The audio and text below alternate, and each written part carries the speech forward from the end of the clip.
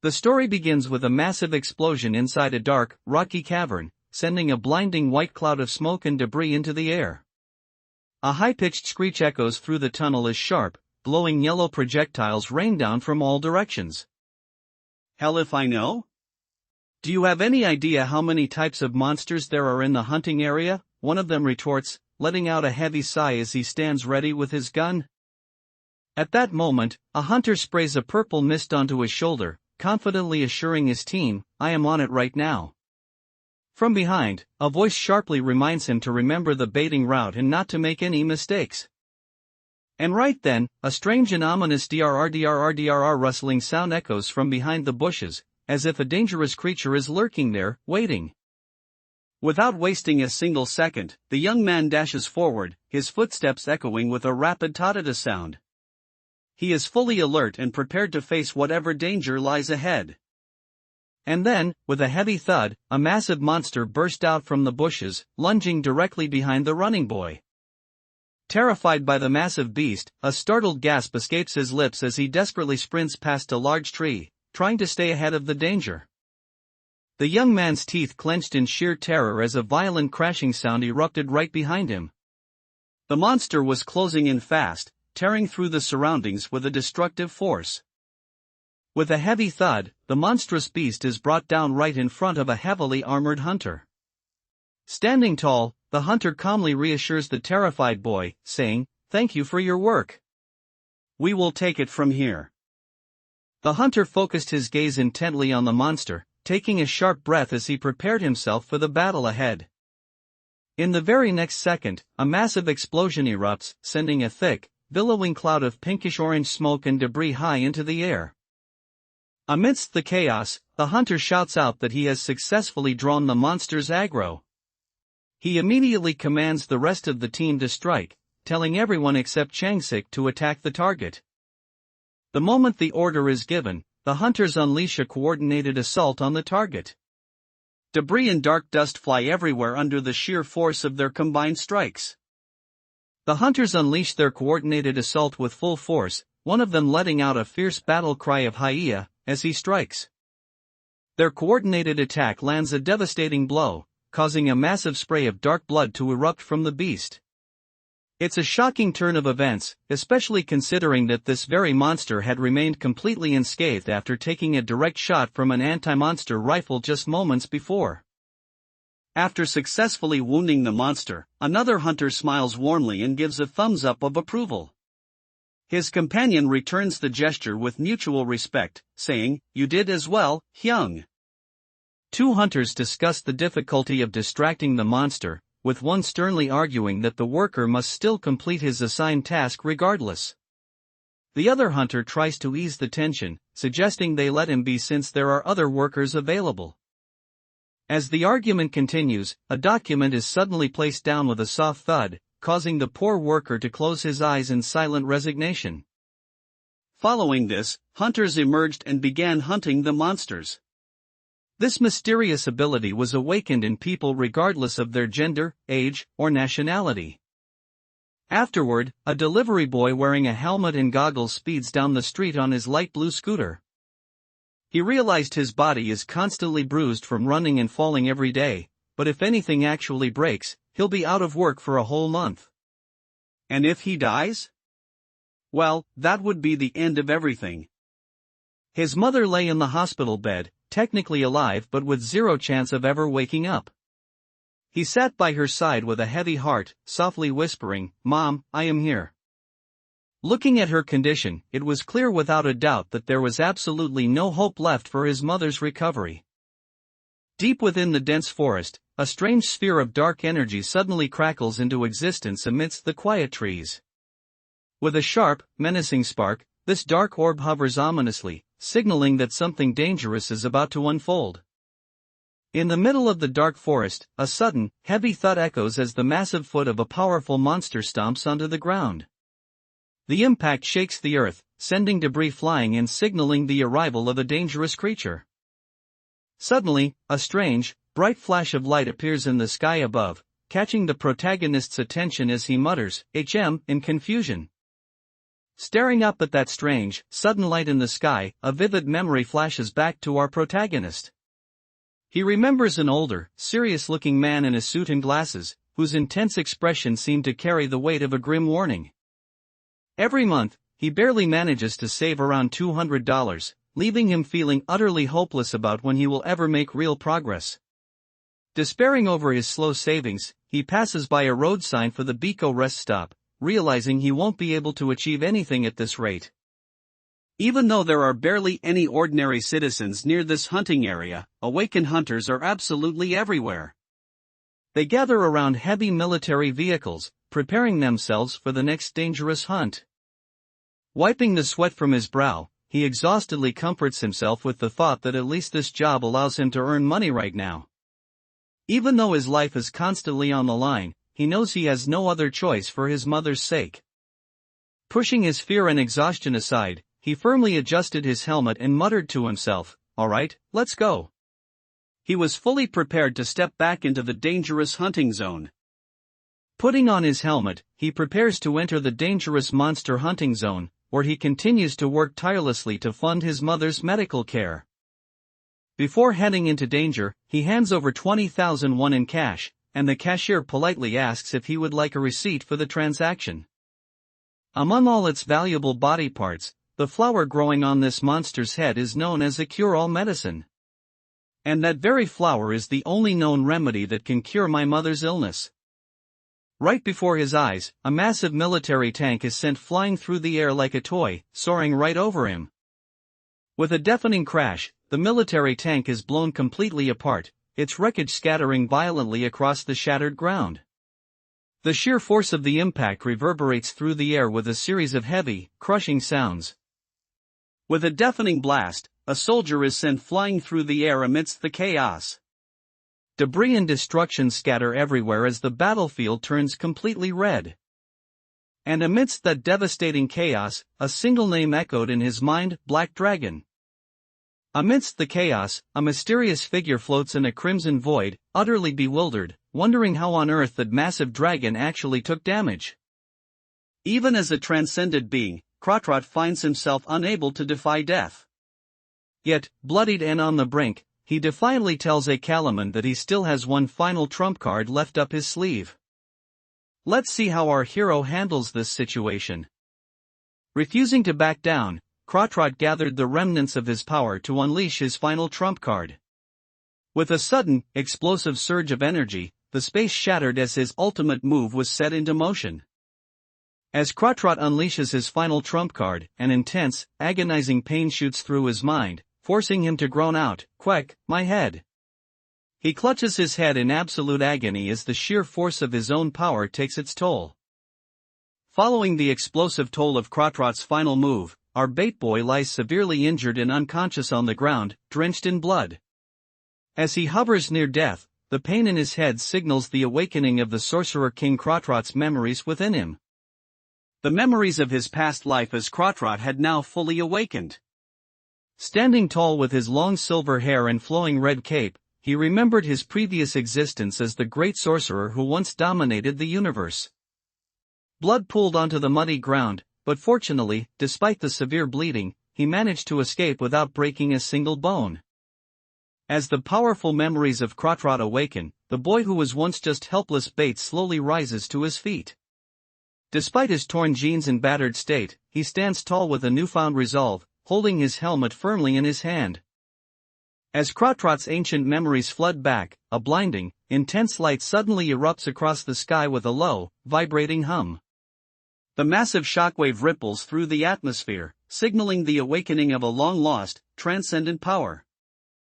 As the overwhelming memories of Kratrot flood his mind, he stirs back to consciousness, thinking in utter confusion, what? His mind immediately flashes back to 10 years ago, to the very moment when the mysterious portals first opened on Earth. He realized that this newly awakened power operated in a straightforward manner, functioning exactly like a game system where stats and attributes are clearly defined. As the memories of Kratrot settle in, he grips his blood-stained helmet, realizing another profound truth: the enigmatic entity known as the Yakasha Director isn't originally from Earth either. He had just awakened, but he found himself utterly confused as to why he didn't have any job or class assigned to him. The ancient memories of Kratrot begin to swirl rapidly through his mind. With a gentle rustling sensation, his consciousness slowly starts to return as he undergoes this profound awakening. As his past life's memories integrated, a warm, golden glow pulsed near his heart, completing his recovery. A system notification then chimed in, announcing that he had officially acquired the skill known as magic. Kratrot ponders whether this is truly the ability of a god or simply a godly ability, just as his status window begins to appear before him. As he woke up with the memories of Kratrot, his eyes snapped open, letting out a thoughtful hum, as he began to analyze his situation. As his eyes drift open, he slowly realizes the devastating scale of the attack, muttering to himself, "So the line has been broken." But ever since North Korea was completely destroyed by the devastating monster attacks, this area has been designated as the final defense line. Currently, the combined military forces of the world stand united here to hold the line. As the memories of the transcended Kratrot flooded back, they were met with the stark reality of the boy's current state, his blood-soaked hand and hair lying helplessly on the cold ground. With his past life's memories fully awakened, he slowly stands up amidst the smoking ruins in his blood-soaked clothes, muttering to himself, "Let's get going already." Holding a small, glowing red core in his blood-stained hand, he pieces together what must have happened. He guesses that a core transport vehicle was nearby but got caught up in the massive explosion, scattering its precious cargo. With bloody hands, he begins gathering the glowing red stones into a pouch. He mutters to himself that he can definitely make good use of them, feeling incredibly lucky to have secured 32 cores. Amidst the devastation, his blue scooter lay wrecked and battered on the ground. Expecting this fragile vehicle to survive such a massive explosion was simply asking for too much. After regaining the memories of his past life as a transcended being, the boy stands up amidst the hum of lingering energy and decides to leave the devastated area. With a low, echoing hum, a glowing magic circle suddenly activates beneath him, beginning his instant teleportation away from the danger zone. As he teleported away, system notifications popped up, signaling a new path forward. He successfully acquired the magic circle recipe for restoration alongside the crucial mana usage skill. Awakening with the memories of Kratrot, Sung-hoon felt his newly altered power and paused for a moment, warily glancing sideways to assess his surroundings. His system status displayed Apprentice Magician. Realizing this, he understood he could now use as much magic as he wanted without having to worry about holding himself back. As he activated the teleportation magic circle, a massive explosion shook the ground, sending debris flying everywhere as the spell took effect. As the enemy attacked, a heavily armored hunter stepped forward and smashed a massive falling boulder in half with his bare hands. He used his sheer physical strength to block the destruction and protect those behind him. Sung-hoon put on his helmet as a strange, lingering sensation washed over him, making him feel like something was different. As the magic circle activates, the protagonist is left wide-eyed in sheer shock, his jaw dropping in disbelief as he realizes the teleportation spell is actually working. Extending his hand forward, Sung-hoon called upon the mana, chanting, "The Minister of Mana, protect me." Instantly, a glowing green protective barrier began to swirl around him. As the teleportation magic circle activated, a massive cloud of dust and debris erupted, completely obscuring the entire area from view. After Kratrot teleported away using his newly awakened magic, the hunters left behind were left shaking in sheer disbelief and frustration, unable to comprehend where he had vanished. Her eyes widened in absolute shock as she muttered, "Ah, no way." Sung-hoon fell completely silent, his eyes hidden behind his hair as he quietly contemplated this sudden new turn of events. Looking down at his blood-stained clothes, Kratrot took a moment to collect his thoughts, calmly realizing that he finally had some time to spare. After teleporting, Sung-hoon lay unconscious, but as he slowly began to wake up, he could only utter incoherent, gibberish sounds. Lying close to the ground, he clenched his fist and gathered his resolve, thinking to himself that he absolutely had to lift this up. After successfully teleporting away using his new magic, a subtle, knowing smile spreads across his face as he realizes the true extent of his power. After the teleportation magic successfully completes, Sung-hoon lands heavily on the ground with a rough, pained gasp, letting out a sharp grunt. Sung-hoon let out a sigh of relief, quietly noting to himself that the magic had indeed completely healed every single one of his wounds. As soon as Sung-hoon arrives at the hospital, his sister throws her arms around him, crying tears of relief. Sung-hoon stands frozen in surprise, not quite sure how to comfort her in his arms. As soon as he activated his teleportation magic, a sudden shockwave erupted, leaving behind a massive cloud of dust and debris where he had stood just moments before. With a massive rumbling sound, the ground cracks apart and a thick cloud of dust rises, leaving a scene of sudden destruction. As soon as Sung-hoon teleports to safety, he spots someone standing nearby. Surprised, he mutters to himself, "A woman?" After using the teleportation magic circle, Sung-hoon successfully escaped the battlefield, but the sudden surge of raw magical power took a heavy toll on his body, causing him to violently throw up. As the teleportation magic circle activates, a blinding flash of light and a cloud of dust erupt, whisking Sung-hoon away from the ruined battlefield. After teleporting away with his newly awakened powers, Sung-hoon paused for a moment, his expression turning serious as he contemplated the new path lying ahead of him. Looking at the state of an awakened person on the battlefield, observers wondered aloud if such a massive wound wasn't quite a big deal, even for someone who had awakened. As the dust and smoke settle over the ruined battlefield, a realization dawns on everyone about how dire things have become without Sung Yaram around. As he activated the teleportation magic circle, a bright, blinding light burst from his hands, enveloping him completely. With a sudden, resonant sound, his body began to vanish from the ruined battlefield. Sung-hoon realizes that to use magic effectively, he needs to rearrange the mana appropriately, which takes some time. He focuses deeply, analyzing this intricate process with a sharp gaze. Sung-hoon noticed that his wounds were healing on their own, as if some self-regeneration power was at work. Just then, with a notification sound, a new system message popped up in front of him. Placing his hand thoughtfully over his mouth, Sung-hoon began to suspect that this woman named Sung Yaram had some sort of self-obsession or self-importance issue. A red-haired woman lay unconscious on the battlefield with blood pooling from her mouth, letting out a muffled, struggling groan, "HMMMPPPPP. You really scared me there. I honestly thought you were some kind of celebrity, so why on earth are you talking like a strict military drill sergeant?" The girl nervously explained that an ogre was running wild behind them, and seeing Sung-hoon so severely injured, she had been trying to heal him. Standing up slowly, the red-haired hunter looked at him and softly said, "Thank you," believing Sung-hoon was the one who had saved her life. Amidst the chaos of the battlefield, a red-haired female hunter stood tense and exhausted, while the other survivors sat recovering on the ground behind her. Just as Sung-hoon attempts to make his escape, a massive explosion erupts, and a blazing, radiant figure suddenly swoops down toward him from above. With a powerful explosion, the magic circle activates, and Sung-hoon notes that its destructive power is quite something too. Soft pink and white clouds drift across the sky, while down below near the mountains, faint plumes of smoke rise, hinting at the ongoing activity in the distance. Sung-hoon makes his way straight to the hospital, where his mother lies peacefully in her bed wearing a pink patient gown.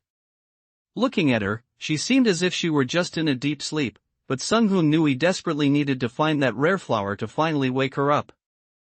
As Sung-hoon steps into the hospital room, he is greeted by a sight he never thought he'd see. Standing behind the stunned hospital staff, he spots his mother sitting up in her bed, fully awake, prompting him to cry out in disbelief, "Mom." Sung-hoon breathed a sigh of relief and closed his eyes, as if the chaotic noise in his mind was finally starting to settle down. The television news continued to report on the incident, with the anchor explaining that the exact origin and cause of how that level 80 ogre suddenly appeared there still remains completely unclear. Chaos erupts on the battlefield as a red-haired female hunter leaps dynamically into action. Right behind her, another hunter fires his gun continuously, desperately trying to keep the encroaching monsters at bay. For now, he realizes he needs to put aside the worries of the world and focus entirely on himself first. After teleporting, Sung-hoon arrives directly at the hospital where his mother is admitted. The hospital room is completely silent, save for the faint, steady beep of the medical equipment keeping her alive. As the memories of Kratrot fully integrated into his mind, Sung-hoon stood in complete silence, silently processing the vast new reality he now belonged to. Sung-hoon teleports directly to his ill mother's hospital room.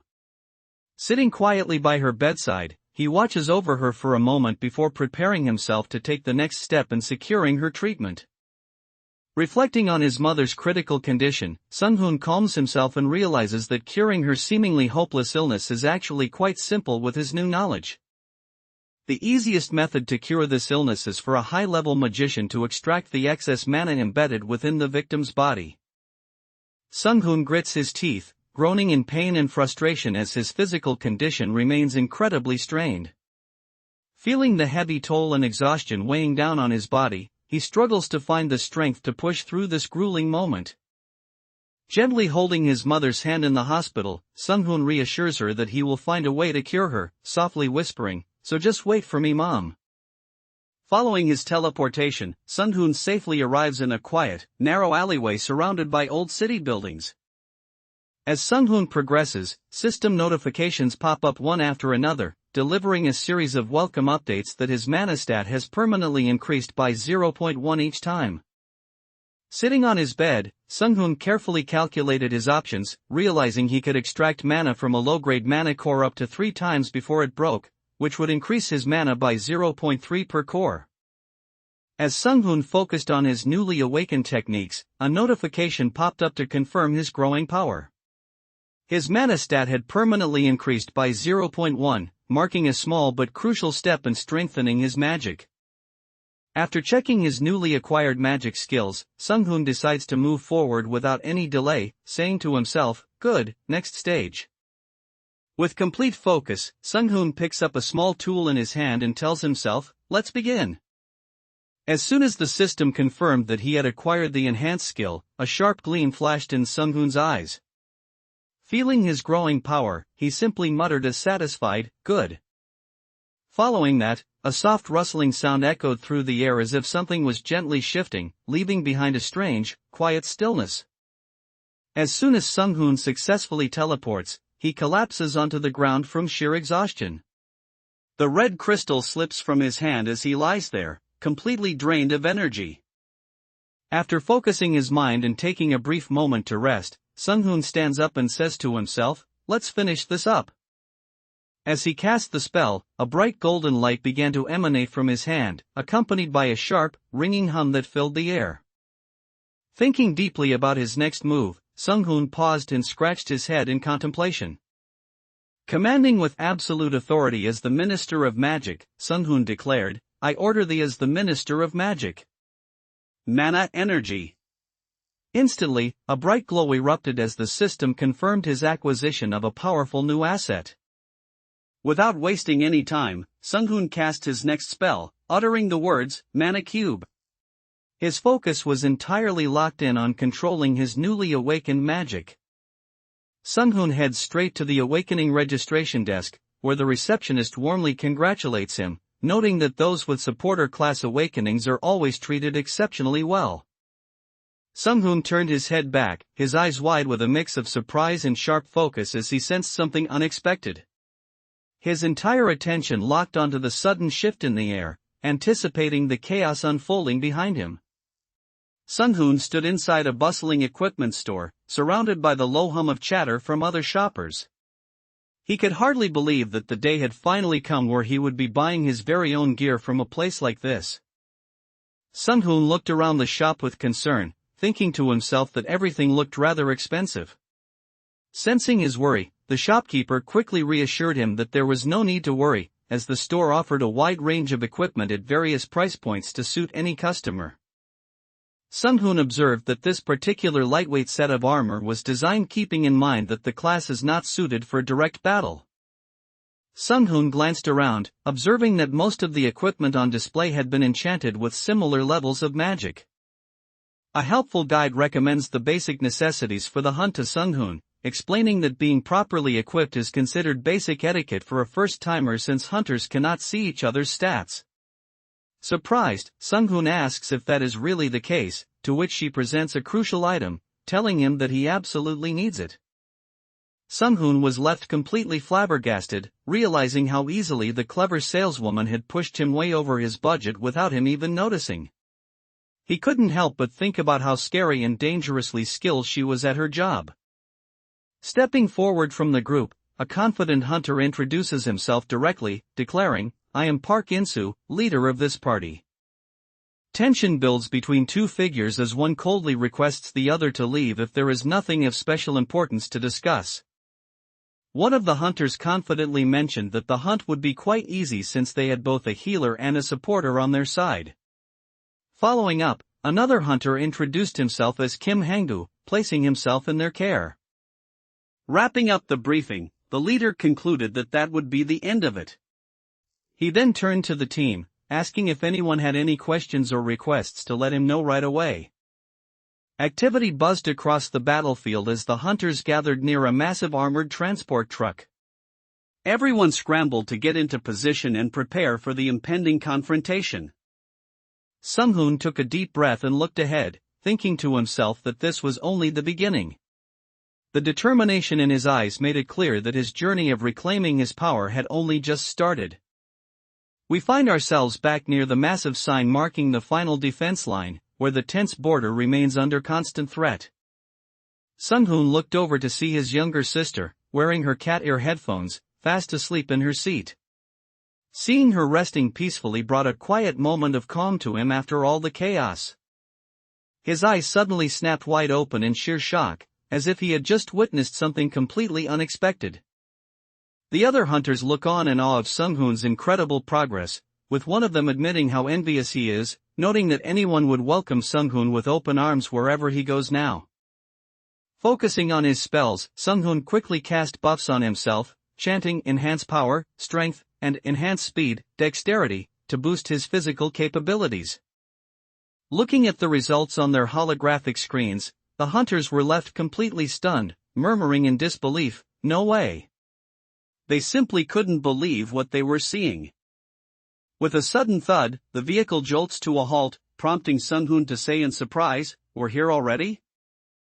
Sung-hoon watched intently as the system's holographic screen flickered to life before him, updating his newly acquired abilities and status. Clenching his fist, he felt the surge of mana and prepared to test the limits of his awakened magic. A heavy step echoes across the battlefield as a hunter steps forward, while high above, the clouds begin to shift and swirl in the sky. "Just like we planned in the briefing, we will use the scent to bait the monster out here to fight it. Even for the healers and supporters who won't be directly involved in the battle, it is crucial that you maintain a safe distance." The hunters discuss their strategy, noting that they will probably be able to deal about 20% more damage than usual. However, they caution to be careful not to pull the monster's aggro, warning that they can't afford to have the monster suddenly attack them from dealing too much damage all at once. Amidst the chaos on the battlefield, a hunter suddenly turned back and shouted Sung-hoon in a desperate attempt to locate and save him. Formulating a plan in his mind, Sung-hoon smiles to himself, thinking that as a sorcerer, he can easily make his escape by using teleportation. Deep within the dense forest, a sudden rustling sound echoes from the thick bushes, as if someone is stealthily moving through the undergrowth. As the battlefield quieted down, two hunters stood side by side in serious contemplation, silently assessing the situation. Their tense expressions showed they were fully aware of the looming danger and preparing for their next move. Chaos reigned on the battlefield, where a strange creature resembling a white and red patterned koi fish lay motionless on the ground. Amidst the ongoing madness, every new threat made the struggle for survival even more desperate. Sung-hoon suddenly turned around as he sensed someone's presence behind him, looking slightly surprised and wondering who it could be. Standing at a safe distance, Sung-hoon watched the hunters engage the monster in battle. He quietly debated whether he should cast his debuff magic on the creature to help them out. In that moment, the ogre opens its massive maw of sharp teeth, letting out a deafening, furious roar that shakes the very air. Kratrot explained that the proper terminology for this skill is actually approximate mental interference, directly affecting the target's mind. With a calm smile, Sunghoon pushed his magic even further, sending a powerful wave of golden energy surging forward. His power was growing stronger and more refined with every passing moment. A hunter steps forward with determination, firmly gripping his heavy shield and hammer as his face tightens with intense focus, ready to face the threat head-on. As the blood splattered violently across the battlefield, it became instantly clear that the target was so utterly destroyed, they wouldn't even need a healer. Gritting his teeth in frustration, Sunghoon realizes that if he were at least a third-tier sorcerer, he could easily create a golem to handle the situation. However, he is currently severely limited because he simply doesn't have enough mana. Just then, a strange red and white spotted monster emerges from the bushes, letting out a bizarre kiraruk sound as it reveals its unsettling face. Just then, the monstrous ogre lets out a terrifying roar, revealing its massive, blood-red maw lined with razor-sharp teeth. Suddenly, something unexpected happens on the battlefield, leaving everyone in shock. One of the hunters gasps in disbelief, shouting, "What?" as the situation quickly spirals out of control. Clenching his fist, Sunghoon calmed his racing thoughts and decided against rushing into danger. He resolved to take things slow and steady, hunting down the monsters calmly, one at a time. Amidst the chaos of the battlefield, someone calls out, "Sunghoon SSI," tossing a bottle of water over to him. On the battlefield, a curious hunter asks with genuine interest, wanting to know exactly what kind of skill was just used. Sunghoon observed the hunters resting nearby, realizing that despite his initial impression of them being seasoned veterans of countless hunts, they too felt the heavy strain of the battlefield. Raising his hand with a knowing smile, Sunghoon quietly reflected that since this was his very first hunt, he simply wanted to test out some of his newly acquired skills. Sunghoon realized that instead of constantly partying with complete strangers, it would be far better to work with a team that has a consistent and stable member composition. Sunghoon let out a sigh of relief, saying, "Ah, then I don't need to explain anymore." However, those standing around were left utterly confused, wondering to themselves, "Transporter." Amidst the chaos of the battlefield, a leader urgently calls out to the team, asking if everyone still has mana left to fight. A faint, knowing smile plays on Sunghoon's lips as he begins to grasp his newly awakened powers and the changing situation. Feeling the profound shift within him, he looks ready to face whatever dangers lie ahead. Sunghoon was left utterly confused as to why she was glaring at him, wondering if she had something she wanted to say. Since she had strictly forbidden him from talking to her earlier, he had absolutely no idea how to handle the situation. With everyone finally in agreement, they decided not to waste any more time and immediately continued on with the hunt. A powerful explosion erupts on the battlefield, unleashing a blinding, brilliant flash of light that completely engulfs the surrounding area. The setting sun cast a warm, golden glow over the tranquil waters, reflecting beautifully against the dark silhouette of the distant mountains. It was a moment of absolute serenity, offering a quiet contrast to the chaotic battle that had just unfolded. Amidst the chaos of the battlefield, a hunter carefully tends to a wounded man, gently checking his bleeding head. The situation looks incredibly tense as blood drips down the man's face, showing just how dire the injuries are. Hearing the staggering amount, the man gasped in sheer disbelief, exclaiming, "Hug! That much?" Sunghoon smiles as he realizes that using the moral sensor magic is simply too much for him to handle at his current level, making it quite inconvenient. With his newly acquired status as a Tier 2 mage, Sunghoon decides to make his departure, politely telling the remaining hunters, "Then I will be going now." Checking his handheld device with a serious expression, a hunter mutters, "Let's see," as he carefully reviews the incoming data. The leader announced with pure excitement that they secured 10 monster carcasses in total, bringing their grand earnings to 150 million won. Watching Sunghoon confidently stride forward without a hint of fear, a blonde-haired girl could only stare in silent, stunned amazement. As the discussion about the distribution of spoils continued, one hunter recalled that the healer's share was a whopping 40%. Hearing this, another hunter couldn't help but sigh, muttering about how he truly wished he had been awakened as a healer instead.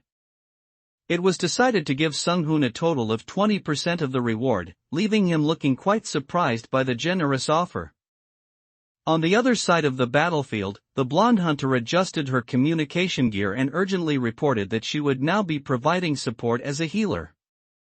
Sung-hoon mused that since she was a noble healer, she would likely remain a loner, but a subtle, knowing smile crept onto his face as he realized things were beginning to change. Having purchased the land and paid for the construction contract, Sung-hoon looked over his tablet's checklist, wondering if he had successfully taken care of everything he needed to do. Moving forward on his new path, Sung-hoon opened his status window to review his growing attributes. As an apprentice magician, his level had reached 5, with his total mana successfully boosted to a solid 41. Sung-hoon is confident that within 3 months, or perhaps even sooner, he will be able to cure his mother using his own power. To make this a reality, he looks over the business cards of various management agencies scattered before him. After planning his next steps, Sung-hoon seeks out a quiet place to gather his thoughts, eventually arriving outside a cozy building marked Cafe in OA. Sung-hoon looks closely at the business card he received, reading the name printed on it, Department's Deputy Manager, Lee Gisik. Holding the card in his hand, he mutters a thoughtful as he contemplates his next move. A suited official explains to Sung-hoon that following his recent awakening, they have been closely monitoring his hunting history and abilities as much as possible. Sung-hoon quickly realizes that the business of managing hunters is just as fiercely competitive as hunting monsters itself. In this cutthroat system, he must navigate the corporate side of this world with caution to secure his future. As he tests out his newly awakened abilities and system, a knowing smirk spreads across Sung-hoon's face as he quietly acknowledges that it really is an amazing skill. Taking a slow sip from his steaming cup, he reflected on how the stark differences in power and circumstances could sometimes stretch to over 10 times.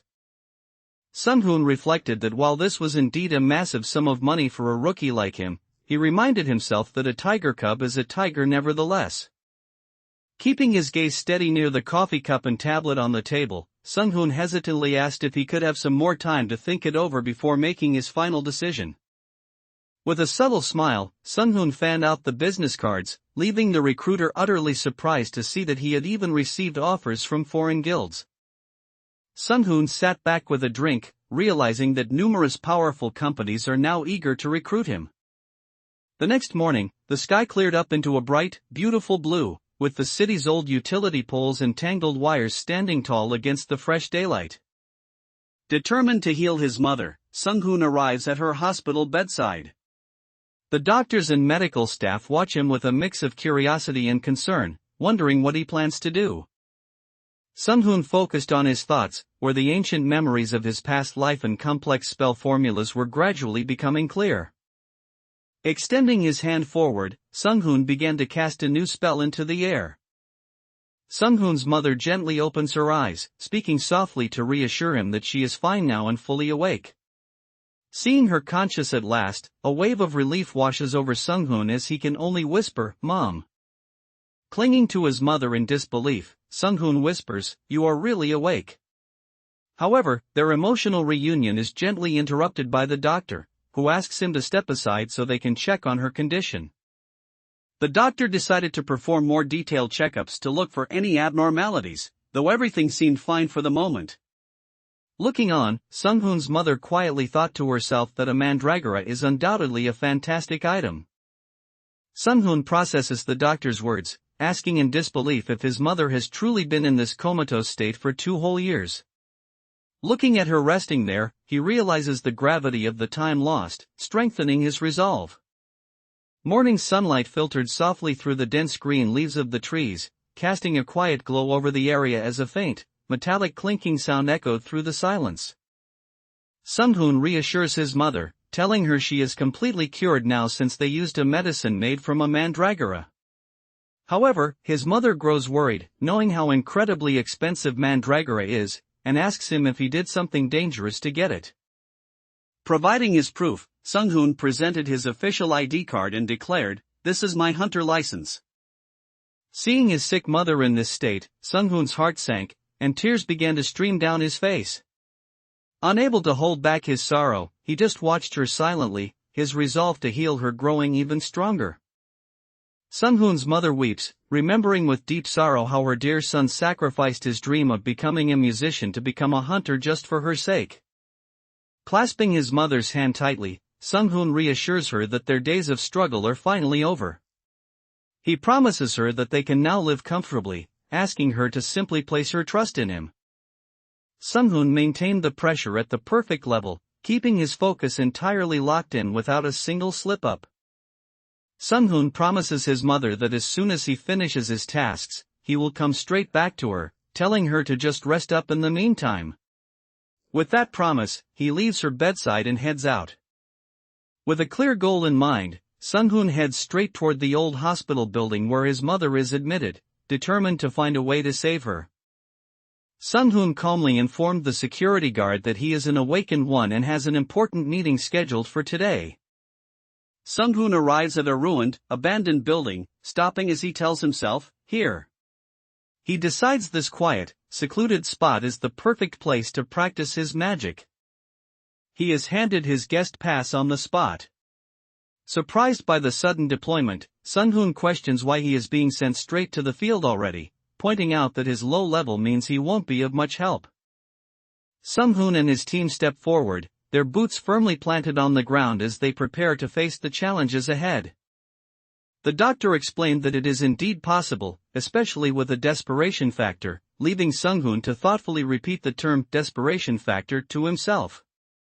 He continued to think that if someone isn't up to his level but has awakened with a rare ability, they would be easy to control. Keeping such hunters under his thumb would be a massive advantage for him. Sung-hoon asked with surprise if he would be part of that team as well, and he was told that yes, he would indeed, since he needed to level up just the same. As the elevator begins to ascend, Sung-hoon wastes no time and gets straight to the point, asking which teams are participating in the raid. In the meeting room, when the suited director asked for confirmation on their plans, the other high-level hunters confidently responded with a simple, yes. Suddenly, one of the hunters raised his hand and called out, "Hey! I have a question. I heard the rumor, but is it for real?" On the other side, the pink-haired girl and her companion, clad in specialized armor, watched the unfolding situation with a tense and worried expression. Sung-hoon steps forward with complete confidence, adjusting his gloves and testing the fit of his advanced new hunter suit as he prepares for the battles ahead. With a humble smile, Sung-hoon introduces himself to his new companions, politely asking them to keep an eye out for any mistakes he might make as a rookie and to guide him along the way. Sung-hoon is greeted by a warm smile from one of the party members. Right then, Min Yo-young, the healer, introduces herself and cheerfully notes that his timing is perfect, as they were all just talking about him. Soon after, a pink-haired girl turns to Sung-hoon with great excitement, saying that his multi-class awakening is absolutely amazing. She mentions that she just saw all of his information and expresses her hope that they will get along well. As Sung-hoon makes his way forward, he is greeted by a friendly hunter wearing glasses who looks at him with curiosity. The man smiles and asks, "Oh, a new face? Are you the rumored rookie?" Sung-hoon is introduced to a new hunter named Lee Jin-soo, a powerful damage dealer known as the Hunter of the Storm. While Jin-soo politely greets him with a warm "nice to meet you," Sung-hoon simply stares back in quiet contemplation. Sung-hoon cast a cold, sharp glance forward, his eyes filled with a newfound, quiet resolve. He knew the challenges ahead would only get tougher, but he was fully prepared to take his next steps. Preparing for their next mission, the team gathers in the briefing room as the leader points to the screen, outlining the specific hunting area designated for today's operation. Sung-hoon realized that advanced hunters don't just rely on brute force, they focus deeply on strategy, geographical analysis, and studying the monster's physical traits. They prepare detailed contingency plans for every potential mishap, placing them far ahead of regular people. Closing his eyes, Sung-hoon realized that these professional hunters were truly a world apart from a typical raid group made up of strangers. Their coordination and systematic approach were on a completely different level. As Sung-hoon continues his journey, his vehicle speeds down the open road while he reflects deeply on his past. He remembers with a sigh how his mother would impulsively start random businesses, only to run them completely into the ground. The party members lightheartedly banter among themselves, with one pointing out that only Juicy knew, while this Appa was hearing it for the very first time. The other quickly protests, reminding her that they aren't that far apart in age, and insists on being called Appa as well. As Sung-hoon's powers continued to grow rapidly, his adversaries grew even more formidable, and a powerful, mysterious new enemy emerged from the shadows to challenge him. Following their successful hunt, Park In-seo strikes up a conversation with Sung-hoon, sharing that he also used to work as a transporter for about 4 years. This shared past experience instantly creates a deeper connection and understanding between the two men. Sung-hoon and his companion suddenly froze as they sensed a powerful presence looming over them. Their eyes widened in shock and apprehension, looking upward as if a massive, unseen threat had just made its entrance. Heading toward his next destination, Sung-hoon travels in a heavy, armored military truck cutting through the dense, overgrown terrain of the final defense line. The massive vehicle rumbles forward along the forest path, carrying him toward new hunts and greater challenges. Moving with incredible speed, Sung-hoon effortlessly dodges the incoming attacks. Channeling the ancient authority of Kratrot, he commands with absolute confidence, "I order thee as the Minister of Magic," preparing to unleash his true arcane power. Drawing a new magic circle with absolute focus, Sung-hoon released his mana, causing a brilliant pattern to glow intensely across the ground. A powerful resonance vibrated through the earth, filling the air with a deep, humming sound. Astounded by Sung-hoon's tactical prowess, a companion excitedly chimed in, asking if the skill he had just deployed was indeed that infamous paralysis crowd control skill. A menacing monster trembles and collapses right in front of Sung-hoon and his party. The heavily armed hunters stand guard with their weapons ready, watching the beast's final moments. Equipped with his new magic capabilities, Sung-hoon decides to hunt without engaging in direct physical combat, standing confidently before a massive beast and declaring that he will handle this one himself. With a sharp ching sound, he summoned a brand new weapon, wondering if it was indeed a class-specific weapon for his magic tier. Staring closely at the glowing, deep red core, Sung-hoon couldn't help but wonder just how powerful it truly was. He pondered its strength, eager to see what kind of energy lay dormant within it. Sung-hoon has reached a new level of preparation, donning sleek new tactical armor that suits his growing power. Standing against a crimson backdrop, he looks focused and ready to face the escalating dangers that await him beyond the defense line. Sung-hoon looks completely confident in his new status, with a mysterious purple aura of dark magic swirling intensely around his hand. A subtle, knowing smirk plays on his lips as he prepares to put his rapidly growing powers to the test. Harnessing his newfound abilities, Sung-hoon conjures a violent swirling vortex of energy that rips through the air. The intense orange glow radiates outward as the mana spirals with incredible force, marking his true ascension into the ranks of a powerful Tier 2 mage. Sung-hoon engaged in a fierce confrontation with a powerful monster deep within the forest. With a massive explosion and a final, agonized cry of Quack, the beast was overwhelmed by the sheer force of Sung-hoon's rapidly evolving combat abilities. With this new team, Sung-hoon feels confident that he will be able to level up quite quickly and considers himself very lucky. As Jin-suk showcases his strength, the others are impressed, remarking that this level of skill is exactly what they expected from him. Reflecting on his past, Sung-hoon recalls how low-level hunter teams used to callously use transporters as bait, a sharp contrast to his current rise. One of his teammates exclaims with excitement that if they maintain this pace of leveling up, they could soon compete for the top spot against even the most elite high-level teams. For this next phase of the operation, professional scouting teams and high-tech drones are deployed across the field. These drones are essential for surveying the terrain and baiting the monsters out into the open. Venturing deep into the dense forest alone, Sung-hoon quickly identifies a giant ant monster lurking among the trees. With clinical precision, he locks onto his target, preparing to test his growing powers against this solitary threat. Now operating at a higher tier, Sung-hoon confronts a massive, insect-like monster resembling a giant beetle. System scanning boxes highlight the creature's various joints and vital points, allowing him to analyze its weaknesses before striking. During the hunt, one of the hunters suggests that there might be a monster nest nearby. While approaching it would be significantly more dangerous, they realize it could lead them to a massive jackpot. Equipped in his sleek white and black combat gear, Sung-hoon prepares for his next venture alongside his fellow hunters.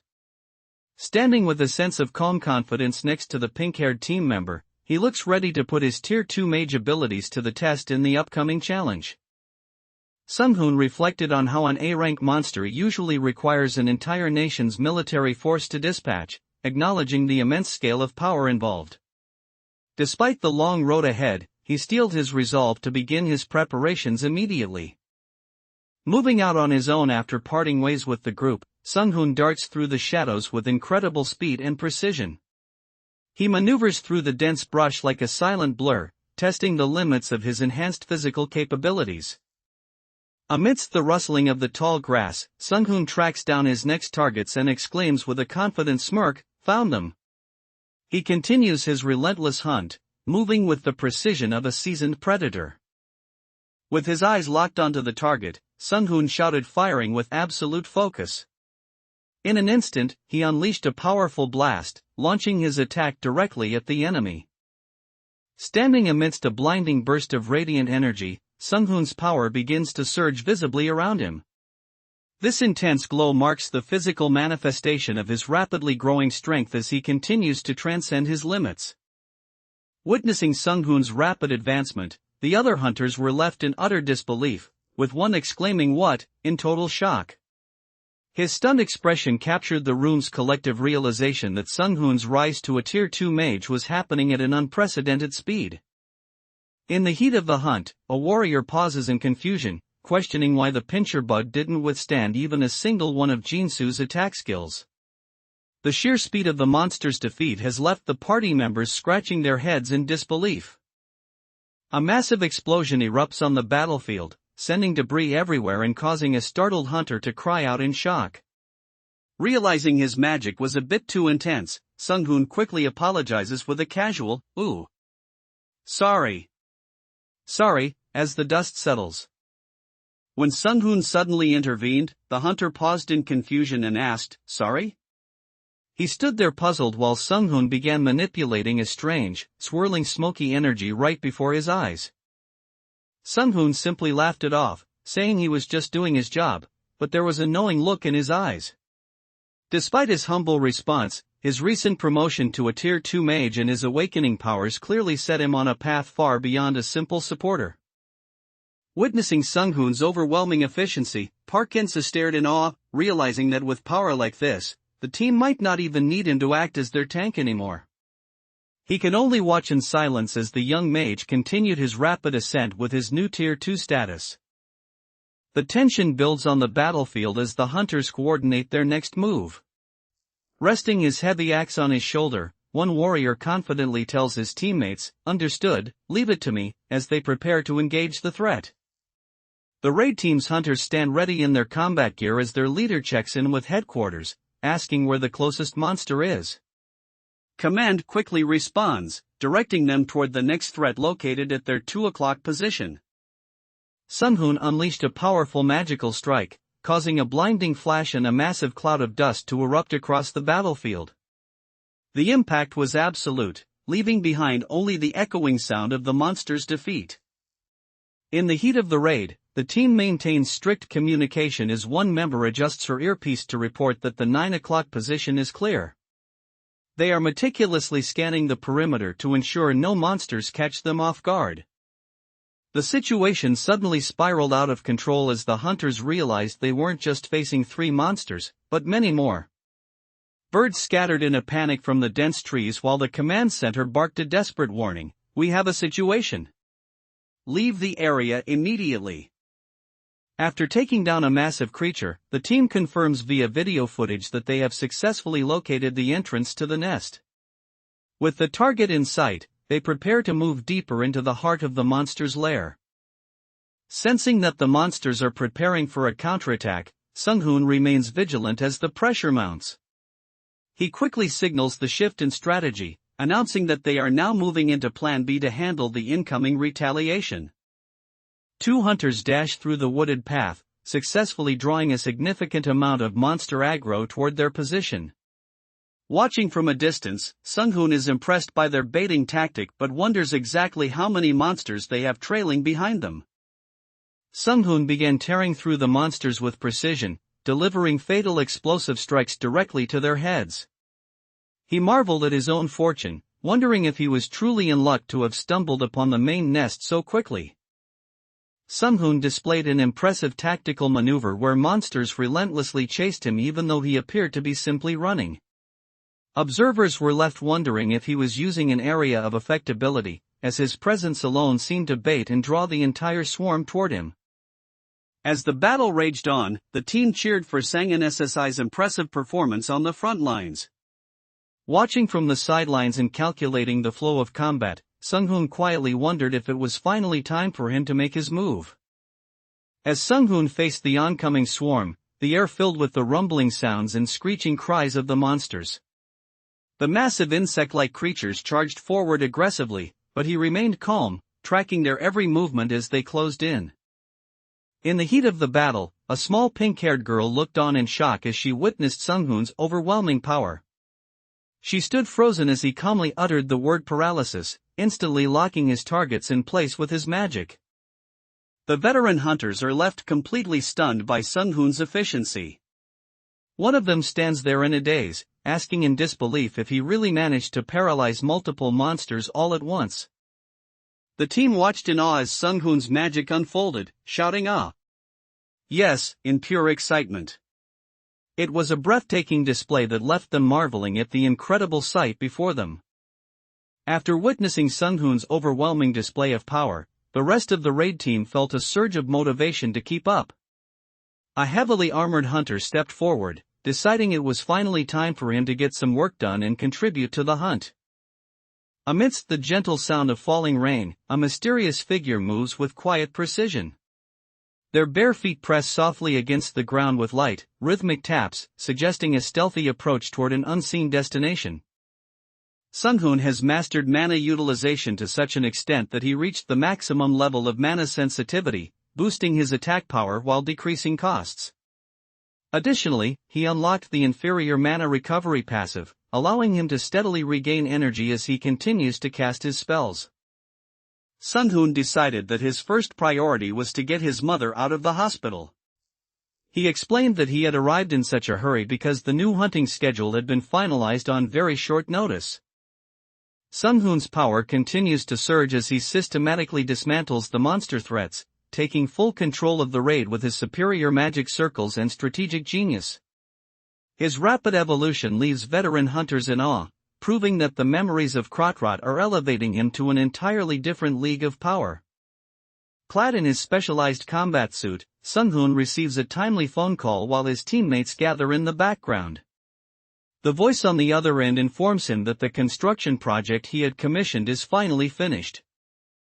Sung-hoon arrives to inspect his new residence, where a professional interior designer greets him with confidence. The designer confirms that the interior work is already finished, leaving only the final touches to be completed. With his recent earnings, Sung-hoon has secured a new residence where the contractors explained that they have installed as many solar panels as possible on the roof.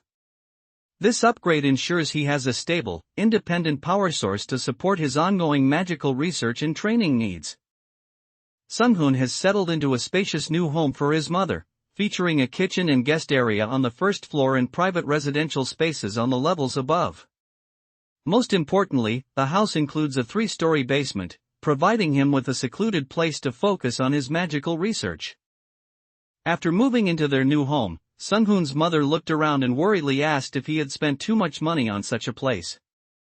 He simply smiled back at her, reassuring her that it really wasn't as expensive as she might think. Reflecting on his rapid progress, Sung-hoon notes that he earned over 1 million won in his previous hunt alone. He clenches his fist with determination, realizing that his growth as a sorcerer is finally bringing the financial stability and power he needs. Sung-hoon pushes forward through the dense foliage of the forest, preparing for a new raid. Surrounded by towering trees, he remains alert and ready to utilize his newly acquired Tier 2 powers and specialized combat gear in this quiet yet dangerous territory. While reflecting on his rapid growth and newfound capabilities, Sung-hoon climbs the stairs with a steady rhythm. He maintains a focused mindset, already calculating the next strategic steps he needs to take. Sung-hoon realized the potential of the energy being harvested, noting how fantastic the setup was. He calculated that by leaking a bit of his mana into the electricity farmed from the solar panels, he could enhance the output significantly. Finding a quiet spot, Sung-hoon settled into a meditative stance to channel and stabilize his flowing magical energy. As he focused his mind, a brilliant, surging aura erupted around him, signaling his rapid ascent to a new level of power. Sung-hoon reached out his hand, and a brilliant light began to emanate from his fingertips as he manipulated the mana in the air. With a subtle sound, he activated his power, letting the mystical energy swirl around him in a focused display of his growing strength. Sung-hoon analyzed the situation and a slight smile appeared on his face. Everything was proceeding exactly according to his calculations, leading him to softly mutter, "Good." Sung-hoon reflects on his incredible growth, noting that his mana has reached 160. In just 15 days, he has managed to gain the equivalent of 32 levels worth of mana, showcasing his unprecedented rate of progression. Sung-hoon sat in deep meditation within a glowing magic circle, carefully regulating the energy flowing through him. He realized that the mana he had gathered was finally enough to proceed with his next level of cultivation. Sung-hoon closed his eyes and focused deeply, channeling his internal mana with absolute precision. A brilliant purple light surged around him as he gathered his strength, preparing himself for the next level of magical mastery. Sung-hoon estimated that reaching Tier 3 would be possible within a month, allowing him to create a familiar and begin hunting entirely on his own. Considering his contract requires 24 mandatory hunts per year, he began mapping out his strategy for the 2-year commitment ahead. Sung-hoon picked up the call with a calm and relaxed expression, answering with a simple, "Yes." "Hello." A faint, confident smile played on his lips, as if he had been expecting this conversation all along. As Sung-hoon returns, he is greeted by a hunter who immediately notices a change in his presence.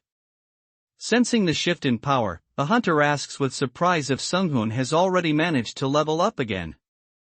One of the hunters working alongside Hoon explains that he possesses a specialized skill called the Astral Instinct. He reveals that this ability allows him to accurately evaluate exactly how strong an opponent is before they even engage. Sung-hoon ponders the mechanics of divine power, noting that while gods possess limitless energy, they cannot exert it without leaving a significant impact on the world. He begins to question if this mysterious influence is directly linked to the portals appearing everywhere. The atmosphere shifted as everyone stared at the updated rankings in disbelief. The pink-haired hunter stood frozen, whispering to herself that she was no longer in first place as Sung-hoon's performance surpassed everyone's expectations. Recognizing a monster he first encountered back during his days as a transporter, Sung-hoon remains quiet, noting that aside from Kim Do-jin, no one truly realizes how powerful he has become. He keeps his cards close to his chest, letting the others underestimate his current evolution. Sung-hoon closed his eyes in deep concentration, weighing the weight of his next moves. He realized with a grim expression that the current situation had escalated into a significant problem for him. Clad in his sleek new gear, Sung-hoon stood ready as he joined a team of hunters for the mission. He noted that, for the current hunt, utilizing his paralysis spell would be the most efficient way to maintain control. Testing his new capabilities, Sung-hoon calculates that he can now cast a paralysis spell once every second. With his current mana reserves, he estimates he can maintain this output about 100 times per day, marking a significant leap in his tactical efficiency. Sunghoon has just unlocked a new mana recovery skill and turns to ask Dujin SSI for his thoughts on the matter. Standing amidst the trees, he seems focused on gauging his progress as he continues to refine his magical capabilities. A hunter walks with his teammate, reflecting on his limits and noting that he rarely ever uses up his entire mana pool during a mission. They discuss how the standard pace for professional hunters is typically restricted to only 2 or 3 hunts per month. Realizing the efficiency of his spells, the team notes that if Sunghoon continues to use his wide area paralysis, they won't even need to expend much of their own skill energy. However, their strategic chatter is suddenly cut short as they sense something unexpected nearby, putting the entire group on high alert. Equipped in his sleek new high-tech combat suit, Sunghoon looks ready for his next evolution as a hunter. With a confident gaze, he manifests a glowing magic circle at his fingertips, demonstrating the effortless control he now wields over his mana. With a fierce hyena, a hunter lunges forward at full speed. His boots thud rapidly against the ground as he dives headfirst into the action. A new hunter enters the fray, drawing back the string of his bow with intense focus as he locks onto his target. A vibrant green energy glows from his weapon, signaling that he is charged up and ready to unleash a powerful shot. A massive explosion rocks the battlefield, sending debris and white light everywhere. As the dust settles, a hunter clad in red armor stands unsteadily atop the carcass of a defeated beast, bow in hand. Energized by her new equipment and the boost from Sunghoon, the girl shouts out in pure excitement. Feeling a massive surge in her capabilities, she realizes she could easily fire off hundreds of arrows without breaking a sweat. Sunghoon reflects on his growing reputation, realizing that people are starting to call him the top rising star in the hunter world. Considering how tempting the offers coming his way have become, he weighs his next move carefully. Shadowy figures lurking in a car keep a close watch on Sunghoon's every move. One reports to his superior that their target has finally started moving, to which the leader simply responds with a cold, knowing acknowledgement. Sunghoon's efficiency was so incredible that the team managed to finish the entire hunt even before lunchtime. The armored hunters stood by, amazed at how quickly and smoothly everything had been handled under his guidance. The hunters brought their fists together in a tight circle, shouting a determined yes, to boost their morale. Their collective resolve was clear as they synchronized their spirits before heading out into the dangerous mission ahead. Sunghoon arrives on the field in his new gear, leaving the other hunters visibly stunned by his presence. Standing by a massive armored transport, one hunter admits that this is the first time they've seen anything like this. The sudden roar of gunfire erupted across the field, leaving a trail of blood and destruction in its wake. Sunghoon watched in shock, realizing that this didn't sound like a typical hunt, it felt like a full-scale battlefield. The situation on the battlefield has turned incredibly dangerous as 2 enemy vehicles equipped with siege machine guns have begun firing from the upper ridge. Bullets are raining down, creating a chaotic and life-threatening environment for everyone involved. Preparing within his newly established base, Sunghoon channeled his power with the authority of his past life. He declared with a calm intensity, "I order thee as the minister of magic," as a vibrant glow of mana began to pulse from his hands. Commanding the elements with ease, Sunghoon invoked the power of lightning and magic arrows to pierce through his obstacles. The system promptly chimed in, confirming that he had officially acquired both the lightning and magic arrow skills. A confident smile spread across Sunghoon's face as he felt his power surging. With a sharp, determined look in his eyes, he seemed fully prepared to unleash his next major move. With the crackle of electricity, Sunghoon unleashed his new lightning magic, tearing right through the enemy's shield. A pained quack echoed across the battlefield as his high-voltage strike sent the opposing hunter reeling from the impact. As the situation turns dire on the battlefield, a healer rushes to a fallen hunter, desperately channeling her magic to close his wounds. In the background, soldiers and hunters scramble near their transport to maintain the defensive line during the chaos. Sunghoon unleashed his new lightning skill, sending powerful streaks of electricity tearing through the air. The sheer force of the impact caused a spray of blood to scatter everywhere as the lightning shredded through his targets. Sung-hoon released his mana in a massive, expanding dome that surged across the landscape. With a powerful rumbling sound, the sheer force of his energy radiated outward, overwhelming everything in its path. Heavy gunfire erupts across the battlefield with a deafening ta-ta-tang as the hunters unleash a barrage of bullets. Amidst the smoke and flashes of the front line, Sung-hoon remains composed in his new combat suit, ready to make his move. The pressure of the battle has reached a breaking point, leaving one hunter visibly shaken and sweating. He grits his teeth in desperation, realizing that if things continue at this rate, they won't survive the onslaught. Now the tension starts to build, something big is about to go down. With a simple, calm command to dig, Sung-hoon triggered a massive upheaval that caused the very earth to rumble and tear apart. The ground surged upward with violent force, responding instantly to his overwhelming magical will. A sudden, violent explosion rips through the battlefield, sending debris and dust flying everywhere. Amidst the chaos, a monster lets out a guttural scream of "Gwaak" as it takes a devastating hit. A sudden, heavy booming sound echoes across the battlefield, catching Sung-hoon and his teammate completely off guard. They freeze in realization that a massive, looming threat is rapidly approaching their position. Sung-hoon took a deep breath, a confident glint in his eyes as if he knew exactly what to do next. Suddenly, clouds of dust began to swirl and a sharp sound echoed through the air, signaling the arrival of a new threat. In the heat of the confrontation, Sung-hoon activates a chilling new magic skill called hibernation. The spell takes immediate effect, leaving his opponent gritting his teeth in a desperate, frozen struggle. Sung-hoon executed a move so blindingly fast that it left the onlookers in a state of shock. One hunter could only blink in confusion, asking, "What was that just now?" as they struggled to process his overwhelming power.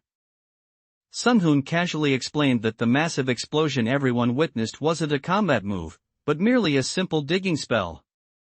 To him, moving the earth aside to clear a path is so effortless that it creates the illusion of a violent blast. In the midst of the chaos, a mysterious girl with pink hair appears, clad in a striking red and white combat suit. She crouches calmly on the rocky ground, watching the unfolding events with an observant and curious gaze. Sung-hoon simply offered a mischievous smile and placed a finger to his lips, teasingly saying, "That's my secret." He kept the true extent of his powers and his memories as Kratrot hidden, leaving everyone in suspense. Sung-hoon is already planning his next move, intending to unleash a massive area of effect damage skill on his targets. However, something suddenly catches his attention, causing him to pause with a curious as he senses a change. Clad in his new combat suit, Sung-hoon suddenly felt an uncontrollable tremor coursing through his body. Scratching his head in confusion, he wondered what was happening as he simply couldn't stop shaking from the sheer intensity. By seeing the soul and enhancing its stability, Sung-hoon merged the two to achieve soul stability. The system chimed as he acquired the individual skills for soul and stability, leaving him momentarily surprised by the sudden notification. Sung-hoon decided to cast soul stability on the entire party to keep them safe, prompting one of the team members to remark on just how many secrets he seems to be hiding. As if the sudden appearance of monsters wasn't enough, Sung-hoon now has to worry about black hunters wielding the power of the Akasha system for evil. It's a grim reminder that no society is ever truly free of crime. Relaxing for a moment, Sung-hoon receives an unexpected phone call. It's director Lee Gisik reaching out after a long time, introducing himself warmly as he reconnects with the young sorcerer. Sung-hoon inquired about the sudden ambush by the black hunters, noting that such an attack is far from a common occurrence. He questioned the identity of those people, curious about who would target them so boldly. The enemies were significantly higher in level and outnumbered them, pushing the group to the brink. Sung-hoon realized that if it hadn't been for his terraforming magic, they would have been completely wiped out. Sung-hoon realized that all of his skills are definitely irregular compared to standard hunters. As he spoke on the phone, he contemplated how the system's rules don't seem to apply to his unique abilities. Extremely few individuals have access to skills from 3 different classes, making it a phenomenon too rare to even consider statistically relevant. Sung-hoon stands as a massive outlier in this system, possessing a diverse skill set that defies the standard limitations of a typical hunter. Sung-hoon admitted that he doesn't know the full extent of his path yet and will only find out after leveling up more, but he reassured his allies not to worry about him voiding their contracts. Relieved, the other party laughed and sheepishly asked if their anxiety over losing him had been that obvious. Sung-hoon stares intently at his phone, his expression tightening as he processes some serious information. He looks deeply focused, as if he is calculating his next move in response to a significant new development. Once he recovers his magic, Sung-hoon plans to dive into current engineering to broaden his knowledge of the world. He is particularly focused on understanding semiconductors and modern technology to further enhance his capabilities. Sung-hoon heard that the company personally handled the delivery all the way to the basement of his facility. This ensured that his specialized equipment and supplies for his mana experiments reached his secure underground base directly. Sung-hoon observes how efficiently the major corporations are fulfilling his specific requests. He notes that while these raw magic stones are of low quality, the sheer size of the specimens they've sourced is quite impressive. As Sung-hoon continued his deep meditation, the system chimed to announce that an additional magic circle had been successfully created. With this breakthrough, he officially ascended to Tier 3, marking a significant leap in his magical prowess. Sung-hoon begins applying his magic to craftsmanship, meticulously casting sharpen and enhance spells on his tools. With a focused and confident expression, he continues to push the boundaries of his abilities by imbuing everyday objects with magical properties. Sung-hoon initiated object fusion, prompting the system to notify him that he had successfully acquired 3 new abilities. He mastered the bind, fusion, and object fusion skills, further expanding his magical repertoire. Sung-hoon's hard work paid off as his magical item crafting skill rapidly surged through multiple levels. This breakthrough allowed the advanced object fusion ability to be integrated directly into his primary crafting system. Holding 2 glowing red cubes in his hands, Sung-hoon decides it is time to experiment by fusing the mana cube he has been using with the new one he just acquired. He looks on with quiet confidence as he prepares to merge their power to further enhance his magical strength. Now the tension starts to build, something big is about to go down. Let's see how our hero handles this situation. Here the story takes a new turn, so watch closely. In the midst of the current developments, General Manager Kim is summoned for an urgent discussion. Inside a formal office environment, a high-ranking official addresses him by name to begin coordinating their next move. Fighting monsters takes such an extreme toll on the body that many hunters end up quitting halfway through. However, the data in this report is more than valid, and as they say, data does not lie. Moments later, a man in a sharp suit quietly enters the room to brief his superior on the unfolding situation. Looking visibly tense behind his glasses, he leans in and adds that there is one more critical piece of information they need to consider. Sung-hoon's proposal left the room in a contemplative silence until a senior figure leaned in, narrowing his eyes as he asked, "And your reasoning?" They were clearly trying to probe the logic behind this mysterious supporter's bold claims. As Sung-hoon's true potential begins to surface, a seasoned hunter sits in deep contemplation, sensing there is much more to the young man than meets the eye. He leans forward thoughtfully, asking aloud if this display is really the extent of his hidden power. As Sung-hoon's influence grows, a high-ranking associate acknowledges the president's instructions with a respectful nod. The president has taken a personal interest in Lee Sung-hoon, declaring that he will personally oversee the young hunter's development and future actions. A document is slid across the table towards Sung-hoon as he is challenged about the scale of the proposal. The tension rises as he is pointedly asked if he truly understands the significance of the offer being made to him. Sung-hoon reached out his hand and executed a subtle magical movement with a soft rustle. His eyes sharpened with intense focus as he prepared to manipulate the energy around him. Heavy footsteps echo through the hallway as someone approaches with a sense of authority. Amidst the tension, a voice calls out to General Manager Kim, asking if he agrees with the point being made. As life begins to settle back into a sense of normalcy, Sung-hoon's sister mentions that his recovery and their mother's healing couldn't have happened at a better time, especially with their father's upcoming birthday celebration just around the corner. Clad in his sleek new combat suit, Sung-hoon took the wheel with a calm, confident smile. As the engine hummed to life, he set off on his next journey, looking every bit the powerful sorcerer he had become. Sung-hoon calmly scanned his surroundings with a sharp, calculating gaze, sensing the weight of the situation. He remained composed and focused, fully aware that the eyes of the Agni Guild were fixed upon him as he prepared for his next move. Sung-hoon's armored boot tapped the ground with a soft thud, and in a flash, a violent spray of blood erupted across the field. With cold efficiency, he delivered a lethal blow that left the area drenched in crimson as his enemy was instantly neutralized. Sung-hoon layered his defenses for the upcoming fight, activating several protective spells at once. With projectile evasion, magical armor, and physical enhancement all active, a glowing aura surrounded his specialized suit, making him nearly untouchable. Sung-hoon tightly clenched his fist, testing the response of his specialized combat suit to ensure he was fully prepared for any battle. He noted with quiet confidence that this level of preparation should cover for any unforeseen circumstances that might arise. Clad in his sleek combat suit, Sung-hoon decided it was time to step things up. He calmly pondered, then, should I use this, as he prepared to activate his specialized mana cube staff. Sung-hoon unleashed his lightning arrow spell, channeling a surge of electrical energy that crackled with immense power. The brilliance of the magic illuminated the surroundings as the high-voltage projectile prepared to strike with lethal precision. A sudden, massive explosion of electrical energy erupted, sending blinding white light and shockwaves across the battlefield.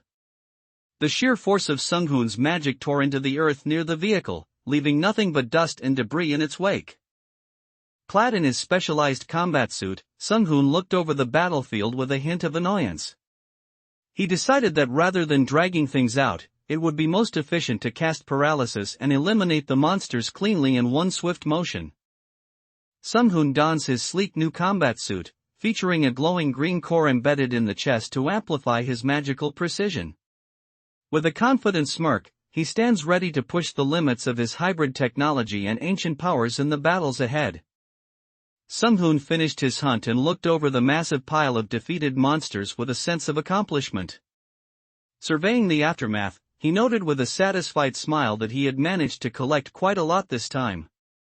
Sung-hoon realized that solo play is truly the best way to grow, noting that at his current rate, he could hit level 100 within just a month. He checked his glowing status window, satisfied with the rapid progress he was making on his own. As the digital countdown flickered toward its conclusion, Sung-hoon watched the interface with focused intensity. Seeing that the synchronization was perfect, he simply remarked, "Good," confident that his preparations were finally falling into place. Clad in his sleek new high-tech combat suit, Sung-hoon stands ready as he reviews his latest advancements. Looking over his system interface with quiet confidence, he admits to himself that the current setup is actually looking pretty good. According to the contract, Sung-hoon's split comes out to a substantial 353.4 million won. The manager then asks if he would like them to handle the separate tax calculations for him, watching for his reaction.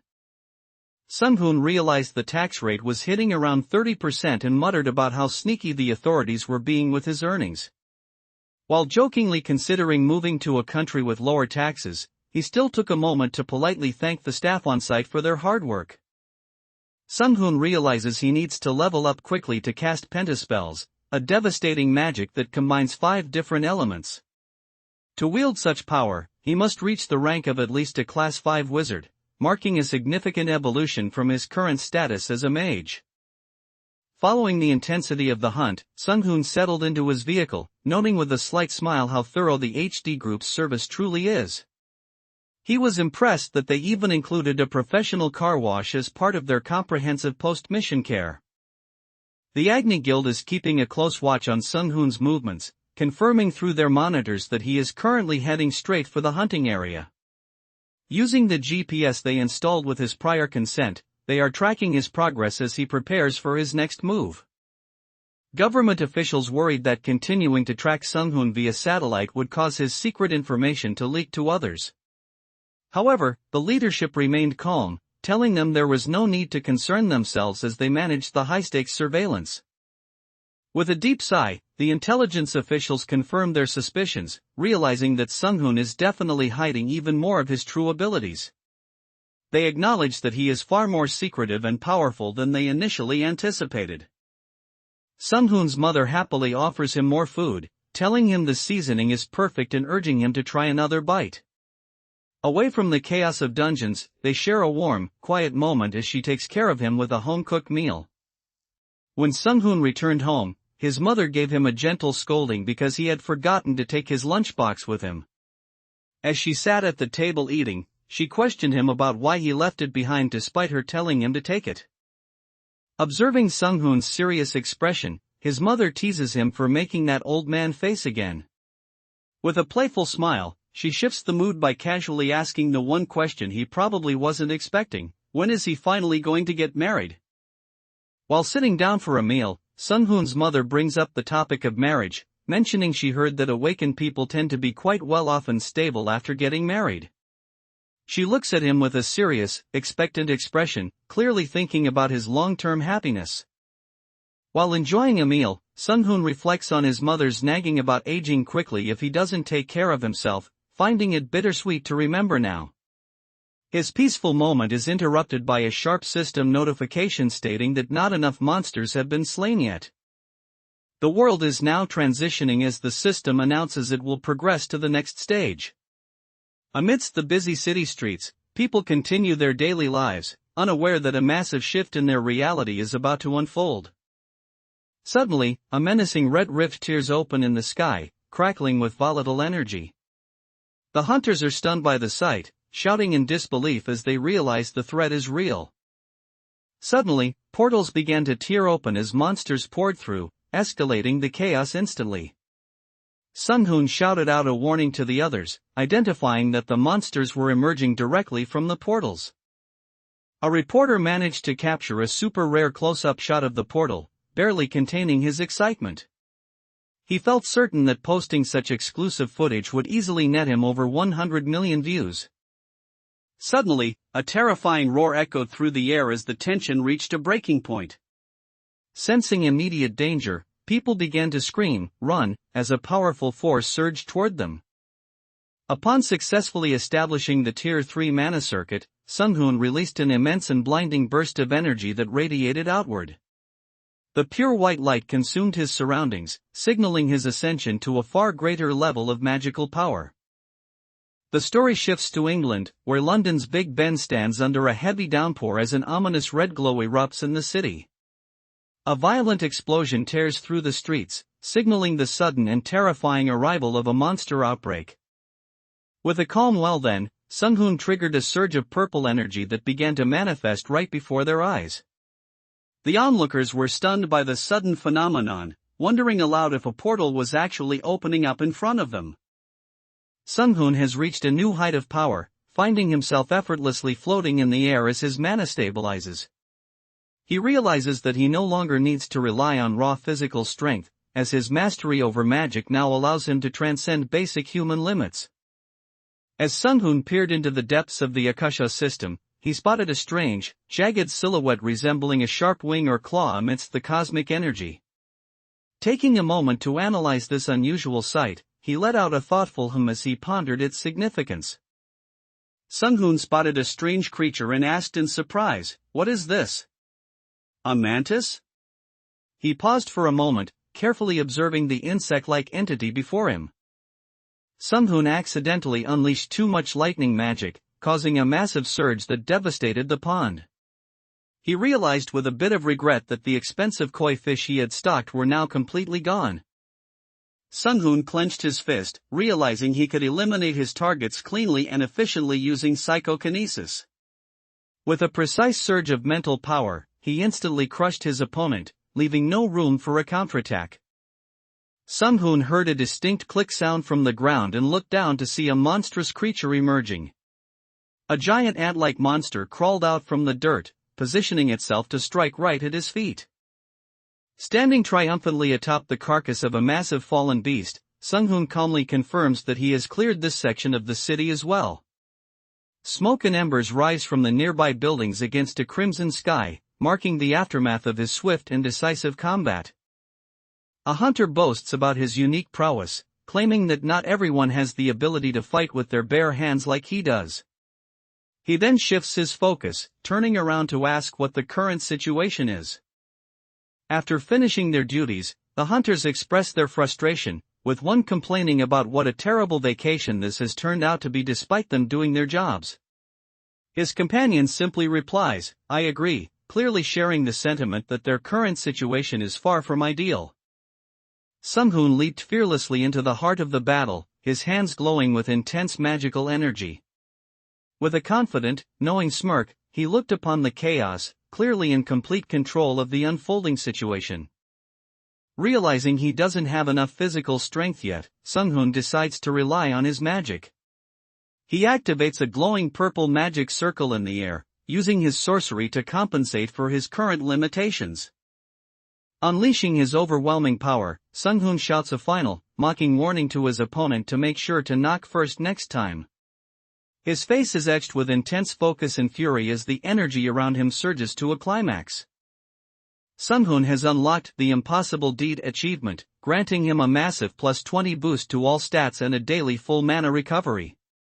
However, this feat has triggered a chilling notification. Because of his unprecedented actions, the system is now directly watching him. Sung-hoon successfully acquired the subspace skill, which immediately integrated with his existing inventory function for enhanced storage. Despite the system flashing several red failure warnings, he pushed through with his magic to secure the new ability. Upon acquiring the subspace skill, Sung-hoon was surprised to receive a notification for a golden reward box. Deciding to prioritize the task at hand, he told himself to finish this off first and stepped into the glowing magic circle. Sung-hoon receives an ominous warning that the system is now watching him closely. Wiping sweat from his brow, he feels the heat of the situation and wonders what exactly the system wants from him. Sung-hoon has set his sights on a monumental goal, the total recovery of his past life strength. He vows that on the day he reclaims his full power, he will reshape the very system of this world to his will. The world has fundamentally changed as portals no longer open only in secluded areas. News broadcasts are filled with urgent discussions regarding this shift, as the dimensional rifts are now appearing in the heart of populated regions. Government officials are deeply concerned as new portals have begun appearing directly within residential areas, posing a direct threat to civilians. Sung-hoon listens intently to the briefing, processing the gravity of how rapidly the world's stability is deteriorating. Upon examining the components of the Akasha system, Sung-hoon discovered they are composed of an entirely unknown material. This revelation left him questioning the true nature and origins of the Akasha system itself. Sung-hoon paused for a moment, carefully examining the mysterious reward he had just received from the system. Realizing that overthinking wouldn't give him answers, he muttered that he would simply find out once he opened it. Sung-hoon activated his new subspace skill, his entire body becoming enveloped in a brilliant, shimmering light.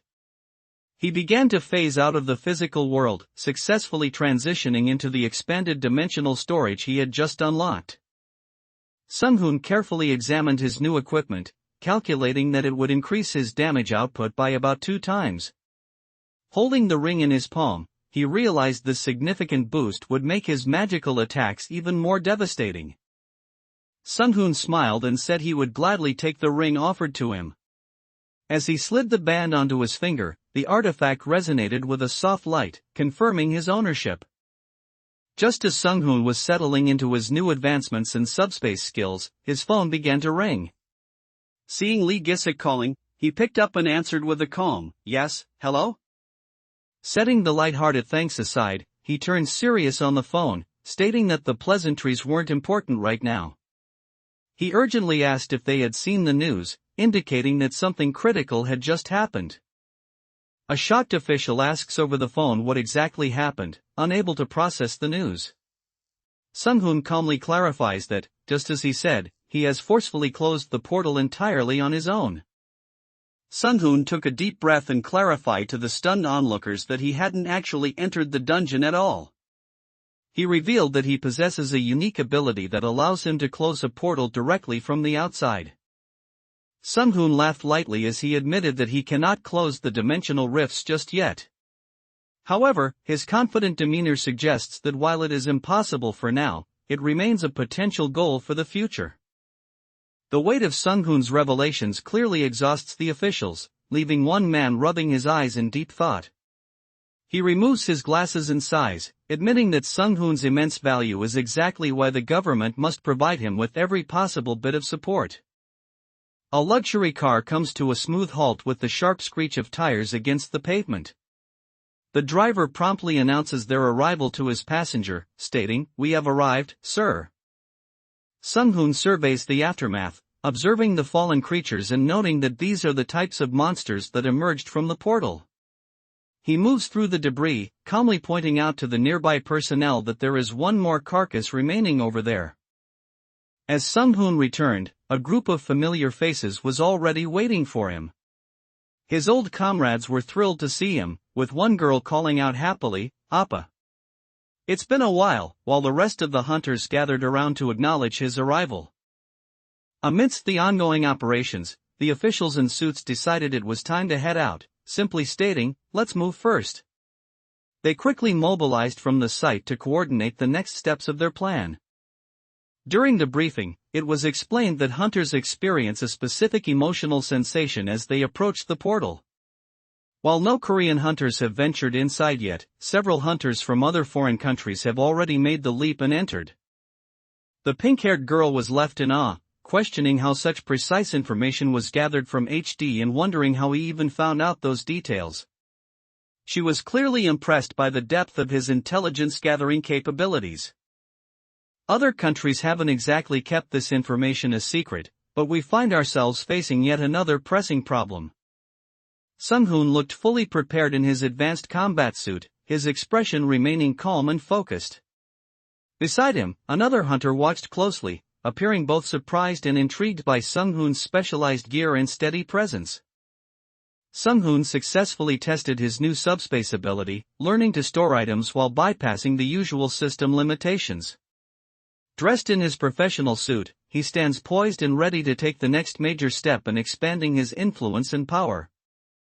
The world has reached a critical point where the government is tightening its grip. New laws dictate that in the event of an emergency, such as a monster disaster, everyone will be subject to strict government regulations and oversight. Meanwhile, the HD group is facing a massive task of their own, needing to clear out 12 dungeons. However, they've realized that the real problem lies elsewhere. That's correct, there is a level restriction in place here. As you all are well aware, monsters spawn from this dungeon every 3 hours without fail. The situation has become critical as officials estimate that around 200 dungeons have appeared across Korea, including suburban and rural areas. A strategic map highlights these numerous danger zones, showing how the monster outbreak has rapidly spread to every corner of the country. The onlookers were left in absolute disbelief, whispering "No way," as they witnessed the sheer scale of Sung-hoon's power. Amidst their shock, Sung-hoon remained completely composed, glancing back with a knowing look that confirmed he was operating on an entirely different level. The hunters were outraged by the government's latest mandate, feeling as though they were being sent on a suicide mission. Frustrated in disbelief, the pink-haired hunter shouted, questioning if the government had lost its mind by giving an order that practically meant certain death. Sung-hoon cut straight to the chase, asking what the rewards would be for the task at hand. Caught slightly off guard by his bluntness, the representative broke a sweat but quickly regained his composure, smiling as he assured him that there would definitely be compensation. Sung-hoon leaned in thoughtfully, asking if there was anything else to report. The reply came back that there was indeed more to discuss, as he continued to process the unfolding situation with intense focus. As Sung-hoon sat across from them, the air grew heavy with the weight of their upcoming discussion. When he sought clarification on the matter at hand, the man in glasses looked at him intently and confirmed with a simple, "That's correct." A heavy silence fell over the room as the hunters exchanged stunned glances. Sung-hoon's revelation left them speechless, with only low murmurs breaking the quiet as they processed the weight of his words. The government officials agreed that there should be no further restrictions placed on the hunters. They feared that any additional pressure would cause their most skilled hunters to migrate overseas, a risk they simply couldn't afford to take. Sung-hoon appeared fully prepared in his advanced combat suit, its glowing green circuitry cutting through the shadows. He sat in a poised, powerful stance, calmly awaiting the arrival of the next major threat. The items Sung-hoon has gathered are of significantly superior quality, with some acquired directly through rare reward boxes. One hunter is impressed by a jagged red axe he pulls out, though he finds the bloody cloth wrapped around the weapon a bit unsettling. Sung-hoon noted that item rarities range from rare and unique up through legendary, mythical, and finally transcended. Realizing he had a legendary item in his possession, he mused on how good it must be and wondered if its stats would stack. The operations center wishes everyone luck as Sung-hoon prepares to step through the swirling purple portal. As he crosses the threshold, the system confirms his arrival, signaling that he has successfully entered the dungeon. As Sung-hoon and his team step inside, the Akasha system issues a stark warning: they cannot leave the dungeon until the boss is defeated. Looking around, they are stunned to find themselves standing in the middle of a lush, sprawling rainforest. Sung-hoon suddenly paused, looking back with a confused sorry, as if he'd been interrupted. He explained that he just heard a faint, rustling noise coming from the nearby foliage. With a knowing smile, Sung-hoon remarked that he had only ever read about things like subspace in sci-fi books. Now, he was turning those fictional concepts into a reality through his incredible magical mastery. Sung-hoon realized that the subspace power he acquired wasn't a true divine ability, but merely something that imitated such a concept within the system's constraints. Recognizing this imitation, he begins to look deeper into the mechanics of the world beyond the system's artificial limitations. Sung-hoon calmly assessed the situation, noting that the circumstances were actually quite simple. He realized they were currently within an inferior dimension, fulfilling a specific role in this new reality. A sudden, violent impact caused blood to splatter everywhere in an instant.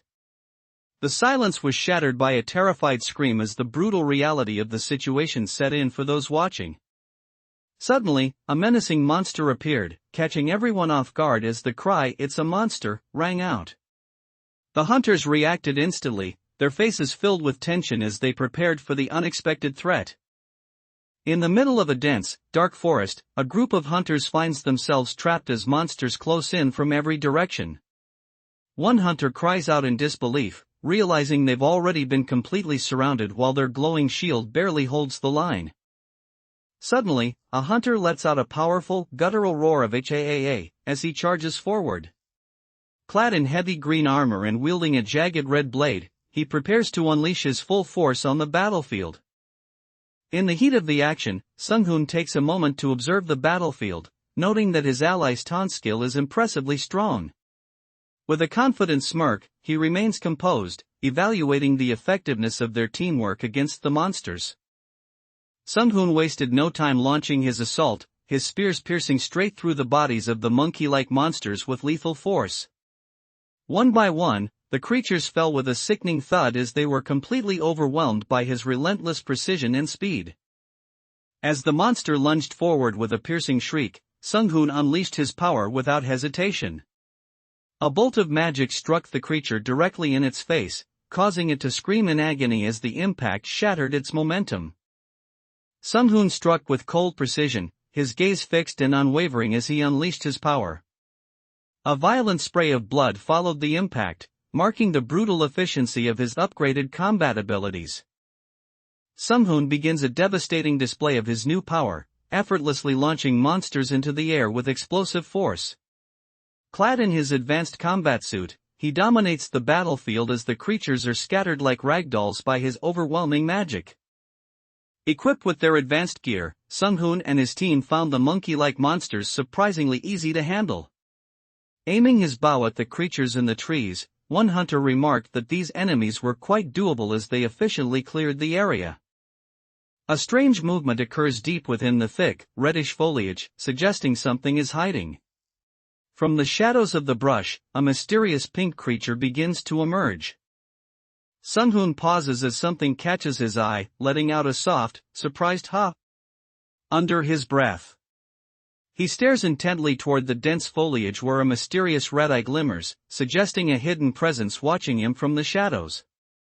Chaos erupts on the battlefield as the hunters face off against a massive, snarling monster emerging from the dense treeline.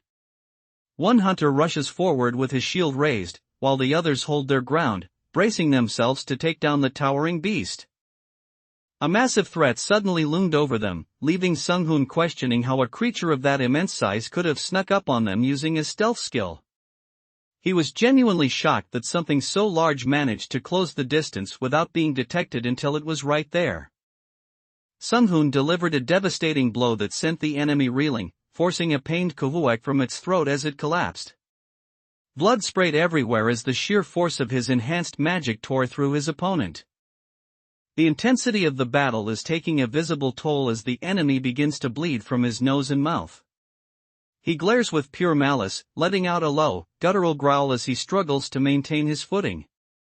Sung-hoon wasted no time putting his new powers into action, unleashing a deadly blast of red energy. Mid-air and focused, he aimed directly at his targets to ensure they wouldn't have a chance to recover.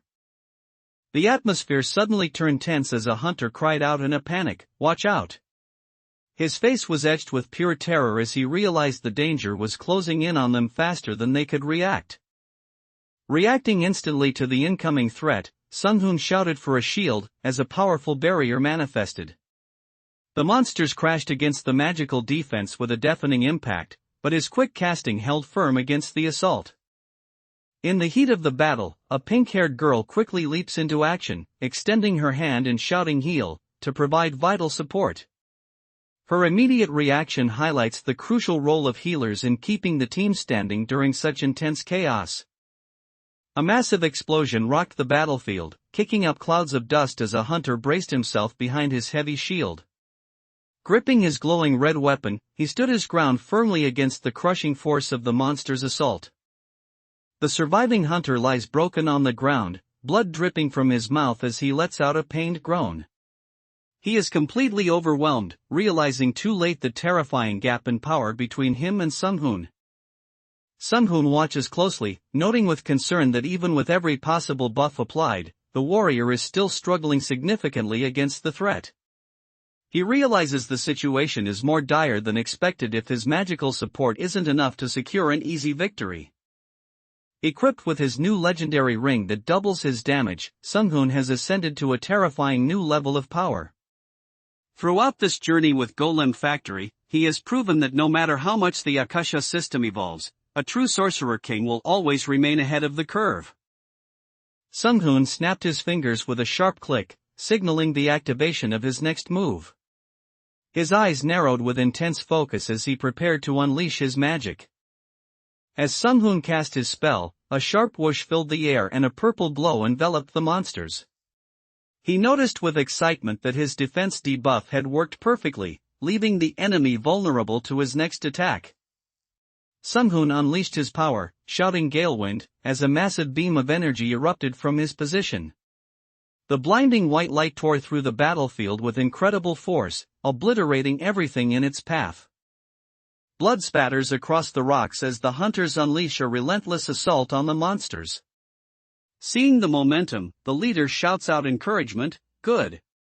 Don't stop attacking." Instead of being taken down, the monster's red eyes flared with rage as it let out a deafening roar. Sung-hoon realized that his previous attack might have actually backfired, only making the beast angrier than before. A hunter collapses in agony, let out a desperate "kuak," as the intensity of the battle becomes overwhelming.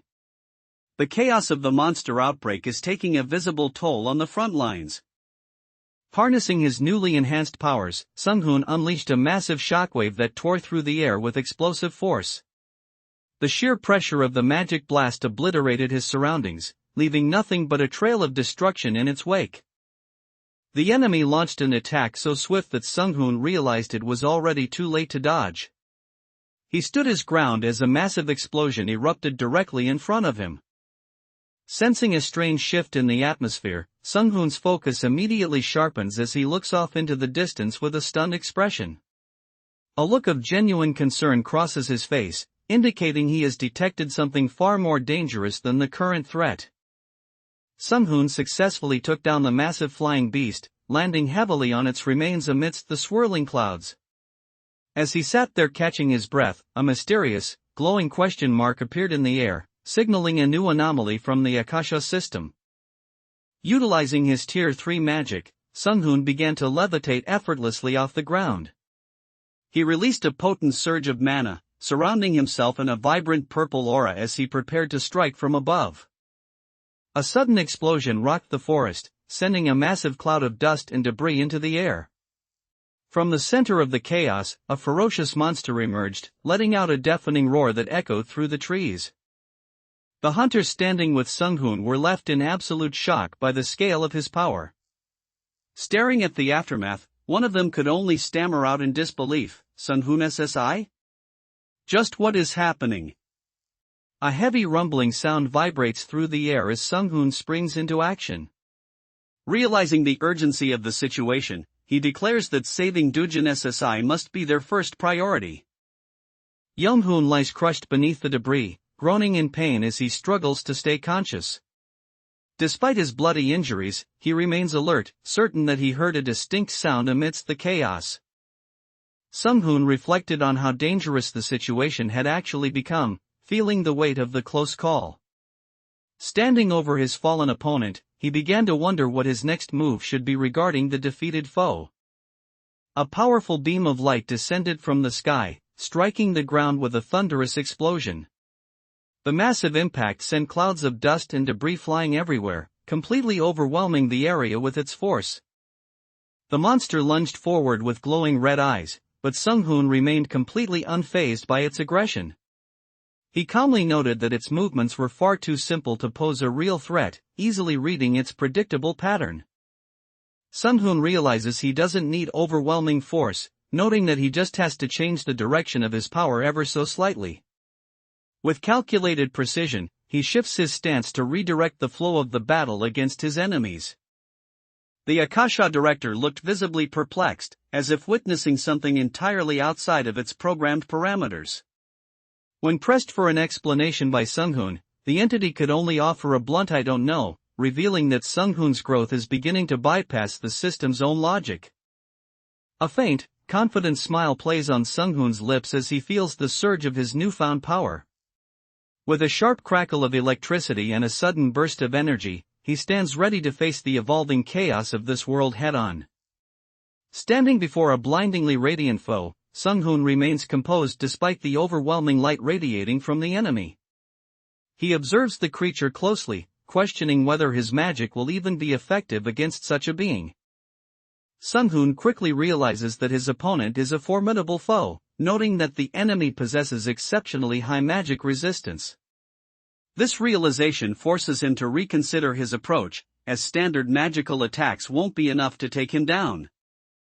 A confident smirk spreads across Sung-hoon's face as he realizes that even a formidable opponent isn't invincible. Gripping his mana cube staff tightly, he lunges forward with a decisive strike, determined to take the beast down. Sung-hoon launched a blinding aerial assault from above, catching the massive, hairy beast completely off guard. The giant monster could only reach out in shock as Sung-hoon descended upon it like a bolt of lightning to deliver a decisive blow. Sung-hoon focused his mana energy, causing a massive, glowing pink magic circle to hum to life with intense power. A sharp, resonant sound filled the air as the intricate patterns pulsed, signaling the activation of his next high-tier spell. A sudden, powerful blast erupted, filling the entire area with thick purple smoke and debris. Sung-hoon could only utter a confused "HM" as he observed the immediate aftermath of the explosion. With a confident smirk, Sung-hoon unleashed his next tactical strike, casting the toxic cloud spell. He looked completely in control, knowing this poisonous fog would be the perfect way to neutralize the surrounding threats. Shifting his tactics, Sung-hoon used psychokinesis to forcefully concentrate the monsters into a single, dense mass. By gathering them together with mental pressure, he prepared to wipe them all out in one swift, efficient motion. In the heat of the battle, Sung-hoon remains remarkably composed, as if he has already predicted the outcome. He looks toward his opponent with a knowing smirk and poses a chilling question: how exactly do they plan to survive if they can no longer breathe? Hovering high above the battlefield with his Tier 3 flight ability, Sung-hoon looks down at the chaotic mass of monsters below. As the creatures roar in the distance, he remains composed in his advanced combat suit, ready to unleash his next wave of high-precision magic. As the notification flashed confirming the dungeon was completed, everyone stood in awe that Sung-hoon had managed to kill the boss entirely by himself. His fellow hunters could hardly believe their eyes, witnessing such an incredible display of solo power. As soon as Sung-hoon finished the battle, a system notification flashed before his eyes. He had successfully unlocked the achievement for being the first one to clear the dungeon, marking another milestone in his rapid ascent. Deep in thought while examining his mana cube, Sung-hoon was interrupted by his younger sister calling out "Appa" from a distance. As his team waited behind him, he took a moment to pause his calculations and acknowledge her presence. The observers were stunned to witness Sung-hoon utilizing psychokinesis, noting that it is a super rare A-rank skill.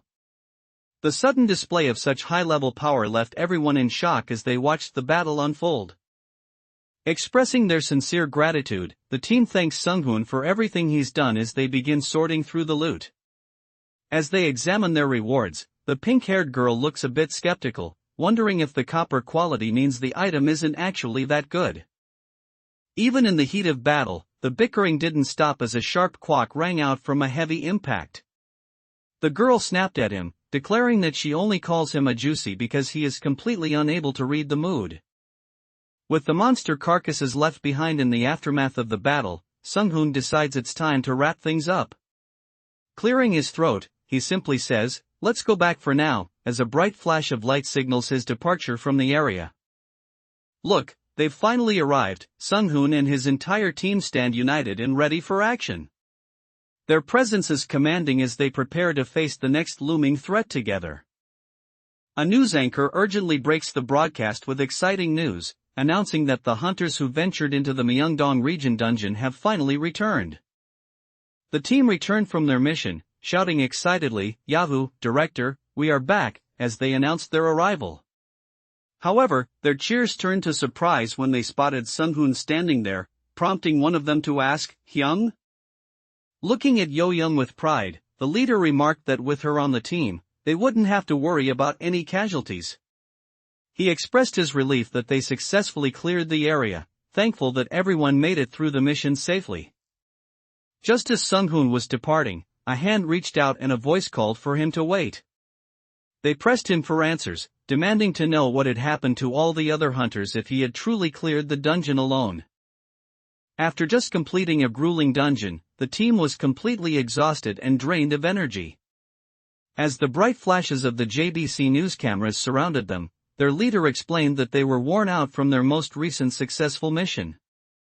The situation is growing dire as news broadcasts emphasized a grim new reality: no one can exit a dungeon until the boss is defeated and the area is cleared.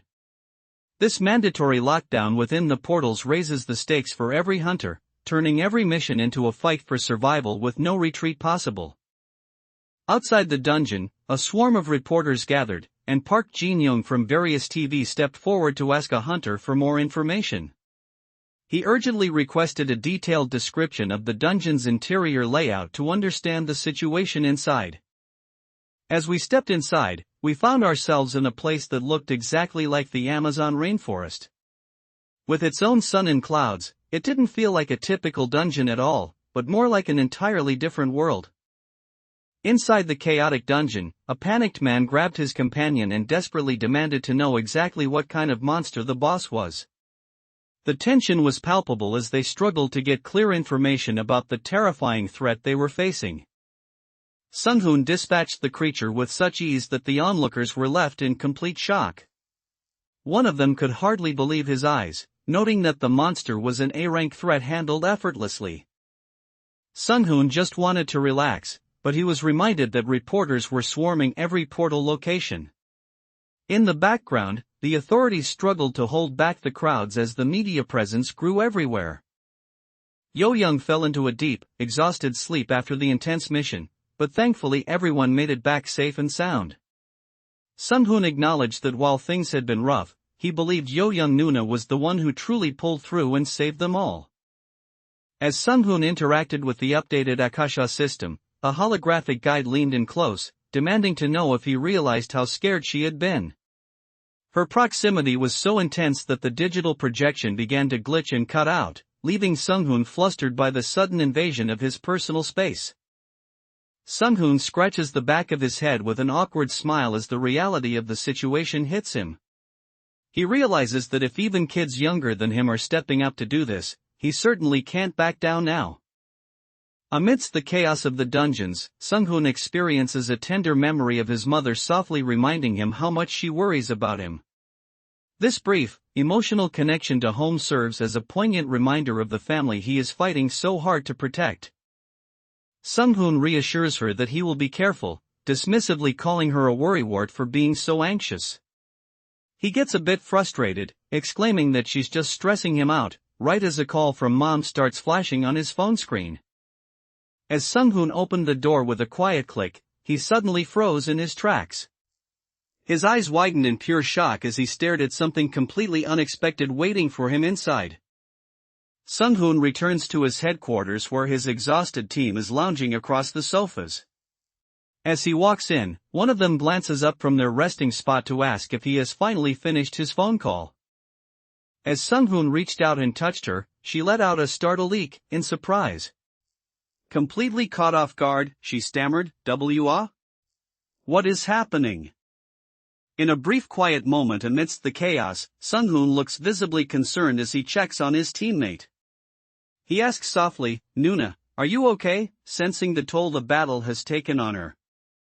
Sung-hoon's mother is slowly regaining consciousness, feeling a bit disoriented as she wakes up. As she opens her eyes with a confused "huh," Sung-hoon gently checks on her, asking how she is feeling now that the treatment is taking effect. Observing the dire state of the battlefield, Sung-hoon immediately cast a mass recovery spell to heal his allies. He focused his power to ensure everyone regained their strength for the grueling dungeon raid ahead. Sung-hoon finished clearing the area and calmly announced that they were done. Standing amidst the aftermath in the city, he proved that the threat was no match for his overwhelming power. The world is on edge, and everyone is glued to their screens for updates. A group of hunters settles in and clicks on the television, just as the news announcer connects live to reporter Park Jin-young for a field report. Sung-hoon observed as the defense lines in Myeongdong were finally being dismantled, signaling the successful reclamation of the area. He couldn't help but reflect on how the mission felt unexpectedly difficult compared to the initial level restrictions they had faced. Sung-hoon rescued everyone with such overwhelming speed and precision that his teammates could only let out a stunned in disbelief. His mastery at Tier 3 proved that he is now operating on a completely different level than the other hunters. Sung-hoon has begun a new chapter in his journey, partnering with powerful entities as he blends his ancient memories with modern technology to reshape the world. The path ahead is set to become even more dangerous and thrilling as he faces the evolving global crisis. In the midst of the dungeon clearances, a hunter reflects on the growing burden, questioning if they are being pushed too hard. He feels that the expectations placed upon them have become overwhelming. After the intense dungeon clearance, a man in a formal suit approaches the survivors and calmly asks if they are all resting comfortably. Following the successful dungeon clear, high-ranking officials gather for a serious briefing to discuss the detailed report written by Sung-hoon. When asked if everyone has reviewed the document, they confirm that they have indeed read through his findings. Following his successful dungeon clears, Sung-hoon takes a moment to meet as an assistant brings over the iced Americano he requested. He politely thanks her, taking a brief pause from the chaos to recharge and handle his business affairs. Witnessing Sung-hoon's overwhelming display of power, a stunned observer confronts him directly, asking exactly how many different abilities he possesses. His mastery of diverse magic is so profound that even seasoned veterans find his direct and multifaceted combat style impossible to comprehend. Sung-hoon reflects on the nature of power, realizing that even with immoral motivations, vast knowledge can make a person appear like a god to his peers. He knows that true divinity requires wisdom, for a god without knowledge is nothing more than a powerful beast. Reflecting on his growth, Sung-hoon notes that he is still developing even now. However, he realizes his true scale of power when he begins to compare his unique progress to that of other awakened hunters. As Sung-hoon's influence grows, powerful figures are starting to take notice and feel the pressure. One man takes a deep breath and leans in, stating with absolute seriousness that he intends to be completely honest about the gravity of the situation. Sung-hoon reflects on the nature of rebirth, noting that while his own reincarnation spell is unique, he has heard of rare individuals who are born with memories of their past lives naturally. He ponders the possibility that their experiences might be fundamentally the same as the magic he cast upon himself. Recognizing Sung-hoon's immense potential after his recent successes, the association officials are eager to secure his loyalty for the long haul. During a formal meeting, they offer to significantly improve his current contract, but it comes with the heavy condition of a 10-year commitment. Sung-hoon realized that his knowledge from his previous life was likely becoming obvious to those watching him. Amidst this realization, he was presented with a staggering offer of 100 billion won to secure his cooperation. Sung-hoon carefully finalizes the terms of his agreement, confirming that he will receive the full 10% share. Once his partner confirms he is correct, they begin discussing how the company will move forward with the next steps. Major corporations are keeping a close eye on Sung-hoon's profile, believing that his mere existence brings immense profit to their brand. To secure him, they have prepared a contract offer unlike anything ever seen in the history of the industry. Sung-hoon realized that the Akasha system is accelerating his growth because it expects a great deal from him in the future. As he sits in a high-level meeting, it becomes clear that the system is grooming him to face massive upcoming threats. Sung-hoon confidently laid out his terms, asking, "How about 5 years?" His intense gaze and open hand showed he was ready to strike a firm deal on his own timeline. When Sung-hoon presented his terms, the other party responded immediately with a firm "We accept." A satisfied smirk played on Sung-hoon's lips as he noted, "Very clean," clearly appreciating their straightforward and decisive cooperation. At Sung-hoon's high-tech base, the wind turbines spin steadily alongside solar panels to power his operations. Meanwhile, a major news broadcast begins an interview with Kim Do-jin SSI from the prestigious Alpha team. Sung-hoon watches from a distance, noting that their representative is handling the media interview quite well.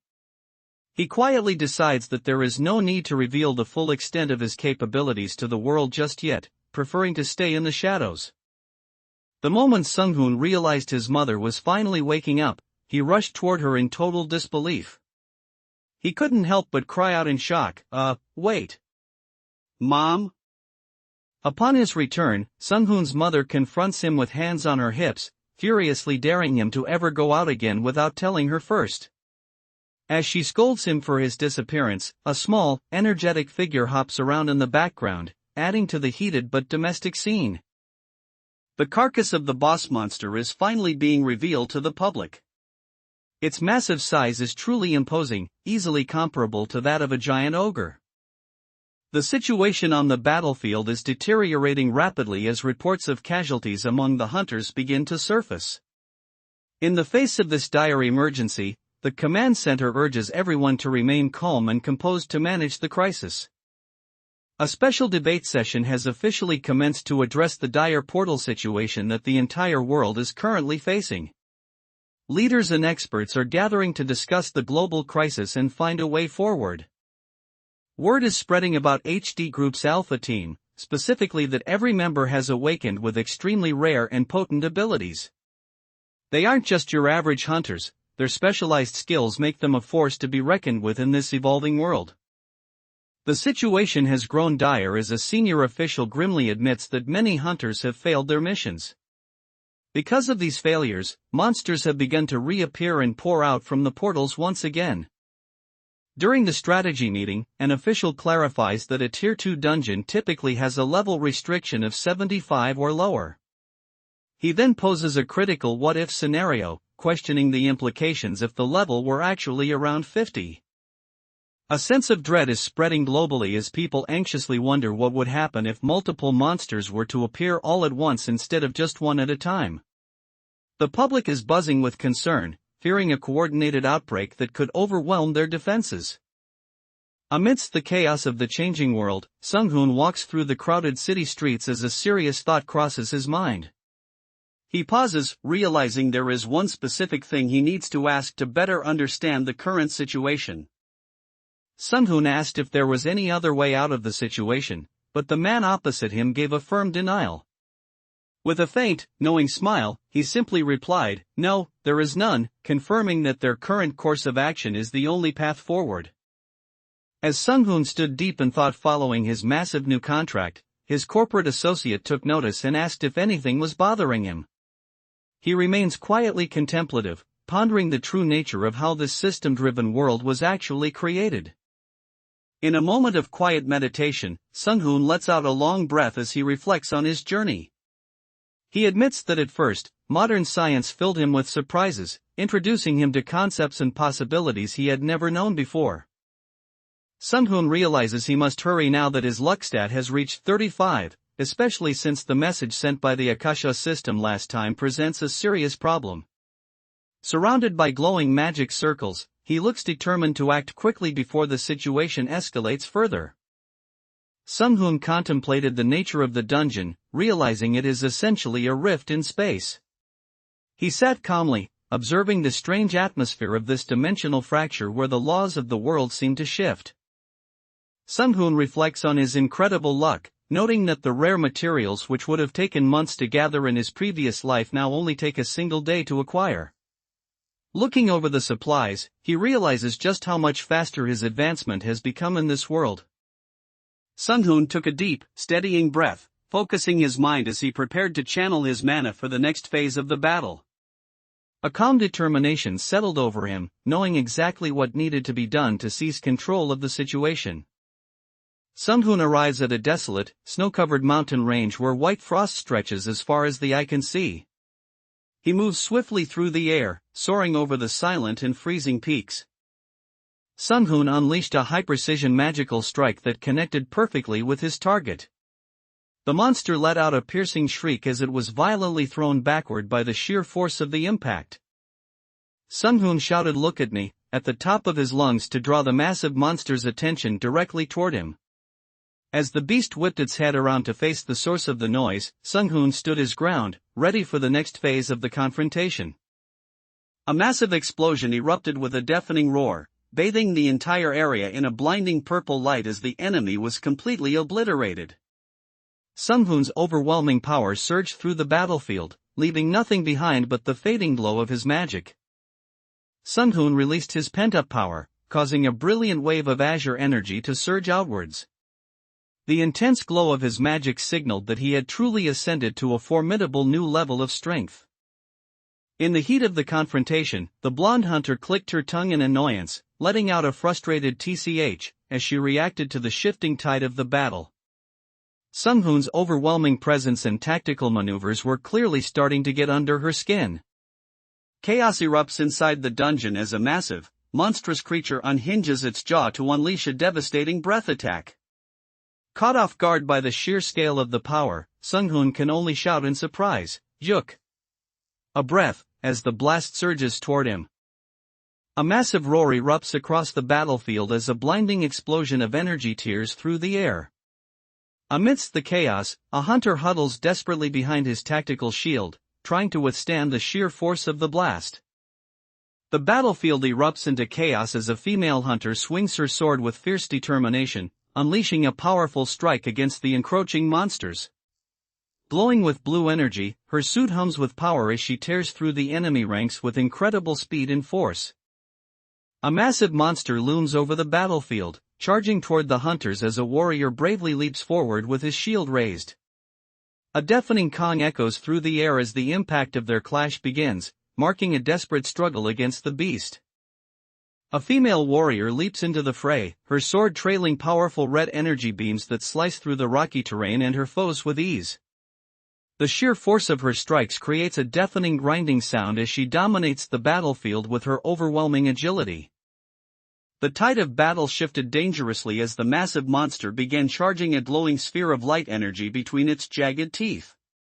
One of the hunters looked on in sheer terror, his eyes wide with shock as he realized the beast was about to unleash a devastating blast.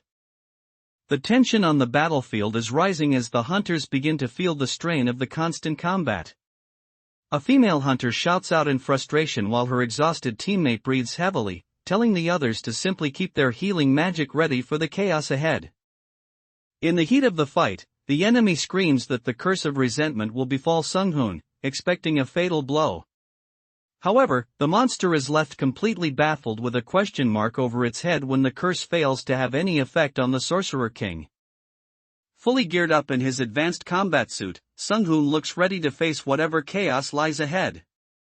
With a determined and sharp expression, he simply says, "Good," welcoming the challenge of the mission. Amidst the chaos, another powerful hunter leaps into action, swinging her heavy weapon with immense force. Her focus is razor-sharp as she prepares to strike down the enemies threatening the area. With a swift and decisive strike, Sung-hoon decapitated the beast before it could even react. The monster's head fell away as blood splattered across the area, marking a brutal end to the confrontation. Sung-hoon unleashed a blinding burst of magical energy, launching a powerful projectile that streaked across the battlefield with a deafening roar. The force of the impact created a radiant white explosion, signaling his overwhelming dominance over the enemy forces. Inside the dungeon, the situation grew dire as one of the hunters let out a startled eek, while dodging a sudden impact. The ground was already stained with blood, and a massive thud sent dust flying everywhere, signaling the arrival of a truly overwhelming force. After the skirmish, one of the hunters confirms that everything is under control with a quick "no problem." Another hunter, though clearly feeling the physical strain of the fight, sighs with relief that nobody was seriously hurt, even if the toll on his body was exactly why he hated using that power. After taking down a massive creature, Sung-hoon and the hunters prepare to dismantle it for resources. One hunter points out that by burning the monster's fat, they can likely generate enough heat to stay warm in the freezing environment. Night had fallen, draping the sky in deep shades of purple and pink as the stars began to shimmer brightly. Looking out over the snow-capped mountain peaks, the view was incredibly serene and beautiful, almost like a scene from another world. Anyway, the weight of the situation began to settle in, and one of them nervously asked if they could really make it back safely. Despite Sung-hoon's overwhelming strength, the uncertainty of the dungeon still left them feeling deeply unsettled. When asked about the strange turn of events, the blonde hunter fidgeted slightly and admitted, "I don't know." They remained standing amidst the stone ruins, trying to make sense of the uncertainty surrounding them. The situation on the battlefield was dire as the hunters realized their strength was nearly spent, but a spark of hope remained. One of the team members turned to the leader, noting they still had about half their resources left and might actually find a way to escape. "Now we need to find the core of the monster we just killed, so hurry and gather all the loot we've picked up together." As soon as the dungeon boss fell, a system message appeared for everyone asking, "Would you like to return?" Sung-hoon checked if the whole team had received the notification before promptly selecting yes to exit the raid.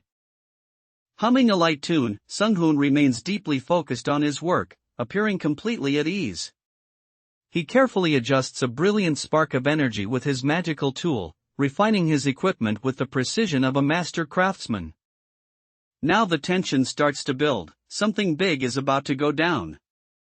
Sung-hoon realized that with his nearly unlimited resources, he could push himself to craft high-level items even while only at Tier 3. Feeling triumphant about his success, he cheered to himself, "Cool, good, super good." To ensure his mother's safety, Sung-hoon crafted a unique magical necklace that generates its own mana from processed magic cores. This protective item is designed to automatically activate a shield, an illusion, and a barrier whenever the wearer faces any danger. Having followed an ancient recipe to craft his new gear, Sung-hoon looked down at the finished product with immense satisfaction. He gripped the chain tightly in his hand, noting that with such a perfect result, he had absolutely no complaints. When Sung-hoon returned home, his mother noticed him and asked, "Oh, son?" He warmly handed her a gift, encouraging her to try wearing it. Sitting comfortably on her sofa, Sung-hoon's mother examines the unique jewel he provided with growing curiosity. She remarks that she has never seen a gem quite like it before, wondering if it possesses a mysterious power similar to those used by hunters. Holding a cold drink, Sung-hoon acknowledged that the world has become quite dangerous lately. He insisted to his mother that, for her own safety, she must have a guard accompany her whenever she goes out. Sung-hoon reached a point of total exhaustion, let out a sharp hook, as he struggled to catch his breath. His face was strained and shadowed, showing the immense physical toll his recent efforts had taken on his body. A young woman sits alone, startled by an unexpected arrival at her door. She wonders who it could be since she hadn't ordered anything, yet she feels a sense of relief just to be out of the place she was in before. In a rare moment of stillness, Sung-hoon lifts a cup of tea as he reflects on the chaos unfolding outside. Amidst the global dungeon crisis, he takes this brief, quiet pause to center himself before facing the escalating threats. Sung-hoon expressed his sincere gratitude, noting that it was all thanks to the mandragora, though he jokingly whispered that his mother seemed to be getting younger mentally as well. The man across from him welcomed the thanks warmly, reminding Sung-hoon that this was simply the mutually beneficial deal they had both wanted. During the meeting, a document was slid across the table with the instruction to take a look. Upon reviewing it, it was revealed to be a formal request to close the Tier 1 dungeons. As Sung-hoon reviews and signs the paperwork, his associate looks at him with genuine curiosity, questioning if he isn't significantly stronger than other hunters at his current level. It is clear that Sung-hoon's true power far exceeds what his official rank suggests. While reflecting over tea, they acknowledge that the danger posed by even Tier 1 dungeons is far beyond what an ordinary person can handle. They admitted that without Sung-hoon's intervention, even the highly skilled Alpha team would have met a grim fate. When Sung-hoon presented a mysterious glowing crystal, the observers wondered if it was a heartstone. He clarified that it is actually a specialized item designed to instantly teleport the user to a safe, designated location in times of danger. Sung-hoon quickly realizes that he is dealing with a specific item contained within the dungeon. He hums thoughtfully to himself, processing this new information as he considers the implications of the dungeon's treasures. From then on, a sensor-type ability user is always included in every dungeon party. When Sung-hoon asks if this is to ensure an escape in case of an emergency, he receives a firm confirmation that their role is vital for survival. The atmosphere grew tense as it was made clear that this wouldn't be just any other conference. The core issue remained that if the dungeons were left open, the resulting damage would be catastrophic for everyone. Sung-hoon realizes that the frustrated government is now actively seeking out his team, as they were the only ones capable of clearing the dungeon without a single casualty. He takes in this news with a thoughtful hum, processing the weight of their newfound reputation. Sung-hoon has firmly decided that he will no longer follow others' leads, choosing instead to dictate his own terms. He plans to take full control of his future by forming and leading his very own party. Sung-hoon calmly settles on his decision, declaring that he will take on and clear 5 dungeons. Sitting back with a drink, he prepares himself for the massive task ahead as he looks over the mission details. Sung-hoon has embarked on a new chapter with Golem Factory, blending his ancient memories with the modern system to safeguard the world from the looming catastrophe. Every mission now brings him closer to uncovering the ultimate truth behind his reincarnation. A luxury black sedan speeds through the city streets under the glow of the night lights. With a steady hum of the engine, the car races forward as if heading toward an urgent destination. Sung-hoon explained the intricate process of enchanting, where mana is embedded into objects to significantly boost a user's stats and skills. These unique crafting abilities are far rarer than standard combat skills, making them incredibly valuable assets in the current crisis. Seated in the back of a luxury car, Lee Gisick takes a serious call regarding the rising number of awakened individuals and the shifting global situation. He identifies himself firmly over the phone, ready to address the escalating crisis as the world struggles to maintain order. Sung-hoon's massive ambitions are coming to light as an official confirms his staggering request for 500 billion won worth of magic cores. This massive investment proves he is scaling up his operations to a level the world has never seen before. As the global situation intensifies, experts watch the monitors closely, realizing the gravity of the crisis. They acknowledge that at this point, they have absolutely no choice but to follow the path laid out before them.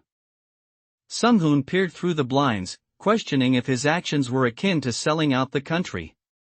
However, he quickly realized that the situation was far more complex than it appeared on the surface. The situation is so dire that even the politicians would raise both hands in welcome if a solution appeared. Given the circumstances, we have no choice but to follow his lead and get everything settled. Inside a vehicle, a weary association official lets out a long, exhausted sigh. After finishing a stressful call, he tosses his phone onto the seat beside him, clearly overwhelmed by the escalating crisis. As night falls, the city streets are filled with the roar of traffic, creating a long trail of glowing lights across the highway. Amidst this chaotic urban backdrop, the distant sounds of bang-bang echo through the air, adding to the growing sense of unease. As Sung-hoon gets ready in his room, his mother watches him with a warm smile and asks if he has already arranged for a car to pick him up. She reflects on how much their lives have changed while feeling a deep sense of peace seeing her son so capable and composed. Sung-hoon observed her and realized she was likely considering taking the bus to get around. Deciding to take matters into his own hands with a knowing smile, he told himself to never mind that plan and that he would simply call him instead. After securing his helmet, Sung-hoon prepared for the next move and calmly said, "Let's get going." With a faint mechanical rumble, he set off to continue his mission of clearing the remaining dungeons. Realizing that he can't manage the growing chaos alone, Sung-hoon firmly decides that he needs to establish his own dedicated group. With a look of intense determination, he begins planning to recruit allies to help him face the upcoming challenges. Users are beginning to interact on Sung-hoon's new platform, with a muscular hunter messaging that he is good to go. Meanwhile, another curious user chimes in asking where, as interest in the new system rapidly spreads. Amidst the global chaos, a momentary sense of normalcy remains on the road toward Deokso and Jingheon. With the light chime of the doorbell, Sung-hoon steps into a local coffee shop called the Cafe to handle his next move. When Sung-hoon arrived at the restaurant, he immediately apologized for his timing, but his sister warmly reassured him. She told him he wasn't actually late, but rather everyone else had simply arrived 10 minutes early. A stern-looking hunter confronts Sung-hoon in a quiet setting, the tension contrasted by the delicate cake and coffee on the table. He gets straight to the point, demanding to know if Sung-hoon is truly the one responsible for single-handedly clearing all those dungeon portals. When Sung-hoon mentioned an offer, his friend smirked, admitting he knew this wasn't just a social visit. He realized that Sung-hoon wouldn't gather them there just to have fun without a serious proposal in mind. In the midst of the chaos, a mysterious new item appears, floating softly with a gentle glow like a white flower. This rare drop shines with a magical aura, signaling a unique reward from the depths of the dungeon. When Sung-hoon presented his handmade wand, the researchers jumped back in pure shock, shouting, "A crafted item?" They were completely floored, marveling at the impressive stats and performance of his custom creation. Sung-hoon leaves the group in stunned silence after revealing his crafting capabilities, directly asking them if they are interested in the powerful artifacts he has created. Sung-hoon agrees to step in, but he makes it clear that his assistance isn't a charity. Raising a finger to emphasize his point, he firmly states that his help will come with a specific cost. Sung-hoon reveals a lethal new ability that creates an unbreakable contract between two individuals. This magical pact carries the ultimate price, as anyone who dares to deviate from the agreed terms will immediately lose their life. Just as Sung-hoon collapsed onto his bed to catch some rest, his phone began buzzing incessantly with Katak notification sounds. It seems even after his hard work, the world wouldn't let him have a moment of peace and quiet. Sung-hoon is confident that they are about to hit the jackpot this time, turning to Yo-yeon with high expectations. With a swift movement, a new portal rift opens, signaling the start of their next big opportunity. Sung-hoon's words have left a heavy silence in the air, and a young woman watches him intently with a pensive look. She remains quiet, lost in thought as if she is comparing the powerful man standing before her to the person she once knew. Night had fallen, casting the sky in a deep shade of purple as a crescent moon hung delicately among the drifting clouds. Despite the quiet appearance of the night, the global crisis of appearing portals continued to loom over the world. Through his magic circles and mana refinement, Sung-hoon has completely transformed his physical form into that of a peak warrior. His body is now rippling with immense muscular power, radiating a brilliant golden aura as he masters his new strength. Sung-hoon scoffs at his opponent's ignorance, muttering that they have no idea what aura is truly capable of. With a look of focused determination, he begins to channel his energy, preparing to show the true extent of his power. Drawing on the knowledge of his past life, Sung-hoon establishes a mana foundation within his heart known as the Dragon's Heart. By circulating mana through his blood vessels, he is able to manifest a powerful aura throughout his entire body. Sung-hoon recalls his past life's extensive research as Krotrot regarding the dangers of high-tier magic. He explains that as power scales up, the physical strain becomes immense. Specifically, transitioning from Tier 8 to Tier 9 carries the lethal risk of one's heart literally shattering into pieces. Sung-hoon reflects on his past life, recalling how he utilized eternal enhancement during his training. His ultimate goal was to reach Tier 10, conditioning his body to withstand the overwhelming surge of mana that comes with such power. Sung-hoon sat quietly in his study, reflecting on his progress while tapping his desk. Despite his immense growth, he realized he still has a lot to learn about the complexities of this evolving world before making his next move. Sung-hoon is now focusing on a grander ambition, meticulously crafting a plan to ascend all the way to Tier 10 status. He acknowledges the numerous obstacles standing in his way but remains determined to overcome every challenge ahead. Sung-hoon begins mapping out his strategy, weighing the interests of the government against corporate powers. His primary concern is securing his own profit, noting that this world offers much better opportunities than his previous life. That's why Sung-hoon decided to take action alongside the Alpha team, though he realized that wouldn't be enough on its own. Since he couldn't constantly rely on his original powers, he knew he had to find a more strategic way to intervene. Sung-hoon recalls a vital lesson from his past life as Krotrot: fighting alone is simply too exhausting. To solve this back then, he created a massive army of soulless humanoids to handle the endless waves of monsters without tiring. Sung-hoon scratches his head, feeling the weight of his workload as he sighs about having so much to do. He realizes he needs to establish a dedicated system or location specifically for selling off the artifacts he's collected.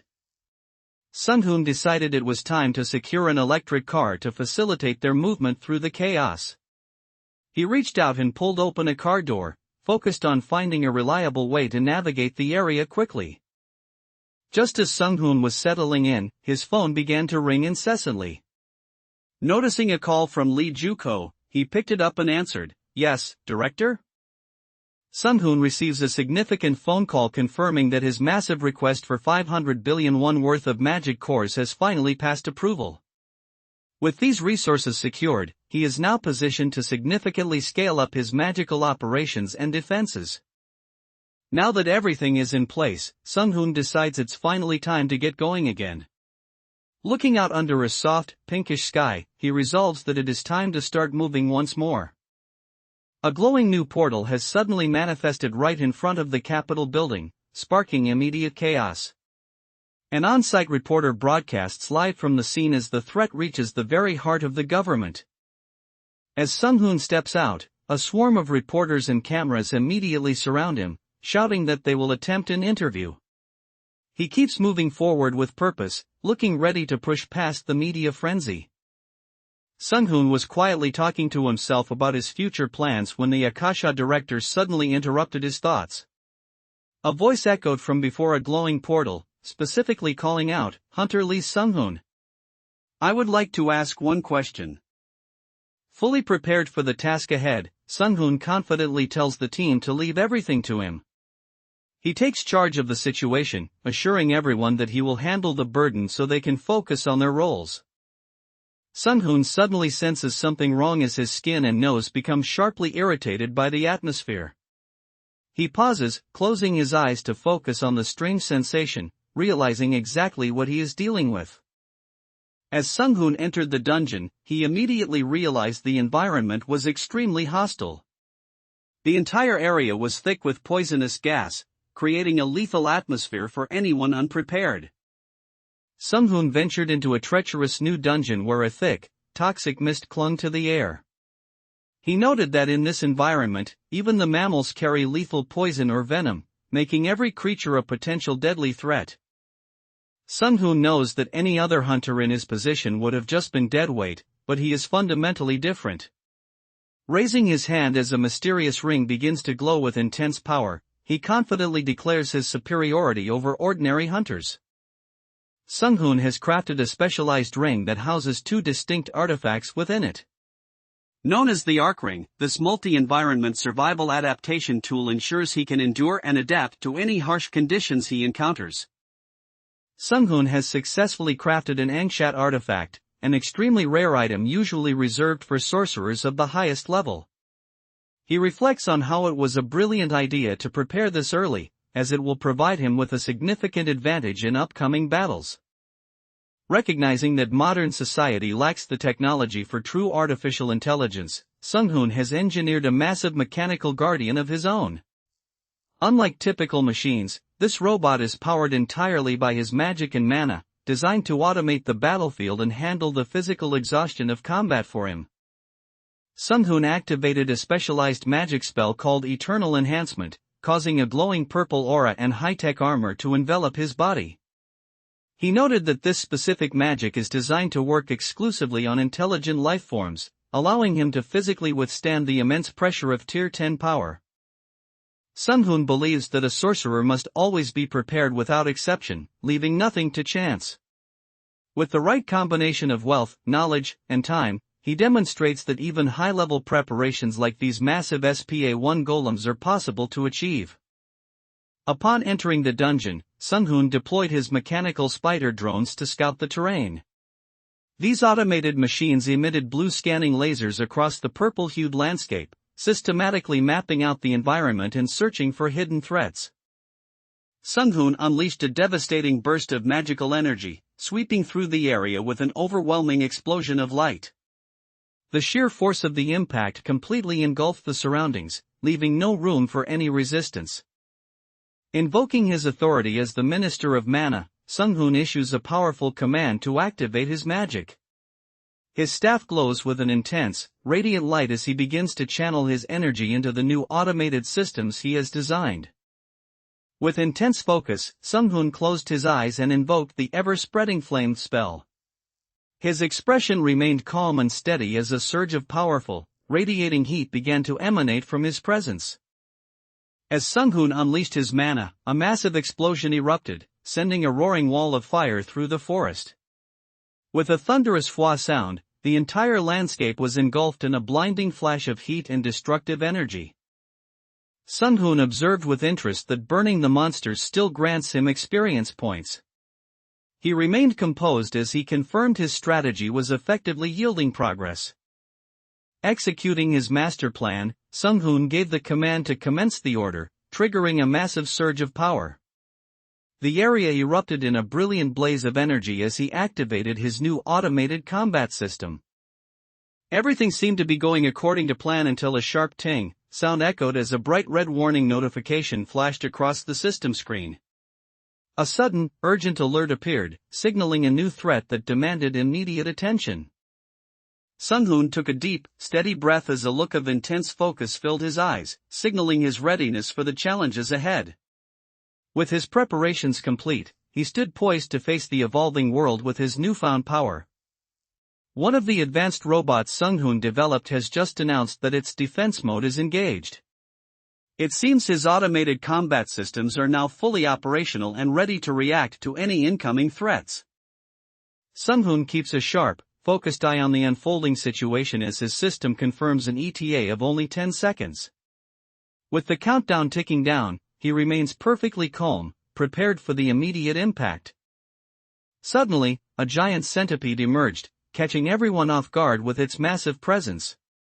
Sung-hoon calmly observed the creature, noting that it appeared to be quite a formidable opponent. A violent explosion rocks the battlefield as Sung-hoon's mechanical creation slams into a monster with crushing force.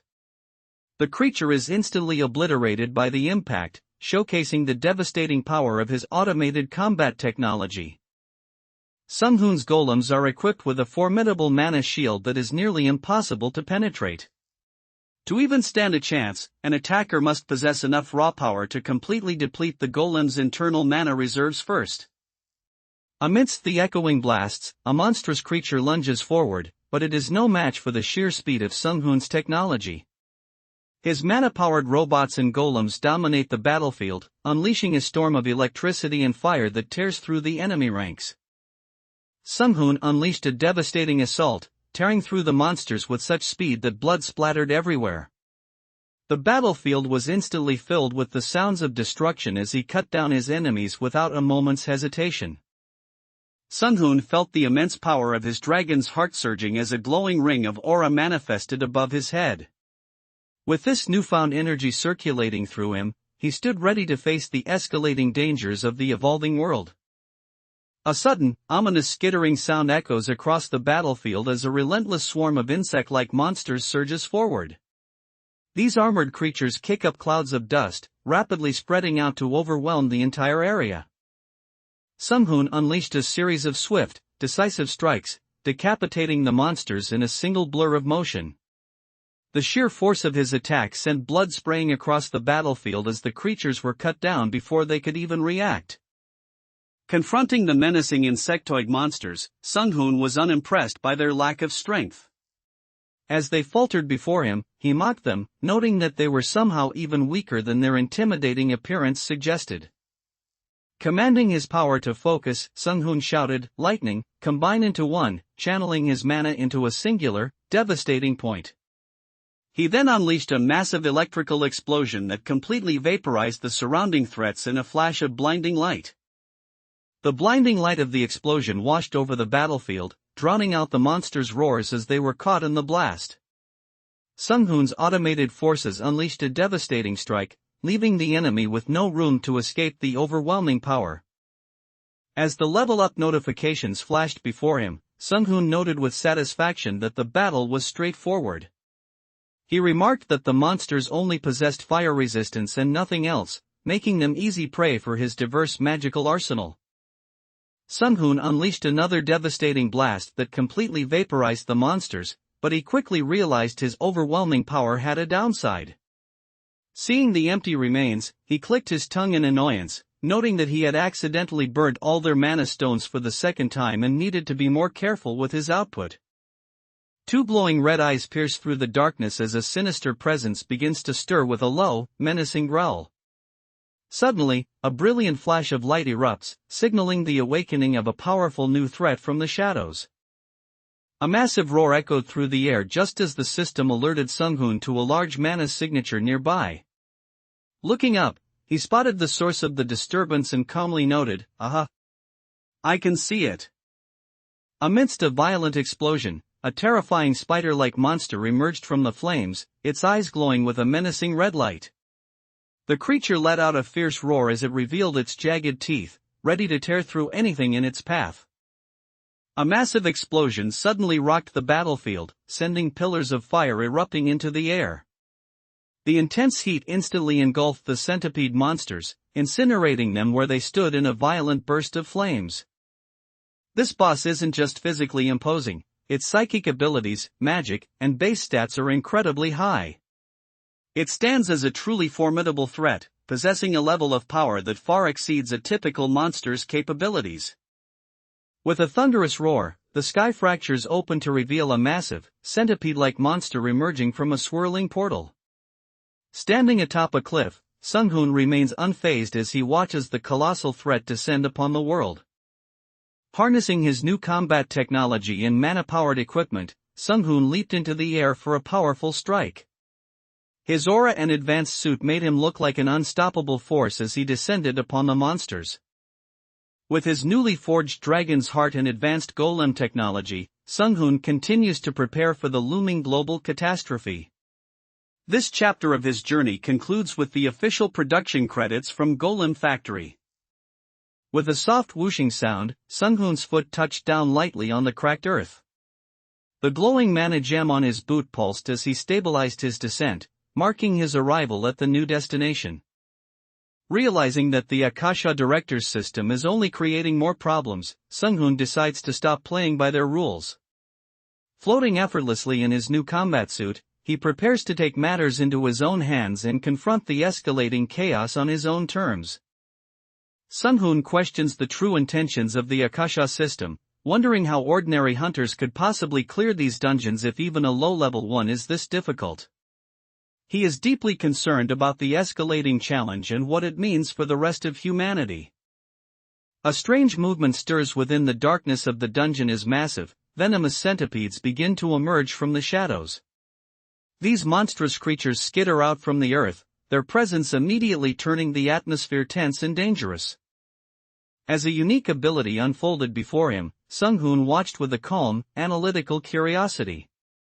He couldn't help but remark on how interesting the skill was, clearly intrigued by this new display of power. With a sudden, explosive burst of power, Sung-hoon strikes the ground, creating a massive impact.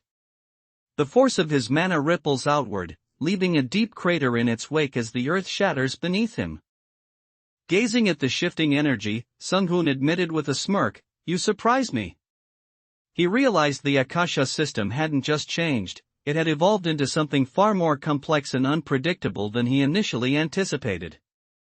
Clicking his tongue in slight annoyance, Sung-hoon muttered teleport to initiate his next move. A bright purple digital aura enveloped him as he instantly warped through space to reposition himself. Having finished his analysis of the situation, Sung-hoon prepares to engage directly. With a sharp look of determination, he declares that he is ready to take his opponent on head-on. Sung-hoon launches his assault on a massive monster, successfully casting a debuff that envelopes the creature in a dark purple aura. He notes with satisfaction that the spell has taken hold, significantly weakening his opponent for the finishing blow. Sung-hoon activated his magical energy in a brilliant purple glow, swiftly maneuvering behind a massive stone structure to position himself for a surprise strike. His movements were so fluid and rapid that only the faint sound of rushing air remained as he prepared to overwhelm his targets. Unleashing a devastating magical burst, Sung-hoon suspended himself in the air as sharp shards of energy radiated outward in every direction. The overwhelming force of the purple light saturated the battlefield, leaving no room for his enemies to escape the imminent destruction. Sung-hoon realized the enemy's timing was impeccable, shouting "Damn! It's too late," as he struggled to react to the sudden, overwhelming surge of power. Sung-hoon unleashed a devastating display of power, causing a series of thunderous explosions that rocked the entire area. Blinding light filled the space as shockwaves rippled through the battlefield, leaving nothing but destruction in their wake. A massive explosion erupts, bathing the entire landscape in a brilliant purple light. As the smoke begins to clear, a lone figure emerges from the center of the blast, standing firm and unscathed amidst the chaos. Fury surged through Sung-hoon as he realized that weakling actually dared to defy him. Clenching his fist, his eyes flared with a lethal red glow as he prepared to unleash his true power. Hovering high in the air, Sung-hoon unleashed a barrage of magic circles that fired intense beams of light across the night sky. These devastating strikes rained down upon the target with precision, each impact echoing through the battlefield with a rhythmic and explosive force. With a calm and steady voice, Sung-hoon uttered the command "Heal," causing a brilliant blue magical aura to emanate from his hand. This surge of restorative energy was his direct way of mending whatever damage had been done during the intense battle. Testing his newly enhanced physical capabilities, Sung-hoon dives through the air with explosive speed, cutting through the atmosphere like a streak of light. He maneuvers effortlessly through the sky, pushing the limits of his reinforced body. Sung-hoon locked his sights on the monstrous centipede and shouted, "I will end you," as he unleashed a devastating beam of energy.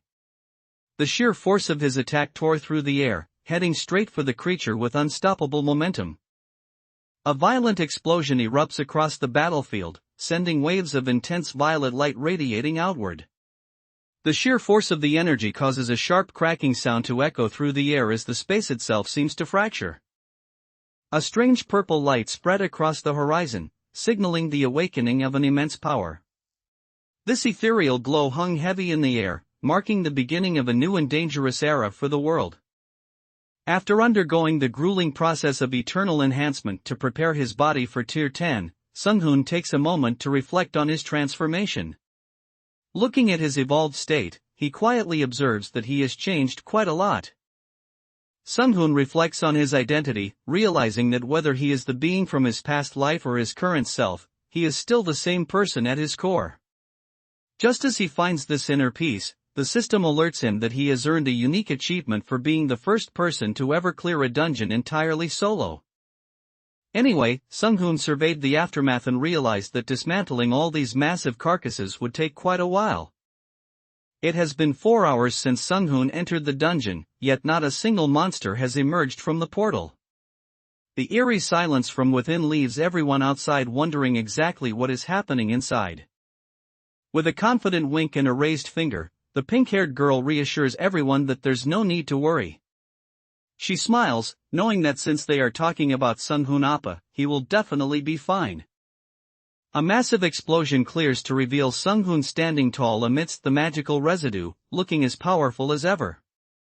His companion watches in awe, simply stating that Sung-hoon Hyung is awesome, just as he always is.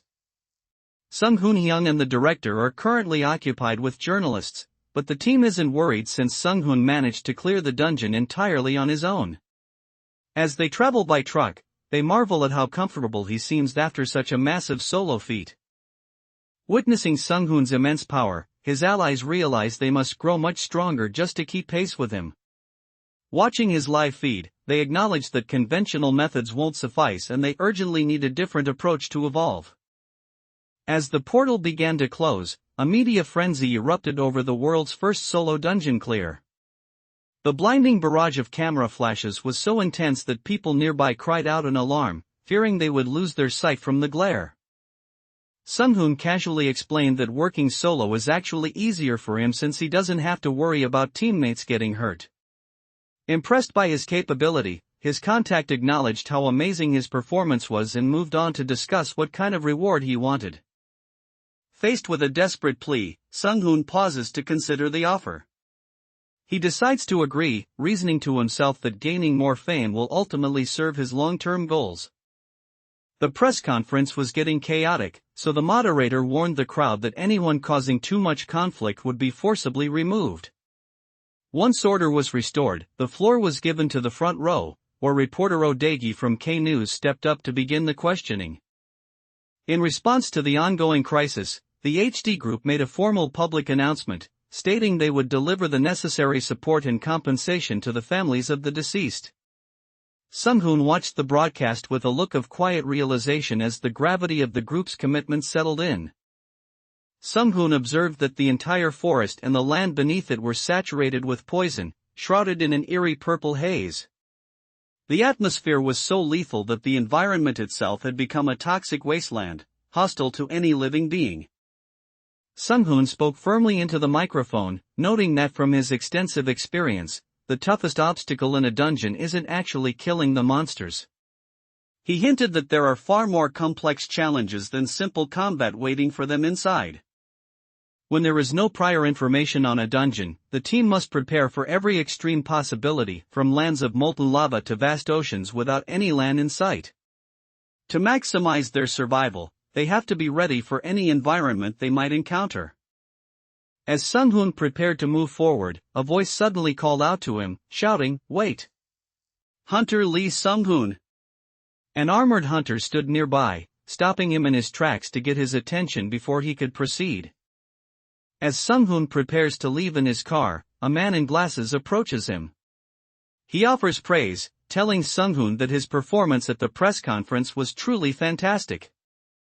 With a slight smile while seated in the car, Sung-hoon calmly told his associate that he would like them to take care of the rest of the situation.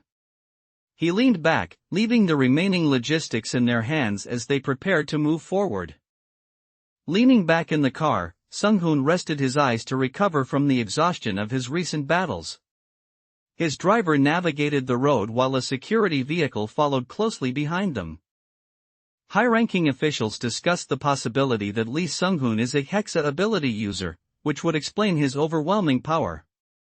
However, the idea is met with immediate skepticism as one elder dismisses the theory as completely ridiculous.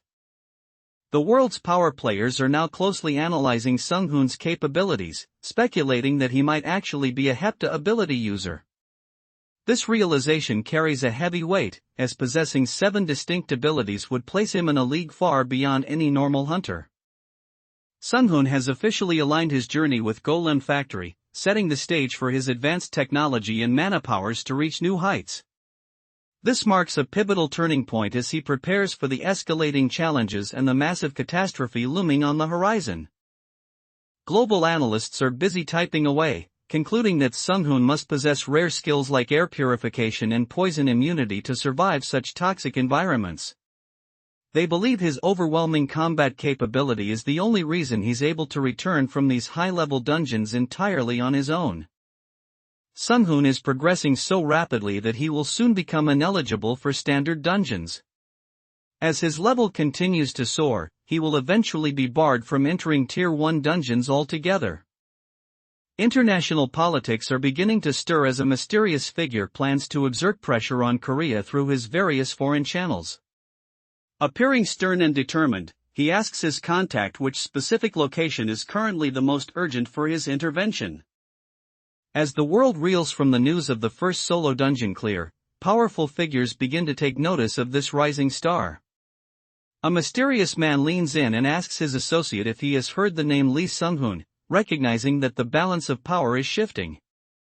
Sung-hoon examines a Tier 1 dungeon report, noting that it is strictly for hunters under level 50. The mission allows any number of participants to enter, provided they all remain below that specific level threshold. Sung-hoon realizes that even in this world, time remains the most valuable resource of all.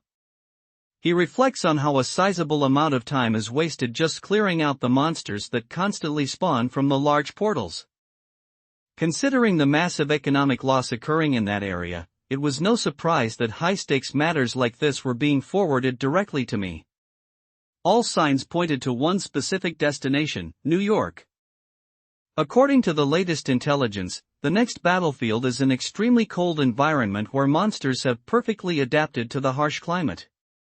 The temperature has plummeted to a freezing -80 degrees Celsius, and these lethal creatures are spawning directly from the portal. Sitting at his desk, Sung-hoon reflects that while his human side tells him he should go help, the distance and danger are simply too great right now. He concludes that in these treacherous times, his absolute priority must be guaranteeing the safety of his own household first. Sung-hoon calls out coming, as he steps out of his room to meet whoever is calling for him. Even with the weight of his mission, he takes a moment to respond and head out through the door. Sung-hoon reflects on the internal conflict between his two lives, noting how the extreme pride and power of his past self often clash with his current identity. Though he feared his previous life's overwhelming personality would consume him, he finds a strange balance between these two differing opinions while enjoying a quiet meal. Sung-hoon was sharing a quiet meal with his mother when she brought up the recent news about his dungeon clear. He simply looked up and casually replied, "Ah." That, as if his world-changing feat was just another day at the office. Sung-hoon's mother happily chats with him, mentioning how Yu Young was talking about a certain young lady the other day. She has a bright, cheerful expression as she brings up the topic during their meal. Sung-hoon's mother stared at him in disbelief when the topic of dating came up, looking completely unimpressed. She bluntly pointed out that he hasn't had a girlfriend in the last 8 years, leaving him visibly flustered and speechless. Sung-hoon looks visibly annoyed by the suggestion, questioning why he would ever bother dating younger girls. To him, it's obvious that his priorities lie far beyond such trivial matters as he remains focused on his path of power. Sung-hoon had told them to come only after careful consideration, but the timing of their arrival caught him off guard. He looked on in surprise as a girl arrived at his home, confirming if this was indeed where Lee Sung-hoon lived. Looking around Sung-hoon's new place, his companion remarked on how plain it was, asking why there wasn't anything there. Sung-hoon simply replied that he doesn't exactly enjoy decorating. She asked with a hint of surprise if she was really the first one, and Sung-hoon calmly confirmed that yes, she was indeed the first. Sung-hoon leaned back with his arms crossed and his eyes closed, calmly telling the other person that he didn't think they were making a good choice. He remained completely unfazed, maintaining his composed and casual demeanor despite the weight of the conversation. Deciding that a casual start was best for both parties, the group quickly reached a consensus, prompted by a young woman enthusiastically shouting, "Agreed! Super agreed!" Sung-hoon's logic was so sound that they all fell in line immediately, eager to proceed with the plan. Sung-hoon jokingly remarked that considering the massive age difference between them, perhaps he really is an old man after all. The girl looked on with a mix of curiosity and amusement as he acknowledged the ancient soul dwelling within his young frame. As Sung-hoon tries to justify his intense logic, he insists it was just an example to explain his point. She bursts into laughter at his seriousness, playfully teasing him by saying that her appa is truly a strange person. Sung-hoon let out a dismissive humph and smirked with total confidence. He simply asked, so, as if he already knew he held all the cards in this situation. Sung-hoon evokes a powerful form of dark magic to create a binding curse contract. This magical agreement sets absolute conditions that the contractor can never break, ensuring total compliance through its mystical force. Sung-hoon noted that she possessed quite the willpower to endure the situation. Observing her determination, he reached out and instructed her to give him her hand to proceed with the next step. A sudden tension fills the air as a hand reaches out cautiously through the dark red haze. Sensing the looming presence, she flinches and recoils slightly, her body reacting to the immediate proximity of the unknown. When Sung-hoon suggested she become something like a black dragon, she hesitated for a moment but quickly agreed, telling him to just go for it. Despite the slight blush of embarrassment on her face, she gave him her full approval to proceed with the transformation. Sung-hoon activated a glowing purple magic circle, stating the final requirement was to agree to this contract. As the mystical runes flared to life, the binding magical agreement was set into motion. Sung-hoon channeled his mana to ignite a powerful flame that flared up with a brilliant golden light.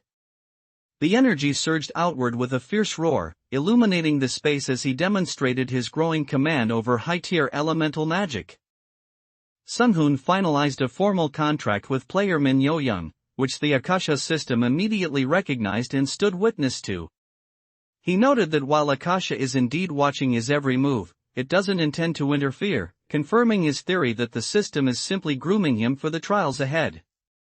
Taking a well-deserved break from his intense training and dungeon raids, Sung-hoon decides it's time for some normalcy.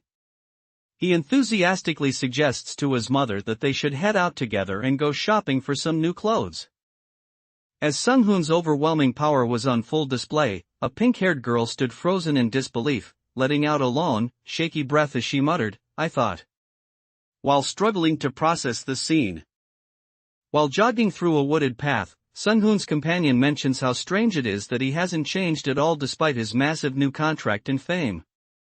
Sung-hoon playfully brushes it off, clearing his throat and claiming he's simply the same as he's always been. Sung-hoon explained that he had allocated 45 points and raised his stats by an additional 5 through pure training, leaving his companion winded and impressed. As they jogged together, his partner panted and asked exactly how long this intense training session was supposed to last. Sung-hoon didn't hesitate for a second, firmly deciding on his next move with a confident okay, as he prepared to proceed. His steady gaze and quick response showed he was fully ready to handle whatever the system threw at him next. The intensity of Sung-hoon's training regime has pushed the hunters to their absolute limits, leaving the pink-haired girl collapsed on the floor in total exhaustion. Gasping for air, she can only manage to weakly waiter as her teammates rush over to provide some much-needed relief. Sung-hoon quickly gulped down a potion and let out a loud, refreshing puhea, as the liquid revitalized his senses. His expression remained calm and focused, showing he was already recovering and preparing for whatever comes next.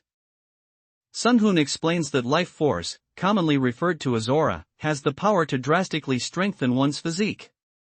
He notes that with the right training, your defense can become even sturdier than a tank's armor, depending entirely on how you refine this energy.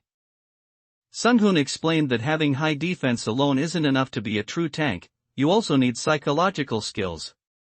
Realizing what he meant, his companion quickly identifies this as the ability to draw aggro from the enemy. Sung-hoon placed his hand on the pink-haired girl's head, leaving her confused and questioning his actions. Without hesitation, he initiated a knowledge transfer spell, sending a surge of information directly into her mind through a glowing aura. Just as the exhausted girl begins to collapse, Sung-hoon catches her firmly, whispering, "Got you." He gently supports her as she sinks to the ground, ensuring she is safe and steady. Sung-hoon explains one of his unique skills, which allows him to directly transfer his own vast knowledge into someone else's mind. It is a sophisticated method of mental transmission that bypasses traditional learning entirely. Sung-hoon explained that the talent to learn aura and the actual ability to utilize it to become stronger are two completely different things. She simply replied with an okay, accepting his lesson as they prepared for the next stage of her development. In the midst of their training, a significant breakthrough occurred as the system chimed to announce that the skill Eternal Enhancement had been acquired. With this powerful new ability unlocked, a fresh status window opened to chart the next stage of her development. Yo-young asks in surprise if she is now a multi-ability user, and Sung-hoon confirms that she is. However, he warns her that she must train constantly and put in the work to actually see the effects of these new powers. Sung-hoon sternly advised Yo-young to stay focused on her training, emphasizing that her aura stat must exceed 100 to be truly effective. Although she noticed other rooms on her way in, he made it clear that reaching that power threshold is her only priority right now. Yo-young smiles and promises to try her best, to which Sung-hoon simply replies with a short, approving good. While Sung-hoon was busy mentoring Min Yo-young, several others reached out to contact him as well. He tightened his fist, acknowledging that his influence and responsibilities were rapidly expanding beyond just one student. Sung-hoon lays out the strict terms of their contract, demanding that Yo-young never reveal the secret knowledge he teaches her to outsiders. He emphasizes that she must remain his loyal ally and maintain a friendly relationship with him as they move forward. As Yo-young swore a solemn oath to never betray him, the contract was sealed with a massive, explosive burst of pink energy that shattered the ground. This overwhelming surge of power radiated outward in a blinding flash, marking the definitive and magical binding of her loyalty to Sung-hoon.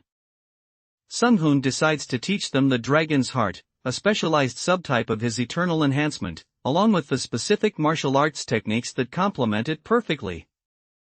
As the training intensifies, Yo-young's frustration reaches a boiling point, visible in her sharp, determined gaze. Despite the pressure, she clenches her fists and pushes forward under Sung-hoon's demanding tutelage, refusing to back down. Continuing his rigorous training alongside Yo-young, Sung-hoon has successfully reached level 43. Dressed in his martial arts uniform, he focuses on refining his physical discipline and magical prowess to prepare for the escalating threats ahead. Sung-hoon reached for his vibrating phone and saw that Director Lee Gisik was calling. He quickly answered, asking, "Yes, Director," ready to hear whatever urgent news or instructions were coming his way. Taking a brief moment away from Yo-young's training, Sung-hoon checks in over the phone to see if the next dungeon is ready. He receives confirmation that their next objective is situated right in the busy Gangnam office district. Sung-hoon considers the job offer, noting that while accepting the request isn't too troublesome, the real issue lies in the compensation. He is willing to travel to America alone to fix their problem, but only if the reward meets his high expectations. Sung-hoon reflects on how he's grown a bit greedy lately, admitted that the ridiculous prices he used to set just to get people to back off are now ones he actually hopes they'll accept. Sensing someone approaching, he notes that they are right on time and wonders if his visitors have finally arrived. Observing the results of the rigorous session, Sung-hoon noted that everyone had trained exceptionally hard. He acknowledged their dedication and progress, satisfied with the effort they put into their preparation. Following Sung-hoon's training, Kim Do-jin expressed his deep gratitude, stating that what he was taught is absolutely incredible and fits his style perfectly. With his AP rising to 25, Do-jin cheered excitedly about finally securing the first-place spot. Next up was Kim Do-jin, whose natural ability to deal damage despite being a tank made him the perfect candidate for this upgrade. Sung-hoon crafted a specialized suit that provides the durability of a tank while boosting his offensive output to match that of a primary damage dealer. Sung-hoon explained that in Hanja, the technique is known as the Steel Separating Dragon Body Deed, a name that sounds like it was pulled straight from Murim fiction. He then committed to teaching her the Steel Shredding Dragon technique to help her refine and master her growing power. Trembling with fear during the intense training session, Yo-young whimpers that she really doesn't like this at all. As she cowers in terror, Sung-hoon places a hand on her head to steady her while she continues to shake from the overwhelming pressure. As the smoke cleared after the impact, the young man steadied himself against a wooden structure, clutching his forehead in pain. He managed to groan out a confirmation that they were fine, though the toll of the intense training was clearly visible on his face. Sung-hoon explains that while everyone likely understands swift movement, the concept of spatial awareness can be confusing. He demonstrates how to react instinctively by relying on an innate sense of the surrounding space to deflect incoming threats without looking. As Sung-hoon laid out his ambitious strategy, the group watched him with expressions of pure disbelief. One of the hunters couldn't help but voice the doubt lingering in the room, asking if such a feat was even possible. Sung-hoon has officially solidified his path forward alongside Golan Factory, marking a new chapter where his advanced technology and magic unite to reshape the world. With this partnership, he continues to build his strength in preparation for the massive catastrophe that looms on the horizon. Sung-hoon issued a clear summon command, causing a shower of wooden rods to fall rapidly from above. These materials rained down as he prepared to utilize his mana for a new stage of his strategic development. As Sung-hoon demonstrated his mastery, the onlookers watched in stunned silence, completely captivated by the display. The young disciples could only stare in speechless awe at the incredible power unfolding before them. Sung-hoon has intensified the training, giving a strict order that they are not allowed to touch the ground no matter what happens. With a sharp whoosh through the air, they struggle to maintain their momentum and stay airborne. Sung-hoon tests his physical limits, noting that while his current AP stands at 223, he can feel his body is capable of handling much more. As he swings his arms to gauge his agility, he realizes his strength and speed are primed to push far beyond their current constraints. Sung-hoon took a steady breath, mentally preparing himself for the next phase of his plan. "Here I go," he whispered with quiet determination, before suddenly bursting into motion and leaping into action. A sudden, powerful shockwave erupts during the session, sending Kim Do-jin flying backward through the air. The onlookers are left completely stunned, watching in shock as the force of the impact tosses him across the training area. As Sung-hoon demonstrates his advanced mastery over Aura, Yo-young and the others are left completely speechless and wide-eyed with shock. With a calm and innocent smile, Sung-hoon simply asks them, "How is it? Easy, right?" Sung-hoon began training Yo-young and Do-jin in a secluded mountain setting, believing this to be the most effective way for them to get used to their newly awakened bodies. Through this focused discipline, he aimed to ensure they were fully synchronized with their physical and spiritual potential. Sung-hoon has expertly linked this bench directly to the magic circle in his house's basement to ensure maximum efficiency. Because of this connection, the magic circle at home is working perfectly, maintaining its full power for his training. Closing his eyes to channel his immense power, Sung-hoon activated a triple casting technique. A mysterious purple aura began to swirl around him as he prepared to unleash his next sequence of high-tier magic. The physical toll of the training is immense, leaving Min Yo-young doubled over and gasping for breath. She wonders if this grueling, unending path will ever reach a conclusion, having already pushed through it for over an hour. Sung-hoon wondered if he should have called ahead, but his thoughts were cut short by a sudden distortion. As a strange energy pulsed around him, he cried out in confusion, asking exactly what was happening. Taking a brief moment to rest from the rigorous training, Yo-young sat alone on a rock at the edge of the woods and let out a long, weary sigh. The sheer intensity of Sung-hoon's lessons and the mental toll of mastering aura seemed to be weighing heavily on her. As they continued, Sung-hoon pointed out that Yo-young's current attire didn't quite fit the training environment, leaving her momentarily flustered. She quickly recovered with a polite "ah" and offered a friendly "nice to meet you" to break the ice.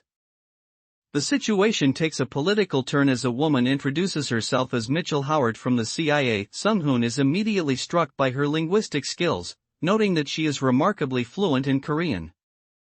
Sung-hoon and Yo-young settle down at an outdoor cafe, taking a moment to relax with some drinks under a large patio umbrella. Getting straight to the point, Yo-young looks at him and asks why he specifically wanted to meet with her.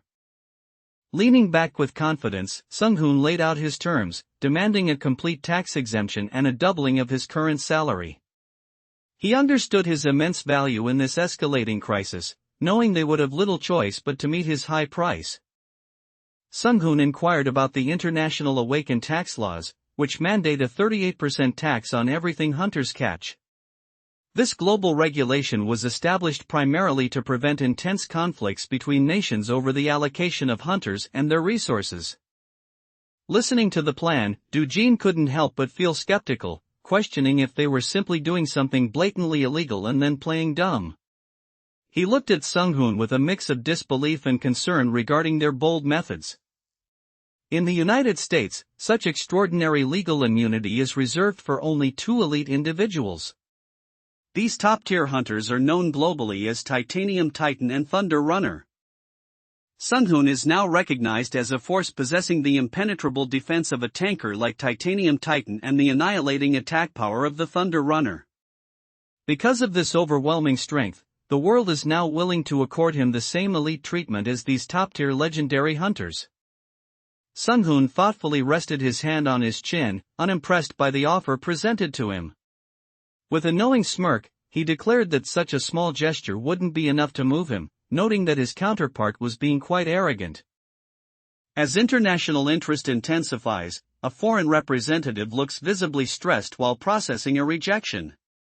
She sighs in frustration, admitting she truly believed they had presented the best possible offer to Sung-hoon. Sung-hoon looks down at his hands with a sense of quiet confidence, knowing he holds power beyond measure. He reflects on how others have completely failed to gauge his true value and potential. Yo-young focuses intently as she contemplates the challenge of clearing the poison dungeon. She processes the plan carefully, ready to put her new training into action against the toxic environment. Sung-hoon casually reveals that he has requested a staggering 1 trillion won for clearing just a single dungeon, firmly setting the price for his immense power. He remains composed, knowing that securing these massive funds is essential for the large-scale preparations he must make against the system's escalating threats. Sung-hoon noted that the agent seemed exceptionally well-trained, as she immediately understood his point without further explanation. He felt satisfied that she was sharp enough to grasp his meaning so quickly. While Sung-hoon was relaxing, an international representative approached him, admitting that their previous investigation into his capabilities had been insufficient. She stands before him under a parasol, acknowledging that they underestimated the true extent of his power. Sung-hoon reflects on how it's ultimately America's fault for failing to grasp his true value. However, he admits to himself that even if they had fully understood his worth, he still wouldn't have chosen to go there. Sung-hoon reflects on his mother's happiness, noting that she spends most of her time contentedly gossiping with her friends and has no reason to leave this life behind. Seeing her enjoy tea and simple conversation, it's clear she has finally found a sense of peace and community. While getting dressed in his martial arts uniform, Sung-hoon pauses to wonder if Yo-young and Do-jin are training hard. He keeps a watchful eye on their progress, knowing they must be fully prepared for the escalating threats ahead. Sung-hoon noticed the visible results of the intense practice and remarked with a smile that she must have been training very hard. Yo-young looked surprised yet validated, as her dedication to mastering her new abilities was clearly paying off. We have now arrived at Gangnam Station, the exact location where the dungeon is situated. Looking at the surrounding destruction, it's clear how much devastation has occurred in this area. Sung-hoon reflects on how society instinctively gravitates toward wherever there is more power and wealth, guiding his next strategic moves. Clad in his specialized gear, he maintains a steady composure as he prepares to shift the global balance in his favor. Sung-hoon finds himself surrounded by reporters asking why he prioritized clearing the Gangnam Station dungeon specifically. He maintains a calm but focused expression as he navigates the sudden media frenzy following his successful raid. Before heading into the rift, Sung-hoon made a bold declaration, stating that from this day forward, he would be clearing one dungeon every single day. This ambitious pace signaled a massive escalation in his plans to dominate the system's challenges. Following his successful clear at Myeongdong, Sung-hoon stood before a crowd of stunned reporters and flashing cameras. He boldly announced his plan to clear a total of 5 dungeons, leaving the witnesses in disbelief at his ambition. Standing before a vibrant, pulsating pink portal that hums with a deep resonance, Sung-hoon prepares to step through. With calm resolve, he reaches out toward the glowing rift, ready to confront whatever escalating challenges the Akasha system has manifested next.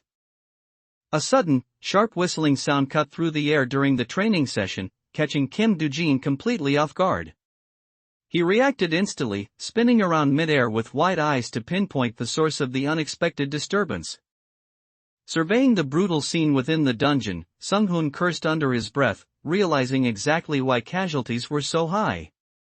He grew frustrated at the unfairness of the trial, wondering if those without the ability to fly were simply destined to die in such a place. The training mission takes a daunting turn as Yo-young and Do-jin are forced to dive directly over the open ocean. Do-jin realizes with a sense of dread that if an aquatic monster appears, he'll have to manage swimming and combat simultaneously, a massive challenge even if they land safely. Sung-hoon unleashes a massive surge of energy that erupts with a deafening roar, bathing the entire surroundings in a blinding, celestial light. This overwhelming display of power confirms his mastery over the high-tier magic he has been cultivating. Floating high above the vast expanse, Sung-hoon looked down at the endless ocean and realized the entire area was submerged in water. He noted to himself that tracking down monsters in such a massive watery terrain was going to be quite a pain. Sung-hoon deployed his latest mechanical creation, shouting "Go! Spider!" as he launched it into the fray. The spider-like drone leaped through the air with a swift whick sound, ready to engage the enemy with its automated combat systems. Sung-hoon has upgraded his previous golem model, introducing a specialized aquatic mode to ensure it's fully functional in any environment. This enhancement allows his technology to adapt seamlessly to underwater combat and diverse terrains. Sung-hoon deploys his advanced mana-powered robot into the deep blue depths of the water. The machine dives rapidly through the currents, initiating an underwater scouting mission to secure the submerged territory. Sung-hoon activated a new magic spell and began to float effortlessly in the air, defying gravity as if it were nothing. He hovered there with total ease, calmly testing the limits of his growing power. Reflecting on his rapid progress, Sung-hoon pauses to consider that it might be the right time to experiment with some new training methods. He remains calm and focused as he looks for ways to further refine his abilities for the challenges ahead. While Sung-hoon oversees the training to improve their aura control and usage, Kim Do-jin suddenly senses something unusual. Surprised, he asks, "Huh?" A wave, as he detects a sudden surge of energy approaching them.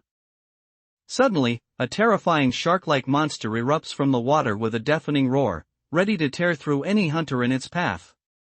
The beast lunges forward, baring its rows of razor-sharp teeth as it joins the chaotic fray of the battlefield. Sung-hoon unleashed a massive magical blast that sent the monsters flying into the air with a thunderous boom.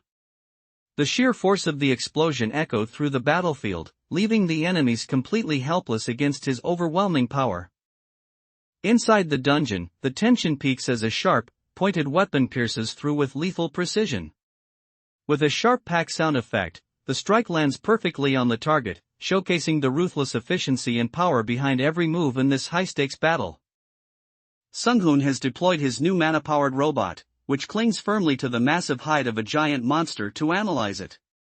This advanced spider-like machine maintains its grip against the thrashing beast to track its movements and identify critical vulnerabilities. Inside the dungeon, a menacing shark-like monster lunged forward, only to be intercepted by Sung-hoon's crackling magical energy. As the creature unleashed a powerful white beam from its jaws, Sung-hoon's superior power overwhelmed it, neutralizing the threat in a flash of blue light. Clad in his advanced combat suit, Sung-hoon hovers effortlessly above the ocean waves as a massive, shark-like monster erupts from the water to attack him. He remains perfectly composed in mid-air, observing the creature's breach with the calculated gaze of a master who is always several steps ahead. Sung-hoon walks alone, deep in thought as he realizes his current approach needs a shift. He decides to move past his previous ideas, telling himself that it is time to think of something entirely different to stay ahead.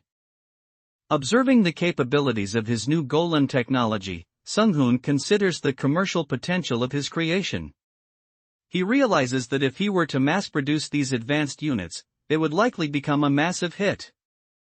Standing by the shore with his mana-powered robots as the waves crashed against the coast, Sung-hoon looked out and whispered, "About time."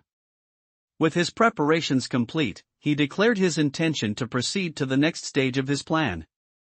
The world watched in disbelief as news spread that Sung-hoon had already cleared 2 dungeons with incredible speed.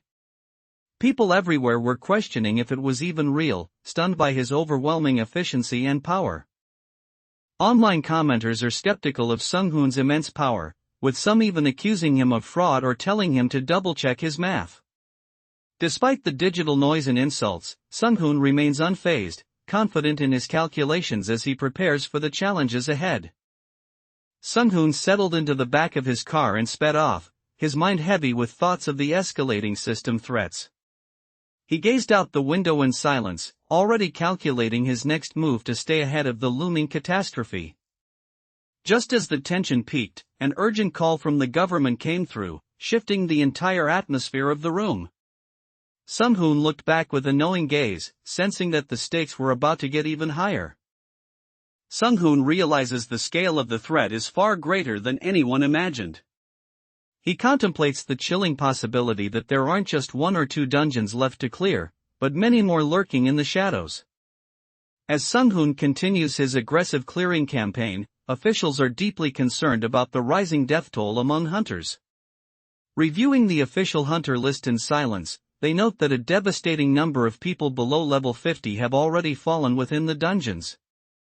Sung-hoon acknowledges that the current level of threats poses no real danger to him, yet he realizes it will still take time to reclaim the full power of his previous life. He feels frustrated as various obstacles keep popping up, slowing down his path to ultimate transcendence. Sung-hoon is fully aware that even the United States has taken a keen interest in his extraordinary abilities.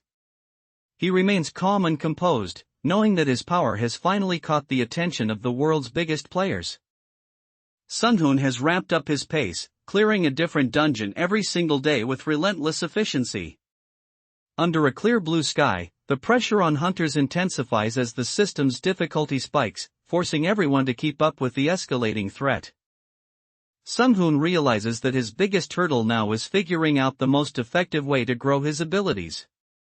He contemplates his next steps to ensure he is prepared for the escalating threats. Sung-hoon took a moment to review his status window after his training, noting his significant growth. With his mana reaching an impressive 534 and holding the title, the one who has knowledge, his stats prove he is operating on an entirely different level than ordinary hunters. He carefully considered his options and decided to invest his points into luck, realizing it is the one stat that cannot be improved through simple physical training. Sung-hoon continues his calculated approach, ensuring every resource is optimized for the challenges ahead. Reflecting on the precision of the mechanics, Sung-hoon mused that the Akasha system truly is a godly creation. Just then, a notification chimed to confirm his observation, granting him the Lucky Start achievement and a permanent +5 boost to his luck stat. A faint, confident smile plays across Sung-hoon's lips as he takes in the situation. He quietly notes to himself, well, good, satisfied that everything is proceeding exactly as he anticipated. During their intense training session, Yo-young takes a hard hit and cries out in pain as she stumbles backward. Sung-hoon watches closely, noting that while she hasn't mastered evading every attack yet, her progress is still looking very good. Sung-hoon has returned to his training, looking composed and focused in his white martial arts uniform. He is meticulously honing his physical movements to ensure his body can perfectly channel the massive magical energy he's preparing for the coming crisis. Sung-hoon established that Dujin SSI would lead the hunt as usual to maintain their operational flow. He explained that he would only step in if the group faced grave danger, as the primary goal of this mission is to test their practical ability to use aura in combat. Sung-hoon smiles as he realizes that the growth of his comrades is ultimately his own strength. Deciding the moment is right, he prepares to give them the special gift he has been crafting for them. Sung-hoon's advanced tracking technology is now operational, with satellites actively predicting the team's next destination. The system has identified their first primary target as a high-risk monster field. With the powerful roar of the engine, Sung-hoon and his team finally arrived at their destination. He simply announced, "We are here," signaling the start of their next major operation. Yo-young and Do-jin had been deeply occupied with their intense training until now, but the focus finally shifted to their gear. Sung-hoon checked in with them, asking how they felt about the new equipment he had provided for their upcoming battles. Sung-hoon has equipped his team with such high-quality gear that Kim Do-jin is left in disbelief. Inspecting his new armor and weapons, Do-jin remarks that it's truly unbelievable that Sung-hoon was able to craft all of these items himself.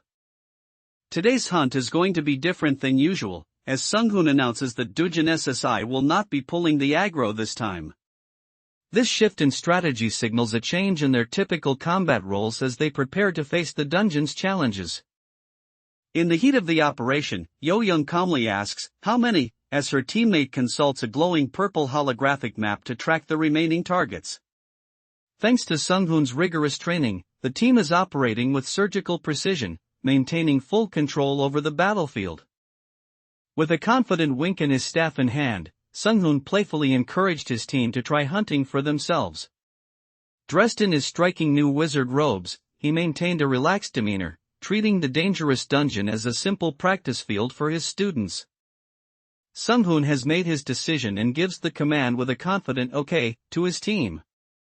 His hunters, clad in heavy plate armor and carrying massive weapons, stand ready and focused for the next phase of the operation. A blinding flash of light suddenly erupted across the battlefield, signaling a massive surge of magical energy. Sung-hoon and his team stood their ground as the intense glow radiated from the center of the conflict. Sung-hoon looked over at his companions and declared, "Okay, now." With a sense of readiness, signaling that the next phase of their mission was about to begin. Sung-hoon's eyes burn with a strange, intense light as he falls into a silent contemplation. He remains wordless, his focused gaze suggesting he is already calculating the next phase of his plan. Sung-hoon channeled his magic into a concentrated blade of energy, slicing through the opposition with a single, devastating strike. The impact was instantaneous, erupting in a blinding swirl of red and white force that left nothing standing in its wake. Sung-hoon quickly warns his teammates that the approaching monsters are much faster than they appear. He urges everyone to stay sharp and not let their guard down as the enemies close in with surprising speed. The battle intensified as monsters lunged from every direction, snapping their jaws in a desperate frenzy. However, Sung-hoon's combat units moved with lethal precision, intercepting the beasts mid-air and tearing through their ranks with overwhelming force. Sung-hoon's drones unleash such devastation that the air is filled with a literal rain of blood. The heavy sounds of thud and drip echo across the battlefield as the remains of the monsters fall to the ground. Sung-hoon unleashed a massive energy strike that slammed directly into his target. With a thunderous jang sound, the entire area was flooded with light as the enemy's defenses were completely shattered.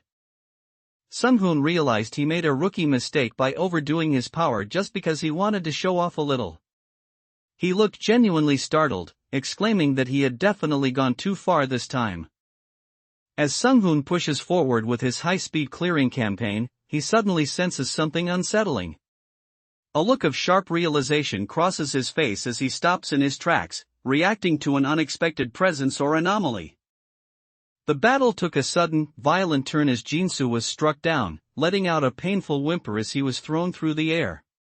His comrades watched in shock, desperately calling out his name as the impact left him reeling from the enemy's assault. Utilizing the dragon step technique, Sung-hoon narrowly evades a lethal strike and manages to survive the encounter. Standing over the carcass of the slain monster, he acknowledges that he only remains alive thanks to that specific movement skill. Following Sung-hoon's intense training, the hunters are marveling at their newfound strength. Yo-young reflects on their growth, noting that if they have become this powerful, especially with Jinsu taking down 6 monsters single-handedly, their combat potential has reached a whole new level. Sung-hoon sternly instructs his students that they must learn to survive on the front line independently, regardless of whether someone is drawing the enemy's attention. Feeling redundant, Yo-young and Kim Do-jin exchange worried looks, questioning if they are even needed there at all given his overwhelming power. Sung-hoon explained to Yo-young and Do-jin that if they encounter an enemy capable of ignoring aggro-pulling skills, their standard tactics would fail. The two looked visibly concerned as he highlighted this critical vulnerability in their defensive coordination. Sung-hoon reminds the team that they are putting their lives on the line every time they hunt monsters, leaving no room for complacency. Because of these high stakes, he explains that it has become necessary for them to have another tank in the party besides Dujin SSI. Sung-hoon calmly explained that monsters can be scattered all over the place, and it's not impossible for some to possess aggro resistance. Because of this, he emphasizes that they must remain vigilant, as these elusive creatures won't simply be drawn into their traps. Sung-hoon paused and called out to Min Yo-young, capturing her attention. She turned to look back at him, a moment of quiet intensity passing between them as they prepared for what lay ahead. As Sung-hoon continues to build his elite force, Yo-young grows concerned about the logistics of their expanding party. She realizes that managing the battlefield will become incredibly hectic if they end up incorporating 3 tanks into their formation. The observers were left completely stunned by the display of power, letting out a bewildered he, as they stared at the screens. Confusion filled the room as they struggled to process the unexpected development unfolding before their eyes. Prioritizing safety for the upcoming raid, Sung-hoon insisted on a specific tactical adjustment. He explained that a 3-tank team composition would be an absolute necessity to maintain control and minimize danger. Sung-hoon observed the results and admitted that they were actually much higher than his initial expectations. He encouraged his companion with a calm smile, telling them to have more confidence in their abilities. As the team prepares for the dungeon, a light-hearted moment breaks the tension when one hunter insists on being called Hyung instead of an old man by his younger teammate. Meanwhile, they refine their tactical formation, questioning if bringing 4 tanks is overkill since the backup is usually reserved for dire emergencies. The situation inside the dungeon intensifies as more twin-tailed wolves are detected approaching the group. Sung-hoon quickly orders everyone to prepare for combat, promising to explain his tactical reasoning later as the next wave nears. Sung-hoon noted that every individual monster within the dungeon belongs to a different class, indicating a highly structured hierarchy. He carefully observes this organization to better understand the tactical challenge they present. Sung-hoon introduced a chilling theory that left the experts stunned: the possibility of dungeon elements physically manifesting into the real world. The gravity of this realization hung heavy in the air, as it implied the monster's domain was beginning to bleed into reality. A scientist attempted to explain his findings based on recent evidence, but he was sharply cut off by an official who snapped, tell that to your interns later. There was clearly no patience for academic explanations as the urgency of the crisis mounted. As Sung-hoon's power and demands grow, high-ranking officials are beginning to feel the pressure. One frustrated leader grips his documents tightly, muttering about what a massive pain in the ass this entire situation has become. Meanwhile, a businessman shrugs while holding up his phone, explaining that Sung-hoon has recently instructed a female associate to handle all future dealings with the HD group. He seems quite composed as he shares this update on the current power dynamic. Witnessing Sung-hoon's overwhelming growth, a high-ranking figure grows desperate to uncover the source of his power. He leans over his desk, sternly commanding his subordinates to use any method necessary to find out exactly how Sung-hoon is achieving such rapid progress. The rhythmic clicking of his footsteps echoed through the hall as he walked with purpose. Without breaking his stride, he simply announced that it was time to show a video. Kim Do-jin, the tank of the first team, has entered the fray. He charges forward with immense force, holding the front line and carving a path through the monster horde. Astounded by Sung-hoon's overwhelming display of power, the observers demanded a rewind of the footage to analyze his movements. They leaned in closely, urging for just a little more playback to catch every detail of his incredible technique. A sharp tearing notification sound suddenly echoed through the air, signaling a new system alert. Sung-hoon's gamble on his luck stat was clearly paying off as the Akasha system triggered a fresh achievement notification. Observing Sung-hoon's mastery, it becomes clear that he isn't just a simple skill user relying on the system. He possesses a profound, otherworldly knowledge that suggests his power comes from a much deeper, ancient understanding. Instead of focusing directly on Sung-hoon himself, gather intelligence from his surroundings and maintain constant contact with the Alpha team. I want the staff count increased tenfold to ensure every detail is covered. Sung-hoon paused his internal calculations, deciding to focus on the immediate situation for the time being. He maintained a steady, composed look as he prepared for the next phase of his grand strategy. Sung-hoon has delegated his business dealings with the HD group to a new female representative. She is approximately level 70 and possesses the incredible ability to gather any information within a 150 m radius of her position. Sung-hoon's female associate, tasked with managing his business affairs, stands ready as she gazes intently toward a large building complex. Her sharp focus suggests she is preparing to execute the next phase of his strategic expansion. During the mission, Michelle's teammates scold her for talking to herself like a madwoman, demanding to know whose mind she is trying to read this time. She responds with genuine shock, questioning if the others are truly unable to read his thoughts as well. Global powers are now closely monitoring Sung-hoon, having already concluded that he possesses the profound knowledge of aura. They are deeply intrigued by how he maintains such a mastery over these ancient techniques that remain a mystery to the rest of the world. Sung-hoon decides to leave first alone for the time being to focus his efforts elsewhere.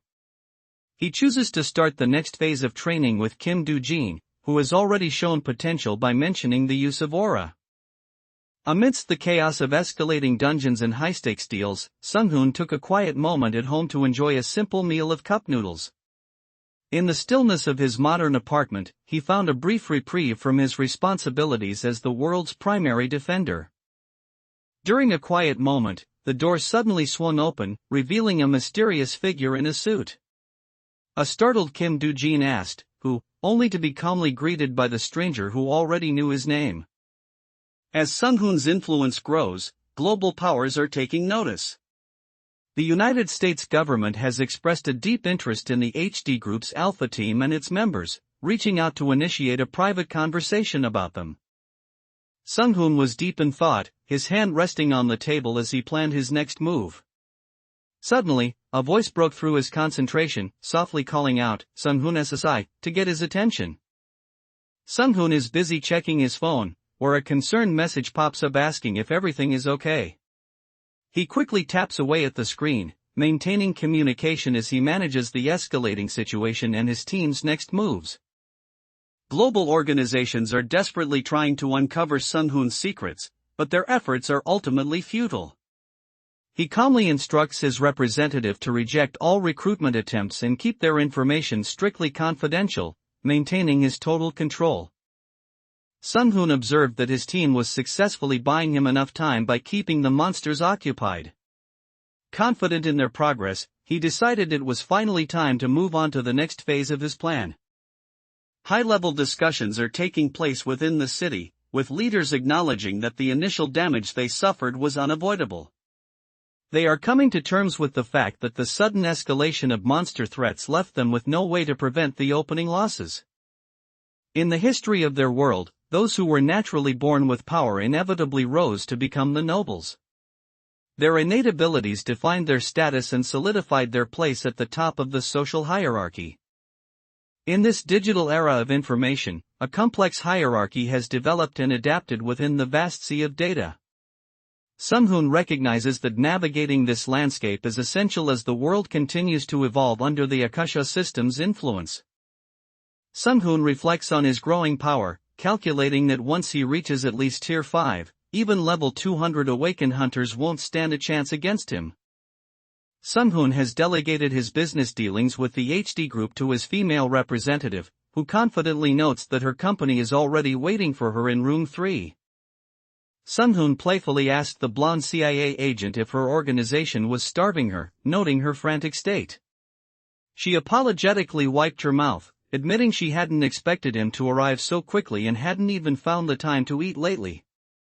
Global attention shifted towards Sung-hoon as a mysterious blonde woman presented a confidential file, revealing that their spy had recently uncovered critical new information. They were now closing in, determined to expose the truth behind his overwhelming power and ancient knowledge.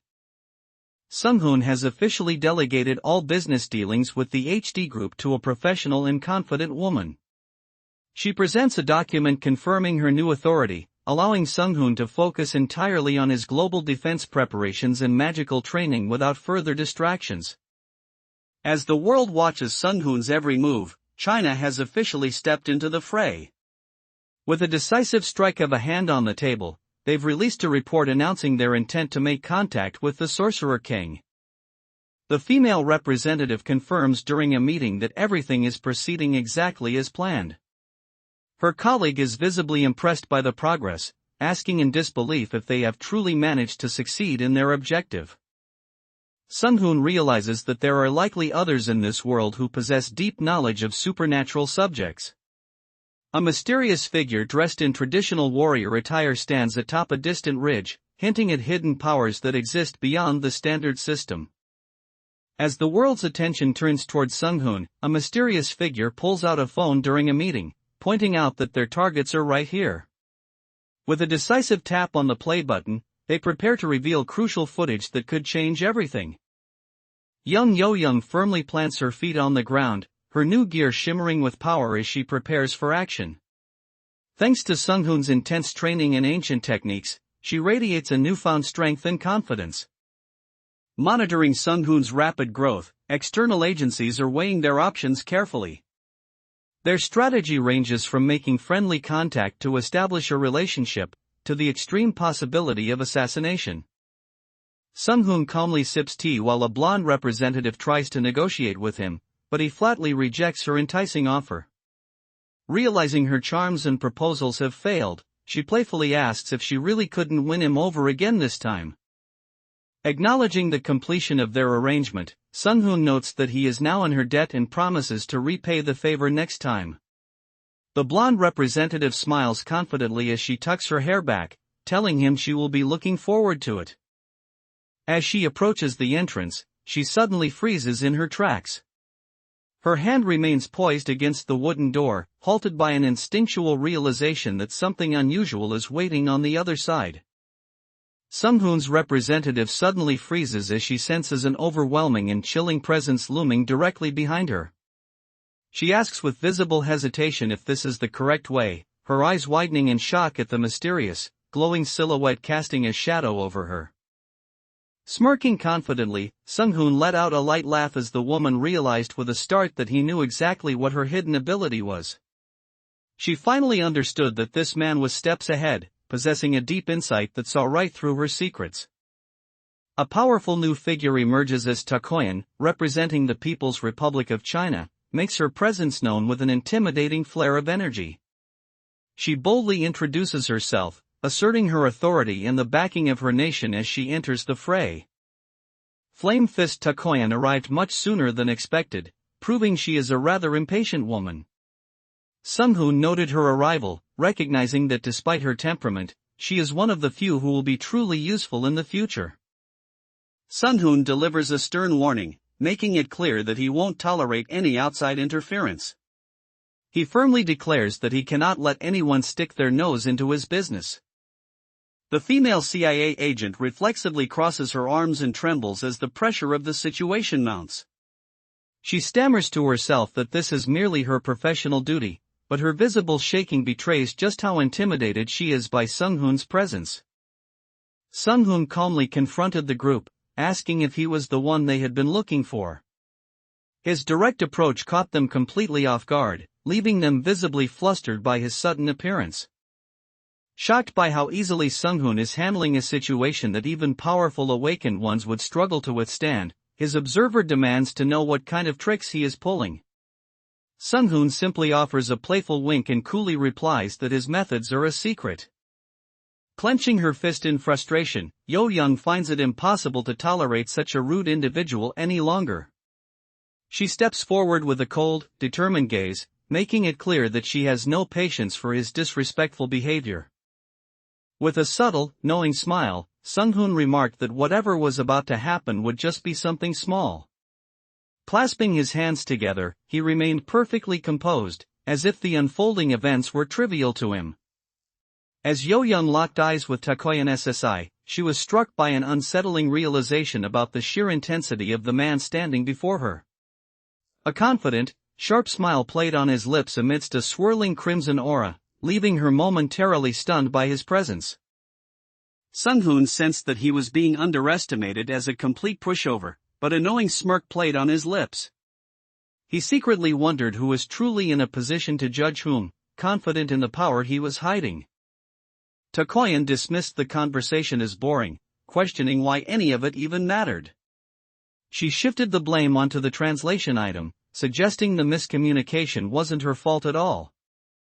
Sung-hoon realized that with the system's difficulty escalating so rapidly, he would need to secure even more resources in mana. He sat in quiet contemplation, meticulously planning his next moves to ensure he and his allies stay ahead of the impending global threats. Raising 3 fingers with a sharp, focused gaze, Sung-hoon makes his position clear by stating he has exactly 3 offers for them. His serious expression suggests he is firmly in control of the negotiation and knows exactly what he wants. Sung-hoon curiously asked how far his legislative immunity would truly reach, and they confirmed he wouldn't be punished even for killing someone. The only catch was a strict condition: he must never be exposed to the media for such actions. Determined to uncover the truth behind this system, Sung-hoon declares, "So I am going to find out now," with a confident and sharp gaze. He prepares himself to dive deeper into the mystery and test the limits of his ancient knowledge. Takoyan was left in utter disbelief when her attempt to grab Sung-hoon failed as he vanished into thin air. She couldn't sense any movement or energy, leaving her staring into the void and wondering exactly where he had gone. Takoyan reached her breaking point and decided to hold nothing back, resolve hardening in her eyes as she prepared to go all out.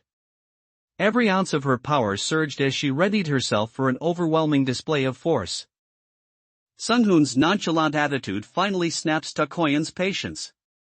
She glares at him, calling him a bastard and admitting that if his goal was to provoke her, he has certainly succeeded. Sung-hoon watched intently as the power unfolded before him, remarking to himself that it was just as incredible as he had anticipated. A low, rumbling vibration filled the air as he acknowledged the sheer magnitude of what was happening. Just as the tension reached its peak, a voice suddenly shouted, "Wait!" A man urgently raised his hand, desperately trying to halt the escalation before things went too far. Suddenly, a massive explosion rocked the area, sending plumes of smoke into the air and causing immediate panic among the bystanders. The crowd scrambled in confusion, questioning if it was a gas leak while desperately shouting for 119 emergency services to arrive. Sung-hoon calmly suggested that they should perhaps stop there, but his opponent wasn't backing down. Instead, the figure admitted that they were frankly very interested in Sung-hoon as well, deepening the tension between them. Takoyan remained silent for a long moment, carefully weighing Sung-hoon's demands in her mind. Finally, she looked him in the eye and simply said, "Fine," signaling her reluctant acceptance of his terms. Sung-hoon calmly asked what would happen if he were to win the confrontation, but Takoyan immediately dismissed the idea as total nonsense. Her arrogance was clear as she didn't even consider the possibility of him coming out on top. Sung-hoon firmly takes control of the situation, telling Takoyan to simply wait until he decides to contact her. He leaves her with a chilling ultimatum, telling her to prepare her neck for what's coming while she waits. Sung-hoon receives a phone call that brings unexpected news regarding China's Yakshan. He reacts with a focused intensity, recognizing that a major player from the Chinese side has finally entered the picture. Sung-hoon comes to a deliberate halt, announcing, "Here it is," as he finally reaches his destination. His stance is firm and ready as he prepares to confront whatever lies ahead in this pivotal moment. Sung-hoon realized that while it would be far better if he crafted the equipment himself, he simply doesn't have the time to spare. He decides to settle for what's available, noting that even though it's not ideal, it is certainly better than nothing. Sung-hoon takes a moment to assess his current equipment, noting that despite his vast knowledge, he only possesses 3 items that actually aid him in direct combat. He realizes that while his ring of subspace is incredibly useful for storage, it offers no tactical advantage when the fighting starts. A special VIP room has been arranged for Sung-hoon and his associates. The staff is already fully prepared, confirming that they have already gathered all the appropriate items needed for their arrival. Sung-hoon reveals a unique artifact called the Bone Ring of the Thunder Giant, which significantly boosts magic attack power by 30% while reducing mana consumption. He reflects on the Akasha system's item hierarchy, ranging from common to mythic, as he prepares to utilize this rare find to further enhance his capabilities. Sung-hoon reveals his tactical advantage, explaining that he can conserve his own mana by drawing power directly from his ring instead. While he admits he hasn't reached 100% efficiency in saving mana yet, this method allows him to stay prepared for longer battles. Sung-hoon examines his latest equipment, including a dwarven anti-magic bracelet of unique rarity that boosts magic resistance by 15%. He notes that while a specific necklace increases his mana by 50, its performance in other areas is subpar, prompting him to carefully evaluate his options. Sung-hoon calmly set his phone down and settled in, acknowledging the gesture with a simple thank you as a steaming cup of coffee sat before him. The atmosphere remained quiet and composed as he prepared for the next move. As Takoyan steps into Sung-hoon's domain, she is immediately struck by the sheer scale and design of her surroundings. Taking it all in, she can't help but marvel aloud at what an incredible building he has constructed. Sung-hoon arrives at the Korean branch of the Tenjin Group, a massive facility serving as a forward base for studying monsters unique to Korea. Upon entry, he is immediately greeted by staff asking to confirm his identity as Lee Sung-hoon. Having finalized his tentative agreement with Takoyan, Sung-hoon wears a calm, knowing smile as he prepares for the next move. He reaches out his hand with confidence, ready to address the mysterious presence that had interrupted their confrontation. Takoyan immediately sensed the surge in Sung-hoon's power, eyeing him with curiosity as she asked if he had cooked something up. Her sharp intuition picked up on his increased strength, marking a shift in their dynamic as they moved forward. Takoyan stood with absolute confidence, her purple hair flowing wildly as a smirk played across her face. Having solidified her connection with Sung-hoon, her imposing new appearance and intense aura signaled that she was ready for the battles ahead. With the terms of their agreement settled, Takoyan looked toward Sung-hoon and asked if there was any reason to wait. Ready to get down to business, she simply declared, "Let's start." Displaying his immense magical prowess, Sung-hoon unleashed a powerful technique known as the 8th pentagram, illusionary. The area was immediately enveloped in a surging, mystical energy designed to distort reality and trap his opponents in a complex web of illusions. With a sharp, knowing smirk, Takoyan challenges Sunghoon's resolve, questioning if he truly believes he can stop her from leaving the building on his own. There is a dangerous glint in her eyes, suggesting she might be hiding more power or a secret escape plan than she initially let on. Takoyan stared in disbelief as Sunghoon vanished before her eyes, wondering if it was some kind of illusion. She quickly realized it wasn't magic at all, but rather his sheer speed that had surpassed her ability to track him. Sunghoon maintained a composed smirk, noting with a click of his tongue that conversation is ultimately meaningless if the other party refuses to listen. He highlighted the futility of dialogue when one side isn't paying proper attention to the words being spoken. Sunghoon immediately activated his aura deployment, flooding the area with an intense, radiating energy.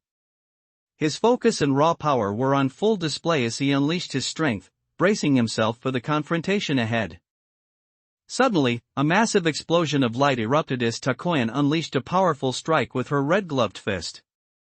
The sheer force of the energy created a blinding radiance that tore through the air, signaling the start of a high-intensity clash. Sunghoon instantly activated a powerful magic circle, unleashing a brilliant purple energy blast that surged directly toward the monster.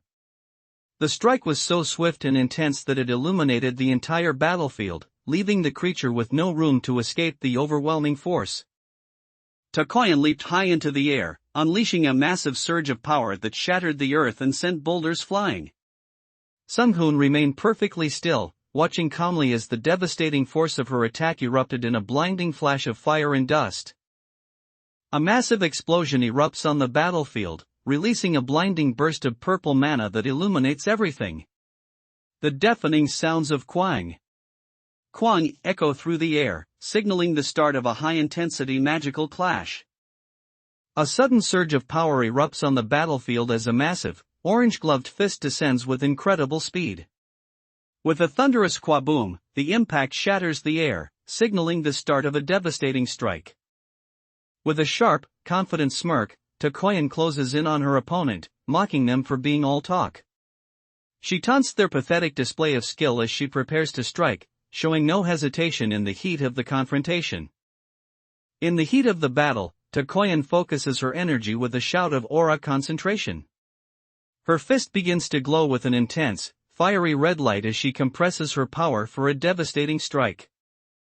Sunghoon utilized his incredible speed to deliver a crushing physical strike, catching his enemies completely off guard. He leaped directly onto the target, launching a power-packed attack that flashed with the intensity of lightning. Sunghoon maintains a sharp, unwavering gaze as he observes the unfolding events with intense focus. There is a calculating glint in his eyes, suggesting he is already several steps ahead of the Akasha system's logic.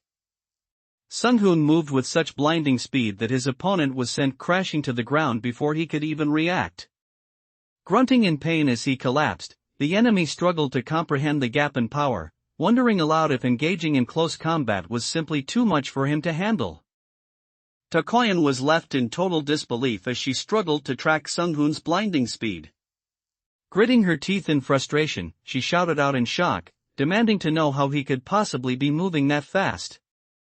A massive explosion sent clouds of dust and debris billowing into the air as shattered rocks floated amidst the chaos. The sheer force of the impact left the surroundings in ruins, signaling the overwhelming power unleashed on the battlefield.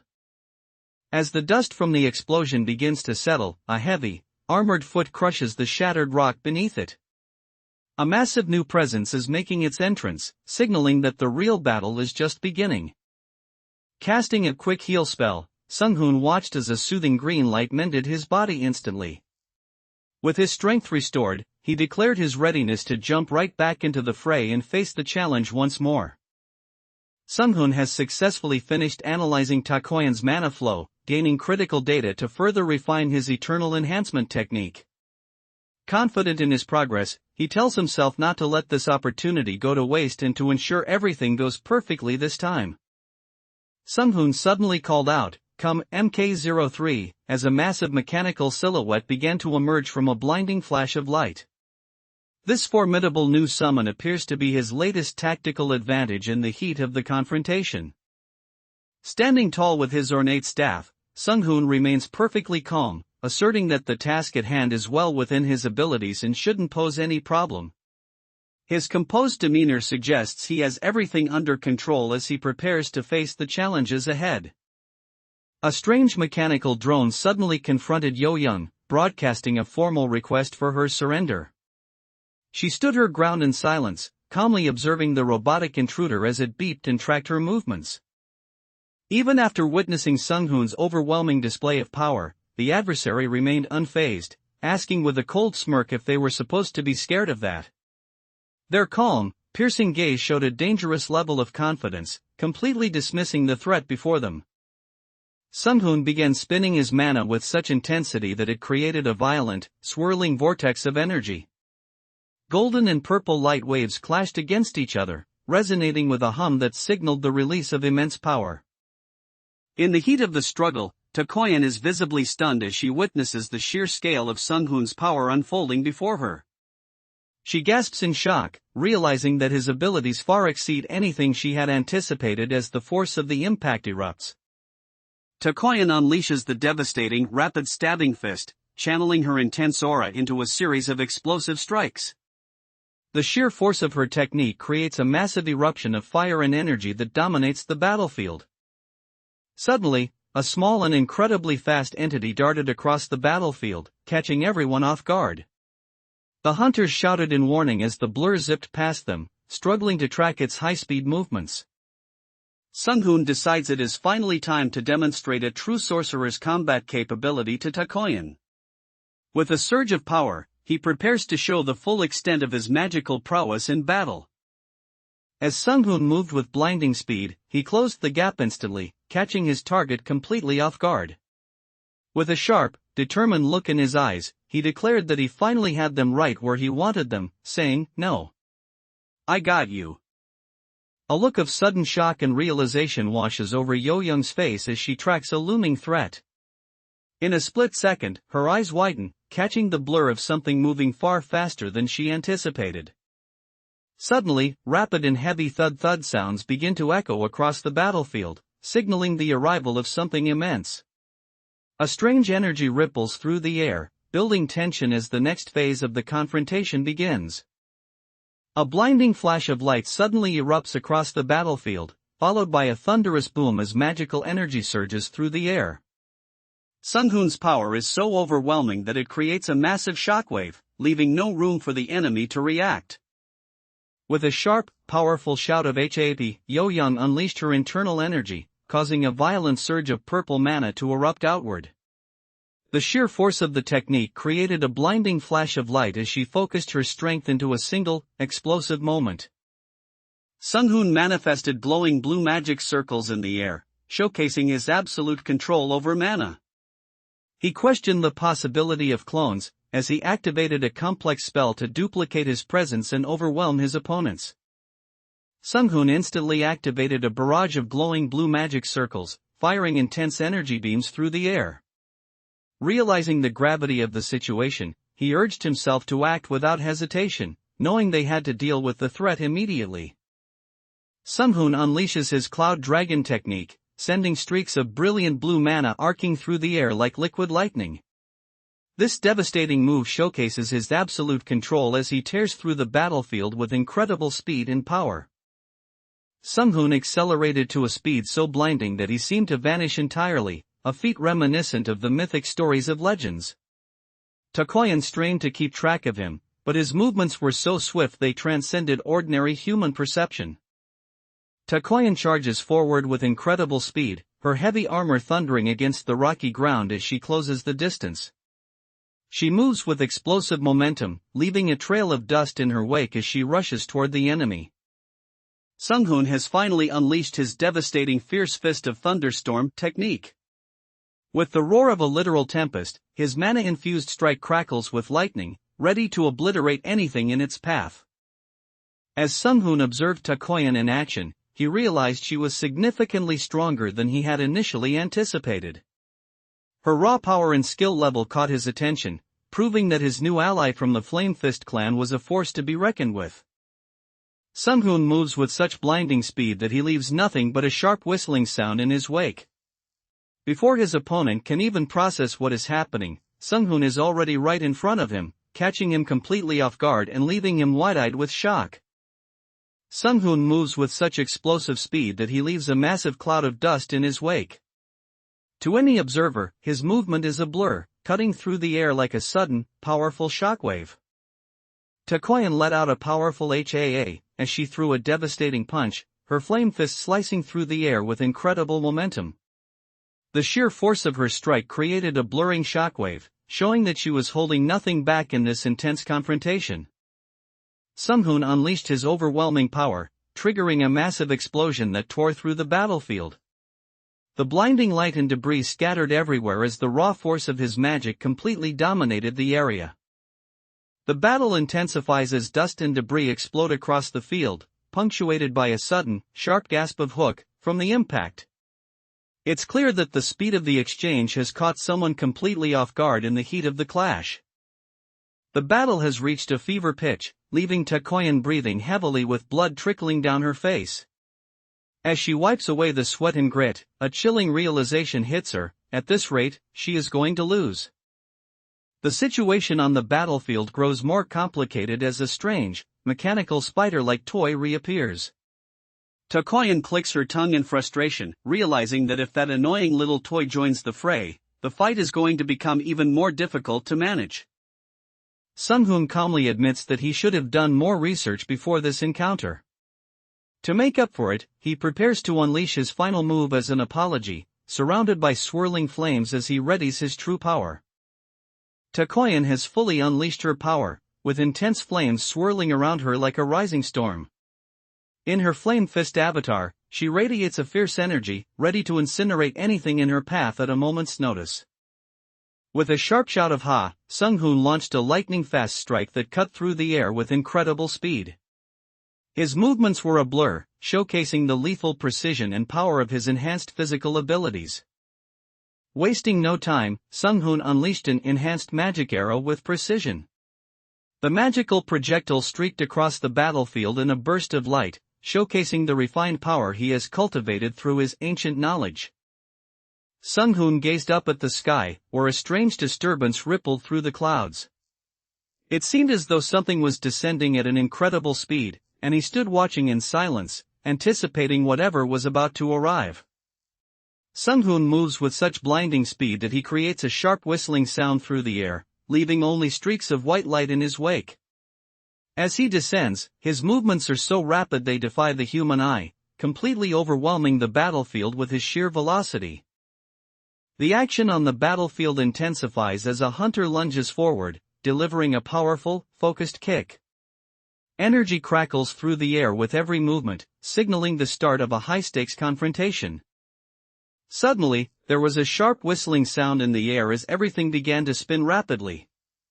It felt as though an invisible force was swirling the very atmosphere, signaling a sudden shift or the arrival of something new. A blinding flash suddenly erupted across the battlefield, followed by a deafening roar that seemed to tear through the air. Amidst the chaos, a massive surge of purple energy swirled violently, signaling the release of an immense and overwhelming power. Sung-hoon unleashes his fierce fist of thunderstorm, creating a massive vortex of energy that swirls with intense power. The golden magic circles spin rapidly, amplifying the force of his strike as he prepares to crush his opponent. Reacting instantly to Sung-hoon's proposal, Takoyan jumped to her feet and shouted that his plan was far too dangerous. Her face was etched with genuine alarm as she realized the sheer scale of the risk he was willing to take. In the heat of the battle, Takoyan immediately took action, shouting for the barrier to activate. She focused her strength to power up the defense, shielding the team from the surrounding chaos. The intensity of the battle reaches a fever pitch, leaving those watching in total disbelief. It truly is an unbelievable fight unfolding before their eyes. As the thick smoke from the intense battle finally begins to drift away, the tension in the air breaks with a vital update. A confirmation broadcast rings out, announcing that the Flame Fist has survived the encounter. Takoyan is left reeling from the impact, blood trickling from her mouth as she stares in shock. Sunghoon watches her closely, questioning if he pushed her too far and if the force he used was simply too much for her to handle.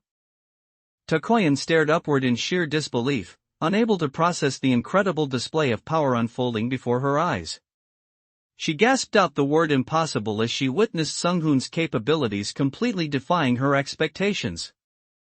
Sunghoon appears truly legendary in his new sorcerer attire, wielding a glowing magical staff that pulses with his immense power.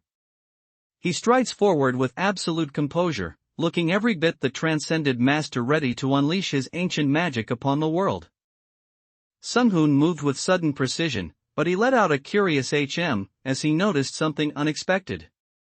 A sharp cracking sound echoed through the air as he landed, kicking up a cloud of debris from the impact.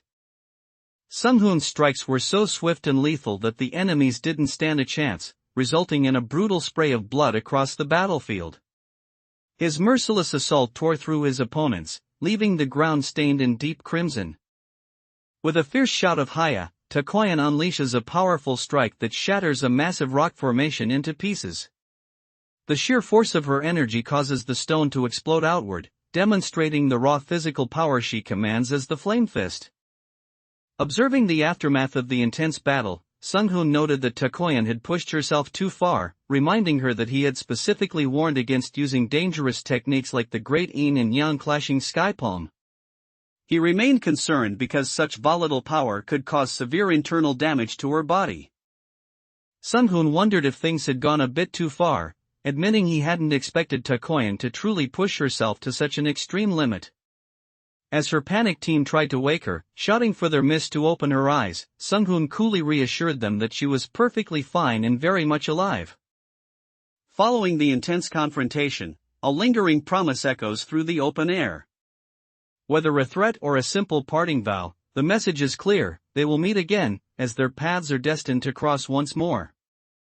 While calmly sipping tea in a traditional setting, a high-ranking elder of the Yakshan organization inquires about the identity of their opponent.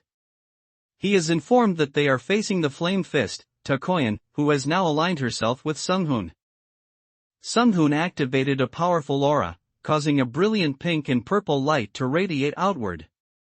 The intense glow filled the space as he began to test the resonance of his newly awakened magical capabilities.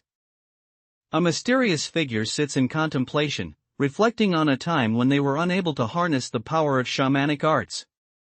This admission hints at a past limitation they've had to overcome or are currently questioning. A mysterious elder sternly inquires if their efforts were successful, immediately ordering a deep investigation into every detail regarding the relationship between the European Awakening Society and Lee Sunghoon. With the path cleared by Sunghoon's overwhelming power, the other hunters stepped forward with newfound confidence, telling him to leave the rest to them. They were ready to take charge, knowing they had the ultimate support backing them up. As he hones his abilities, Sunghoon notes that controlling and micromanaging Ki is a process definitely worth analyzing. He focuses intently on these energy flows, recognizing the immense value in mastering such precise manipulation for his future growth. Sunghoon steps out of his room, but as he opens the door, he pauses in surprise. He stands there in silence, staring ahead as if he's just come across something completely unexpected. Sunghoon's teammates are feeling the pressure of their upcoming task, expressing some worry about the difficulty ahead. They are concerned because they will have to simultaneously act as the team's support and its primary tank. Sunghoon reflects that even with the mercy of Akasha on his side, it is still difficult to tackle tasks he has never attempted before. He moves forward with steady footsteps, mentally grappling with the unfamiliarity of his current path. Sunghoon realized that Akasha's mercy acted as a protective shield for humanity against the harsh reality of the system. Understanding this, he decided it was time to undergo some special training to further elevate his powers. Yo-young leaned forward in her yellow hoodie, casting a sharp side glance as she carefully observed her surroundings. Her focused expression shows she is staying alert and observant amidst their ongoing training and preparations. Sunghoon and Yo-young stand together inside an elevator, the silence between them hanging heavy as they ascend. Clad in a bright yellow hoodie, Yo-young looks a bit hesitant as the lift chimes and makes its way to the destination. Sung-hoon and Yo-young are chatting in the elevator, where he casually mentions that he finished his task not too long ago. Yo-young looks on with curiosity as Sung-hoon continues to efficiently handle his massive workload in preparations. Sung-hoon descends to the very depths of the dungeon, reaching the lowest floor where the Akasha system notifies him that he is the first outsider to ever enter this restricted area. As he steps into the unknown, a mysterious presence acknowledges his arrival, marking a significant breach into the dungeon's hidden core. Sung-hoon activates a high-performance field training virtual space generator, a sophisticated device that creates a digital combat environment. While his technical explanation makes him sound like an otaku game developer to his teammates, he remains focused, urging everyone to hurry into the changing rooms and prepare for training. Sung-hoon stood with his hands casually in his pockets, facing the looming, dark presence without a hint of fear. Despite the ominous atmosphere radiating from the shadows, he remained perfectly calm and prepared for whatever was about to emerge. With a confident smile, Sung-hoon announced that he has discovered a technique to increase their magic casting speed by a staggering 10 times. Yo-young and Do-jin are left in complete shock, struggling to process how such a massive leap in power is even possible. Sung-hoon has initiated a high-level virtual reality system to accelerate the training of his allies. Within this simulated environment, they must face waves of lethal monsters to sharpen their skills without the risk of real-world death. Sung-hoon has crafted a new set of gear for Yo-young that fits her perfectly, though she is a bit skeptical of the design. She wonders if it's like those skimpy defense gears from online games, noting that it looks more like a swimsuit than armor. Takoyan suddenly grabbed Sung-hoon's collar and pulled him close, catching him completely off guard. She stared intently into his eyes with a look of intense curiosity and confusion, simply uttering a startled "huh," as she processed the situation. Sung-hoon revealed a groundbreaking virtual reality system, explaining that spending 3 full days inside the simulation equates to only 1 hour in the real world. This predetermined setting allows for incredibly efficient training and strategic planning at an accelerated pace. Yo-young looked a bit confused as she questioned, "Hands up," but Sung-hoon immediately took control by activating his telekinesis. He began manipulating objects with his mind, demonstrating the sheer scale of his mental prowess. In the midst of the chaos, Takoyan noticed a strange energy slicing through the air with a sharp sound. She whipped her head around in surprise, her eyes wide as she sensed something rapidly approaching her position. Raising his hand with calm authority, Sung-hoon released a surge of radiant energy that shimmered around him. He signaled for a halt as his aura flared, demonstrating a level of control that left those watching in absolute awe of his growing power. Sung-hoon closed his eyes and drifted into a deep meditative state, surrounded by a swirling, ethereal purple aura. In this silent void, a faint bubbling sound echoed as he focused his inner mana, further transcending his limits in a space beyond the physical world. As Sung-hoon pushes his magical abilities beyond their limits, the environment shifts dramatically, transporting him to a surreal realm. Looking around in awe at the shimmering stars and cosmic energy, he wonders aloud if he has actually reached outer space. As Sung-hoon's power reaches a crescendo, the Akasha system completes its analysis of his state. A notification confirms the breakthrough, declaring that the user has officially mastered the legendary Eternal Enhancement technique. Amidst the swirling magical energy, Sung-hoon's eyes widen as he intensely observes the unfolding power. He remains completely focused, watching the atmospheric shift with a gaze that suggests he is already deciphering the system's next move. Following the intense confrontation, a brilliant pulse of mana radiated outward, signaling the transition into a more difficult phase of the Akasha system. Sung-hoon's influence continues to grow as the world prepares for the escalating challenges ahead. In the heat of their training session, Takoyan lets out a sharp, spirited cry of "HAH" as she exerts herself. Her intense expression reveals her deep focus and determination to master the ancient techniques Sung-hoon has been teaching her. As the training session began, Scenario 1 was activated, manifesting a specialized training dummy for practice. A vibrant pink light filled the space as the virtual reality system prepared the first challenge. Outside the dungeon, a large temporary command tent stands as the base of operations. Someone inside or nearby lets out a confused as they notice something unexpected beginning to unfold. As Sung-hoon explored the interior of the dungeon, he observed the structured environment with a keen eye. He remarked to himself that the layout looked exactly like a military forward base, suggesting a highly organized threat. Chaos is stirring within the dungeon as orders are barked for the privates to move as quickly as they possibly can. With Sung-hoon pushing the boundaries and the Akasha system reacting, every unit is on high alert to keep pace. A mysterious woman walked ahead without saying a word, leaving Yo-young feeling frustrated and confused. She couldn't help but think how rude it was to be led somewhere without a single explanation of where they were going. Sung-hoon bluntly tells her that she is just a hatchling with a mere 200 AP. He explains that with her current level of skill, it is still far too early for her to stand on the battlefield and fight against monsters. As the training session neared its conclusion, Sung-hoon signaled for the team to prepare for their next move. Leaning against the metal railing, a combatant in sunglasses looked on, confirming that it was finally time to head out. Sung-hoon has ramped up the training intensity, leaving his teammates startled and barely able to utter an in surprise. He firmly commanded them to begin and repeat the grueling drill until they reach 50 proficiency points in the Dragon's Fang technique. In the depths of the dungeon, a menacing orc suddenly appears, causing everyone to gasp in shock.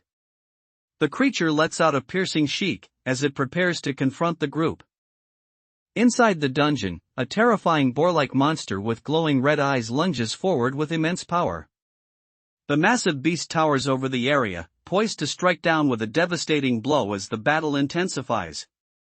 In the heat of training, her eyes widen in shock as she narrowly avoided a strike that seemed impossible to evade. Gasping in disbelief, she realized her reflexes had sharpened significantly, thinking to herself, "I actually dodged it." In the middle of her intense training, she has a sudden breakthrough and exclaims, "Right! Dragon's Step!" She finally recalls the legendary technique needed to elevate her movement and combat prowess to a higher level. A piercing screech echoed through the air as a massive, hulking beast unleashed a devastating claw swipe. Yo-young moved with blinding speed to evade the strike, leaving behind an afterimage as the ground shattered where she had stood just a second before. Deep within the dungeon, Sung-hoon's training bears fruit as he unleashes a powerful dragon lunge attack.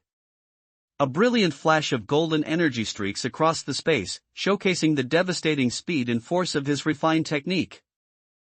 Yo-young put the knowledge Sung-hoon transferred to her into practice and was surprised by the results.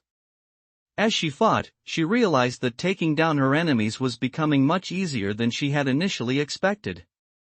In the midst of their training, the atmosphere shifts instantly as a system notification flashes, warning that a fatal attack has been received. Their eyes widen in shock as the reality of the simulation's danger hits home.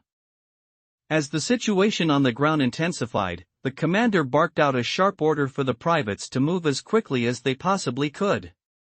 Every second counted as the personnel scrambled to take their positions under the mounting pressure. With her training complete, a look of sharp determination settles on Yo-young's face. She gives a confident smirk and says, "Nice. Time to do it for real," ready to finally put her newly mastered skills to the test in a real battle. Sung-hoon wrapped up his conversation with a promise to meet soon, his mind already shifting to the next phase of preparation. He calculated that by training his team through his advanced virtual reality system, he could maximize their growth within just 1 week of real-world time. Sung-hoon noticed the influx of guests, calmly remarking that there were quite a lot of people visiting him today. Despite the sudden attention from various parties, he remained composed as he acknowledged the crowd. Relaxing with a cup of coffee, Sung-hoon cut straight to the chase with his guests. He asks them to be direct and state the true purpose of their visit without any further formalities. Upon hearing Sung-hoon's latest instructions, Takoyan immediately responded with a firm right away and set out to execute the task. Their synchronization is becoming seamless as they prepare to face the escalating global challenges ahead. A blonde woman looks on with a sense of disbelief as she processes the unexpected turn of events unfolding before her. She is visibly shaken, questioning her understanding of how things could have possibly reached this point. But the real problem is what comes after. Just take a look for yourself and see. According to the reports from the hunters, the situation has escalated significantly. It's not just the monsters that have changed, but the entire dungeon has now evolved into a Tier 2 threat. Sung-hoon rests his hand against his face in deep thought, questioning the true motive behind his visitor's arrival. He carefully analyzes the situation, probing for the real reason they decided to seek him out. Looking over the data, Sung-hoon noted with a calm but impressed expression that it was a truly tremendous amount. He realized the scale of their progress was reaching unprecedented heights as they continued their preparations. Following Sung-hoon's massive 1 trillion won demand, the officials urge him to make his decision as swiftly as possible. Sung-hoon remains perfectly calm and silent, weighing the situation as the pressure in the room continues to mount. Sung-hoon confidently laid out his terms, demanding that they compensate him with twice the amount of magic stones they had initially offered. Raising 2 fingers to emphasize his point, he made it clear that his expertise wouldn't come cheap. Sung-hoon confidently presented his proposal, asking if the offer seemed reasonable to them. He calmly insisted that it was a fair trade, fully expecting the other party to see the value in his terms. Sung-hoon realizes he must focus entirely on training his teammates to the best of his abilities to prepare for what's coming. With a calm but firm smile, he adds one more condition to the deal: he wants all the payments to be made in advance. With his new powers and knowledge in hand, Sung-hoon moved quickly toward the airport. Amidst a brilliant flash of light, he made his way there with speed, ready to face whatever global challenge awaited him next. As the global situation grew increasingly dire, a hunter pulled out his communication device and urgently pressed the call button. With a sense of mounting tension, he signaled his superiors to report the escalating crisis unfolding before him. Sung-hoon and Yo-young arrive at a specialized hangar where a sleek fighter jet awaits their departure. A pilot greets them warmly, asking if they are the honorable passengers of the day as they prepare for their high-speed transport.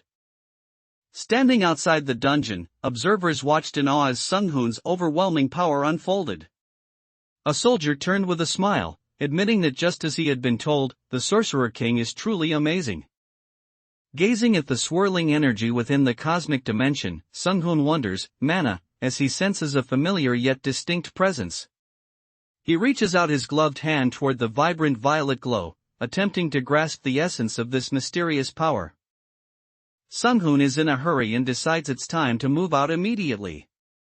He tells the team to get ready, warning them that the gravity experienced under Mach 4 speeds is going to be incredibly heavy. Sung-hoon admitted to himself that he might have underestimated the creativity of this world, observing how they had enhanced a jet's power using awakened abilities.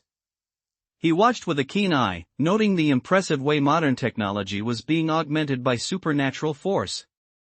After the intense chaos, a serene silence finally settled in as the team emerged above the clouds into the open sky. One of the hunters shouted out in relief, confirming to the others that they were finally in the clear. Sung-hoon assured the pilot that he wasn't joking, promising to reinforce the jet's plating with his magic so it wouldn't fall apart under the pressure. He made it clear that the structural integrity of the aircraft wasn't the issue. The real challenge was whether the pilot actually had the skill to fly it under such conditions. Sung-hoon successfully convinced the entity, who finally relented by saying, "Good. I will trust you." With that pact sealed, a massive surge of purple energy erupted, signaling the start of a powerful new connection. A massive blue energy blast erupted with a deafening roar, illuminating the entire area in a blinding flash. The sheer scale of the explosion left the observers in complete shock, with one person exclaiming "Jesus" in disbelief. The officials were stunned by the mention of the jet, immediately dismissing it as a ridiculous joke. Outled and threatened by Sung-hoon's capabilities, they seriously questioned if they had the firepower to shoot it down. Everyone is in disbelief, questioning if it's all a joke because the speed exceeds any missile armament in the world. they find it practically impossible to fathom, leaving them with nothing but a heavy, stunned sigh. Sung-hoon and his team prepare for their mission as a military official introduces them to their specialized gear, explaining that this is their long-range radar equipment. This advanced technology will be crucial for tracking threats across vast distances during their deployment. Sung-hoon confidently stated that he would accept their thanks only after the job was finished, promptly calling forth his inventory. As he prepared for action, he noted how strangely quiet the area was, finding it odd that not a single journalist was present to witness the event. With a calm command of equip, Sung-hoon activates a brilliant purple magic circle that glows intensely around his hand. The air hums with energy as his specialized gear resonates with his mana, signaling the start of a serious transformation. A strange movement stirs within the darkness, as if something is shifting at high speed. With a faint rustling sound, a glow of purple light and shimmering particles begins to scatter through the air. Cold winds howl across the desolate, snow-capped mountain peaks, creating an eerie silence over the frozen landscape. This stillness marks a brief moment of calm before the next major escalation in the global crisis unfolds. As Sung-hoon embarked on his mission, he felt a sharp chill in the air. Looking out at the swirling snow, he simply remarked, "It's cold," sensing the shifting atmosphere around him. As the mission begins, Sung-hoon activates his magic system, initiating status cleansing, protection spells, and precise temperature control. Looking ahead with calm focus, he mutters, "Let's see," ready to analyze the challenge before him. Sung-hoon opened his eyes and fell into a deep, contemplative silence as he processed the sheer weight of his ascending power. His focus remained razor-sharp, absorbing the shifts in his magical aura as the world around him seemed to hold its breath. Sung-hoon calmly accepted that if pure magic couldn't solve the problem, he would simply have to find another way.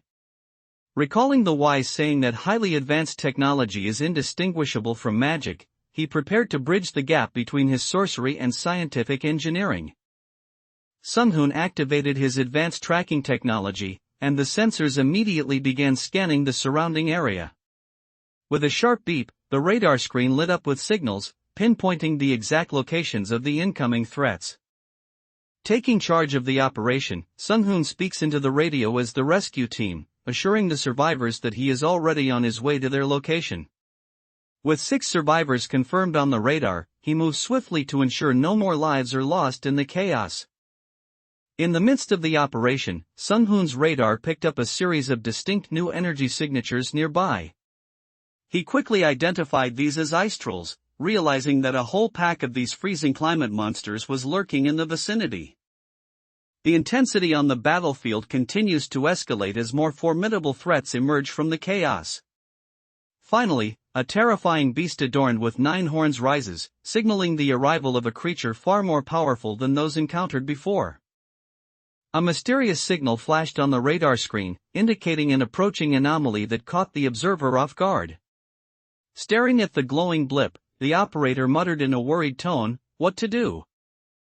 Sung-hoon decides to move forward, realizing that if he simply ignores the monsters, they will likely follow him.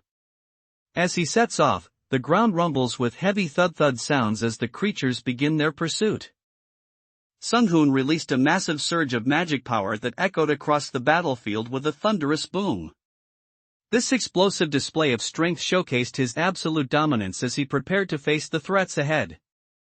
While the monsters and the rescue team are likely locked in combat right now, Yo-young looks on with a grim certainty that the rescuers will surely lose. Her expression is filled with concern as she realizes the overwhelming odds stacked against the human forces. While Sung-hoon was deep in his magical calculations, a soft thung sound echoed, catching his attention. He looked back with a startled expression, surprised by the sudden presence of someone behind him. Sung-hoon unleashed a devastating blast within the dungeon that ended the threat in a single flash, leaving the supporting military personnel in absolute awe. As the smoke cleared, the soldiers stood amidst the aftermath of his overwhelming magic, witnessing firsthand the terrifying gap between modern warfare and the ancient power of a sorcerer king. Floating down with effortless grace, Sung-hoon looked at them and calmly stated, "I am here to get you out." A subtle, confident smile played on his lips as he prepared to lead the rescue. Amidst the chaos of the battlefield, a voice cuts through the air calling out for Jessica. She turns in surprise, questioning if she really heard her name being summoned. With their objectives secured, a moment of confusion arises as Yo-young looks around and wonders aloud about the whereabouts of the rest of the rescue team. The blonde Russian hunter's face is etched with disbelief and frustration as she demands to know, "Are you really the only person from the rescue team?" She finds it hard to fathom that only one individual has arrived to assist them against such overwhelming odds. Jessica Rothschild introduced herself and stepped forward, claiming she had gathered some specific information that might interest Sung-hoon. Her arrival signaled a shift in the conversation as she prepared to share what she had learned. Sensing that the area poses a genuine danger, Sung-hoon immediately issues a summon command. A brilliant, pulsing light erupts as he calls forth his reinforced magical entities to secure the perimeter. The battlefield fell into a stunned silence as the hunters witnessed the impossible feat. Looking on in pure disbelief, they could only whisper in shock, questioning if Sung-hoon had truly managed to take down such a massive threat all by himself. In the heat of the moment, Yo-young acknowledged Sung-hoon's incredible strength, admitting she was impressed by how he took down a massive troll single-handedly in such a short time. She openly praised his combat prowess as they navigated the dangerous Tier 2 threat. Sung-hoon offered a calm apology for any offense caused, but quickly shifted the focus to the urgent task at hand. He insisted on examining the team members' conditions first, promising that they could discuss everything else in detail once everyone was safe. Shocked by what she witnessed, she realized the impossible was happening right before her eyes. She had always believed that mana could only be recovered naturally over time, making this sudden surge of energy defy everything she knew about the world's laws. Yo-young reflects on her upbringing, realizing that if she had simply endured her family's harsh education, she would have become one of their most valuable assets. However, everything changed for her one fateful day. Of course, obtaining such immense power came with a steep price. As a devastating attack pierced straight through the target's head, the witnesses noted that the actual sound of the impact was far louder than they had anticipated. Sung-hoon channeled a brilliant purple energy within his grasp, showcasing the vast array of hidden skills at his disposal. While the true extent of his power remains a mystery to the world, his track record of overcoming impossible odds speaks for itself. As Sung-hoon's influence grows, powerful figures are becoming increasingly obsessed with his origins. A mysterious observer watches him closely, determined to uncover exactly what kind of man Lee Sung-hoon is and expose the deep secrets he's been hiding from the world. Yo-young observes the situation with a sharp gaze, noting that Sung-hoon's capabilities have evolved beyond standard magic. She concludes that he is likely wielding a rare and powerful space and time ability to dominate the battlefield.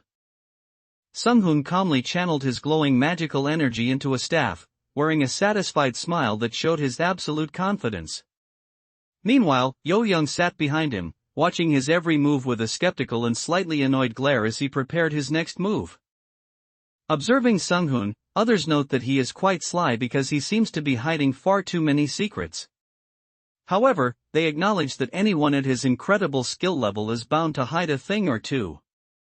Sung-hoon smiles warmly, thinking to himself that everyone must be starving after the battle, as he conjures a glowing purple sphere of energy. His relaxed expression shows he is perfectly at ease while managing the aftermath of the encounter. Even amidst the chaos of battle, Sung-hoon remains remarkably calm, focusing on cooking while being questioned about the status of the boss monster. His nonchalance shows his absolute confidence that his advanced preparations can handle any Tier 2 threat the dungeon throws at them. In the midst of the action, Sung-hoon suddenly asks if anyone knows anything about the Naga. A strange red glow begins to emanate, signaling the arrival of a mysterious and potentially dangerous new presence. Nagas are reptilian monsters that grow increasingly powerful as they age. Those that develop 4 or more arms are classified as Nagalarza, representing a significantly higher level of threat. Sung-hoon maintained a sharp focus, asking with serious intent if the creature possessed any specific abilities. He knew that understanding the unique traits of this Tier 2 threat was vital for planning their next move. Taking a brief moment to regroup amidst the chaos, Sung-hoon sits with his team as they deal with the mundane reality of eating on the battlefield. Yo-young looks at her meal with confusion, asking how she's supposed to eat it, to which Sung-hoon simply tells her to use a spoon while his mind remains focused on a particularly problematic enemy ability. Yo-young, noticing Sung-hoon's extreme confidence, sternly reminded him that he only has one life and there is no need for him to act so haughty. Sung-hoon remained calm and silent as she lectured him, keeping his focus on the dangerous task ahead. Noticing how deeply Yo-young cares for his well-being, Sung-hoon acknowledges that she is a good person at heart. He resolves to prove his sincerity and strength not through words, but through the undeniable results of his upcoming actions. Following the rescue mission, Sung-hoon gave the decisive command to close the entrance. This move was essential to secure the perimeter and maintain control over the remaining threats within the area. As Sung-hoon secured a survivor during the chaos, the poor woman let out a sharp, panicked gasp. He immediately checked on her, asking softly if she was okay while she struggled to catch her breath from the shock. Yo-young spoke up with confidence, assuring the team that her abilities would surely be a great help during the heat of combat. She is ready to prove her worth and support the mission with her specialized skills.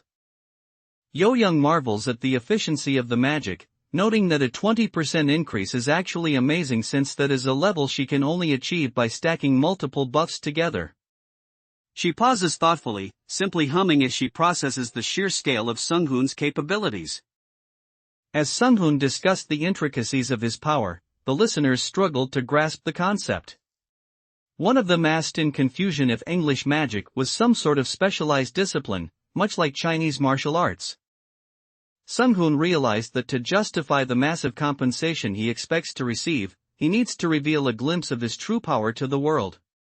He decided it would be fine to show them just a bit of his overwhelming abilities to set the stage for what is to come. Sung-hoon deploys a heavy mechanical unit that glides effortlessly over the frozen terrain. This advanced machine hovers above the snow, allowing them to navigate the treacherous wasteland with incredible speed and precision. Yo-young mentioned seeing the footage of Sung-hoon's battle against Flame Fist, but she was stunned because his current creation was on a completely different scale. Sung-hoon simply clarified that the previous one was merely a scout model, implying that what she was seeing now was the true extent of his upgraded power. Yo-young was completely baffled by Sung-hoon's craftsmanship as they flew. She wondered how he managed to make the vehicle so that even though it wasn't sealed off, she couldn't feel a hint of the freezing cold outside. Getting straight to the point, Sung-hoon suggested that since he has his own curiosities, they should simply exchange information with one another. Realizing he wouldn't give anything away for free, the woman sighed and held her head, noting that she expected him to drive a hard bargain. Sung-hoon explained that magic is more than just raw power. By performing a specific ceremony, the caster can tap into and utilize a unique form of magic. This ritualistic approach allows them to channel specialized energies that are far more precise and potent. Major global players are now closely monitoring Sung-hoon, and a mysterious woman confronts him with a direct challenge. She reveals they already know his strength doesn't come from the Akasha system and demands to know the true source of his overwhelming power. As everyone watched Sung-hoon's overwhelming display of power, Yo-young's eyes widened in realization. She looked on in disbelief, softly asking, "Is that," as she recognized the true scale of the magic unfolding before her. With a gentle smile, Sung-hoon acknowledged that while it might be difficult to wrap one's head around, the reality is that this world now truly contains both monsters and hunters. He remained perfectly composed as he helped the survivors process the surreal nature of their new existence. Sung-hoon managed to secure an item so rare and significant that it was considered classified even within his own family. A subtle, knowing smirk spread across his face, realizing the weight of the secret he now held in his possession. As Sung-hoon absorbs the gravity of the situation, a look of genuine surprise crosses his face. He can't help but ask, "That much?" clearly taken aback by the sheer scale of the threat or the intensity of what lies ahead. Sung-hoon smiled to himself, reflecting on the immense influence of America, though he quickly corrected himself, realizing this might just be the sheer power of the Rothschild family alone. Recognizing the scale of their resources, he acknowledged the significant forces moving behind the scenes of the global crisis. In the heart of the snowy mountains, Sung-hoon and his team are suddenly ambushed as massive ice trolls leap from the cliffs above. The unexpected aerial assault catches everyone off guard, forcing the sorcerer and his reinforced allies to react instantly to the descending threat. A sharp, electrical churi-ring sound suddenly resonates through the air as bright energy streaks across the sky. The sheer intensity of the power shift creates a crackling atmosphere that signals a massive magical activation. A rain of dark blood splattered across the battlefield as Sung-hoon's advanced weaponry tore through the enemy ranks. Amidst the chaos, the mechanical precision of his magic-enhanced units left nothing but destruction and the scattered remains of the fallen monsters. As the intelligence operatives observed Sung-hoon's actions, they realized that what they were witnessing was top-level classified information far beyond public knowledge.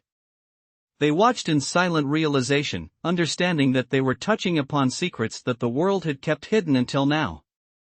With a calm smirk, Sung-hoon explained that everything they had seen was merely a fraction of the abilities he possessed when he first awakened.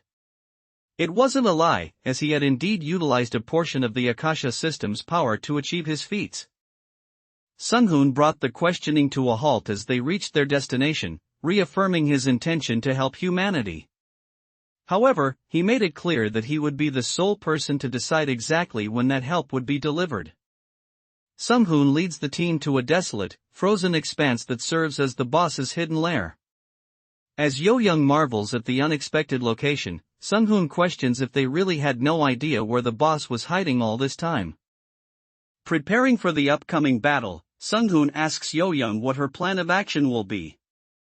Before they dive into the fray, he instructs her to detail exactly what magic she is capable of casting. Sung-hoon clarified that excluding his passive buffs, he currently has 3 active spells at his disposal. When his companions questioned the number, he began to calmly explain the utility of the first one. As they deployed their magic-enhanced transport for the rescue, Yo-young explained that these protective spells remain continually applied until her mana is completely exhausted. The seamless integration of sorcery and machinery ensures the survivors remain shielded throughout the duration of the mission. In the midst of the rescue, Sung-hoon gives a firm confirmation, triggering a sudden swirl of brilliant purple energy around him. The witnesses are left in awe and surprise as his aura flares up, signaling the activation of another profound level of his transcendent power. Sung-hoon's powerful buffs have already provided a massive advantage to the team, boosting their capabilities significantly. He decides to bait the dungeon boss by openly revealing his presence, instructing the others to have their magic prepared for the impending strike. A new threat emerges from the depths of the dungeon as a strange, dark-spotted creature looms in the shadows. It emits an eerie whir sound, signaling the start of a fresh and dangerous encounter within the darkness. With a sharp ha, Sung-hoon unleashed a sudden burst of power that left his companion completely stunned. The man looked at him in disbelief, stammering, "Wait. You just did something, right?" unable to even process the speed of the magic he had just witnessed. Sung-hoon realizes that his passive analysis magic was so overwhelming it accidentally caused a fellow hunter's spell to fail. Feeling a bit sheepish, he offers a quick apology while privately wondering if her mana control is simply too fragile to withstand his presence. A new threat emerges from the dense mist of the dungeon as a creature covered in reptilian scales slowly reveals itself. With its muscular build and strange skin patterns, it is clear that this entity is far more dangerous than the typical monsters Sung-hoon has faced so far. In the heart of the frozen dungeon, a menacing reptilian monster emerges, its green-scaled body crackling with volatile purple energy. The creature looms ahead, radiating a dark aura as electric sparks hiss across its hide. Sung-hoon unleashed his overwhelming power, tearing through the monsters with a single, decisive strike. The creatures were obliterated instantly, their remains dissolving into a thick purple mist as he cleared the path. A menacing presence stirs within the depths of the dungeon as a massive, glowing red eye snaps open through the dark energy. The chilling realization hits the group immediately: it has finally found them. chaos erupted within the dungeon as a formidable monster began moving with incredible speed, utilizing what appeared to be levitation or dash magic. Its fluid movements allowed it to glide through the air and reposition itself in the blink of an eye. In the midst of the rescue mission, Sung-hoon sensed an unusual presence and immediately scanned his surroundings. He spotted a mysterious creature watching from above, its glowing eyes fixed on the unfolding events with intense curiosity. Sung-hoon deployed an advanced cylindrical device that hummed with intense blue energy to lock down the dungeon's core. The device vibrated with power, manipulating the surrounding space and mana to stabilize the rift and bring the threat under total control. Sung-hoon decided to forego complex techniques and rely on his overwhelming raw power. With intense focus, he declared that he would destroy his enemy using sheer strength alone. Sung-hoon unleashed a devastating display of force, triggering a massive explosion that illuminated the entire dungeon. The overwhelming blast resonated with a thunderous roar, completely vaporizing everything in its path. Deep within the dungeon, a terrifying monstrous creature with piercing red eyes lets out a ferocious roar. Surrounded by a dark, swirling purple mana, the beast prepares to face Sung-hoon's overwhelming power. Sung-hoon commanded the flow of energy, declaring that all mana would convert into one singular force. A brilliant blue light surged as he activated a massive power source, unifying the surrounding magical energies under his absolute control. In the midst of the rescue, Sung-hoon kept a steady hand on Yo-young, though a visible tension flickered in her expression. As they delved deeper into the frozen dungeon, she began to realize that Sung-hoon's true capabilities reached far beyond mere advanced technology. Unleashing his immense power, Sung-hoon summons the Great Piercing Mana Spear, which crackles with energy and illuminates the surroundings. This devastating mana construct is designed to pierce through any defense with absolute precision and force. An eerie purple glow begins to permeate the sky, signaling the awakening of an immense power. Shrouded in the center of this swirling, volatile magic energy stands a mysterious hooded figure. Observing the unfolding chaos, Sung-hoon calmly remarked that the problem had a simple fix. With a sudden surge of energy, he unleashed a powerful wave of mana that rippled through the air with a thunderous sound. Suddenly, a menacing monster with large horns and glowing red eyes is caught off guard, reacting in shock as she feels someone seizing her from behind. Before she can even process the threat, a violent surge of purple energy erupts, completely engulfing her in its destructive power. Suddenly, a menacing monster emerges from the shadows of the dungeon, its glowing eyes fixed with predatory intent. It's a startling moment of shock that catches everyone off guard as the threat reveals itself. A massive explosion erupts, washing the entire area in a blinding white light. Stunned by the overwhelming power of the blast, the onlookers can only mutter, "Oh my God." With his eyes glowing a piercing purple, Sung-hoon gazes down at the unfolding situation and remarks with calm disdain, "How cute." To a sorcerer of his level, the opposition's efforts are nothing more than a trivial amusement. Sung-hoon confirmed that his mana was still being continuously drained, yet his magical flame was so potent it would remain burning even deep underwater. After witnessing the aftermath of his devastating attack, Sung-hoon looked down at the destruction with a critical eye. He quietly admitted to himself that it wasn't exactly a satisfying result, clearly holding his power to a much higher standard than anyone else. Equipped with his advanced mechanical gear, Sung-hoon observed that the enemy possessed the ability to summon a blizzard. He questioned whether this was a natural phenomenon or a magical attribute as he prepared to counter the freezing threat. In the heat of the action, a blonde hunter cries out urgently, "Mr. Sung-hoon! Right there!" She has spotted something critical and immediately points out the target to alert him.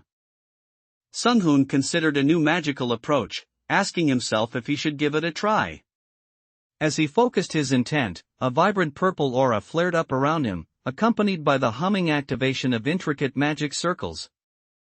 Sung-hoon realized that it didn't matter if the enemy could control water or ice because they would be powerless if everything simply evaporated away. With a massive surge of power, he began vaporizing the entire environment to neutralize the threat. Sung-hoon steadied his grip and extended his hand, channeling a massive concentration of mana that resonated through the air. With a low, vibrating hum, a brilliant sphere of energy began to coalesce, radiating an intense light as he prepared to unleash its devastating power. Sung-hoon decides it's time to bring the battle to a close, telling the creature that while he could easily finish it off with magic, he has other intentions in mind. Deep within the shadows of the dungeon, a monstrous creature with glowing blue eyes suddenly lunged forward, baring its jagged teeth. A sharp, piercing streak of light then cut through the darkness with a lethal shing, signaling the start of a violent confrontation. A brilliant and intense beam of light descends from the sky, piercing through the thick clouds to strike the earth with immense force. The impact resonates with a vibrating hum as energy surges through the atmosphere, scattering the mist. Pondering if there was a more efficient way for physical hunters to fight, Sung-hoon unleashed a collapse spell that manifested as a swirling vortex of purple energy. The sheer force caused the massive entity to implode instantly, crushing its form under the weight of his localized gravitational magic. Stunned by the sheer magnitude of his abilities, the blonde woman stares at Sung-hoon in disbelief. She finally voices her shock, asking him directly how it is even possible for him to be so powerful. As Sung-hoon completed his task, the exit to the dungeon finally opened, signaling that their mission inside was over. The scene shifts to New York City, where a massive suspension bridge looms against the skyline. It stands as a silent sentinel over the water, setting a tense and quiet atmosphere before the next major event unfolds.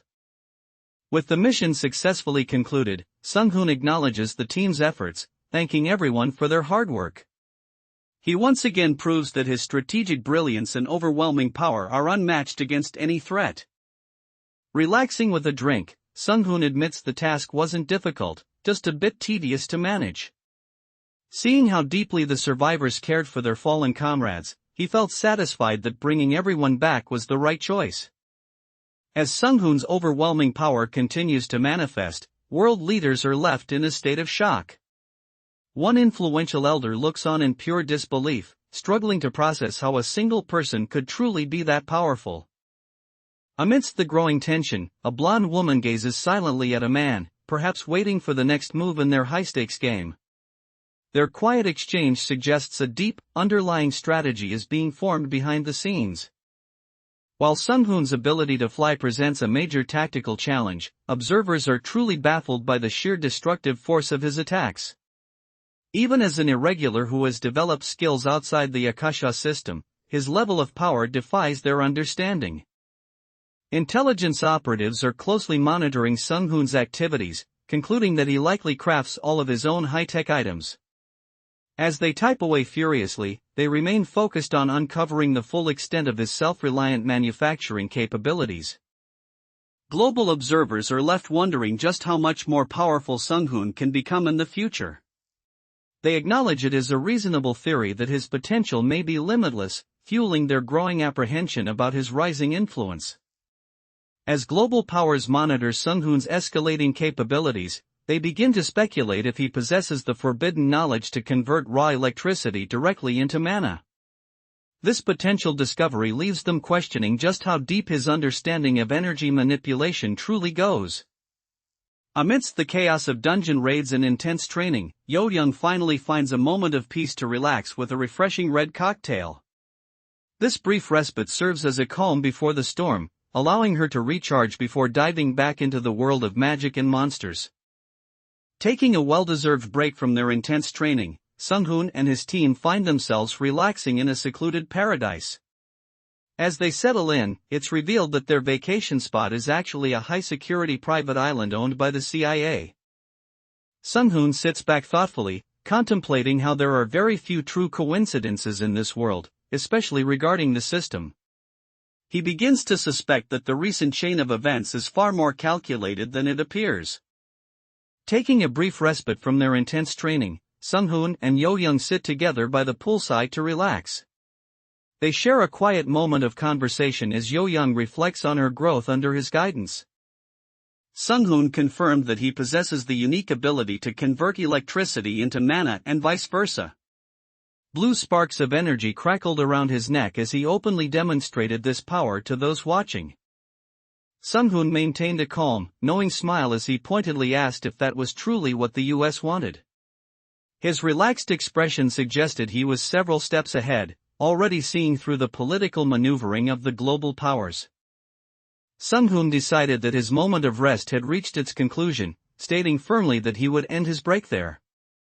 Turning his attention back to the tasks at hand, he prepared to resume his relentless work.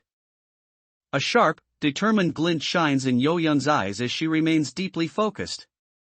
She looks completely locked in, silently preparing herself for whatever comes next. After their business was concluded, Mitchell jokingly suggested that Mr. Sung-hoon should simply move there and start living with them. Sung-hoon shared a light laugh before they headed toward the private jet prepared for his return journey. Upon returning home, Sung-hoon spots large shopping bags sitting in the room, but his mother is nowhere to be seen. He glances around the quiet house, realizing she must have gone out for a bit. After completing his own training tasks, Sung-hoon pauses to wonder how his team members are progressing with their development. Before him, a glowing purple energy cube hums with power, signaling that his subordinates' intensive training is still well underway. Beginning the training session, Sung-hoon calls out to Yo-young first as she remains suspended within the shimmering purple energy sphere. He focuses his attention on her progress, preparing to guide her through the next phase of her development. Chaos erupts on the battlefield as a commander screams out, "Charge! Don't you dare retreat!" He demands his warriors press forward, refusing to allow even a single step back against the enemy. Inside the dungeon, the situation grew dire as a horde of menacing goblins and massive monsters charged forward in a frenzy. These savage creatures lunged ahead, their eyes filled with malice as they prepared to overwhelm everything in their path. Yo-young unleashes the devastating Dragon Fong whirling kick, her foot slamming into the ground with enough force to shatter the earth. Determined to end the fight, she focuses her resolve and mutters, "This time." The intensity within the dungeon spikes as a massive, green-skinned monster is sent crashing violently into the ground. Amidst the rising dust and debris, the beast lies defeated, showcasing the overwhelming force being unleashed in this battle. The battlefield surged with tension as the wizard squad arrived on the scene, shouting for everyone to back off immediately. Their sudden intervention signaled a shift in the fight, as the heavy hitters prepared to unleash their magical power. A sudden, massive explosion erupted, sending roaring flames and heat surging through the air. The deafening blast echoed with a violent quang sound, signaling the sheer intensity of the destructive power unleashed. A new face appears amidst the training, looking incredibly excited while wearing large boxing gloves. She beams with joy, thinking nice to herself as if she has just successfully mastered a move or hit her target. Sung-hoon remains deeply calculated about his resources, constantly strategizing on how to utilize every asset with maximum efficiency. A thunderous roar echoed through the dungeon as the hunters shouted out a warning that an ogre, the area's boss monster, had finally appeared. Sung-hoon's team now stands face to face with this massive and lethal threat, marking the most critical point of their mission. A massive explosion suddenly rocked the battlefield as a giant earthen projectile crashed into the enemy ranks. The violent impact sent figures flying in all directions, leaving a wake of dust and total chaos behind. In the heat of the battle, a strange moment unfolds as a small, red-caped fighter stands defiantly before a massive, hulking monster. He shouts out in frustration, "Wait, you stupid old Mario," taunting the giant creature as if it were a familiar but foolish foe. Inside Sung-hoon's advanced VR training system, Yo-young pushes her limits while equipped with a flaming power gauntlet. She grit her teeth as she begins her 21st attempt, determined to master the intense dragon magic techniques her master demands. The monster let out a final, agonizing roar as Sung-hoon's overwhelming power consumed it. Surrounded by crackling energy and intense heat, the creature's massive form began to crumble and disintegrate into nothingness. Sung-hoon utilized a vast amount of resources to prepare for the coming conflict, and now his armored soldiers stand ready for deployment. These warriors are fully equipped and positioned, awaiting the signal to engage the enemy. Sung-hoon's training is so intense that Yo-young and the other subordinates are forced to spend hours fighting within the virtual reality system. Standing ready in her new heavy gauntlets and armor, the pink-haired Yo-young prepares for the next round, knowing she must push her limits to meet her master's high expectations. The tension on the battlefield escalates as a menacing monster with glowing red eyes comes into focus.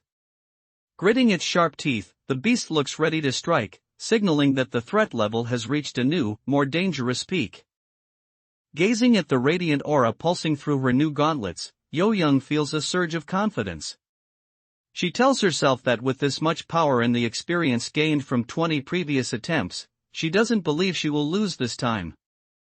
A sudden, heavy silence fell over the battlefield as Sung-hoon's overwhelming display of power left everyone speechless. One of the hunters stood there completely dazed and wide-eyed, unable to process the incredible scale of what was unfolding before him. Suddenly, a menacing red eye snaps open in the darkness, glowing with a piercing golden light. It signals a dangerous awakening, as a powerful presence finally stirs to life. With a confident smirk, Yo-young charges forward and puts her entire strength into the attack. Letting out a sharp shout of "Ha!" she strikes down with her flaming powers to crush her target. In the heat of the moment, a sudden and unexpected presence manifests on the battlefield, catching Yo-young completely off guard. She reacts with immediate shock, sensing a shift in the energy around her as a new variable enters the fight. Yo-young finally cleared her difficult training stage and cheered with joy, shouting, "Sweet! I finally cleared it." It was a major milestone for her as she worked tirelessly to master the advanced techniques Sung-hoon had set before her.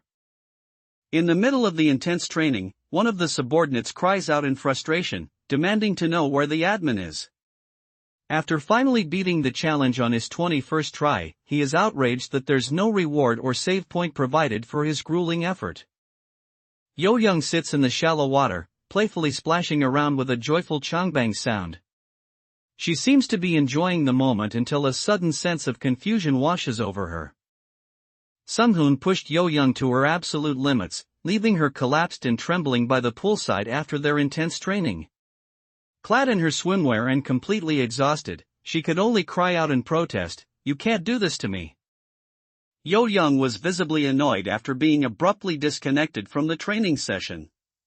She grumbled in frustration, questioning how anyone could have the audacity to forcefully log her off like that. Sung-hoon and Yo-young sit together in a quiet moment, sipping coffee as they discuss the gravity of the situation ahead. Despite the looming global threats, Sung-hoon remains remarkably composed, guiding his subordinate through the calm before the storm. Sung-hoon explained that the magic directly impacts the nervous system, making it arguably the best training tool in existence. However, this high level of synchronization means every sensation is perfectly linked, raising the stakes of the session. Yo-young is staying focused and confident as she processes her training requirements. With a small, determined smile, she realizes that all she needs to do now is concentrate on training her aura. Sung-hoon explained that mastery is strictly divided into 10 distinct levels, illustrating the progression with a calm gesture. He emphasized that understanding this hierarchy is key to grasping the true scale of their power. Sung-hoon explained his perspective, noting that true progress depends on when the others finally reach his level of strength. As he spoke, he focused on a small device in his hands, likely monitoring the growth of those he is training. Sung-hoon calmly finished his drink, looking completely composed despite the weight of the coming conflict. He simply asked, "Shall we get going?" as he prepared to step out and address the global crisis. Taking a brief moment of respite from her intense training, Yo-young holds her mug close and blows softly on her hot drink to cool it down. She remains quietly focused, gathering her strength for the next stage of her development. Emerging from the intense VR simulation with a forced smile, Yo-young admitted that even the simple act of eating inside was more difficult than the training itself.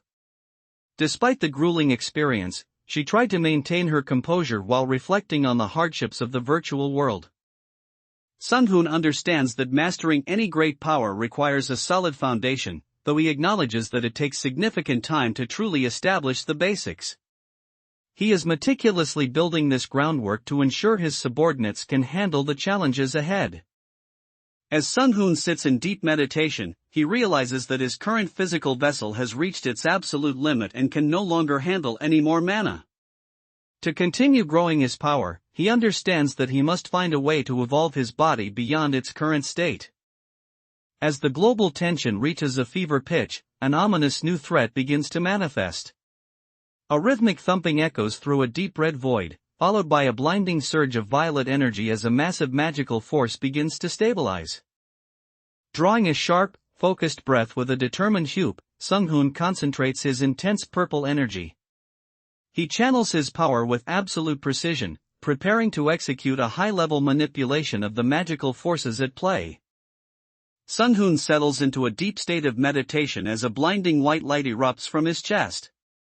His dragon's heart is pulsating with such intense power that it creates a visible aura, causing the very air to crackle as he stabilizes his immense mana. With this breakthrough, Sung-hoon realizes that he has finally gained the power to create a perfect clone of a living body. This new capability marks a significant leap in his magical mastery and strategic potential. Harnessing his immense power, Sung-hoon commanded the system to analyze and create with a resonant strike. A bright magical circle manifested beneath him as he began the intricate process of crafting new items. Pushing his magical limits even further, Sung-hoon activated the clone life technique, manifesting a new avatar from pure mana.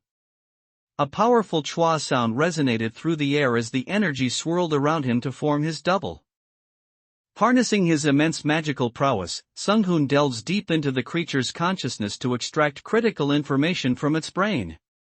He observes the organ encased in a peculiar aura, seeking to uncover the origins and weaknesses of this strange, otherworldly threat. Sung-hoon took a moment to reflect, admitting with a calm smile that it had been quite a while since he had performed such a feat, but everything turned out perfectly. Utilizing his specialized brainbox capability, he successfully managed the intense mental load of the task. Harnessing his newfound strength, Sung-hoon manifests a glowing staff and manipulates magical energy with a focused gesture. A subtle ding resonates through the air as he successfully triggers a precise activation of his space-time abilities. The logic is actually quite simple, functioning much like how cloud computing works for modern technology. It acts as a centralized network where all information and resources are interconnected and accessible. It was exactly as Sung-hoon had suspected, confirming his deep-seated doubts regarding the true nature of the Akasha system. Looking at the scale of this power, it's clear we are dealing with a powerful god, no, perhaps the strongest godly being there is. Right, just how long has it been since we came out for this field hunt? The hunters reflect on their time in the field as they prepare for their next move. Sung-hoon stands ready, now outfitted in a specialized suit of magical armor designed to withstand his immense mana output. He maintains a calm and composed expression, radiating a sense of quiet authority as he prepares for the next phase of his plan. Watching Yo-young's transformation during her training, Sung-hoon let out a thoughtful ah. Maybe, as he considered the possibilities of her growth. Yo-young and her team have pushed their abilities to a new level thanks to Sung-hoon's advanced training. Looking at the glowing blue mana radiating from her hand, she confidently notes that they have indeed become much stronger than before. Sung-hoon discovers that the orcs in this area are uniquely dangerous, ambushing soldiers to steal their firearms and establish their own tribe. This revelation leaves everyone shocked, questioning what kind of evolved orcs would actually prioritize looting and using human guns. The control room buzzes with activity as a new threat appears on the monitors. An operator quickly alerts the team that their target is a stone troll, and it is currently approaching from the 10 o'clock position. Since we are operating in a high-level region, we must proceed with caution and hunt the targets down one by one to maintain control. Sung-hoon deployed a drone that buzzed through the clouds, dripping blood to create a trail and lure the monsters out. The observers watched in quiet confusion as the unconventional plan began to unfold high above. Sung-hoon encountered a strange new monster that he had never seen even in his previous life as Kratrot. He began to wonder if the creature had adapted to its surroundings immediately after emerging from the gate. As the team pushes into the dungeon, the leader coordinates their movement, ordering Jinsuk to cover the right and Hyasun to take the left. They move with calculated precision, ensuring every angle is covered as they descend further into the unknown. Sunghoon unleashed a massive energy slash with sharp focus, cutting through the air with a powerful burst of light. He moved with absolute precision, ready to strike down any threat in his path. Sunghoon's strike landed with precision, leaving the massive orc stumbling and losing its balance. Blue blood sprayed from its face as the creature reeled from the devastating impact of the blow. A massive impact erupts on the battlefield as Sunghoon's strike connects with overwhelming force. With a sharp metallic clang, his power shatters through the monster's defenses in a burst of light. Tension flared on the battlefield as a hunter clicked his tongue in frustration, watching a powerful monster surge with crackling electricity. The sudden spark of energy signaled a dangerous escalation, proving that this creature wouldn't be taken down without a serious fight. In the heat of the battle, a warrior successfully draws the monster's focus, shouting with confidence that he has secured the aggro. By keeping the beast's attention on himself, he creates the perfect opening for his teammates to strike. Amidst the dust and chaos of the ongoing battlefield, a blonde archer steps forward, drawing his bow with steady hands. He remains perfectly calm, locking his sights onto the targets to provide precision long-range support. Jinsu's arrow managed to pierce the monster's head, which was its hardest body part, showcasing his incredible precision. Sunghoon noted that everyone was doing quite well, especially considering this was their first time hunting such a high-level monster. Sunghoon leaned in with a chilling, knowing smile that left no room for secrets. The woman trembled under his gaze, visibly sweating as she realized she was completely powerless against someone with such overwhelming authority. A powerful shockwave erupts across the battlefield, sending ripples through the very ground. The sheer force of Sunghoon's magic creates a massive impact that resonates outward, shaking the entire area. After successfully sealing the enemy's movements, it is finally time to go in for the kill. Sunghoon moves decisively to deliver the finishing blow and end the threat. With her newfound mastery, Yo-young charges forward with incredible speed, her footsteps echoing with a rapid ta-ta-tat sound. She moves with focused intensity, closing the distance toward her target in a blur of motion. As Sunghoon unleashed his power, a thunderous quang echoed as the entire area was engulfed in a blinding flash of energy. The massive explosion served as a violent testament to the sheer destructive force he now wields. As the dust settled on the battlefield, Yo-young and the other hunters stood over the massive, defeated corpse of the monster they had just brought down. They surveyed the remains with a mix of exhaustion and silent triumph, marking the end of another intense struggle. Sunghoon stood amidst the ruins of a devastated city, surrounded by crumbling concrete and shattered signs. Noticing a strange glow emanating from the wreckage, he remarked with quiet curiosity, "Oh, light." Stepping into a strange and silent realm, they realized with awe that this was the very place God had promised them. Sunghoon realizes that time is of the essence, telling himself, "I must hurry."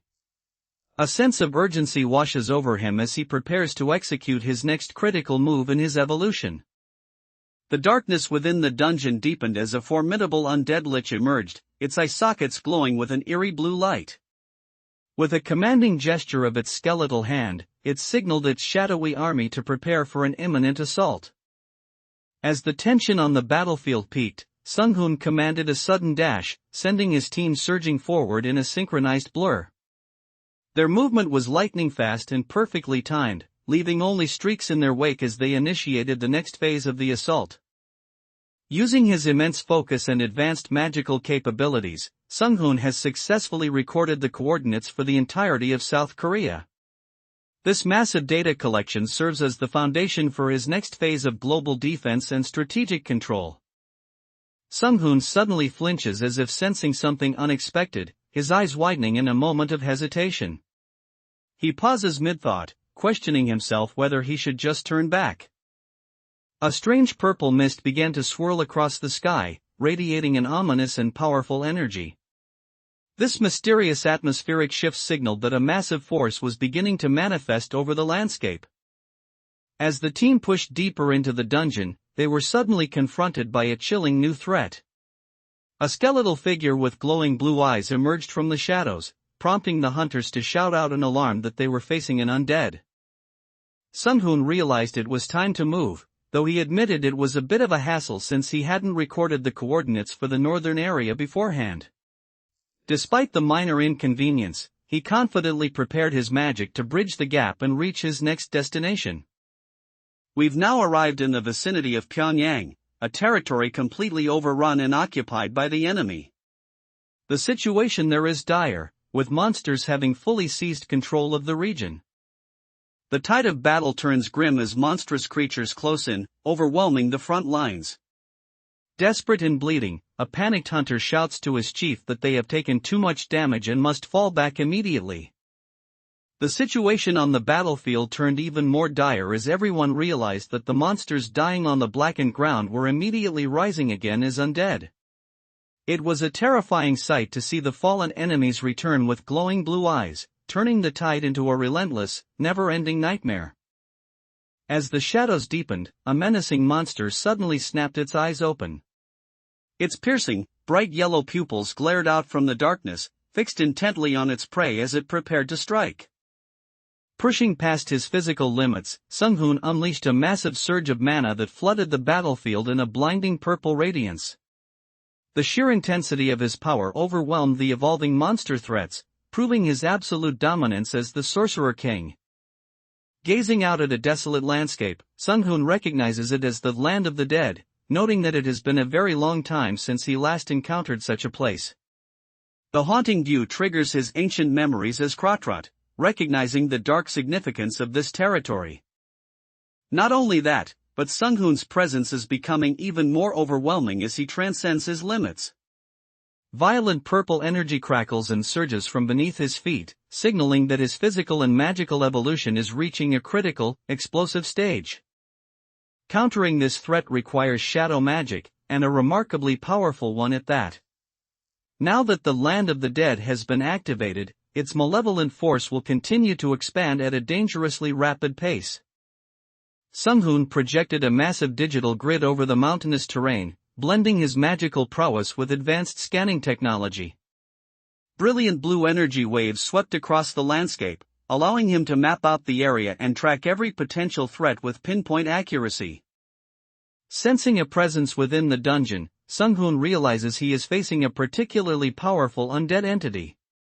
He pauses for a moment of cold calculation, asking himself, "What should I do?" A strange disturbance begins to ripple through the clouds as a series of mechanical clicking sounds echo through the sky. It feels as though an invisible force is activating, signaling the arrival of something significant. After setting everything in motion, Sung-hoon took a quiet moment to review his work on his phone, nodding to himself and saying, a good picture."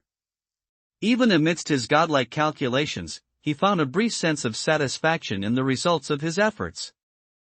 Smiling confidently, Sung-hoon notes that since he is a man of the 21st century, there is no reason for him to handle everything alone.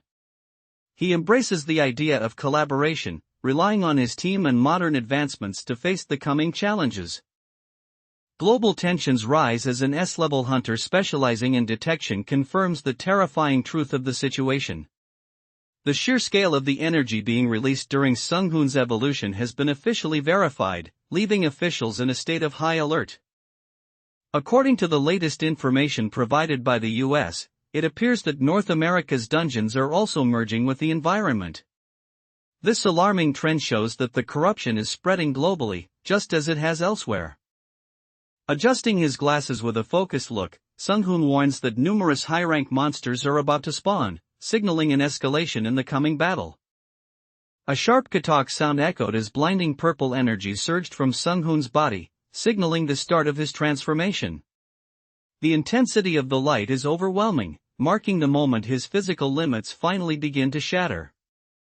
Working with him is a great experience, though it would be even better if I could bring him under my direct command. He manages to secure every rare material I request, no matter how difficult they are to obtain. Sung-hoon has set his sights on a new goal, declaring that he will create a powerful supporter capable of manipulating time itself. He begins the process by channeling immense energy into a central vessel to bring this new ally to life. Sung-hoon temporarily halts the system's functions, creating a window of opportunity to execute his grand plan without interference. Surrounded by glowing purple mana, he focuses intensely, ready to initiate the specific evolution he has been meticulously preparing for. Diving deeper into his evolution, Sung-hoon began to share his consciousness with the surrounding space, synchronizing his mind with the flowing mana. Waves of intense magical energy radiated from him as he bonded his soul with the raw power of his new form. Sung-hoon's evolution reaches a fever pitch as massive waves of purple mana swirl and condense around him. A blinding explosion of pure energy erupts, signaling that his physical form is successfully transcending human limitations. Sung-hoon's evolution has reached a fever pitch, sending massive waves of purple mana erupting in every direction. The entire area resonates with intense light and energy as if an ancient power is being reborn. Sung-hoon bestowed an identity upon his new creation, naming her Aina. As her creator, he commanded her to remain eternally loyal and obedient to his every word. Gazing down at a glowing blue sphere of energy held in his trembling hands, Sung-hoon lets out a soft, triumphant chuckle. The anticipation is palpable as he realizes his efforts have paid off, whispering to himself, "Hohuhu, finally." As Sung-hoon's evolution progressed, a glowing purple orb materialized before him, catching him by surprise. The entity spoke with deep reverence, addressing him as its creator and stating that it was ready to follow his every command. As Sung-hoon's evolution reaches a critical stage, the Akasha system grants him unprecedented privileges. He is officially notified that he is now allowed to access the internet directly through the system, marking a major leap in his integration with global information networks. In the midst of his intense evolution, Sung-hoon remains remarkably calm, declaring that his first priority is to optimize his brain. He understands that to master even more complex magic, he must first expand his mental capacity to a higher state of existence. Following through with his command, Sung-hoon initiates the next phase as he dashes forward like a streak of light. The evolution process is now officially beginning its critical transformation. As Sung-hoon undergoes his evolution, the massive surges of purple mana radiating from him have completely transformed the sky into a cosmic display. The atmosphere is thick with deep purples and blues, signaling a transformation so grand it feels like the universe itself is reacting. Following the intense surge of his evolution, a man in a formal suit and a young woman approach Sung-hoon, greeting him with a simple, calm hello. They appear to have been waiting for the precise moment his transformation concluded to make their presence known. Savoring a quiet moment with a cup of coffee, Sung-hoon offered a polite thank you as he received significant news. The National Hunters Association has officially recognized him as an Origin ability user, marking a major shift in his status. Amidst the unfolding events, a confidential file regarding an Origin user is presented. The document is slid across the table as a key piece of intelligence for the situation at hand. Meanwhile, in response to Sung-hoon's specific request, his team identifies a unique ability user who grows stronger through the power of her own belief. Sung-hoon noticed a new opportunity and mused about how perfect the timing was. Seeing a cleric appear, he began to wonder if he could successfully bring her over to his side. A sudden, sharp screech pierces the air as a fiery, red-winged monster bird dives down with aggressive force. The creature cries out in a frenzy, radiating heat as it prepares to strike from the sky. Everyone was stunned by the sheer display of strength she possessed. Her companions noted that with power like that, she would easily wipe the floor with any other damage dealer at her same level. Sung-hoon casually checks in on Yo-young's progress, asking what her current level is. She reveals she has reached level 62 before turning the question back to him to see how he compares. Sung-hoon reunites with his teammates, acknowledging Jinsu's hard work by noting how exhausting it must have been to guard the headquarters. The group gathers outside the facility, preparing for their next move as they regroup. Looking down at a tablet with a look of pure confusion, Sung-hoon asked, "What is this?" The screen displayed a chilling silhouette of a figure standing amidst a swirling, violent storm of purple energy and light. If this is indeed the demarcation line, then we are incredibly close to the front. Everyone is left wondering where on earth all these bastards are coming from. The battle wrapped up much faster than expected, leaving the hunters relieved and ready to unwind. Stretching her arms behind her head, a pink-haired hunter happily noted that since it ended early, it was finally time to get some rest.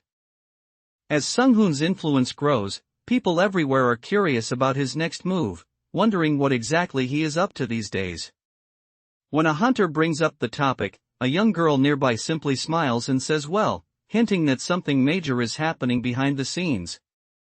Sung-hoon stared at his monitor in sudden confusion, letting out a silent question mark as something unexpected caught his eye. A mysterious notification or anomaly had appeared, momentarily pausing his deep focus on the digital interface. Sung-hoon makes a calculated assumption based on his vast experience before turning his attention to the current project. He checks in with Aina, the glowing spirit, asking how the production is coming along to ensure everything is moving according to his grand design. Having refined his new technology and magic, Sung-hoon is now ready for action. He confidently suggests, then should we give it a test run? Holding up a glowing crystal, Sung-hoon explains that it is perhaps the best survival support item in existence. With this tool, he can ensure his team's endurance and safety even in the most hostile dungeon environments. Sung-hoon wasted no time and gave the command to have everything ready as soon as possible. Magic energy vibrated intensely around him as he prepared for his next strategic move. The story now shifts to the Songlim area of the Yellow Sea, where the sky appears calm and clear. This location sets a new stage for the significant events about to unfold in the region. With his evolution complete and Aina by his side, Sung-hoon radiates a new level of authority as he simply commands, "Come." He stands ready, beckoning the challenges ahead with the absolute calm of a master who has already seen the outcome. Unleashing his newly evolved powers, Sung-hoon triggered a massive surge of energy that bathed the surroundings in a brilliant blue glow.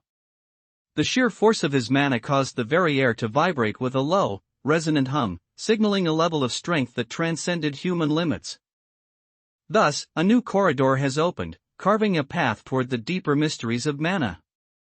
Sung-hoon's power radiates with newfound intensity, marking the beginning of a fresh chapter in his ascension. Let's see how our hero handles this situation. Emerging from the land of the dead, a terrifying Death Knight clad in dark armor rides forth on a spectral steed. The undead warrior surges forward with glowing blue eyes, radiating an ominous power that signals a new level of threat on the battlefield.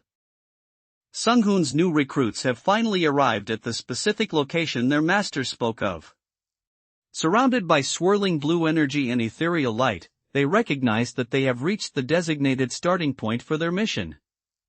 A mysterious voice commends Calypso for her work, saying well done, but quickly shifts to a tone of urgency. They warn that they must hurry, as another god is already beginning to interfere with their grand plan. Raising his glowing blade high with a sharp motion, Sung-hoon decisively announced their next move. He declared with absolute certainty that they would now head north to face whatever challenges lay ahead. A massive explosion rocks the battlefield as Sung-hoon's power erupts in a blinding flash of brilliant blue light. This intense surge of energy radiates outward with incredible force, completely overwhelming the surroundings as it consumes everything in its path. Sung-hoon received an offer better than he had expected, tasking him with teaching international hunters, specifically those under Rothschild's jurisdiction, how to master the use of aura. With a firm handshake, he accepts the deal to spread his advanced knowledge to the world's elite forces. Aina has rapidly grown since her creation and has finally chosen a physical form resembling a small fairy. She reports to her master, Sung-hoon, noting that there are still some individuals in the group who haven't quite reached their training goals yet. Sung-hoon appears completely calm and relaxed, as if everything is unfolding exactly according to his plan. Floating just above him is Aina, his newly formed and powerful time-controlling spirit companion. The intensity of Sung-hoon's training regime leaves the hunters gasping for air as they collapse into the water. Splashing and coughing echo through the chamber as their bodies struggle to keep up with the grueling physical demands.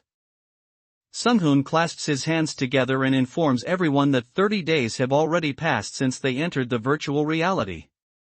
The realization of how much time has slipped by leaves the group completely stunned.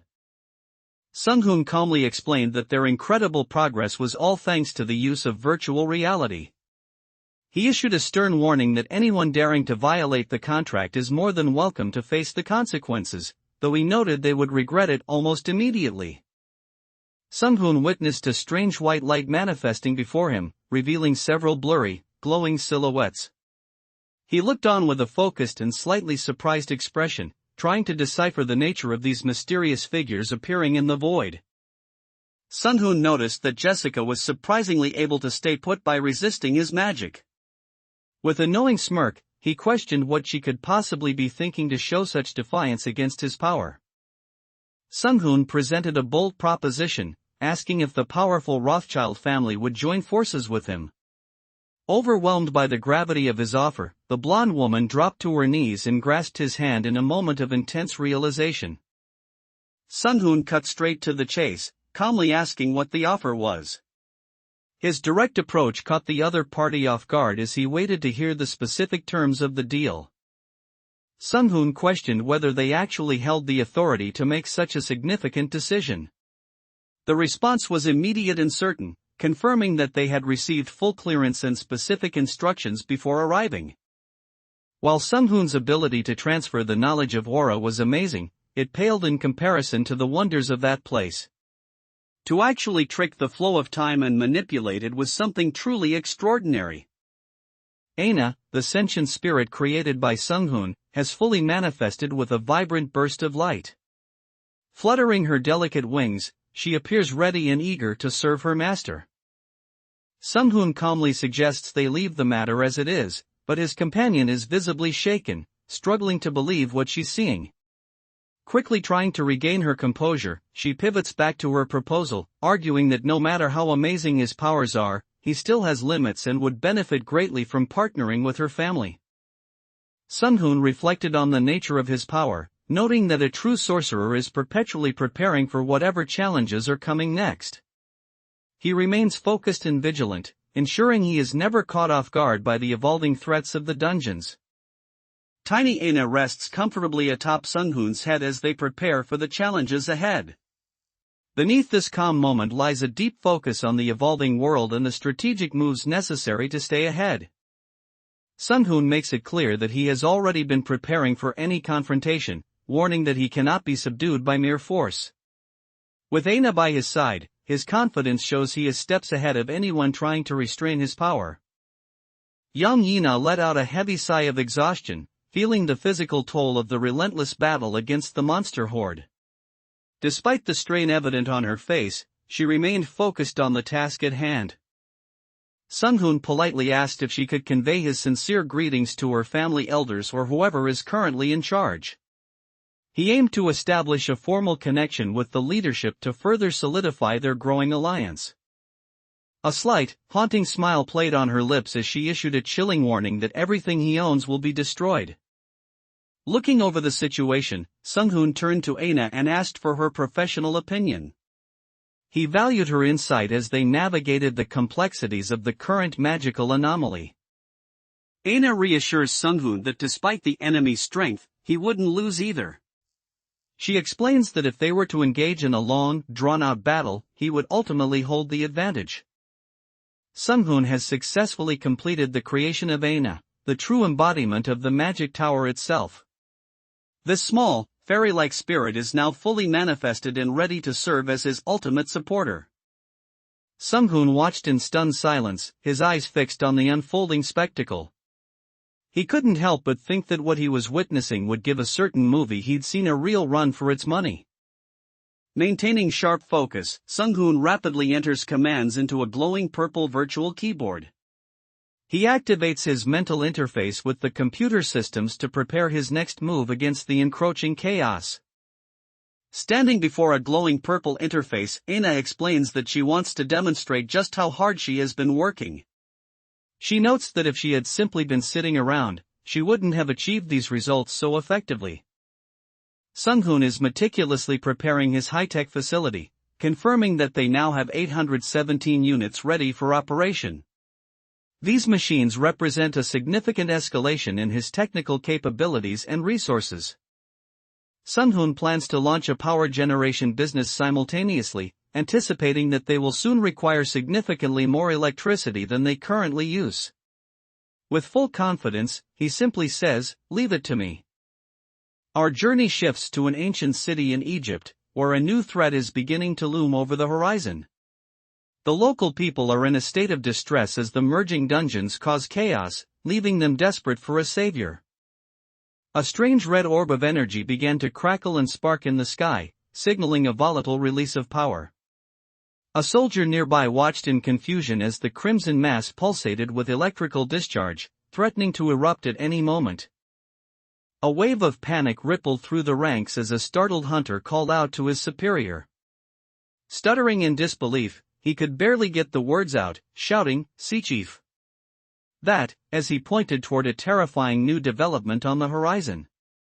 Sung-hoon awakens his new creation, Aina, a powerful sentient spirit born from his magic. She emerges from a swirling vortex of purple energy, revealing her demonic features and massive wings as she comes to life. Sung-hoon unleashed his binding magical energy, tightly constricting his target until they let out a sharp cry of pain. The overwhelming pressure of his purple mana left the enemy completely immobilized and gasping for breath. Closing his eyes with intense focus, Sung-hoon channeled his mana until a brilliant purple radiance surged around him. He began molding this raw energy with precision, causing the very air to thrum and vibrate as he bent the surrounding space to his will. Suddenly, a menacing monster appeared on the scene, looming over its target. It let out a chilling laugh, tauntingly declaring its intention to devour the cutie standing before it. Eerie demonic figures surround a victim within the dungeon, whispering promises of the best hell of pleasure to lure him in. The poor man looks like a hollowed-out corpse as these entities use their dark charms to ensnare his senses and claim his soul. A portal has suddenly appeared and is classified as a Tier 3 dungeon with a level 150 restriction. Most alarmingly, it has opened right in the vicinity of the country's government buildings. The tension continues to rise as military Humvees and sleek black SUVs take their positions along the road. Everyone remains on high alert, waiting in silence for the next move in this escalating situation. Tensions rise on the battlefield as unexpected figures arrive. A hunter pointedly questions their presence, noting that this specific area definitely isn't under their jurisdiction. World leaders are becoming increasingly concerned with the escalating situation, with one official reviewing the data and stating firmly that this isn't something they can simply overlook. Sung-hoon's rising power in the shifting world state have forced them to take immediate notice. World leaders and high-ranking officials have gathered together in a formal setting, where the atmosphere is thick with curiosity. One of the veteran leaders turns to a newcomer, questioning who they are since they haven't crossed paths before. Looking out at the vast cosmos surrounding Earth, it becomes clear that the stakes are rising as the world undergoes a massive shift. Sung-hoon realizes that under these dire circumstances, they may be able to receive even further assistance from the system to combat the growing threats. Amidst the mounting tension, a serious question was asked if they had anything else to say, to which a simple and firm yes was given in response. Taking a deep, heavy breath, they prepared to address the gravity of the situation. The politicians there prioritize their own safety above everything else. If they can close the portal near their official buildings, they wouldn't hesitate to throw the hunters into a meat grinder to make it happen. The atmosphere is intensifying and time is of the essence, so Sung-hoon decides to pick up the pace. A strange energy swirls around as he urges everyone to hurry forward to complete the task at hand. Sung-hoon and his team have neutralized the immediate threat of the Death Knights, yet they remain vigilant as the world's dungeons continue to evolve. They prepare for the next wave of challenges as the landscape of the land of the dead shifts. A strange purple and blue aura has begun to blanket the sky, signaling a powerful new energy bleeding into the world. The dungeon interference is intensifying, visibly warping the atmosphere as the environment begins to shift. A menacing and powerful presence suddenly dominates the battlefield as a new foe emerges from the chaos. Clad in heavy plate armor with glowing blue eyes piercing through its visor, this spectral knight looms like a harbinger of death. A strange silence fell over the battlefield as a mysterious armored figure with a glowing blue eye made its presence known. In a cold and heavy tone, the entity simply asked, "Are you the one?" Sung-hoon ponders if the sheer number of living beings in this world is causing the interference. He questions if the dense population is the reason behind the current system instability. The sky suddenly shifted into an eerie purple hue as a strange light began to glow above the mountain range. Sung-hoon looked up, realizing the stakes had just been raised as the system alerted him that dungeon interference was now in effect. Sung-hoon unleashed a massive burst of mana, creating a blinding explosion that illuminated the entire battlefield. The intense beam of energy surged upward with incredible force, signaling his overwhelming dominance and the sheer scale of his evolving magical power. Sung-hoon channeled the immense power of his dragon's heart, causing a radiant golden dragon to spiral around his form. The sheer pressure of his mana vibrated through the air, accompanied by a low, thunderous roar of pure energy. Sung-hoon observes that while the monsters spawned until now had zero intellectual abilities, a shift is occurring. He watches closely as a new creature glances back, signaling that the enemies are beginning to develop actual intelligence and awareness. Deep within the shifting energies of the dungeon, a mysterious entity commands Paleton to eliminate the man in their presence. With a cold directive, they prepare to strike down Sung-hoon and remove his influence from their domain. A terrifying roar echoes across the battlefield as a monstrous creature lunges forward, baring its massive fangs. The piercing scream signals a brutal escalation in the fight, filling the air with pure aggression. Observing the transformation, Sung-hoon remarked that turning into a mystic creature wasn't bad at all. Without missing a beat, he unleashed a powerful lightning strike to assert his dominance. Sung-hoon summoned a massive dragon that flooded the battlefield with a blinding light and pure destructive force. The overwhelming attack instantly vaporized his enemies, showcasing the true, terrifying scale of his reclaimed power as Krotrot. Observing that his opponent was much sturdier than he initially anticipated, Sung-hoon realized he needed to escalate his efforts. He decided to increase his output, noting that since the enemy could withstand his current level, he would have to apply a bit more serious power to finish the job. Realizing that close combat on the ground would be a disadvantage, Sung-hoon prepares a different approach. He decides to rain down thunder from above to strike his enemies from a safer distance. A terrifying skeletal monster emerges from the depths of the dungeon, brandishing its lethal claws as it prepares to strike. Sung-hoon immediately counters by unleashing a massive burst of magical energy, illuminating the dark chamber with his overwhelming power. Sung-hoon activated a sophisticated new device as part of his expanding power generation venture. The machinery hums with a vibrant purple and pink glow, signaling the successful ignition of his advanced Manatech energy source. A piercing scream echoes across the battlefield as the monster is struck with overwhelming force. The purple and black dragon-like creature roars out in agony, letting out a final quack as it reels from the impact. Deep within the shifting dynamics of the dungeon, a new presence makes itself known, catching the enemy completely off guard. As an overwhelming force takes hold, the startled foe can only gasp out in shock, "Quack!" This is realizing too late that they are facing something far beyond their understanding. Sung-hoon towers over the defeated monster, coldly declaring that it was a fatal mistake for the creature to come here all by itself. With his overwhelming power on full display, he has completely neutralized the threat. In the heat of the moment, a sudden shout of "W8" echoed across the battlefield, halting the progression of the conflict. This desperate plea created a tense pause, signaling an unexpected interruption in the unfolding chaos. A massive pillar of blinding white light erupts and expands outward, completely engulfing the surroundings in its brilliance. The sheer force of the magic creates a resonant hum, signaling the overwhelming scale of Sung-hoon's power as it washes over the battlefield. Sung-hoon has successfully established his power generation scheme on a global scale, ensuring his massive mana requirements are constantly met. With this new infrastructure in place, he stands ready to face the escalating threats and direct interference from external gods. A sudden, blinding flash of light erupts across the battlefield as a massive surge of mana explodes. A powerful energy wave tears through the air, signaling the release of an immense and devastating attack. Jin Rung admits a pathetic defeat as his spirit fades away. Sung-hoon immediately recognizes the value of the situation, noting that the dragon's remains will serve as excellent material to reinforce the walkers they've just developed.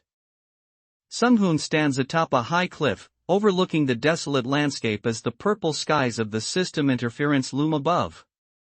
From this vantage point, he silently monitors the terrain, anticipating the next move of the encroaching forces. The situation has turned dire as reports come in that the forces protecting the southeastern sector have been completely annihilated. This devastating news sends a shockwave through the ranks, signaling a total collapse of their defenses.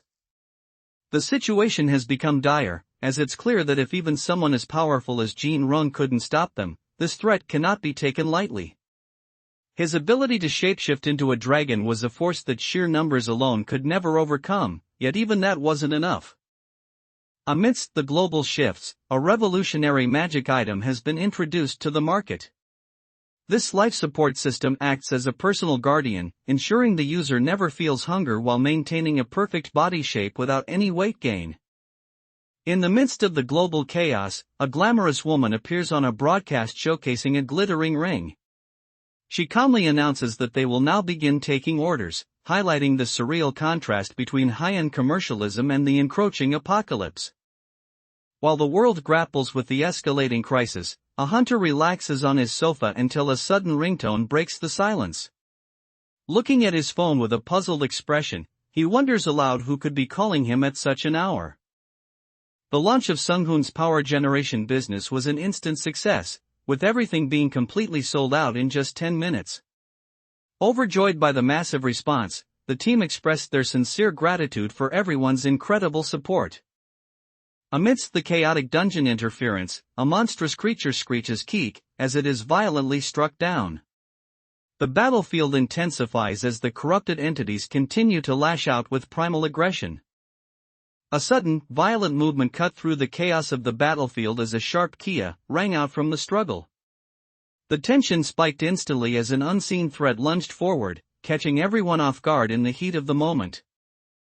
Aina lunges forward in a fit of rage, screaming "Die," as she unleashes a devastating surge of fiery energy against her foe.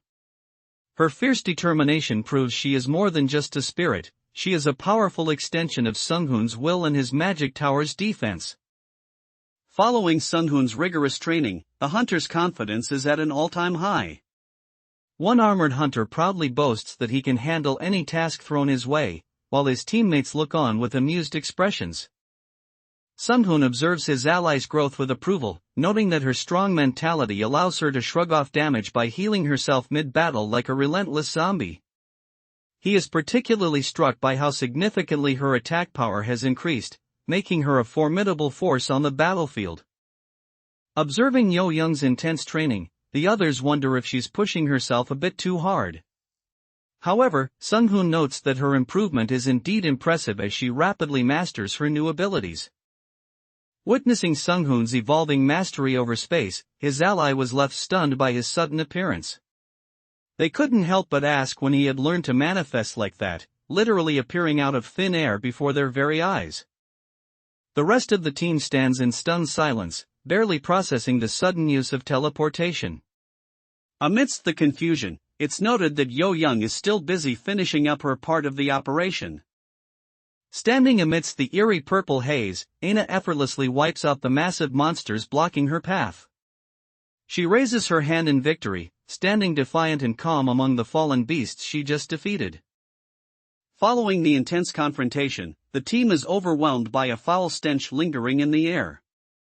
Covering their noses in disgust, one hunter pleads for his sister to stop while the others desperately shout for her to stay back to avoid the spreading mess.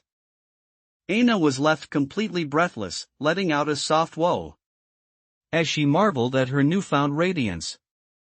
As the spirit of the magic tower, she looked absolutely mesmerized and energized by the transformation taking place within her. As everyone is already aware, a Tier 3 dungeon has suddenly opened right in front of the Blue House. This high-level threat has put the entire leadership on edge as the crisis continues to escalate in the heart of the city. The real issue lies in the Tier 3 dungeon's difficulty, which has escalated significantly. Sung-hoon monitors the rising threat as the systemic collapse makes the monsters more formidable than ever before. Sung-hoon reminds his allies about the brutal reality of their mission, noting that everyone should already be aware of how extremely harsh the environments are inside the dungeons. He emphasizes the danger they face as they prepare to venture deeper into these hostile territories. A member of Sung-hoon's team, clad in vibrant red armor, takes a moment to admire her sparkling new ring while enjoying a drink. She looks incredibly pleased with her upgraded gear, radiating a sense of newfound confidence and strength. Yo-young actually went ahead and bought it, leading Sung-hoon to curiously ask if it could truly prevent hunger. It was then that he had a sudden realization. He had been so focused that he completely forgot to take proper care of his own party members. Sung-hoon has finally cleared all his debts, though he chuckles at the fact that he spent every last penny in the process. Despite being broke for the moment, he remains confident, promising himself that he will create something even better in the future. Sung-hoon has upgraded the virtual world system, allowing his subordinates to actively increase their aura while they train. The hunters look visibly shaken and overwhelmed as they realize the sheer intensity of the new training regime he has prepared for them. A restless murmur filled the city streets as the public sensed the growing instability of the world around them. Amidst this atmosphere of uncertainty, high-level negotiations began behind closed doors to address the shifting global power dynamics. As the world continues to destabilize, Sung-hoon and his companions walk among the ordinary citizens, blending in while monitoring the escalating chaos. Despite the purple skies and system collapse, they maintain a calm presence as they prepare for the next phase of the intervention. Standing amidst the crowd, Sung-hoon calmly observes the shifting state of the world with a knowing gaze. He remains composed, sensing that as the Akasha system grows increasingly unstable, the true confrontation is finally about to begin. Amidst the global chaos, the famous hunter known as Siren suddenly appears before the public with a microphone in hand. Her unexpected presence leaves the crowd questioning why such a high-profile figure has stepped forward at this critical moment. As the world teetered on the edge of chaos, an announcer stepped forward to the microphone to deliver a chilling address. With a steady voice, they declared that the time had finally come to bring everything to an end, sparking an immediate and intense roar from the gathered crowd. Sung-hoon realized a new threat had emerged, a siren who likely crossed over to Earth through a dungeon portal. It was becoming clear that the barriers between worlds were thinning, allowing these entities to manifest directly on our soil. Aina, the sentient spirit of the magic tower, acknowledges Sung-hoon's ascending power by addressing him with a prestigious new title, the Sovereign of Mana.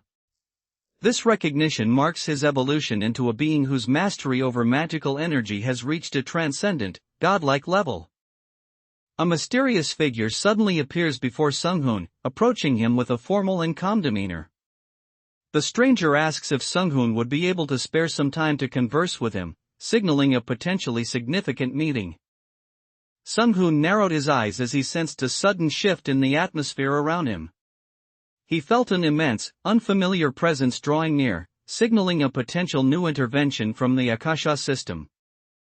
Observing the shifting patterns of the Akasha system, Sung-hoon expressed a quiet concern for the future.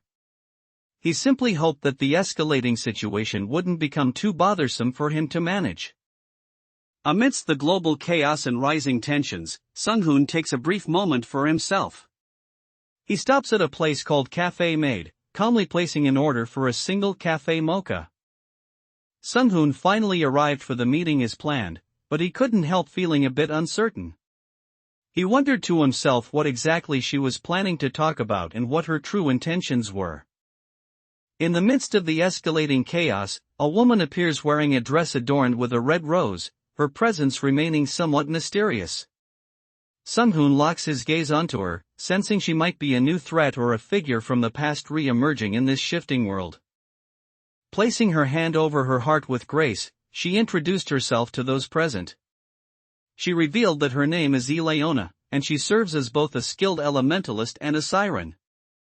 Sung-hoon summons Aina into her physical form, and the two sit together in a private room to discuss their next strategic moves.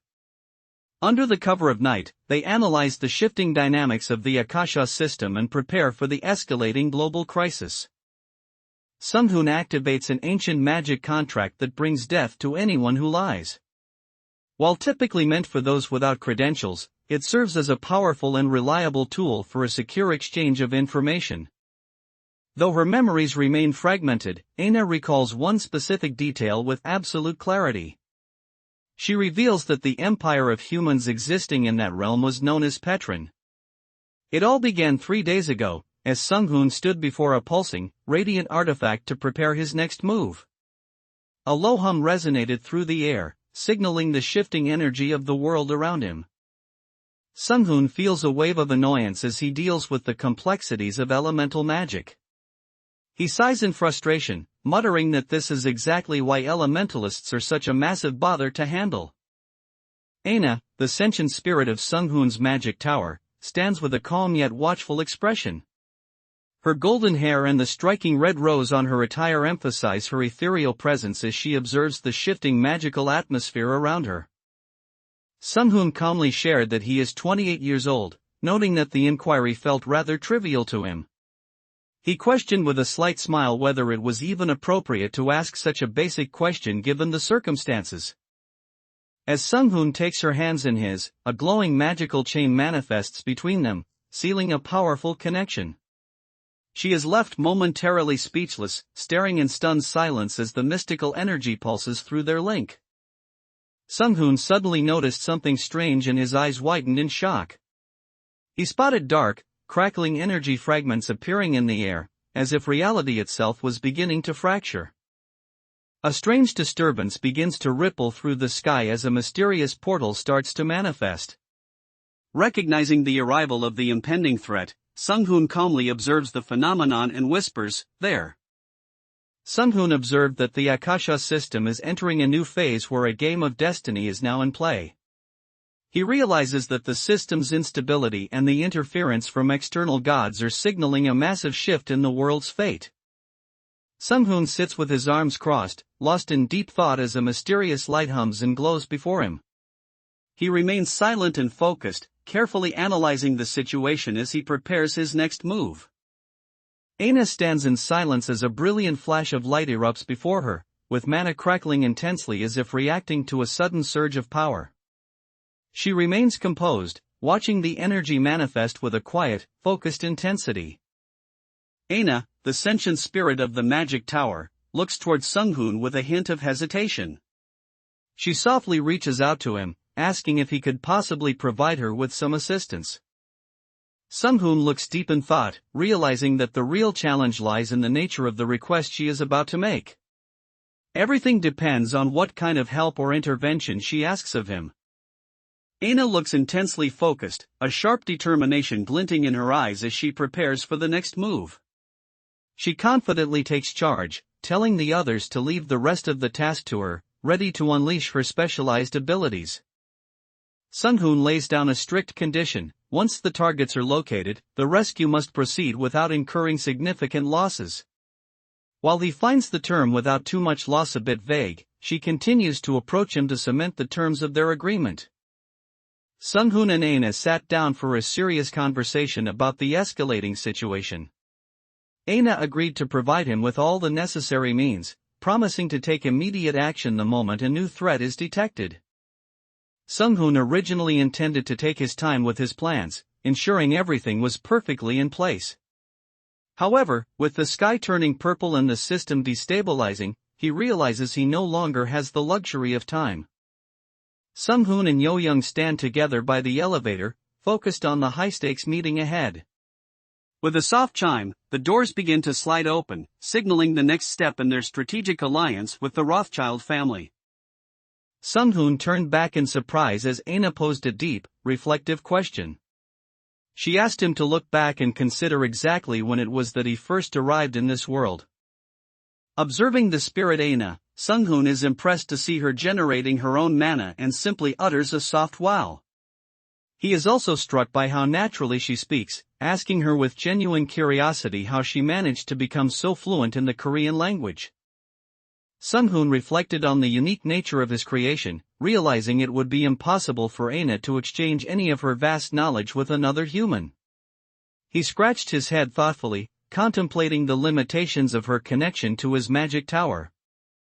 Sunghoon strictly advised the team to ensure their new guest felt comfortable and welcomed. The subordinates couldn't help but notice that her mana pattern was fundamentally different from any human they had ever encountered. Ileona formally entrusted herself to the care of the tower's spirit, acknowledging its authority over the domain. The system immediately responded by registering her as a guest, officially welcoming her into the master's tower. Aina stands quietly, watching a bright red robot as it hums to itself and chants labor, while moving about. She looks on with a curious expression, witnessing the strange sight of the automated machine cheerfully performing its duties. Sunghoon and his companions arrive at a mysterious, vast location that feels completely alien. Taken aback by the strange environment, they look around in confusion, wondering exactly where they have ended up. Sunghoon gestured for Ileona to take a seat so they could begin their discussion in earnest. They sat facing each other within a flickering, grid-lined virtual space that hummed with the energy of the system. Aina looked on with a calm expression, softly replying, "As you wish." She accepted Sunghoon's direction immediately, ready to execute whatever he required of her. Sunghoon sits in deep contemplation, resting his hand against his chin as he mentally calculates the threats ahead and the mysteries of the Petran Empire. A heavy silence surrounds him, reflecting the gravity of the situation as the Akasha system edges closer to total collapse. Ileona let out a heavy sigh, sensing the rising intensity of the surrounding mana. Glowing droplets of energy began to drift through the air, signaling the start of a profound transformation. Sunghoon summoned a glowing purple essence that pulsated with light between his fingers. This strange, vibrating energy hummed with pure mana, signaling that his next magical maneuver was about to begin. Sunghoon took a deep breath and swallowed hard, preparing himself for what was to come. Suddenly, a blinding flash of light erupted, leaving him startled as his eyes widened in realization. Sunghoon sits deeply focused in his chair, sensing the surrounding currents as mana flows intensely around him. A brilliant green aura radiates from his form, signaling his concentration as he stabilizes his immense power. Sunghoon reflected on the sheer volume of knowledge he had to process, noting that even with his advanced brain box, it was quite a heavy load. He acknowledged that Ileona's innate abilities are even greater than his own, especially given her status as a powerful elementalist. Sunghoon took a deep breath and closed his eyes with a calm, focused smile, mentally preparing for the acceleration of his plans. He felt a sense of quiet confidence, knowing that the time had finally come to push his limits and uncover the full truth behind the ancient Petran Empire. Ileona observed thoughtfully that this world is prone to rapid changes, noting that its development speed is well beyond their imagination. Sunghoon remained silent, absorbing her words as they both recognized how quickly the reality of their world was shifting. Solidifying his alliance with the Sirens, Sunghoon presents a long-term offer to Ileona. He guarantees that he will personally provide protection against any military conflict that might threaten their sanctuary. Ileona conceded to Sunghoon's point, admitting that she truly has no knowledge of how powerful the humans of this world have become. Faced with this uncertainty, she begins to weigh his words carefully as they negotiate the fate of the Siren race. The Siren elementalist Ileona looks towards Sunghoon with a faint, knowing smile as their conversation deepens. She continues to share her insights, cementing the bond between her people and the Sorcerer King's growing influence. Sunghoon decided to prioritize the Great Cosmos Project, even though he was warned it would delay his other endeavors. As soon as he gave the order to proceed, Aina deployed her subunits, Aina 22 through 24, to take charge of the operation. Sunghoon unleashes a massive surge of mana, triggering a blinding explosion of brilliant purple energy that consumes the entire area. This intense flash signals the sheer scale of his power and the ongoing systemic collapse as the battle reaches a new peak of intensity. Sunghoon has ramped up his production line, where a robotic arm meticulously assembles a glowing purple device. Amidst the crackle of electricity and mechanical whirring, this advanced technology moves along the conveyor belt, nearing completion for the battles ahead. Sunghoon initiates his next move, activating a glowing magic circle that radiates intense light. The surge of mana indicates that a powerful spell is being channeled for the upcoming confrontation. Sunghoon activates a massive energy source, appearing as a brilliant, glowing sphere of pure power. The intensity of the mana radiates outward, illuminating the area as he prepares for the next phase of his grand plan. Sunghoon has deployed a sophisticated satellite into Earth's orbit, hovering silently against the backdrop of space. This high-tech observer now watches over the planet from above, ready to scan and monitor the global shifts occurring below. Gazing out into the vast expanse of space, Sunghoon marvels at the incredible sight before him. He reflects on his past as Krotrot, realizing he should have accomplished something this magnificent in his previous life. Sunghoon realized that the monsters were just a distraction, noting that the real enemies will be the gods who stand behind this entire system. He understood that his ultimate confrontation would be against the divine entities pulling the strings from the shadows. Aina immediately acknowledged her master's instructions, confirming with a crisp command understood. She stands ready to execute the next phase of the mission with absolute precision. Moving forward with the Great Cosmos Project, Sunghoon has scheduled vast amounts of resources for use. The procurement of Chinese steel is now officially proceeding to fuel the massive construction efforts. Sunghoon realized it was finally time to unlock the ancient secrets of the Petran Empire hidden within Aina's memories. He stood deep in thought, carefully calculating his next move to ensure the Great Cosmos Project proceeded without a hitch.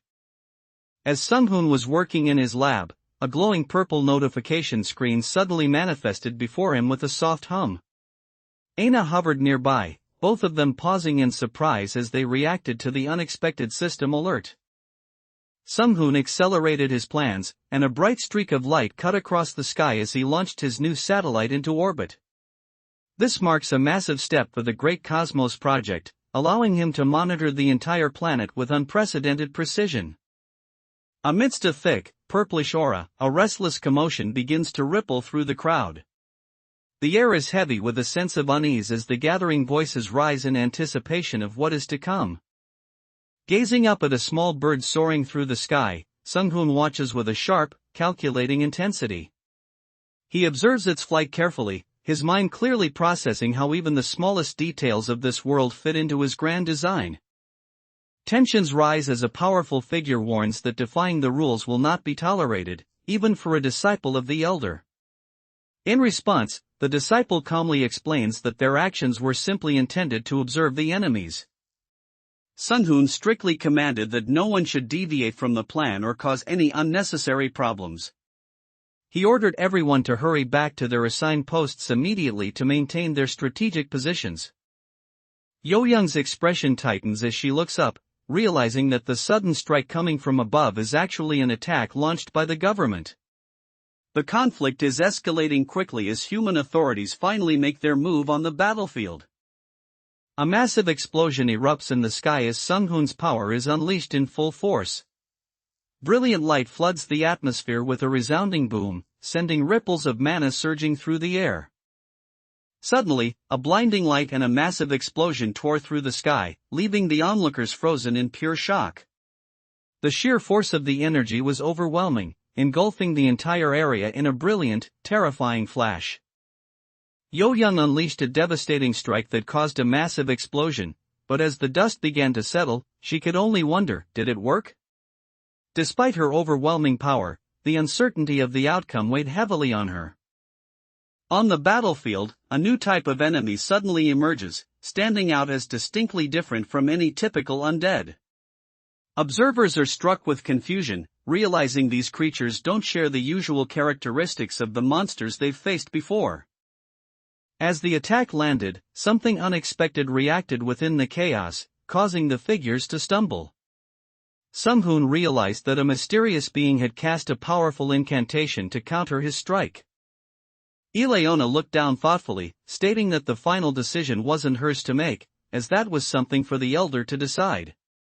She deferred the matter to her superiors, emphasizing the hierarchy of their leadership. Yo-young launched herself with explosive force from the top of a rocky peak, her movements a blur of superhuman speed. She soared through the air toward her objective, demonstrating the lethal results of her intense training. Sung-hoon observes that these magically incompetent people are causing a significant problem, as the heat from the white titanium alone isn't enough. He identifies that a high-tier necromancer is leading the charge, complicating the entire situation.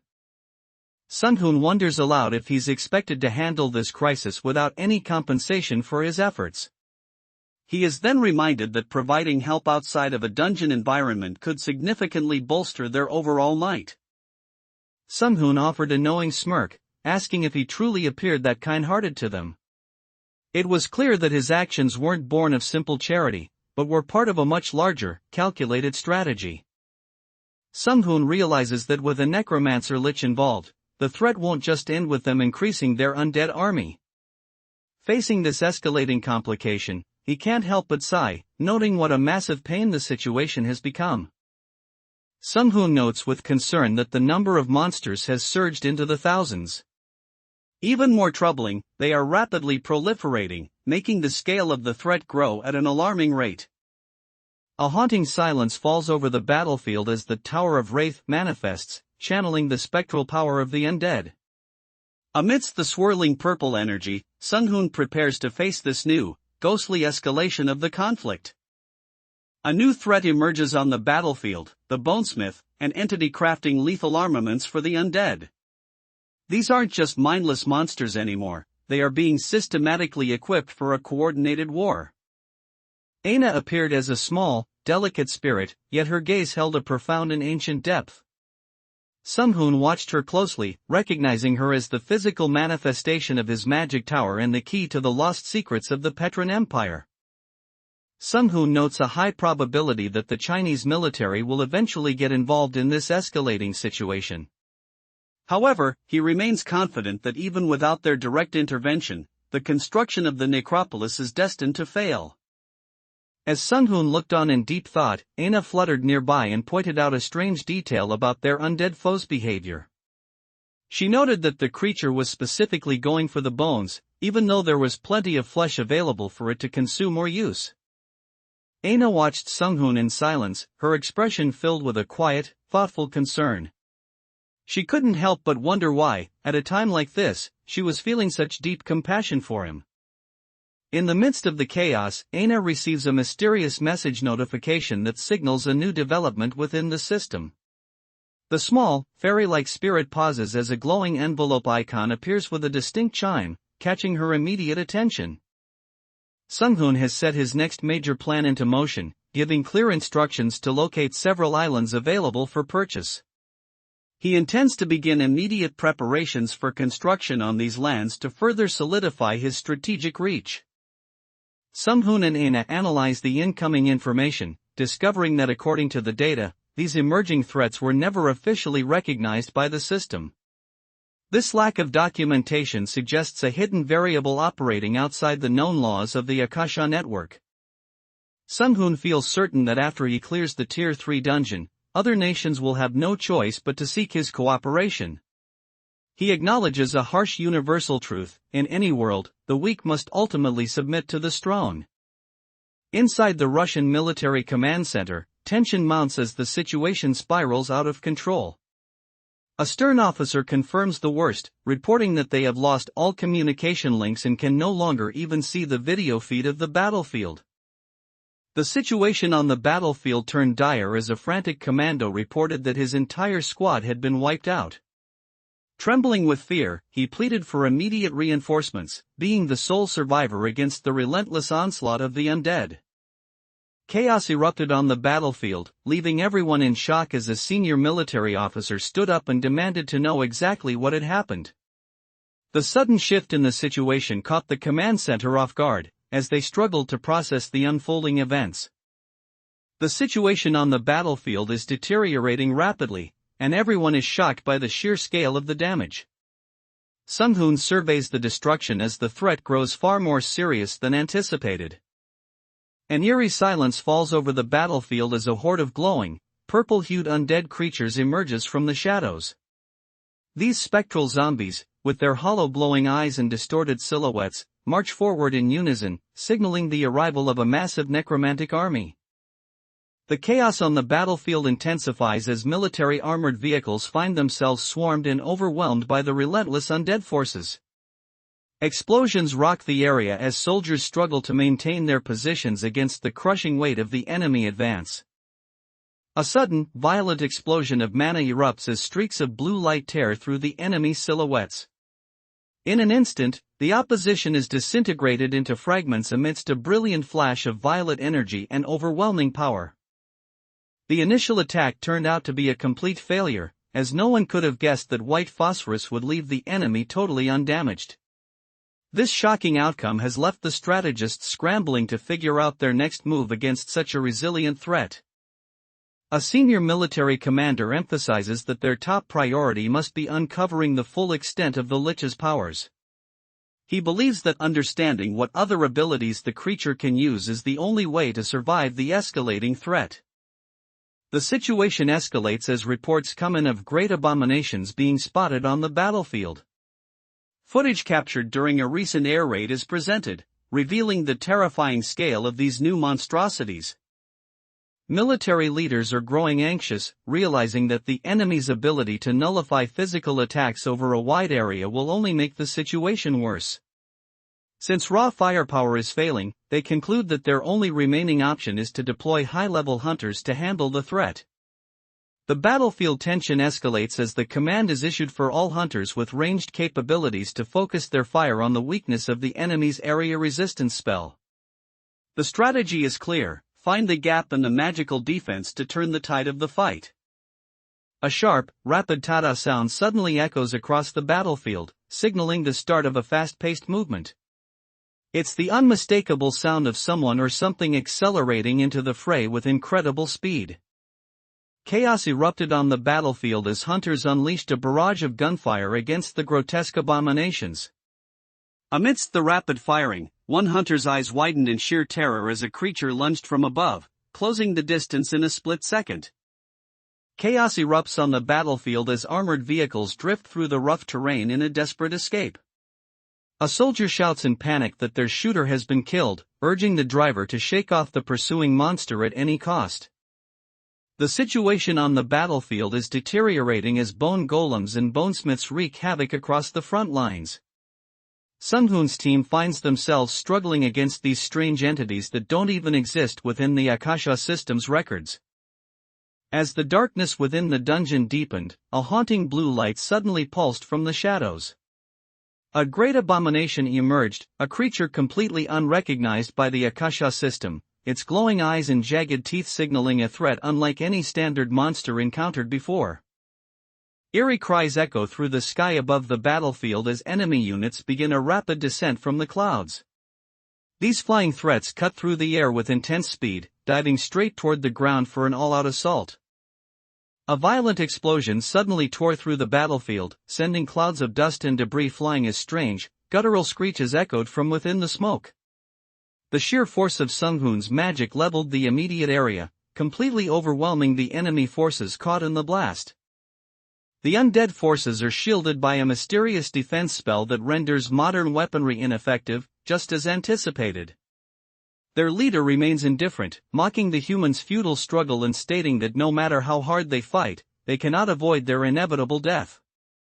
On the battlefield, a powerful warrior focuses his energy to end the fight in a single stroke, letting out a sharp HAA as he releases his power. A blinding surge of blue electrical mana erupts from his hands, sweeping across the enemy lines with devastating force. The undead army stood no chance against Sung-hoon's overwhelming power, crumbling into dust in an instant. With a sharp cracking sound, the enemy forces were shattered and completely consumed by a massive, roaring explosion. Faced with Sunghoon's overwhelming power, the undead monsters stood no chance and began to dissolve into streaks of blue energy. As his magic surged through them, the once threatening skeletons were utterly vaporized, leaving nothing but fading mist behind. Suddenly, priests and exorcists in flowing yellow robes rush onto the scene, wielding sacred talismans to ward off the encroaching darkness. They chant fervently, "May the dead keep their peace," attempting to soothe the restless spirits and bring order to the chaotic battlefield. A sudden, metallic clink echoes through the air, breaking the tension of the battlefield.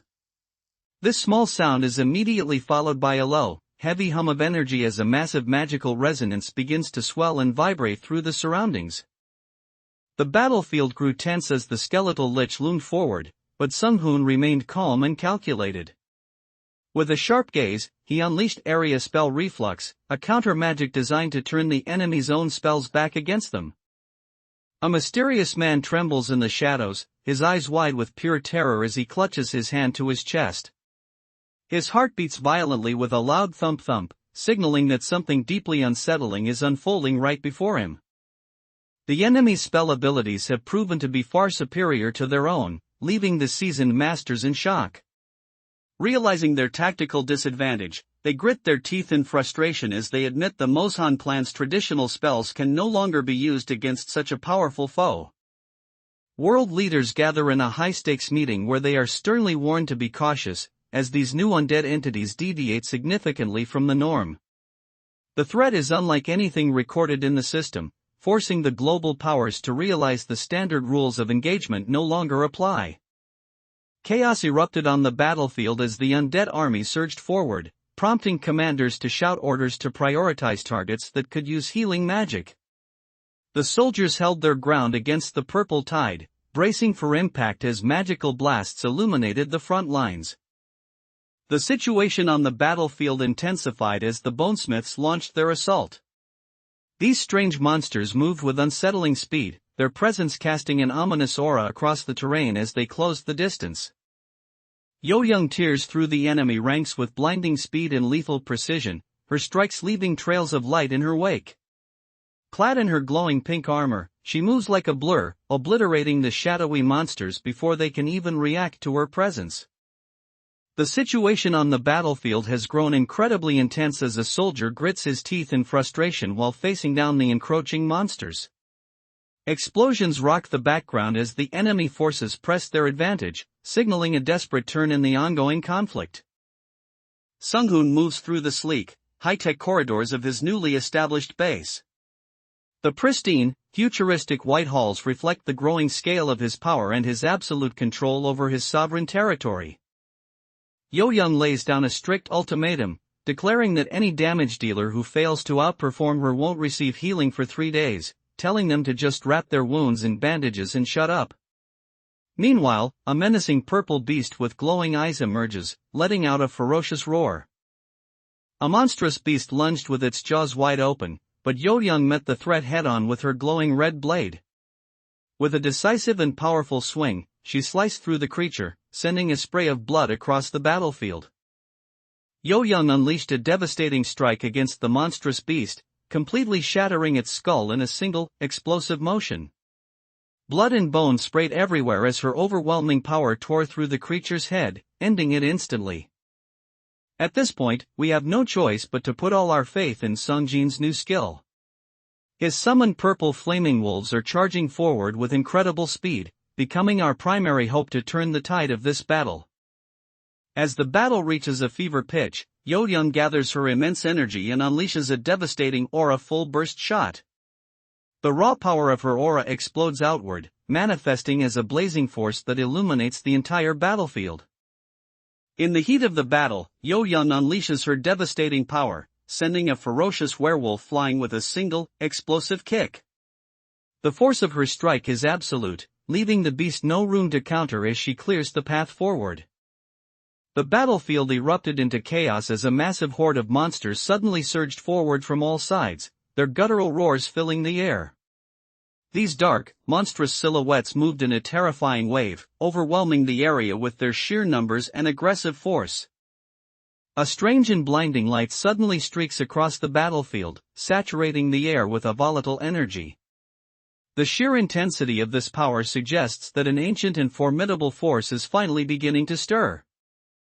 As the battlefield erupted in light, Yo-young watched in awe at Jinsu's efficiency in clearing out the enemy swarms. She couldn't help but exclaim that Jinsu is truly the best when it comes to wiping out large groups of small mobs.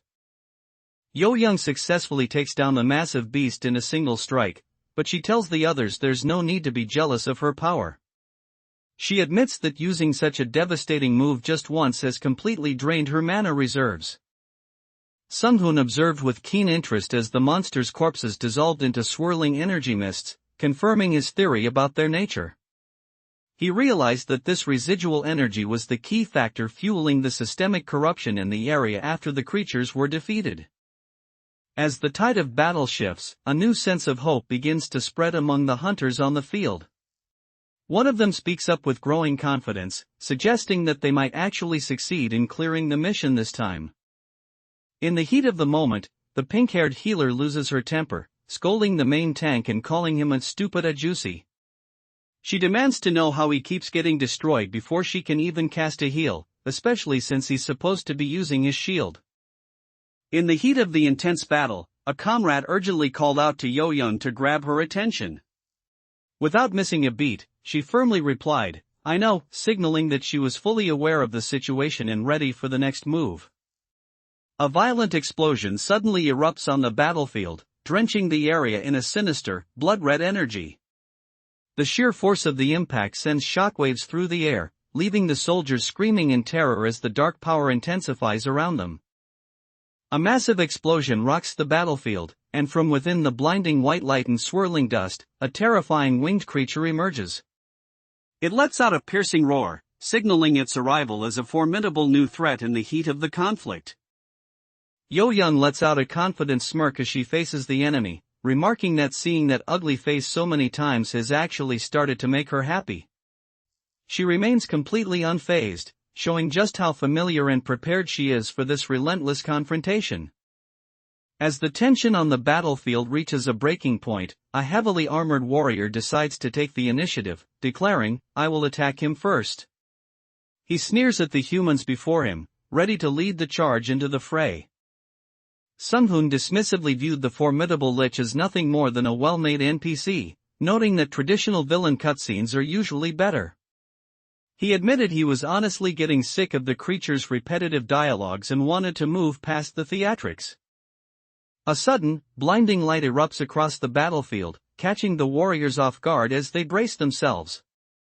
This overwhelming surge of energy completely vaporizes the threat before them, leaving nothing but a radiant glow in its wake. Facing down the monstrous threat, Sung-hoon gathered his immense power and roared that he would burn everything to ashes. He then unleashed a blinding, fiery strike with his blade, determined to incinerate the darkness once and for all. A sudden streak of golden energy slices through the air with a sharp ping sound, signaling a high-intensity magical discharge. The battlefield atmosphere tightens as this focused beam of power marks the start of a new offensive. The heavy armored tank shouts a warning that enemies will be momentarily distracted when he activates his taunt skill, urging his teammate to be cautious. Yo-young doesn't miss a beat as she rushes forward, confidently telling him to be the one to stay careful while she handles the heat of the fray. Shockwaves rippled through the battlefield as a powerful demon cried out in disbelief, unable to process that a curse was actually taking effect on his body. He screamed that it should be impossible for such a hex to work on a demon, his roar filled with pure confusion and terror.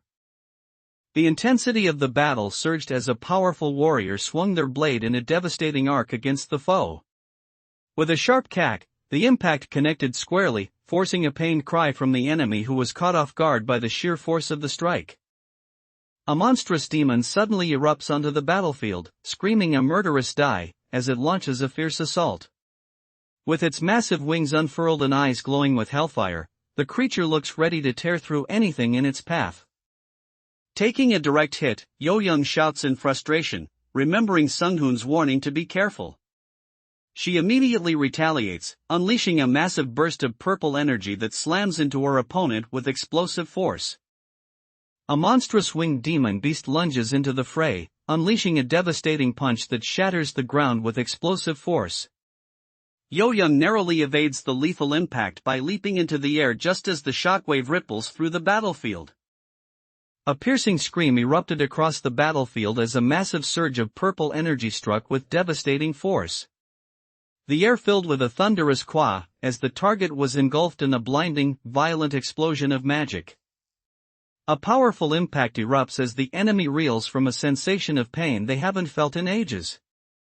They admit that Sung-hoon's weakening curse worked, allowing his strike to finally pierce their body and leave a significant wound. A mysterious transformation begins to take hold of the hunters as their bodies are enveloped in a strange, glowing energy. With this sudden surge in power, they grimly announce that Phase 2 of their operation is now starting.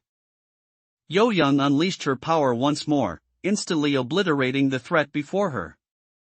Observing her brutal efficiency, Sung-hoon remarked that she had been being a bit too harsh lately. Young Yo-Young grips her sword tightly as the intense heat and flames surge around her. Facing the overwhelming pressure of the battlefield, a desperate plea for survival escapes her as she prays not to die. The battlefield erupts as our warrior swings his massive axe, delivering a crushing blow that radiates with blinding energy. His opponent can only grunt in pain, completely overwhelmed by the sheer speed and relentless force of the attack. A massive explosion rocks the battlefield, forcing a pained kohak from the enemy as they are blasted back. Under the weight of Sung-hoon's devastating magic, the enemy forces begin to crumble amidst the fire and chaos. The tension on the battlefield peaks as a warrior unleashes a powerful taunt skill, straining his voice with a desperate cry. He warns his allies that he can only keep the boss distracted for a brief moment, urging everyone to take their positions immediately. A massive explosion rocks the battlefield as a blinding flash of light erupts through the chaos. Amidst the glare, a formidable new presence emerges, signaling a dangerous escalation in the heat of the conflict. The situation on the battlefield shifts rapidly as the monster's aggro suddenly changes targets. A hunter gasps in surprise, realizing that the beast has redirected its focus far quicker than anyone anticipated. Sensing a sudden shift in the magical atmosphere, Sung-hoon shouts for everyone to get away as a menacing presence manifests. A winged silhouette wreathed in a sinister purple glow emerges, signaling the arrival of a much more dangerous entity on the battlefield. A sudden silence fell over the battlefield as a terrifying creature manifested in the sky. Enveloped in a purple aura, the winged monster began a rapid descent, diving through the air like a predator closing in on its prey. As the dust from the explosion settles, an enemy archer leaps backward with agile movements, desperately trying to retreat from the crumbling terrain. He maneuvers through the rocky debris in a frantic attempt to escape the immediate danger. Dominating the battlefield from above, Sung-hoon declares that as long as he holds the sky, there is no hope for escape. He looms over his target with overwhelming power, ensuring the enemy remains trapped within his sights. Sung-hoon narrowed his eyes with sharp focus, his gaze radiating a heavy intensity that signaled he was ready for the next phase of the battle. He stood poised and resolute, watching the unfolding chaos with a calculated, piercing stare. As the world continues to destabilize, a terrifying demonic entity suddenly manifests through a surge of purple energy. With its massive horns and dark wings spread wide, the creature appears ready to unleash chaos upon the realm. Suddenly, a blinding flash of energy strikes the enemy, forcing a pained cook from their throat. The intensity of the light is overwhelming, suggesting a direct and powerful magical impact that momentarily whiteouts the battlefield. The battlefield erupts into motion as a mysterious fighter draws a jagged red blade and surges forward. Moving with a rhythmic tat-tat speed, they close the distance rapidly to strike at the enemy. Yo-Young lunges forward on the battlefield, her red armor gleaming as she channels her intense aura. She moves with explosive power and focus, ready to tear through the undead forces standing in her way. Lunging forward with overwhelming speed, Sung-hoon closed the gap and declared with absolute certainty, "Got you." His body radiated a fierce blue and purple aura as he finally cornered his target, leaving them no room for escape. A piercing scream of kwaak erupts across the battlefield as the enemy is struck by a devastating blow. The sheer force of the impact leaves the undead creature reeling in agony, unable to withstand the escalating magical onslaught. Chaos erupted on the battlefield as Yo-young and her fellow warriors charged forward into the fray. With a defiant shout, she led the advance while a companion behind her swung a glowing red aura blade in a lethal arc. Young Yo-young tightened her grip with overwhelming force, causing her opponent to grit his teeth in agony. The enemy cried out in frustration, calling her a persistent leech as he struggled to break free from her relentless hold. Yo-young unleashed her intense fire aura, launching a powerful strike with full force. She shouted iron-cutting as she executed her technique, aiming to slice through the enemy's defenses with overwhelming heat and precision. A blinding flash of light suddenly erupted, accompanied by a deafening roar as beams of energy surged outward. The sheer force of the impact resonated through the air, signaling a massive release of power. A strange purple glow begins to permeate the sky, signaling the awakening of a massive, ominous power.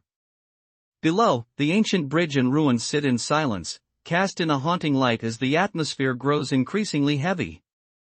Observing the progress of his subordinates, Sung-hoon concluded that they had reached a level where they could easily survive Tier 3 dungeons.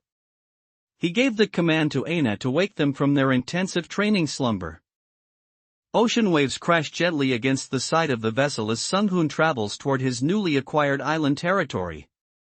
It is a moment of calm transition as he prepares to establish his strategic base of operations. Drenched in sweat and looking completely exhausted, Yo-young clutches her head as if recovering from intense mental strain. She weakly asks how much time has actually passed since they first entered. Noticing the stunned and confused expressions on his teammates' faces, Sung-hoon quickly tried to de-escalate the tension. He explained that while everyone seemed to be misunderstanding their actions, taking such drastic measures was an absolute necessity for their survival. Sung-hoon conjured a swirling purple magical essence and directed his team to prepare for the next phase of their mission. He told them to dry themselves off quickly and get ready to move out immediately. Following their intense session, Sung-hoon's team members stand exhausted and dazed in their training suits.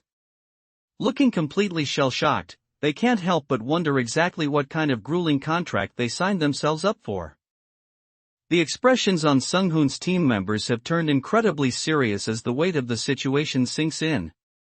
One member is visibly shaken, repeatedly muttering to themselves, don't wanna. Sung-hoon's strategic maneuvering pays off as his representative confirms that all his requests have been granted. They have officially secured tax exemptions, the legal cession of an island, and several other sovereign rights to further his independent expansion. As Sung-hoon ventured deeper, he observed that the area opened up into what looked like a massive underground cavern. The eerie blue glow of the cave suggested he was descending further into the heart of the enemy's territory. With China falling to the undead and even 2 Ranker-class hunters dead, Sung-hoon realizes that a direct confrontation is becoming inevitable. To prepare for the clash, he decides to focus on making his team even stronger to ensure they survive. With everything finally in place, Sung-hoon wastes no time and directs the group to mobilize. He gives a simple, firm command for everyone to just get on the bus so they can begin the next phase of their operation. Standing directly in front of the blue house, Sung-hoon observes a volatile new threat emerging. He realizes with grim surprise that the Tier 3 dungeon there is actually a gradion nest, a far more dangerous development than anticipated. Sung-hoon uncovers a luminous mineral, explaining that this glowing substance is a unique creation of a race known as the gradion. This discovery marks another step in his quest to master materials beyond human understanding.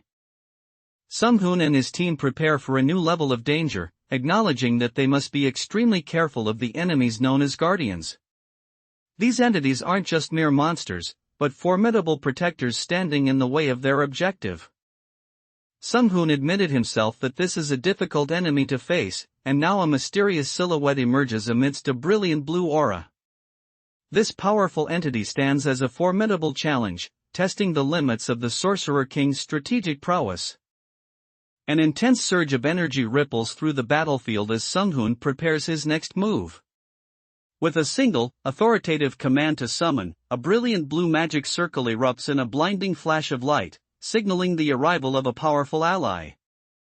Sunghoon has deployed his massive magic tower, which descends like a colossal pillar, sending powerful shockwaves across the terrain.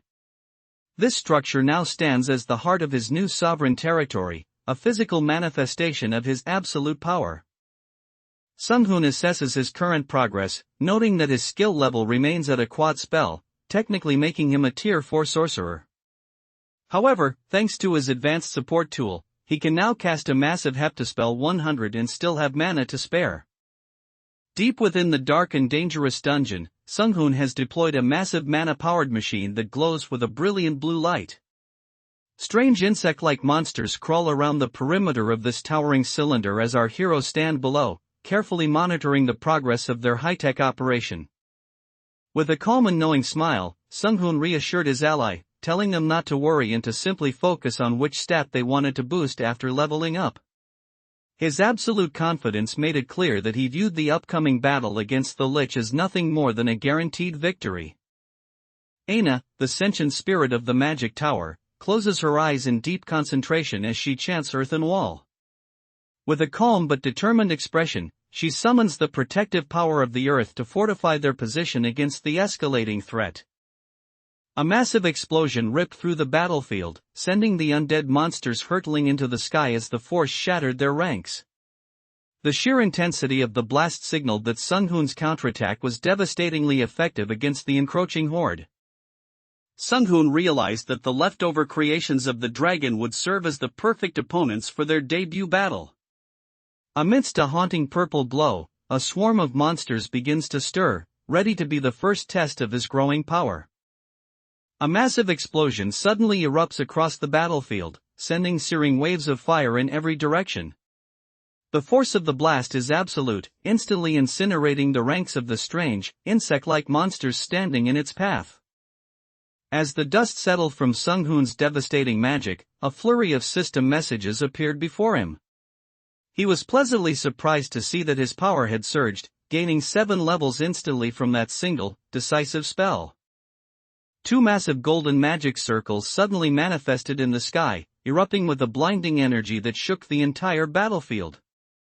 The scale of the magic was so overwhelming that observers could only gasp in awe, shouting "Whoa," as the sheer power surged through the air. Extending his magical senses across the cosmic expanse, Sunghoon finally pinpointed his target amidst the swirling energy. With a calm focus, he simply declared, "Located," signaling that the Lich's stronghold was now within his reach. Griping her glowing blade with determination, Yo-Young declared that it was time to finish this up and head straight for the boss. Her focus remained sharp as she prepared to push past the remaining obstacles and confront the ultimate threat ahead. Yo-Young and her companions are suddenly gripped by a chilling sensation as they sense a terrifying presence nearby. Their expressions tighten with dread, realizing that the overwhelming power they are facing is far beyond anything they expected. Sunghoon initiates a precise spell restriction configuration, specifically targeting insect-type entities known as gradions with health points exceeding 1500. After setting the magical support limits and beginning the marking process, his system successfully identifies and locates exactly 3,241 gradion targets. A strange silence suddenly fell over the battlefield as a mysterious aura began to glow in the sky. The army below watched in awe as a divine figure, resembling an angelic entity, manifested and caused the very air to vibrate with its overwhelming presence. A strange silence fell over the battlefield as the enemy's presence began to dissipate into nothingness. A deep purple aura lingered in the air, signaling that the immediate threat had finally been neutralized. Amidst the escalating chaos, the concepts of death and limited emerge as the ultimate stakes in this high-tier war. Every strategic move now carries a heavy weight as the boundaries of the Akasha system continue to fracture. A deep darkness settles as a new swarm of gradion insectoid monsters emerges, their eyes glowing with an eerie purple light. These menacing creatures stand in a chilling silence, poised and ready as if awaiting the signal for a massive strike. As the battlefield erupted in chaos, Aina watched in disbelief, muttering, "What in the world?" as the system notifications began to flood in. With every Gradion insect falling to Sunghoon's overwhelming power, his level increased rapidly, one notification stacking right after another. The Gradion Queen finally realizes the gravity of her mistake, admitting that she and her race have severely underestimated the power of the ones who came through the gate. Sunghoon's overwhelming force has forced the insectoid leader to acknowledge their true strength. As the tension on the battlefield escalates, a formidable warrior from the Gradion race steps forward to address their leader. He requests, "Your Highness, allow me to face our opponent myself," signaling that the high-tier monsters are now taking Sunghoon's threat personally. The Gradion forces are confident that their innate magic resistance will allow them to easily prey upon those who follow the path of sorcery. Despite this advantage, their leadership warns that they must never let their guard down against such opponents. As Sunghoon's overwhelming power continues to reshape the battlefield, a mysterious young girl watches his progress from the shadows with keen interest. Resting her chin on her hand, she observes his unique abilities and whispers, "How interesting," clearly intrigued by his unconventional strength. The sheer scale of the destruction left the witnesses in awe, as Sunghoon unleashed a magic that brought instant death to a massive area. Standing amidst the aftermath, they couldn't help but marvel at how such a ridiculous and overwhelming spell was even possible. As a brief moment of calm settled over the battlefield, Aina looked back at Sunghoon with a light-hearted smile, asking if he was feeling tired yet. Sunghoon remained composed, gripping his staff as he stood ready for whatever challenge the dungeon would throw at them next. Sunghoon successfully extracted all the magic stones from the Gradion carcasses, bringing the total count to a staggering 3241. The entire team stood in stunned silence, repeating the number as they processed the massive scale of the loot they had just acquired. Sunghoon manifested in a powerful new form, wielding a glowing staff that left Aina completely speechless. She watched in silence as he stood enveloped in a radiant aura, his presence feeling more divine and commanding than ever before.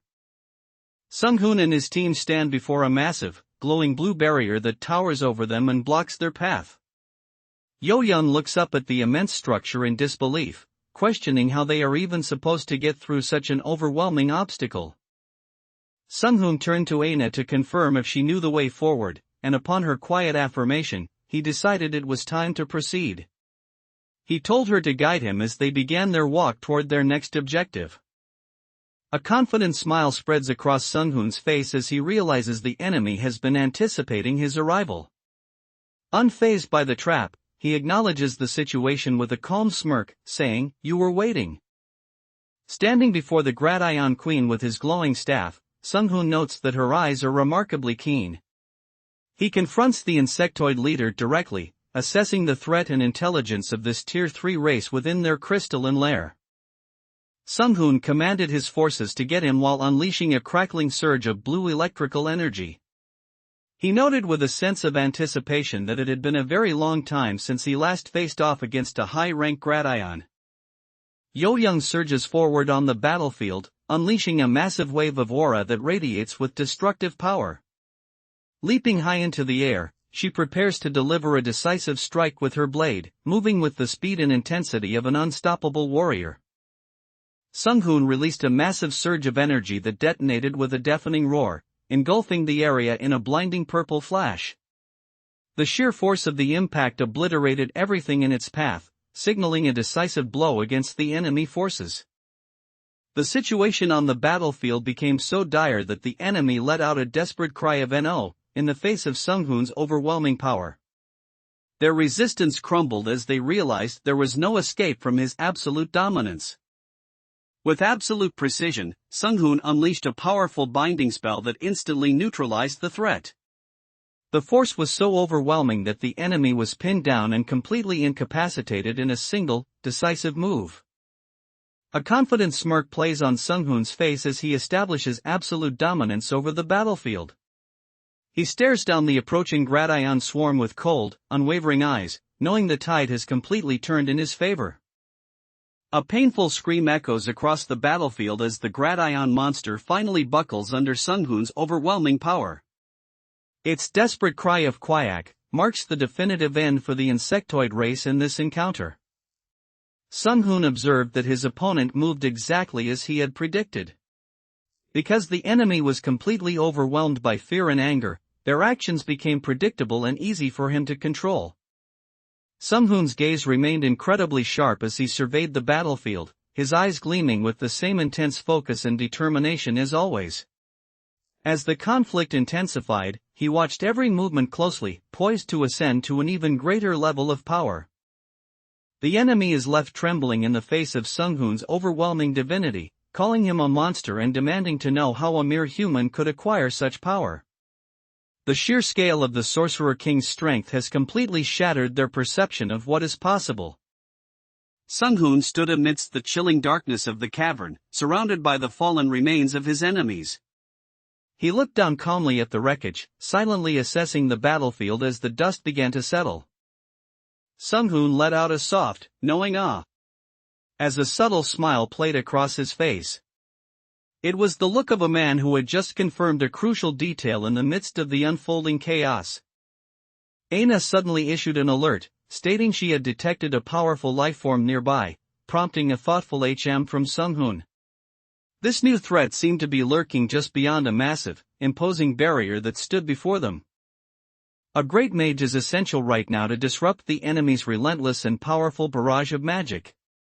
Without someone to break through that arcane assault, the team remains pinned down by her overwhelming power. Defeating this queen would have been nearly impossible without employing a simple, traditional strategy.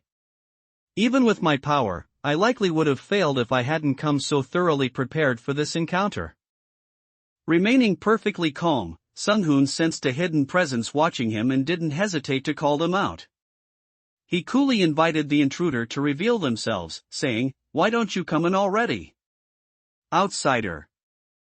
Sung-hoon unleashed a terrifying display of power, with blue energy erupting violently across the battlefield. Seeing his enemies falter in fear, he challenged them directly, asking what they were hesitating for. As Sung-hoon continues to display his overwhelming power, observers can't help but wonder in disbelief just what kind of monster he has become. Raising his glowing staff, Sung-hoon prepared to cast a new spell as he realized that these gradients were essentially a massive source of experience points tailored for his growth. He focused his mana, ready to exploit the swarming monsters to further accelerate his power. The insectoid queen appears in a deceptively small, childlike form, greeting Sung-hoon with an aggressively refreshing attitude despite the tension. She smirked as she questioned if he was truly the same person who had just finished massacring her many children. With no knowledge of this dimension, the creature's memories of why it was held captive grew hazier by the day. Driven by a fading past, it remained loyal to the only purpose it had left, ensuring the prosperity of its own race. Sung-hoon pointed out a chilling truth, noting that as a sorcerer, the enemy must have sensed that repulsive feeling of being puppeted by something else despite their own intelligence. It's a dark realization that their actions aren't entirely their own, but rather directed by an external force. Sung-hoon watched as the Gradion Queen initiated her lethal combat form transformation. Frustrated by the escalation, he clicked his tongue and muttered, "TCH. Fighting really is the only way?"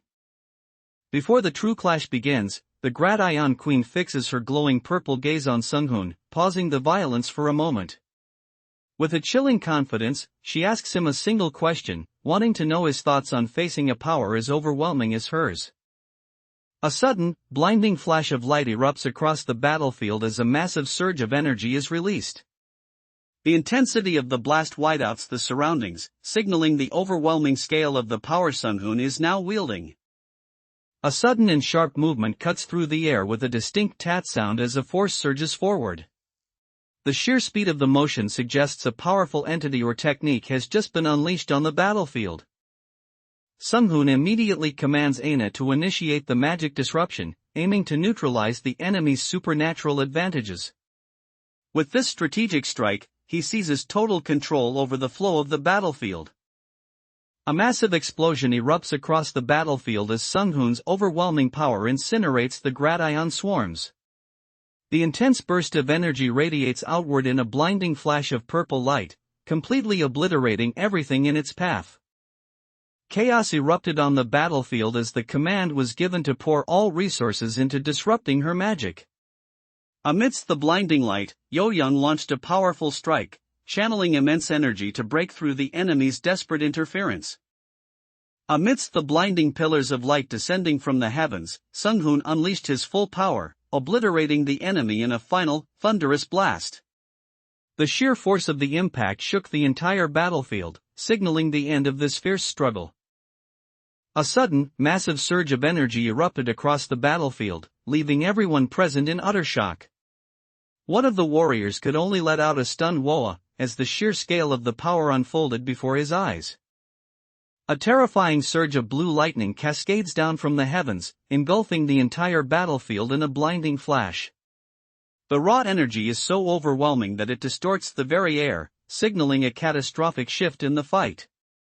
The Gradion Queen has fully embraced her lethal transformation, her eyes glowing with a sinister intensity that signals her shift into a true combat state. This evolution marks a dangerous escalation in the fight, as she prepares to unleash her true power against Sung-hoon. Sung-hoon focused his immense power instantly, thrusting his arm forward to unleash a concentrated energy blast. A blinding light erupted from his hand with a sharp cracking sound, tearing through the air directly toward his target. The Gradion Queen is genuinely baffled that Sung-hoon is still standing after her direct strike. She questions how he's not dead, explaining that any magic defense should have been instantly nullified the moment her body came into contact with him. Observing the Gradion Queen's transformation, Aina calmly reported that the creature's power was transitioning into a higher state of existence. Rather than being intimidated, Sung-hoon saw this as the perfect opportunity and commanded Aina to begin the mana absorption process immediately. Sung-hoon raised his hand with steady resolve, clenching his fist as he prepared to channel his immense power. Recognizing the threat before him, he tightened his grip, focusing his mana to deliver a decisive blow against the enemy. A cold, sharp focus settles into Sung-hoon's eyes as he stares down his opponent with absolute confidence. He calmly declares that it is time to continue with their fun, signaling that the real battle is only just beginning. Sung-hoon confidently declared that no illusion or invisibility could ever deceive his eyes. Utilizing his legendary vision, he can see right through the enemy's tricks, ensuring that no matter how they try to hide, they remain fully exposed to him. Sung-hoon is completely focused, a strange glow emanating from his purple eyes as he tracks every movement on the battlefield. Not a single detail escapes his gaze as he remains poised and ready for the enemy's next move. Sung-hoon unleashed a massive surge of power, causing the entire area to erupt in a blinding flash of energy. With intense focus, he moved to deliver a decisive blow, channeling his mana into a final, devastating strike against his opponent. Sung-hoon didn't waste a second, channeling his immense power into a single, devastating strike that caused a massive explosion. The sheer force of the impact shattered the surroundings, leaving no room for the enemy to recover. Sung-hoon unleashed a devastating energy blast that echoed through the cavern with a thunderous quang sound. The sheer power of the explosion illuminated the dark cave in a blinding flash of white light. Unleashing his overwhelming power, Sung-hoon executes a devastating dimension rend that literally tears through the fabric of space. The sheer force of the strike shatters the surrounding reality, leaving nothing but destruction in its wake. The pace of the battle intensifies as Yo-young lunges forward with incredible speed, her movements creating sharp sounds as she pushes off the ground. She cuts through the air with precision, closing the distance to strike her target. A sudden, violent explosion erupts on the battlefield, sending streaks of blue lightning-like energy surging through the air. The sheer force of the impact creates a massive shockwave, signaling a high-stakes clash of magical power.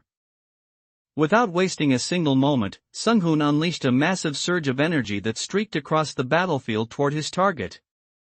The brilliance of the attack illuminated the darkness, leaving no room for the enemy to escape the impending impact. The battlefield surged with tension as the Gradion Queen revealed her true form, a chilling smile playing on her lips while her eyes glowed with malevolent intent. She charged forward with explosive speed, the sound of her rapid footsteps echoing across the ground as she closed the distance. Amidst the echoes of a massive explosion, the Gradion Queen bursts into a manic laughter, declaring that a battle against such a worthy opponent is truly exhilarating. Instead of being intimidated by Sunghoon's overwhelming power, she seems fueled by the thrill of the combat. A massive explosion rocked the battlefield, sending debris flying everywhere as Sunghoon remained perfectly composed amidst the chaos. He simply took a deep, steadying breath and let out a calm exhale, focusing his power for the next phase of the fight. The Gradion Queen is left reeling from the overwhelming force of Sunghoon's magic. She is struck with sudden panic, realizing that her immense power is starting to disperse and fade away into nothingness. Sunghoon unleashed his full power as the system confirmed 100% synchronization. With this peak energy output, he executed his final strike against the Gradion Queen. Sunghoon unleashes his full power against the Gradion Queen, striking with a massive surge of energy that illuminates the battlefield. Using his spatial manipulation, he tears through the air to deliver a decisive blow against the insectoid leader. A massive explosion tears through the ground with a deafening boom as Sunghoon taunts his enemies, daring them to parry his overwhelming strikes if they can. Aina unleashes her full power on the battlefield, moving with blinding speed like a streak of starlight. With every strike, she emits massive bursts of blue energy that tear through the Gradion swarm with absolute precision. Sunghoon unleashed a massive energy blast with such force that the ground shattered and the air crackled with electricity. The explosion tore through the heart of the Gradion swarm, shaking the entire battlefield with his overwhelming power. Sunghoon swung his arm with immense force, releasing a blinding wave of energy that surged across the battlefield. With this single, decisive motion, he cleared the space around him and asserted his absolute control over the combat zone. Observing the battlefield, Sunghoon realized the enemy's movements were becoming too fast to track easily. He admitted with a bit of frustration that he simply couldn't compete with them in terms of raw speed right now. Sunghoon determined that he would no longer follow the enemy's rhythm, declaring that he would set the pace of the battle himself. A sharp, golden glint sparked in his eye as he took full command of the combat flow. The intensity of the battle reached its peak as a fierce light sparked in Sunghoon's eyes. Suddenly, a massive explosion rocked the area as he unleashed his overwhelming power against the enemy. Sunghoon's devastating strike kicks up a massive cloud of dust and debris, leaving the Gradion Queen standing frozen in shock. Amidst the falling rubble and silence of the aftermath, she realizes the sheer scale of the power she is up against. Recognizing the sudden darkness as an optical illusion, Sunghoon remains unfazed, declaring that such cheap methods won't work on him. He activates the Eyes of Truth, a powerful vision that allows him to see through any deception and perceive the reality hidden beneath. Sunghoon's Dimension Ren tore through the air with lethal precision, shredding the enemy's physical form instantly. With a violent tohak sound, the sheer force of his spatial magic obliterated the Gradion threat in its path. As Sunghoon unleashed his devastating power, the sheer force of the impact left everyone on the battlefield in absolute shock. The sudden turn of events caught his enemies completely off guard, leaving them to utter a stunned "what?" in disbelief. Unleashing the full weight of his power, Sunghoon invokes the sky-shattering hand of Yin and Yang. The massive energy surge tears through the atmosphere, creating a devastating force that ripples across the entire landscape. Sunghoon unleashed his Dimension Ren with overwhelming power, creating a massive, blinding explosion that tore through the sky. The sheer intensity of the blast acted like a miniature sun, incinerating everything in its path as he moved to finish the Gradion threat. The noise inside the dungeon begins to escalate, echoing with intense activity. Those waiting outside are starting to get worried, wondering if Sunghoon is doing okay in the midst of it all. Sunghoon has decisively defeated the Gradion Queen, leaving her coughing up blue blood as she collapses on the ground. Looking down at the dying monster, he coldly remarks that it's finally time for him to do some physical labor and finish her off. After successfully blocking the Gradion Queen's massive magic attack, the insectoid leader collapses, severely wounded and unconscious. Blue blood spills from her mouth as her body gives out, unable to withstand the overwhelming power of the clash. Standing amidst the aftermath of the battle, Sung-hoon watched as the Akasha system confirmed his victory with a series of level-up notifications. This increase in level marked another step in his rapid growth as he gazed out toward the new horizon of his power. Even in the heat of the battle, Sung-hoon remains completely unfazed, assuring his team that everything is under control. He confidently tells them there's no problem at all, playfully adding that they should just call him Appa. After the intense clash, Yo-young worriedly checked on Sung-hoon's injured hand, but he calmly brushed it off as a minor scratch. He reassured her that walking away with such a small injury while facing a formidable Gradion Queen was actually incredibly lucky. Sung-hoon unleashed his full power, causing a blinding pink light to engulf the entire battlefield. In the face of this massive energy surge, the Gradion Queen and her remaining forces looked minuscule, signaling the inevitable end of the conflict. Sung-hoon and his team have made history by achieving the world's very first Tier 3 dungeon clear. Korea's Alpha team has stunned the globe, proving their overwhelming power by successfully conquering a threat that no one else could handle. The world is buzzing with the news that Korea's Alpha team has achieved the impossible by clearing a Tier 3 dungeon for the first time ever. This incredible feat has put Sung-hoon and his team in the global spotlight as everyone witnesses their unprecedented power. After the intense chaos of battle, a moment of quiet rest finally settles in. One of the team members is sprawled out on his bed in deep, oblivious sleep, wearing nothing but tiger print boxers. Sung-hoon reached out to his mother over the phone to reassure her, noting that she must have seen the news and telling her there was no need to worry. A confident smile played on his lips as he comforted her, knowing his power was now absolute. After their decisive victory against the illusions and the Gradion forces, Sung-hoon takes a moment to look out over the city lights. He calmly remarks to Aina that the situation was resolved much faster than he had originally expected. Observing the unfolding situation, Sung-hoon calmly remarked that he could already imagine exactly what it was. He maintained a composed demeanor, clearly unfazed by the revelation before him. As the dust from the confrontation begins to settle, a moment of quiet reflection follows. A drink is poured into a glass, marking a brief, calm interlude in the midst of the ongoing chaos. Even in the heat of battle, Aina remains completely unfazed, playfully remarking with a smirk that Sung-hoon's sense of humor is exactly what she likes about him.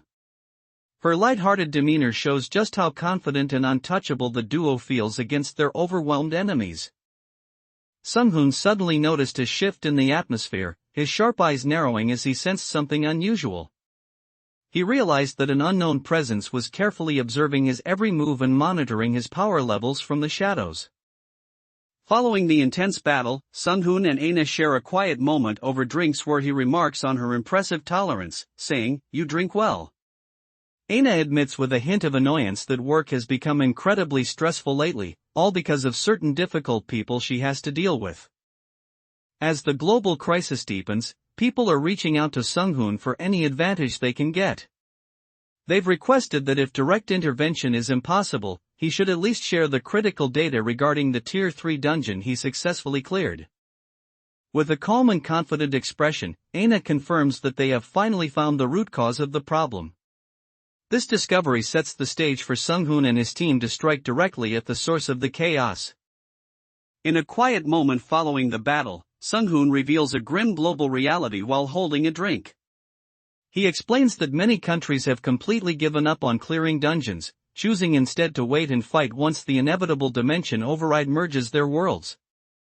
Following the intense battle, the group takes a moment to regroup where an ally suggests that sharing information about Tier 3 dungeons could help them prepare for the coming fight. Sung-hoon agrees to share what he knows, but he pointedly questions whether that knowledge will actually be of any use to them given the scale of the threat. After the intense battle, Sung-hoon finally takes a moment to unwind, sitting back in his robe and enjoying a cold, refreshing drink.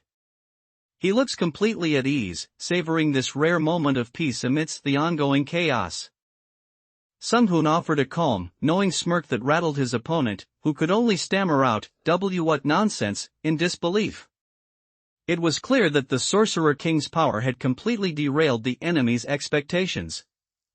Young Yo-young is visibly shaken, her eyes welling up with tears as she confronts the gravity of the situation. She trembles while asking Sung-hoon that if he isn't lying, then which specific countries are the ones left with too little to survive. In the midst of the intense battle, Sung-hoon's expression suddenly shifts as he notices something unexpected. He pauses for a moment, his eyes narrowing in confusion as if he's just spotted an anomaly that shouldn't be there. Following the intense battle, the atmosphere settles as Sung-hoon takes a moment to relax at a bar with a drink. Truthfully, after facing such overwhelming odds, this quiet pause is exactly what he needed.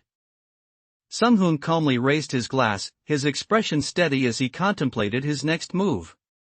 With a focused look, he decided it was finally time to take the next step in his plan. After the intense battle, Sung-hoon takes a moment to relax with a drink while discussing his next strategic move. He casually mentions that there are many abandoned power plants in America and notes that he only needs one of them for his plans. As the scale of the conflict reaches a breaking point, the discussion shifts toward more drastic measures. A hunter expresses his concern and hesitation, asking if it's truly okay to deploy nuclear force given the gravity of the threat.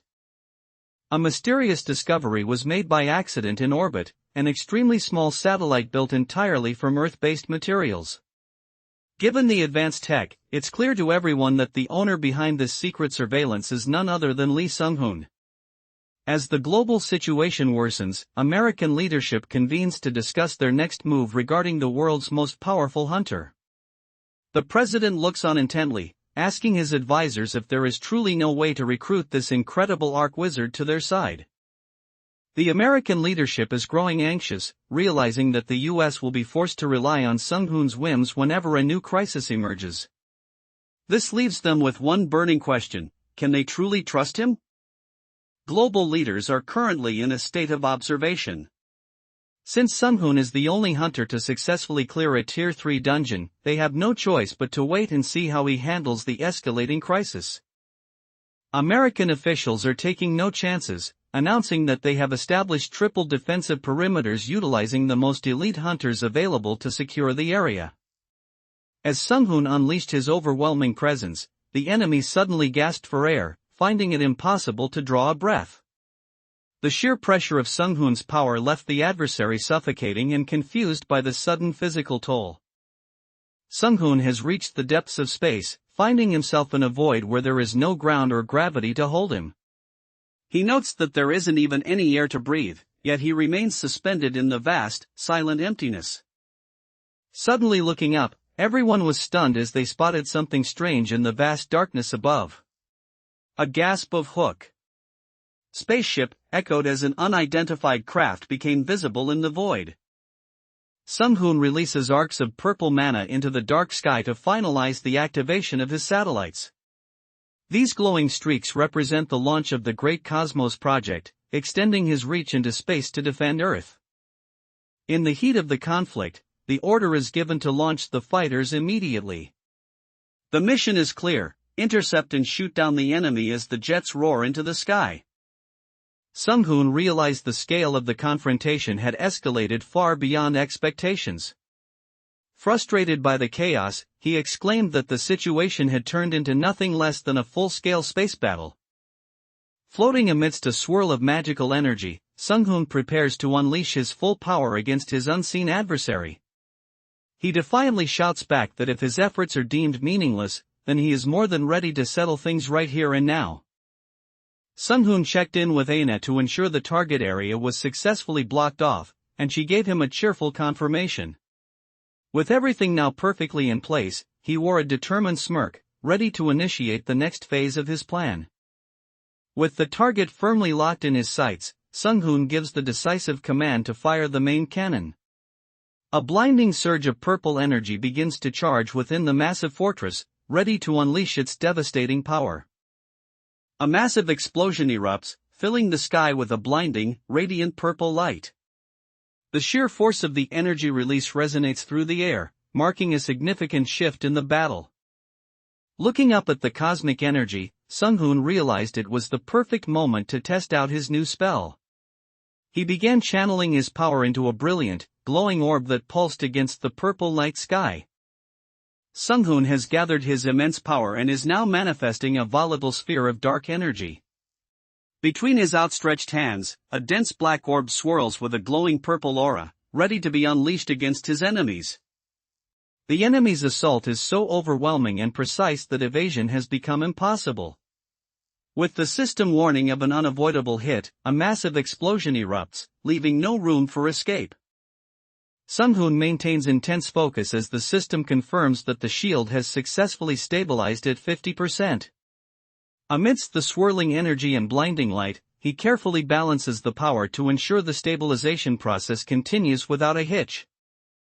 Sung-hoon has successfully converted a massive amount of nuclear energy into mana, but even he is stunned by the sheer scale of the power. He never expected it to be this overwhelming, as his hepta-level nuclear buster spell has now reached the terrifying destructive force of an octa or even nona-level spell. As Sung-hoon reached out to touch the shimmering purple barrier, he sensed that it was constructed using entirely unknown knowledge. He immediately recognized the strange energy as the handiwork of an outer god. Following his decisive victory, the Akasha system rewarded Sung-hoon with the Colossus Disintegrator achievement. This title grants him a permanent 15% damage increase against large enemies and boosts his massive area of effect attacks by the same margin. Sung-hoon reflects on the failing Akasha system, realizing that his true power remains unaffected since it doesn't rely on the external system anyway. Looking at his status window, which shows him at level 96, he remains calm, knowing his strength as a sorcerer transcends the digital limitations imposed on others. Following the monumental clash in space, a massive surge of energy erupted, sending debris flying through the void. The atmosphere crackled with a brilliant blue and purple resonance as the aftermath of the battle began to settle. As strange energy hummed through the void, a voice rang out questioning the mysterious Calypso. They demanded to know why, regardless of their current progress, Calypso had suddenly halted their march through the stars. Within the enemy ranks, a calculated strategy unfolds as they realize that inflicting too much damage on China might provoke other nations to intervene. They decide against a hurried invasion, confident that the massive number of souls they have already harvested is sufficient for their current goals. A mysterious figure emerges from the violet shadows, her face partially revealed with a knowing, subtle smile. Her dark hair flows around her as she stands shrouded in an aura of magical intensity. A mysterious figure reprimanded their counterpart for their casual tone, noting that such a lack of discipline was typical of them. They sternly reminded the other that their supposed hierarchy exists in titles alone, dismissing any real authority. In the midst of the chaos, a menacing lich emerges with glowing blue flames flickering in its hollow sockets. The undead sorcerer demands to know who dares to interfere with its grand work, radiating pure malice.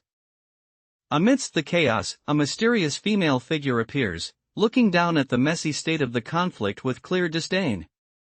She remarks that these battlefields have become completely unruly and utterly lack any sense of grace. With a chilling and confident smirk, the mysterious woman reveals that they are known as US. She explains that the nation itself was named after them, showcasing a terrifying level of ego and dominance over the land. An ominous skeleton mage appears on the battlefield, its hollow eyes glowing with a haunting blue light. Looking directly at his opposition, he coldly demands to know what their next move will be. Sung-hoon has unleashed his powers on a cosmic scale, facing down threats in the vastness of space. As he prepares for the next phase of the battle, a mysterious silhouette appears before him, simply wishing him luck as he ventures further into the unknown. Sung-hoon activated his eyes of truth, causing a haunting blue light to flare within his gaze. With this vision, he could now peer through the chaos to see the enemy's true form and anticipate their every move. A massive explosion tears through the sky, sending waves of fire and heat radiating outward. Sung-hoon's overwhelming power manifests as a destructive force that incinerates everything in its path. The power of the attack had surged significantly, but Sung-hoon hadn't anticipated that shielding himself from such intense firepower would be this difficult. Amidst the blinding blast, he realized his own destructive energy had surpassed even his expectations. A massive explosion erupts, engulfing the area in a blinding, fiery light as Sung-hoon unleashes his devastating power. Amidst the roaring flames and chaos, his silhouette stands firm, dominating the battlefield as the very air vibrates with his energy. Sung-hoon explained to Aina that for a sorcerer of his caliber, reaching singularity isn't a final destination, it simply signifies that he has attained a specific, elite level of power. It serves as a benchmark for his growth rather than a limit. Sung-hoon realized that his new satellite network wasn't just for warfare, it held the potential to end global hunger. Standing with Aina, he pondered the immense power he now held, noting that if he truly wanted to, he could save all of humanity from starving. With his current abilities, Sung-hoon can freely control explosions, ranging from supermassive blasts to small, precise bursts. This level of mastery ensures that whether it's a large-scale war or a one-on-one dispute, he can easily secure victory. A massive explosion tears through the sky, bathing the clouds in a blinding, ominous glow. Watching the destruction unfold, the realization hits that the target might be trapped right in the center of that devastating blast. Following his success in the US, Lee Sung-hoon has now saved England, solidifying his reputation as the world's savior. The Korean sorcerer is being hailed globally for his unmatched power and divine intervention. In the midst of the heavy cosmic battles, a light-hearted moment occurs as Aina, the spirit of the magic tower, appears confidently wearing a bikini. She walks forward with a cheerful stride, proving that even a sentient fortress needs a bit of leisure and personality. Watching the broadcast of Sung-hoon's overwhelming power, observers remark that he must be a truly extraordinary human. As his silhouette glows with celestial energy on the screen, his reputation as a transcendent force becomes undeniable to those watching from afar. Just watch, for that man has already achieved power on par with a demigod. He is someone upon whom we can safely place the entire future and fate of our siren race. Lee Sung-hoon has entrusted Aina with handling all negotiations with other nations. While the Korean government attempted to gain some leverage and a say in these discussions, their efforts ultimately ended in failure. A massive explosion suddenly erupts, filling the entire sky with a blinding flash of light and fire. The thunderous roar of the blast echoes everywhere, signaling a moment of intense destruction. With only 10 minutes remaining until the dungeon manifestation, the tension is palpable. Entering the control hub, Sung-hoon immediately checks in with his tower spirit, asking, "Aina, what's the situation?" Sung-hoon acknowledged that his success was only possible because the US acted quickly to hand over their nuclear power plant. This critical resource provided the immense energy needed to fuel his high-tier magic and defend the nation. Under the glow of a vibrant purple moon, Sung-hoon rests his chin on his hand with a confident, knowing smirk. He looks completely composed, as if he is calmly calculating his next move against the cosmic forces. Earth faces a critical weakness because it is fractured into hundreds of different nations, each driven by its own separate agenda. Despite this fragmentation, Sung-hoon remains unfazed, declaring that he will simply remind those who come of their rightful place. With a calm and knowing smile, Sung-hoon shifted the conversation to check on the progress of the vessel, simply asking, "Anyway, how is that body?" He wanted to ensure the physical manifestation was functioning perfectly as intended. Sung-hoon has decided to focus his energy solely on the upcoming battles against the outer gods. He knows he can leave any other bothersome tasks or management duties to Aina, trusting his magic tower's spirit to handle the details while he prepares for war. Aina swiftly activated the holographic interface to begin her calculations, her eyes focused on the glowing keys. She confirmed that the great Cosmos satellites are now fully synchronized, ready to amplify Sung-hoon's power beyond all previous limits. Lee Sung-hoon's team is deep in strategic planning, with one member confidently asserting that as long as they can secure the necessary resources and money, their goals are within reach. They are shifting their focus toward amassing the wealth and materials needed to solidify their power in this changing world. Lee Sung-hoon is strategizing his next massive feat, believing that by pouring in all available resources, they can construct a flight-capable prototype within a year. Using the mothership draft as a foundation, he notes that building it underground would be quite inefficient, signaling a shift toward a more ambitious construction plan. By securing control over space, Sung-hoon can now exert immense pressure and influence over every nation on Earth's surface. His tactical advantage is absolute, granting him the terrifying capability to commence an orbital bombardment at any moment. Sung-hoon decides to secure resources by deploying drones to Mars, where he plans to establish a manufacturing plant. With a simple touch of a button, he initiates the next phase of his cosmic expansion. Aina gazes silently at the massive planet looming in space, her expression unreadable as she contemplates the vastness before her. She remains still, lost in thought while observing the cosmic scale of their current environment.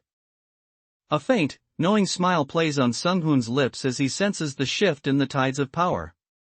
Looking out with quiet confidence, he simply remarks that it has begun, signaling the start of a major turning point. A sudden, violent explosion erupted in the heart of the city, sending a massive pillar of purple energy spiraling into the sky. The sheer force of the blast radiated outward, signaling a monumental shift in the magical atmosphere as reality itself seemed to tremble. Awakening the true essence of his dragon's heart, Sung-hoon manifests a colossal, terrifying dragon form composed of pure energy. This shimmering purple and blue silhouette proves he has transcended humanity to become a true sovereign of mana.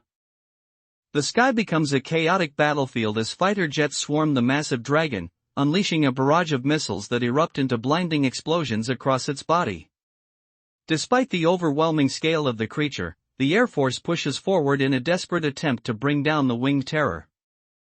Amidst the global chaos, the common people are reaching their breaking point, realizing they can never truly rely on the government for protection.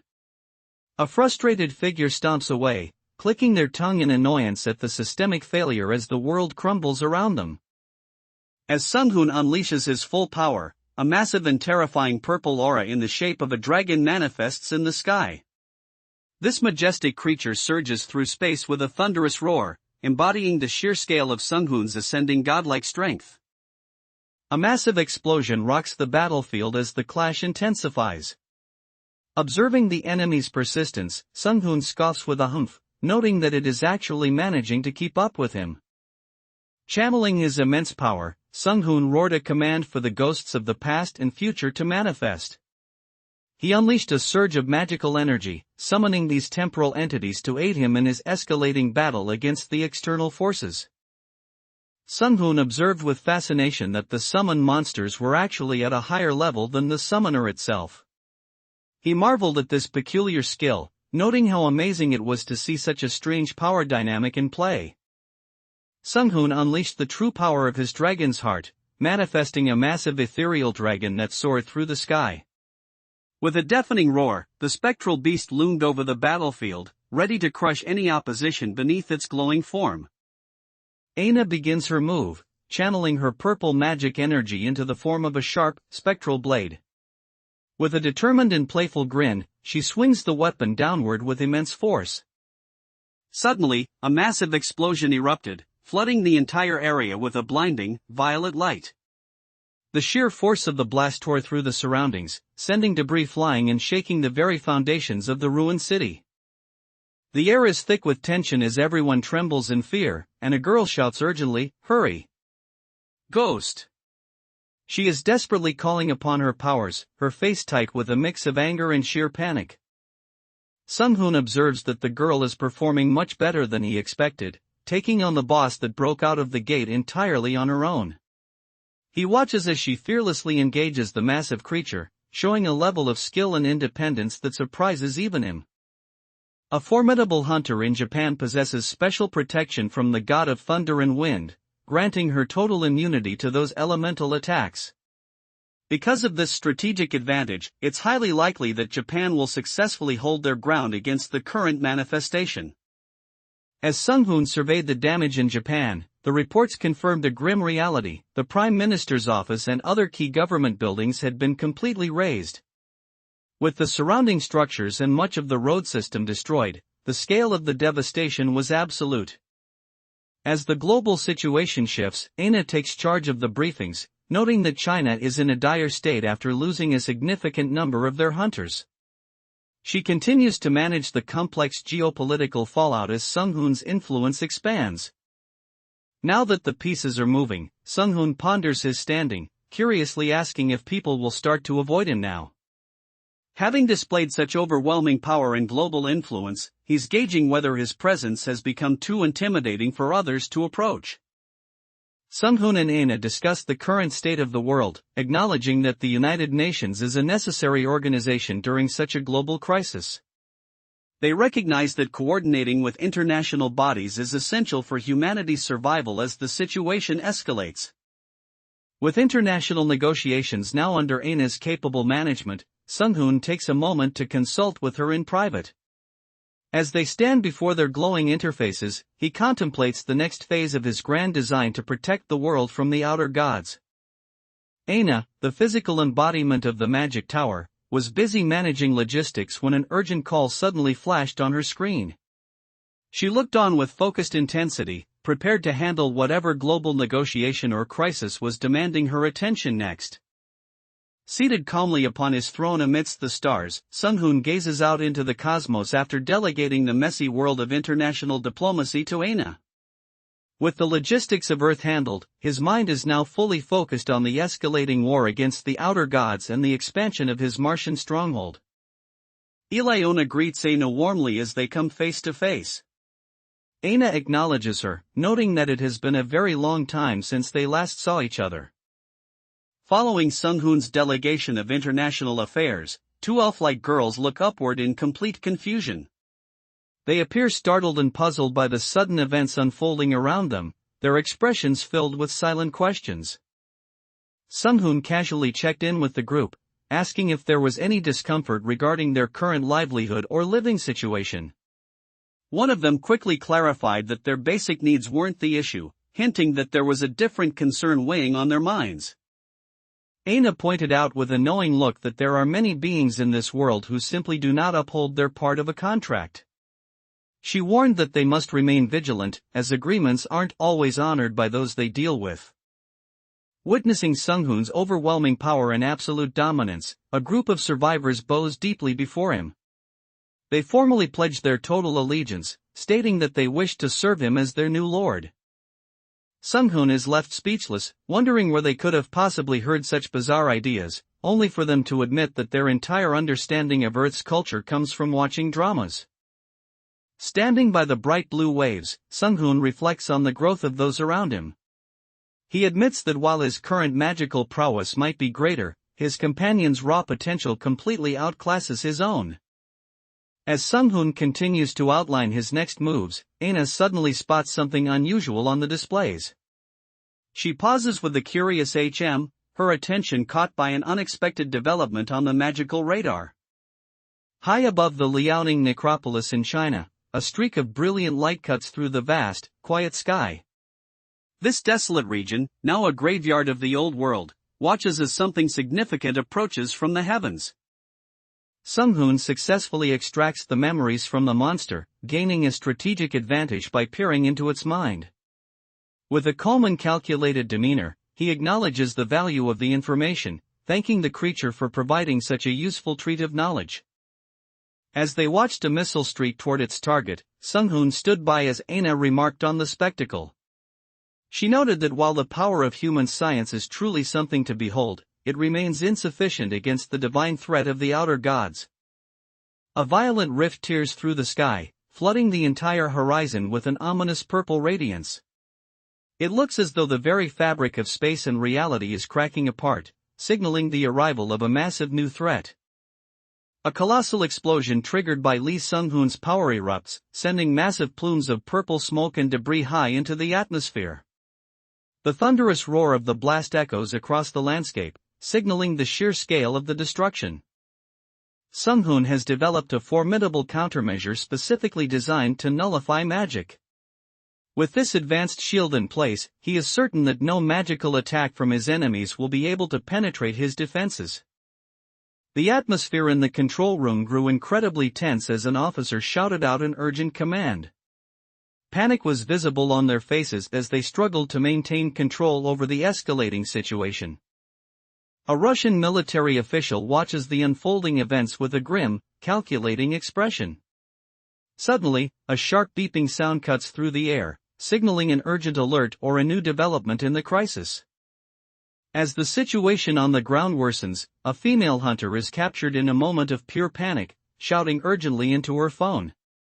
The sheer intensity in her eyes reflects the growing chaos as the world struggles to contain the escalating monster threat. Sung-hoon observed as hunters from across the globe began swearing their loyalty to him, effectively forming a new feudal hierarchy under his absolute power. Standing amidst the ruins of the old world, he realized that humanity was shifting its faith away from the failing Akasha system and toward his overwhelming orbital strength. Observing a mysterious figure on horseback through his display, Sung-hoon identified him as the leader and ordered Aina to analyze and track him continuously. Aina promptly acknowledged the command, ensuring they would never lose sight of this high-value target. Aina questioned whether China would truly give up their territory and if other entities might react against their acquisition. Sung-hoon countered that since the land is already fully infected by the necropolis, it is impossible to reclaim and has become completely uninhabitable.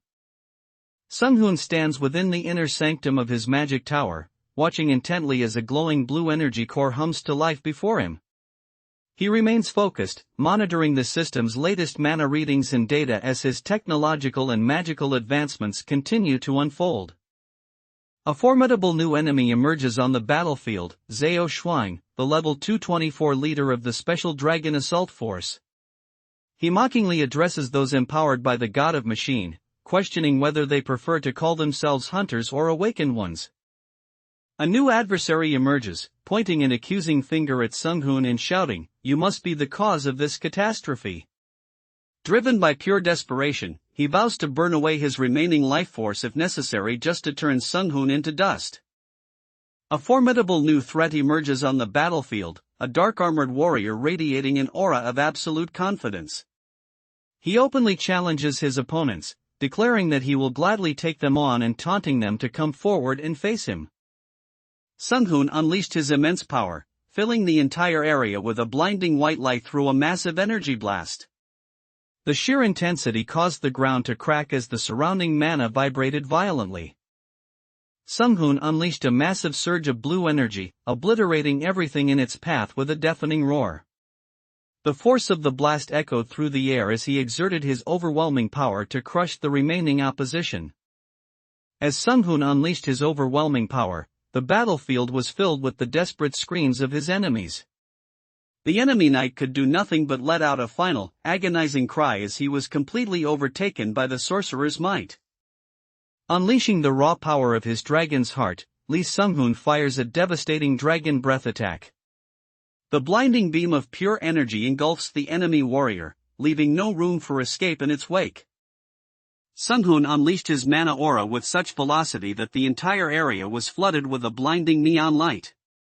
The intensity of his power began to warp the very space around him, serving as a terrifying warning to his enemies.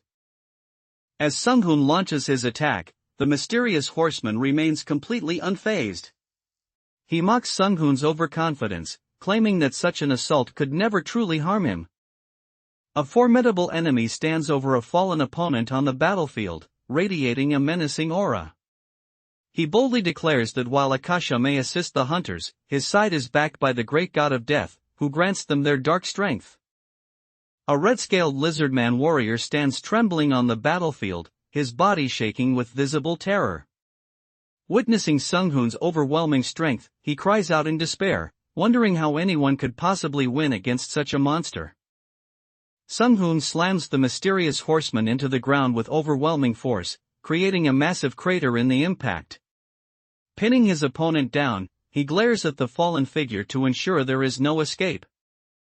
The undead army from the Liaoning necropolis has begun to swarm, with skeletons and zombies emerging from the shadows to overrun the area. Their numbers are overwhelming as they march forward, leaving nothing but destruction in their wake. The situation on the battlefield has deteriorated to the point where even Paleton couldn't protect our communications from being interrupted. Chaos reigns as our vital links are severed, leaving us isolated in the heat of the conflict. A wounded monster groans in pain on the battlefield, instantly recognizing Lee Sung-hoon's presence. It mockingly asks its ally if they can't tell just by looking at his face that this is the famous Korean hunter they've heard so much about. Sung-hoon stood composed before his adversary while his allies tended to a fallen hunter in the background. With a steady gaze, he began to walk forward, closing the distance between himself and the mysterious mounted figure. The arrogant knight scoffed at Sung-hoon's approach, mocking the sorcerer for being foolish enough to challenge a warrior in close-quarters melee combat. He dismissed the move as pure overconfidence, unaware of the true power Sung-hoon possessed. Sung-hoon unleashes a massive energy strike against the mysterious horseman, the impact causing a violent explosion that tears into the ground. Amidst the blinding flash and debris, the armored figure struggles to withstand the sheer force of the Sorcerer King's direct assault. On the battlefield, Sung-hoon channeled lethal energy through his fingertips, invoking the eternal enhancement fifth form, Piercing Path. A blinding flare erupted from his hand, signaling a strike designed to tear through any obstacle with absolute precision. A confident smirk spreads across Sung-hoon's face as he locks his gaze on his next target.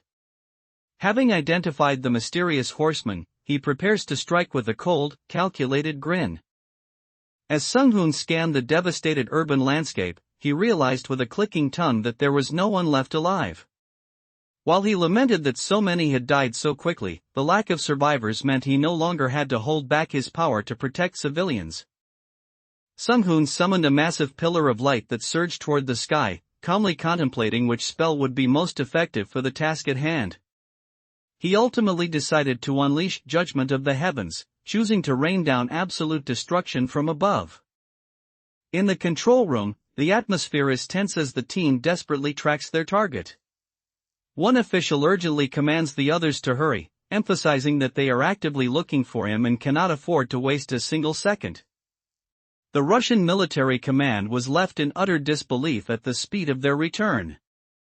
A high-ranking officer questioned them in shock, asking if they weren't just in Beijing moments ago, unable to comprehend their near-instantaneous movement. Suddenly, the atmosphere shifted as sirens blared and emergency alerts flashed across the screens in a frantic red pattern. It was a clear sign that a critical breach or an unforeseen threat had just triggered the system's highest level of alarm.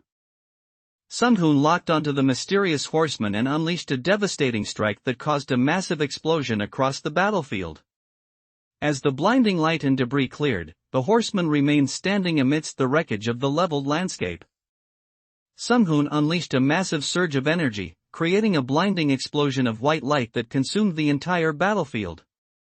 The roar of the blast echoed through the air as his overwhelming power surged forward, obliterating everything in its path. Taking decisive action, Sung-hoon shouted a commanding go, as he lunged forward. With incredible speed and focused energy, he propelled himself through the air to strike at his target. Sung-hoon unleashed his full power, causing a massive surge of blue energy to radiate from his silhouette. The intensity was so great that the air crackled with electric sparks, manifesting the sheer force of his 100% synchronization. A blinding light erupts across the sky as a massive explosion tears through the atmosphere. The sheer force of the blast consumes everything in a radiant, white-hot glow. A heavy silence fills the Russian command center as all communication with Beijing has been completely severed. An officer stares at the monitors in disbelief, questioning if the city has finally fallen. After asserting his dominance over the battlefield, Sung-hoon pauses to wonder if China will give him any trouble for completely destroying their capital city. Deciding to prioritize his state of mind, he tells himself to cool down first and regain his composure. Sung-hoon's eyes snapped open with intense focus, his gaze narrowing as he locked onto his target. With unwavering resolve, he began his direct approach toward the horseman, a high-priority enemy leading this invasion. A strange blue glow flickered in the eyes of the mysterious horseman as he witnessed Sung-hoon's overwhelming power. Clearly shaken, he demanded to know the origins of his opponent, asking, "Mage, where do you hail from?" A heavy silence fell over the battlefield as the enemy confronted Sung-hoon with a piercing question. "I will ask questions first," the voice demanded. "Sorcerer, are you really a human of this world?" Sung-hoon remained composed, his focused expression revealing the weight of his hidden origins. Sung-hoon remarked that if he had prepared his necromancy spells beforehand, he could have simply sealed the enemy's soul away. He admitted that Death Knight souls are quite valuable assets, even as he systematically dismantled the Dark Warrior's physical form. Sung-hoon observed that the enemy forces weren't just staying in one place, they were rapidly spreading out. He realized the monsters were beginning to surround the entire area from every direction. After clearing the undead from Beijing, Sung-hoon mused that he should find a reliable way to seal high-level souls for future encounters. He confidently noted that since the threat in the city was neutralized, he had officially fulfilled his obligation to China. As Sung-hoon assesses the situation with his characteristic confidence, Aina floats nearby and playfully challenges him, asking if he really thinks things will go as planned. This brief moment of banter highlights the deep trust and connection between the Sorcerer King and his tower's spirit. Sung-hoon gave the command without hesitation, and Aina confirmed immediately.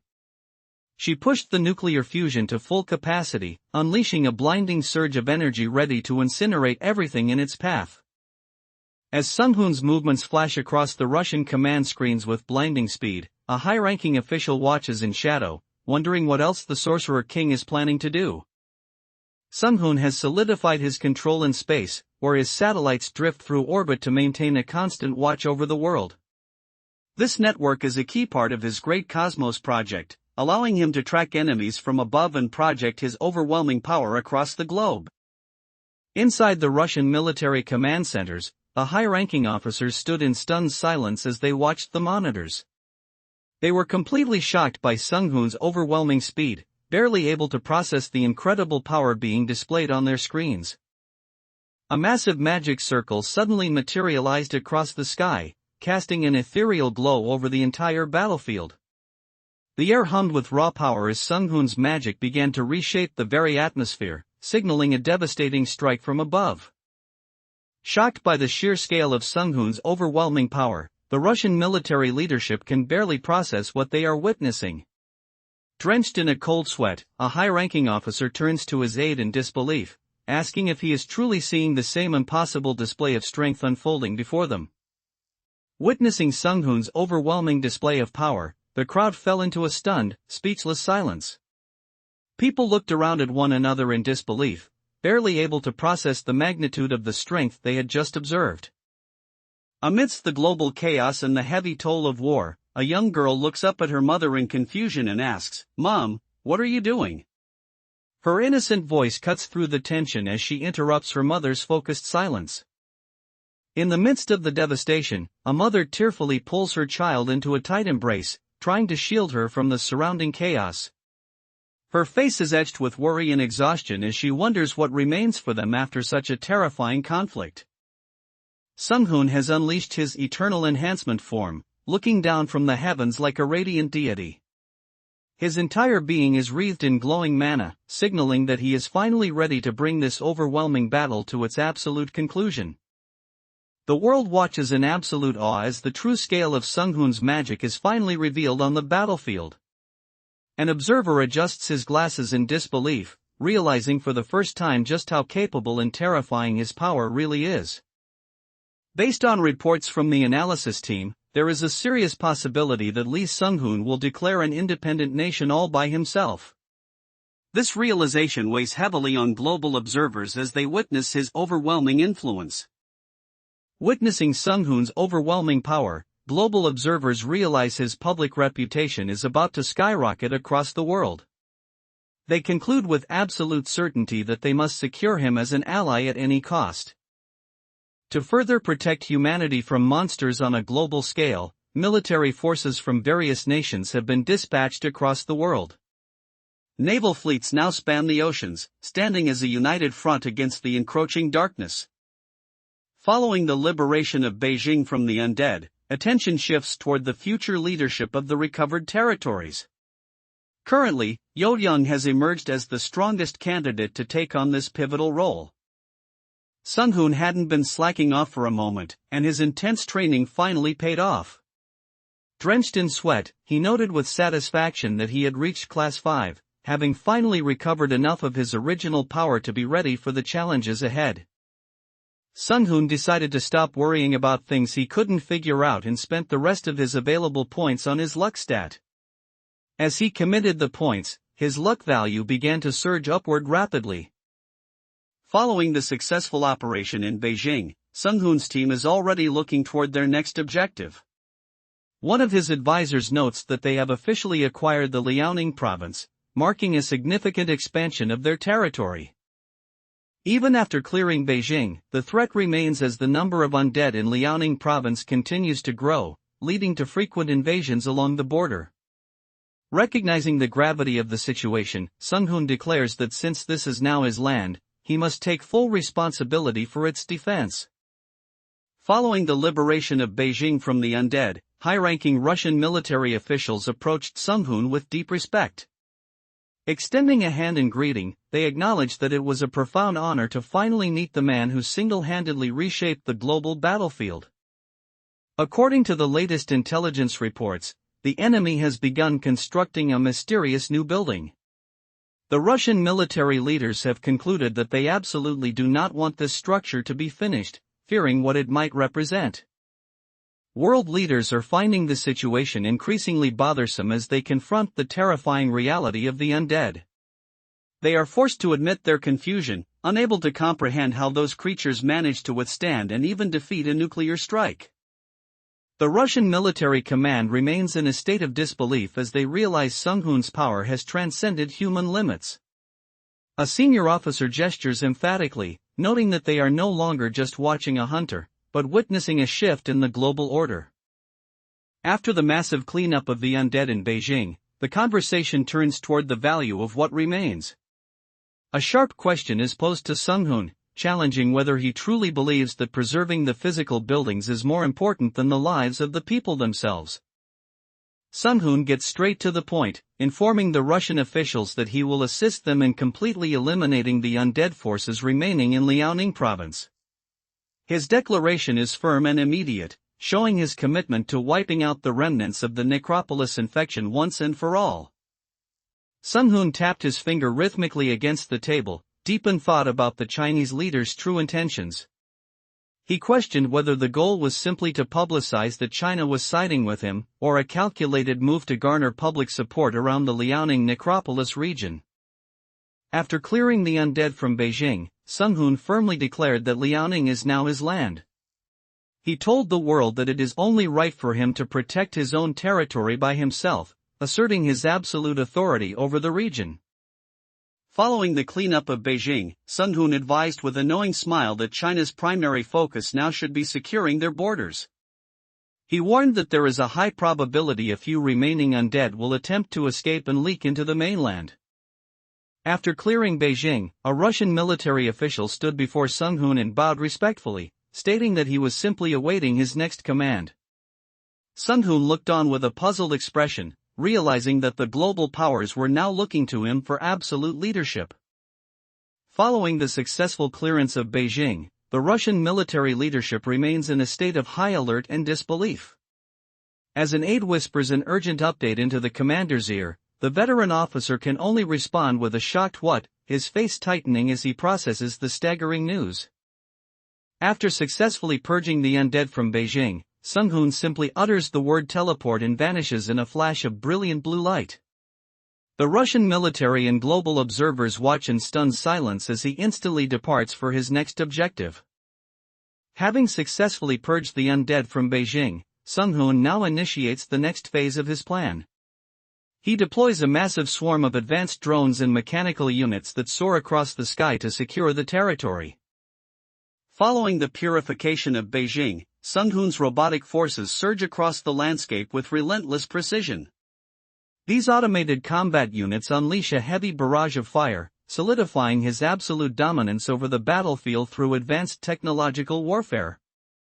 Fear ripples through the enemy ranks as they realize the Sorcerer King's abilities have far exceeded their wildest expectations. Staring at the battlefield, the Lich admits that Sung-hoon's golems are a force they simply cannot manage or counter right now. Following the successful clearing of Beijing, Sung-hoon directed his allies to move out according to their established plan. He took charge of the immediate situation, assuring them that he would handle the remaining tasks personally to ensure everything proceeded smoothly. Chaos erupts on the battlefield as a hooded undead figure swings its deadly blade, only to be met by a blinding flash of light that tears through the darkness. A powerful energy slash cuts right through the enemy, signaling that even these spectral forces are no match for Sung-hoon's overwhelming magical dominance. With a thunderous boom, a bright purple magic circle erupts from the ground, flooding the entire area with intense light. The raw energy of the activation is so powerful that it shakes the very foundation of the surroundings. A strange ripple is tearing through the sky, as if the very fabric of reality is being shredded. It signals the imminent arrival of a massive threat or a powerful entity about to manifest. Watching Sung-hoon charge head-on into the enemy stronghold, the Lich notes that such a bold personality is quite unfitting for a typical sorcerer. He is surprised by the sheer aggression coming from someone of Sung-hoon's magical stature. Those were 2 shots of miniature stars, hitting with absolute precision. The sheer intensity of the blast illuminated the void, leaving no doubt about the devastating power being unleashed. Sung-hoon confidently noted that he had used a concentrated miniature star to obliterate the magic circles located on the enemy's head and heart, ensuring the threat should be finished. He meticulously targeted these vital points to guarantee that his opponent would not be able to recover. Despite Sung-hoon destroying their leader, the lesser undead continued their fierce resistance, leading him to wonder if there were multiple commanders on the battlefield. A voice quickly corrected him, asserting that he was the sole commander present while addressing Sung-hoon directly as sorcerer. Sung-hoon unleashed another level of his power, releasing a massive mana burst that floods the entire area with a blinding purple light. The energy is so intense that it feels as if space and time themselves are bending to his command. Sung-hoon maintains intense concentration as he navigates through the swirling dark energies. His expression is one of grim determination, fully aware that the stakes of this magical manipulation have never been higher. Young-hyun focused his power to manifest a dense sphere of magical energy, causing the very air to ripple with force. Straining under the pressure of the spell, he prepared to unleash this concentrated blast against his approaching enemies. The Lich confirms Sung-hoon's suspicion, declaring that he is indeed the Lich who serves as the loyal and devoted acolyte of the god of death. Sung-hoon is well aware that a priest standing at a god's altar is granted immortality through the deity's divine power. He carefully observes his opponent across the mystical landscape, knowing that this God-given invincibility is the primary obstacle he must now dismantle.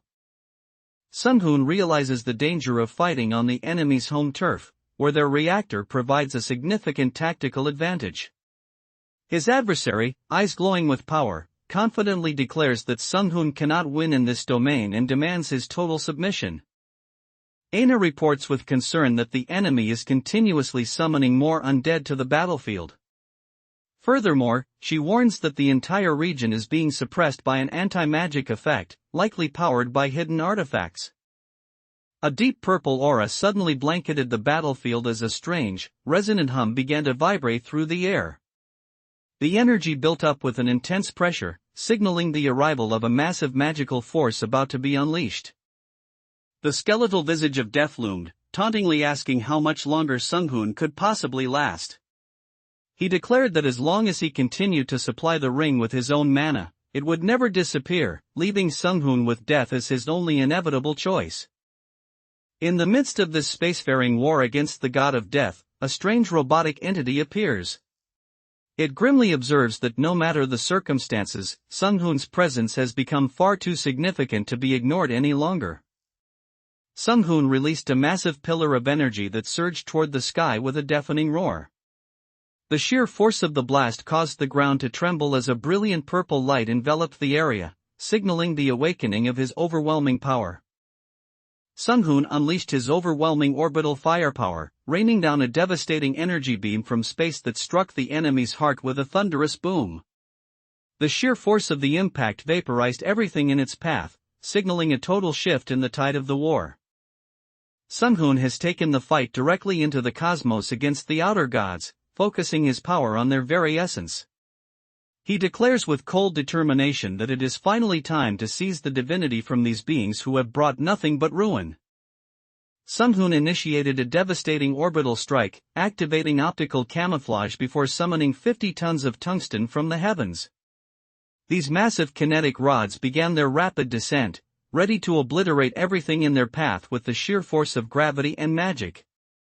The challenge was accelerating tungsten to half the speed of light while battling Earth's gravity and air friction, a feat impossible by science alone. However, Sung-hoon applies his magic as a simple solution to overcome these physical limits and achieve the devastating velocity. A massive explosion erupts across the battlefield, sending blinding waves of energy in every direction. Amidst the chaos and brilliant light, Lee Sung-hoon maneuvers through the air with incredible speed to maintain his tactical advantage. Sung-hoon has set his plan in motion, and now it is just a matter of waiting for the countdown. A notification confirms that there are only 5 seconds left until the strike reaches its destination. A strange silence fell over the battlefield as the Lich of the God of Death observed the situation with his glowing blue eyes. He muttered, "Weird," sensing that something was fundamentally wrong with how Sung-hoon's technology was effectively countering his immortal divine forces. Sung-hoon immediately activated his haste spell to surge forward with incredible speed, positioning himself in mid-air for a decisive strike. A brilliant aura of light erupted around him as he pushed his physical limits to overwhelm the enemy forces. The Lich of the God of Death stood frozen in shock as the impending strike loomed over him. A massive red exclamation mark appeared above his head, signaling his utter alarm at the overwhelming power descending upon him. Sung-hoon's orbital strike triggered a massive blast from space, erupting into a terrifying fireball on the Earth's surface. The impact was so powerful that it shook the entire atmosphere, leaving the God of Death's forces with absolutely no way to escape. Sung-hoon calls for a situation report from Aina, who confirms the total destruction of the necropolis. With 98% of the undead eliminated, she notes that their own dispatched golems were also wiped out in the process, though Sung-hoon remains unfazed by the loss. Sung-hoon unleashed a devastating orbital strike from above, crashing down on the God of Death's followers with a blinding roar. As the massive explosion consumed the area, the desperate cultists screamed for him to stop the ritual, but the overwhelming power left them with no escape. The Lich is left reeling as the sheer force of Sung-hoon's orbital bombardment exceeds all his expectations. He admits he never anticipated facing such a devastating and purely physical assault that could challenge his divinity. Sung-hoon remains unfazed, boldly declaring that they haven't shown all their cards yet. A brilliant blue magic circle erupts beneath him, signaling the activation of a hidden trump card to turn the tide of the battle. Sung-hoon paused as a sudden realization hit him, muttering a curious while Aina, the spirit of his magic tower, fluttered beside him. They shared a quiet moment of alertness, sensing that something significant was about to unfold in their ongoing battle. 1 week has passed since the devastating orbital strikes and the intense warfare against the God of Death. Sung-hoon now soars high above the clouds, preparing for the next phase of his journey. When Sung-hoon asked if they secured what they were after, he received confirmation that the mission was a success. The authorities will now officially recognize their acquisition of Liaoning province, solidifying his absolute rule over the new territory. The outer gods were clearly concerned, without a doubt, yet they chose not to exert any direct pressure on us just yet. It appeared they wanted to take things slowly, or perhaps they were simply waiting for someone else to make the first move. Sung-hoon and Aina witness a major breakthrough in their grand plan. The specialized seed he constructed has finally bloomed after successfully absorbing mana as nutrition, marking a triumphant moment for his magical engineering. Aina manifested into a physical form, appearing as a professional young woman with purple hair. She calmly explained that she could now move outside the tower's confines to provide direct assistance to Sung-hoon. Using his mastery over both magic and science, Sung-hoon has engineered a man-made world tree through advanced genetic manipulation. This glowing, artificial marvel is designed to serve as a massive anchor for his power and influence on Earth. Sung-hoon realized that once the world tree bears fruit, they will be overflowing with pure mana. By planting those fruits, he intends to restore the world, even turning desolate deserts into fertile, green land. Sung-hoon looked at the lich with suspicion, questioning why it had returned after he had intentionally let it escape without a chase. He pointed out that the lich must have already realized it was spared, making its sudden reappearance here quite unexpected. Sung-hoon believed he had gathered enough firepower to take on the entire world after finishing the necropolis, but he was stunned to learn the truth. That massive display was merely the power of the 128th Liberator, meaning there are 127 more legions out there just like it. A spectral, blue-flame skull entity manifests on the battlefield, acknowledging Sung-hoon's overwhelming presence. It speaks with an air of dark confidence, noting that it understands Sung-hoon has come there specifically to negotiate. Sung-hoon looked momentarily stunned as the proposal was laid out clearly before him. In short, the next step was to go on a missionary journey to spread their beliefs and expand their influence across the world. When Sung-hoon questioned if one must die to join them, the spectral missionary clarified his intentions. He explained that the living would simply serve as preliminary worshippers, undergoing their specific brand of education. The spectral entity proposed a chilling bargain, promising to stop harming the living if Sung-hoon permitted their missionary to operate. In exchange, they demanded that any living being who wishes to be converted into the undead after their death be allowed to do so without any interference. The spectral entity took the form of a mysterious missionary and presented a strange proposal.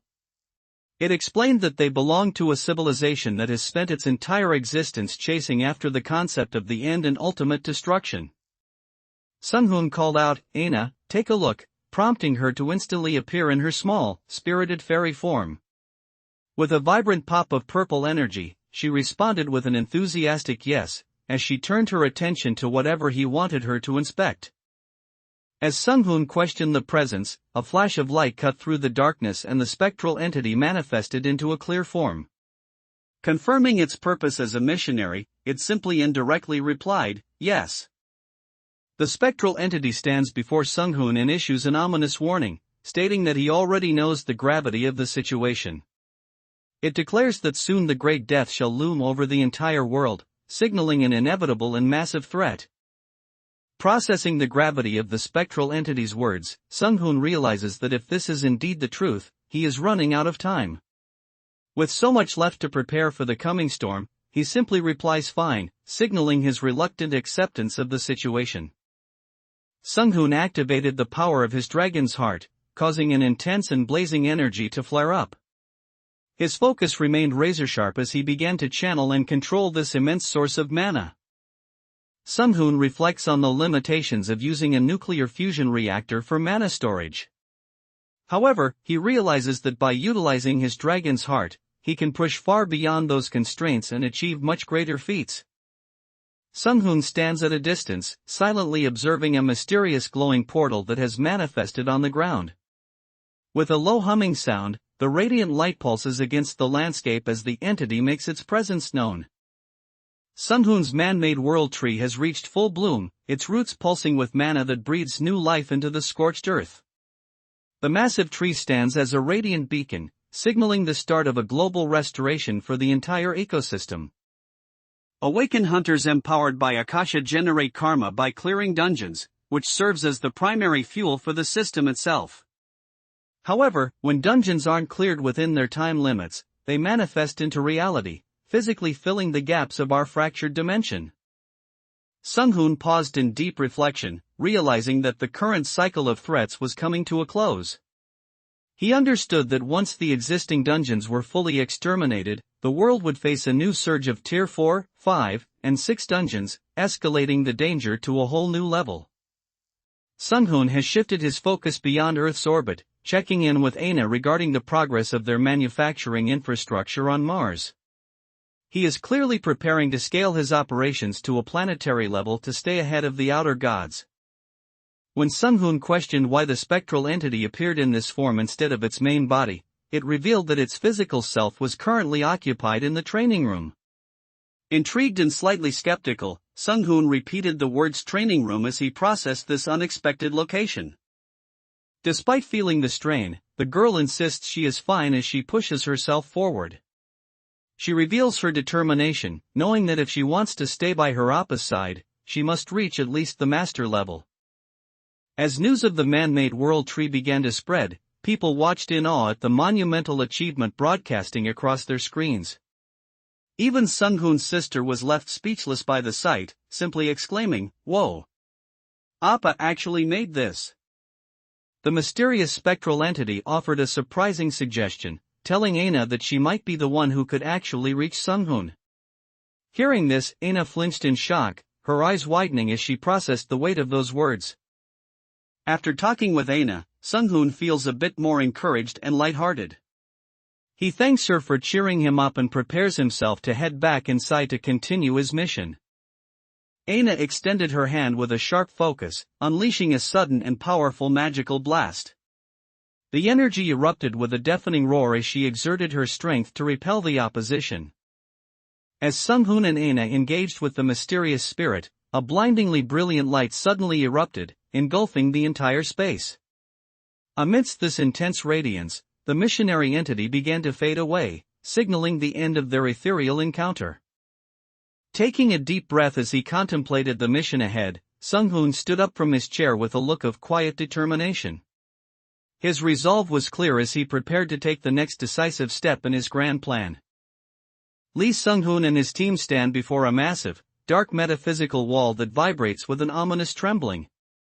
Aina and the others look on as the structure looms over them, signaling the weight of the coming confrontation.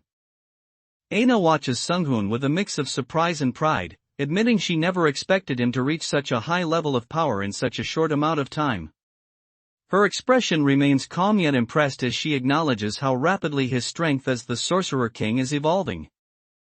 Aina looks a bit puzzled, asking for clarification on what exactly the process entails. She explains that things only seem to happen when she makes a jab-jab motion in the air like this. Aina stands with a confident smile, knowing that the plans to establish manufacturing infrastructure on Mars are progressing perfectly. Under Sung-hoon's leadership, they are reaching a new peak of industrial power that transcends Earth's limitations. As Sung-hoon focuses his immense power, a brilliant and glowing purple energy shield snaps into existence. The hexagonal patterns of the force field hum with intensity, creating an impenetrable barrier against the looming threats. A crackling energy hums through the air as a hand moves with decisive speed, signaling the activation of a powerful force. A deep room resonates as the flow of mana surges forward in a sudden, concentrated burst.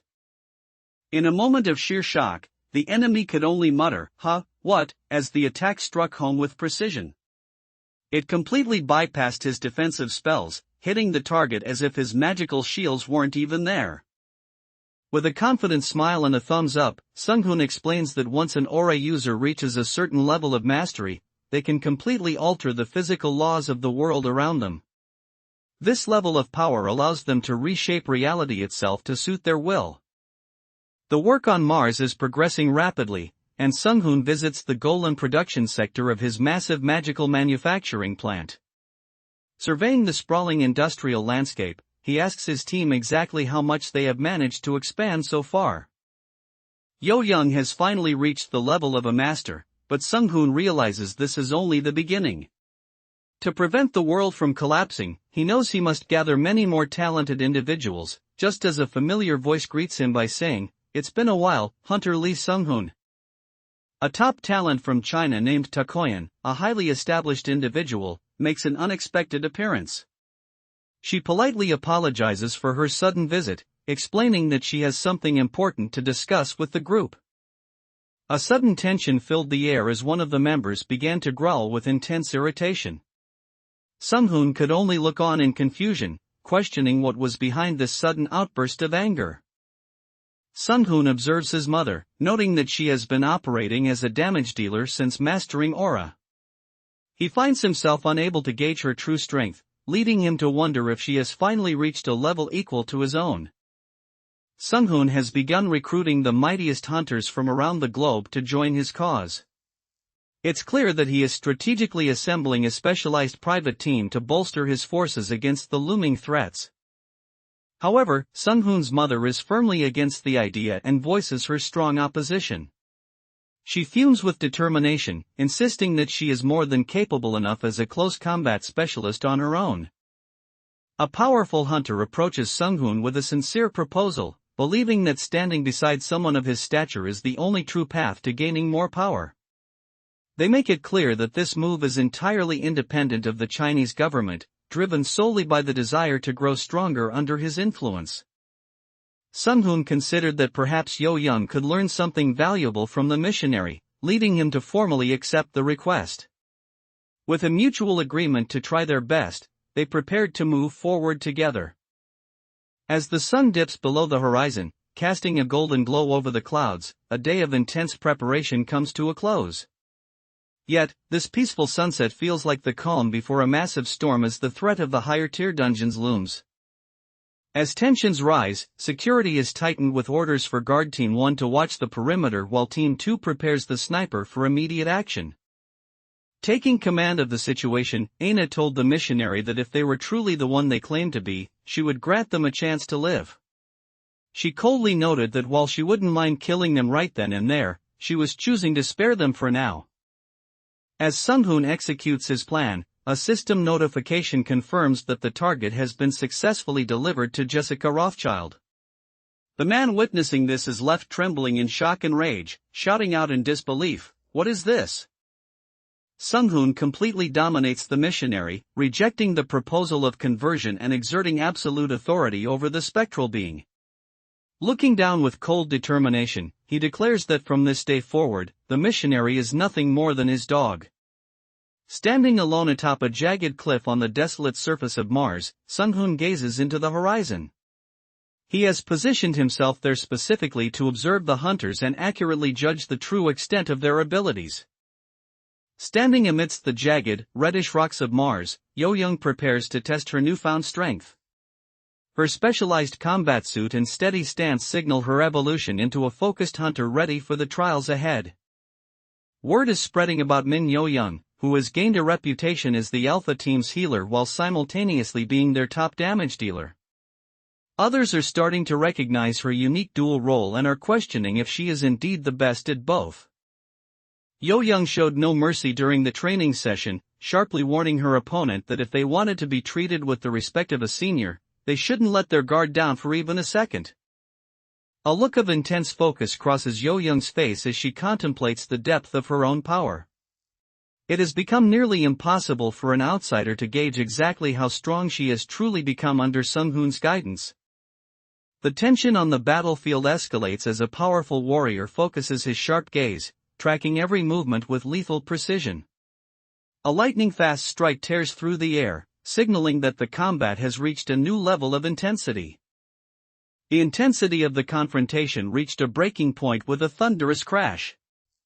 Amidst the chaos, a desperate voice cried out, "Wait," pleading for a moment of pause before everything spiraled out of control. A massive surge of energy erupts across the battlefield as a powerful force is unleashed. Witnessing the intensity of the attack, Sung-hoon clicks his tongue and remarks that his opponent is starting off way too hard. A sudden, brilliant flash erupted in the sky above, catching Sung-hoon's attention as he let out a curious "ho" while observing the phenomenon. This unexpected surge of light signaled that something significant was about to unfold. Sung-hoon corners his opponent amidst a crumbling mountain landscape, where the only sound is the clatter of falling debris. He stands calmly, surveying the destruction as he prepares his next move, while a heavy, ominous energy begins to swirl through the air. Yo-young successfully countered the key focus attack, proving her immense growth and skill in the heat of battle. Watching her performance, Sung-hoon smiled with satisfaction, acknowledging that she is now fully qualified to be a true member of his elite team. The intensity of the battle reached a breaking point where a single moment of lowered guard nearly proved fatal.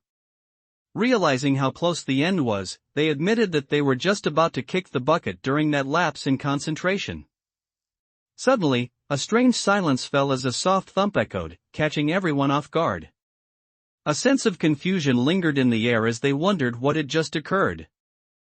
Young Yo-young's eyes widened in sudden realization as she sensed an immediate, overwhelming threat.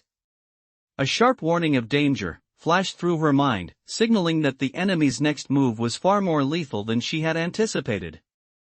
A massive explosion rocks the training grounds as Yo-young unleashes her power, completely shattering a rocky ridge.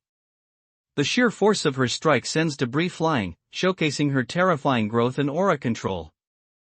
Yo-young spotted another massive incoming attack and shouted a warning that it was coming again. A powerful energy hummed through the air as the next wave of the assault began to close in on their position. Young Yo-young gathered her immense energy and unleashed it in a massive, sweeping explosion that cleared the area. The sheer force of her aura radiated outward, overwhelming her enemies with a blinding display of power. During her intense training session, Yo-young finds herself completely overwhelmed by the incoming force. She realizes with a sense of dread that the strike is so overwhelming that she can't even dodge or defend against it. Sung-hoon simply let out a subtle, knowing smile that left everyone watching in awe of his composure. That confident grin spoke volumes, signaling that no matter how dire the situation appeared, he remained the one truly in control of the battlefield.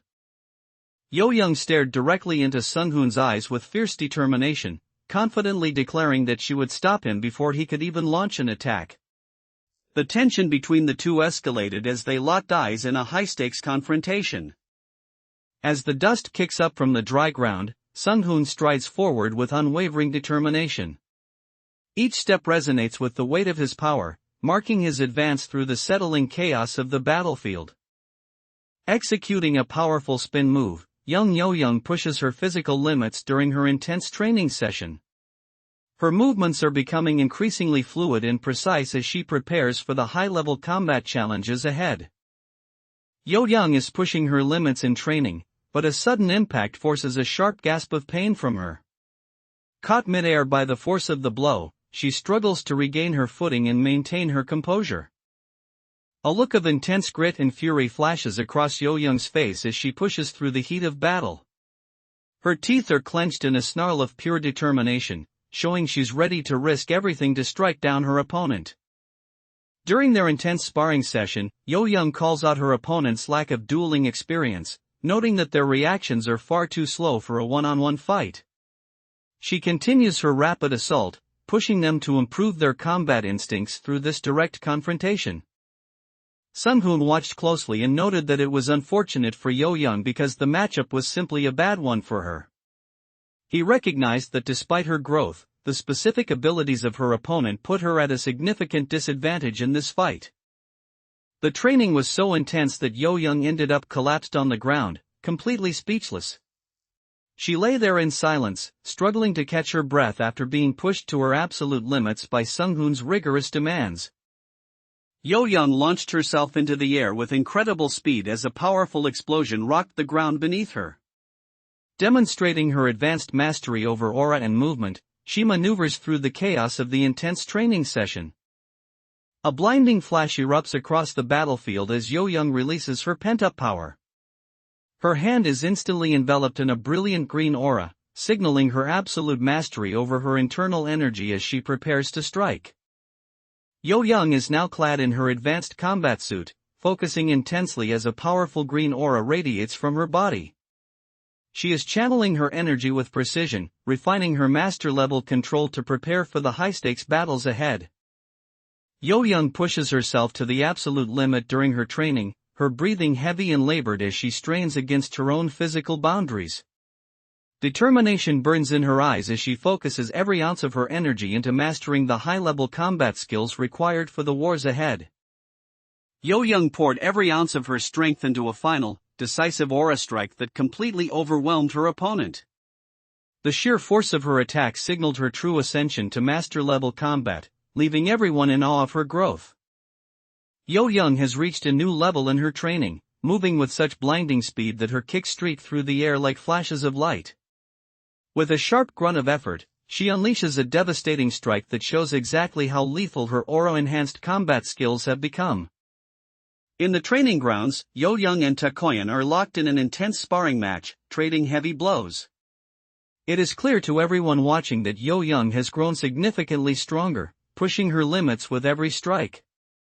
Across the desolate, rocky plains of Mars, a rhythmic thumping begins to echo through the thin atmosphere. Heavy vibrations vibrate through the terrain as something massive moves across the barren landscape. Yo-young performed remarkably well, showing great resilience despite her lack of experience in close-quarters combat. Though she collapsed to the ground in exhaustion, her effort proves she is growing into a true master. As Takoyan demonstrates her incredible growth, even Yo-young is left impressed by the display of power. Watching the intensity of the training, Yo-young admits that even as an aura user herself, she would bet on Takoyan to win this match. In the middle of the training session, an urgent cry of "Master" rings out, breaking everyone's focus. Sung-hoon and the others immediately turn toward the voice, sensing that something important requires their immediate attention. Thinking a new dungeon had surfaced on Earth, Sung-hoon asked which country was being affected, only for Aina to deliver a surprising update. She clarified that the dungeon hadn't appeared on Earth at all, but right there on Mars. The dungeon's spawning went undetected initially, but fortunately, it emerged near the manufacturing plant. Being only 30 kilometers away from the facility allowed us to finally pick up its signature and detect it in time. Sung-hoon immediately identifies the creature as an agrom, a type of elemental life form. He explains that he knows this species very well, noting that their entire social hierarchy is strictly determined by individual strength. Sung-hoon realizes he overlooked Mars' defense and expresses frustration while reviewing holographic data with Aina. He decides that as soon as the defensive line is fully formed, he will attempt to make direct contact with the approaching enemy forces.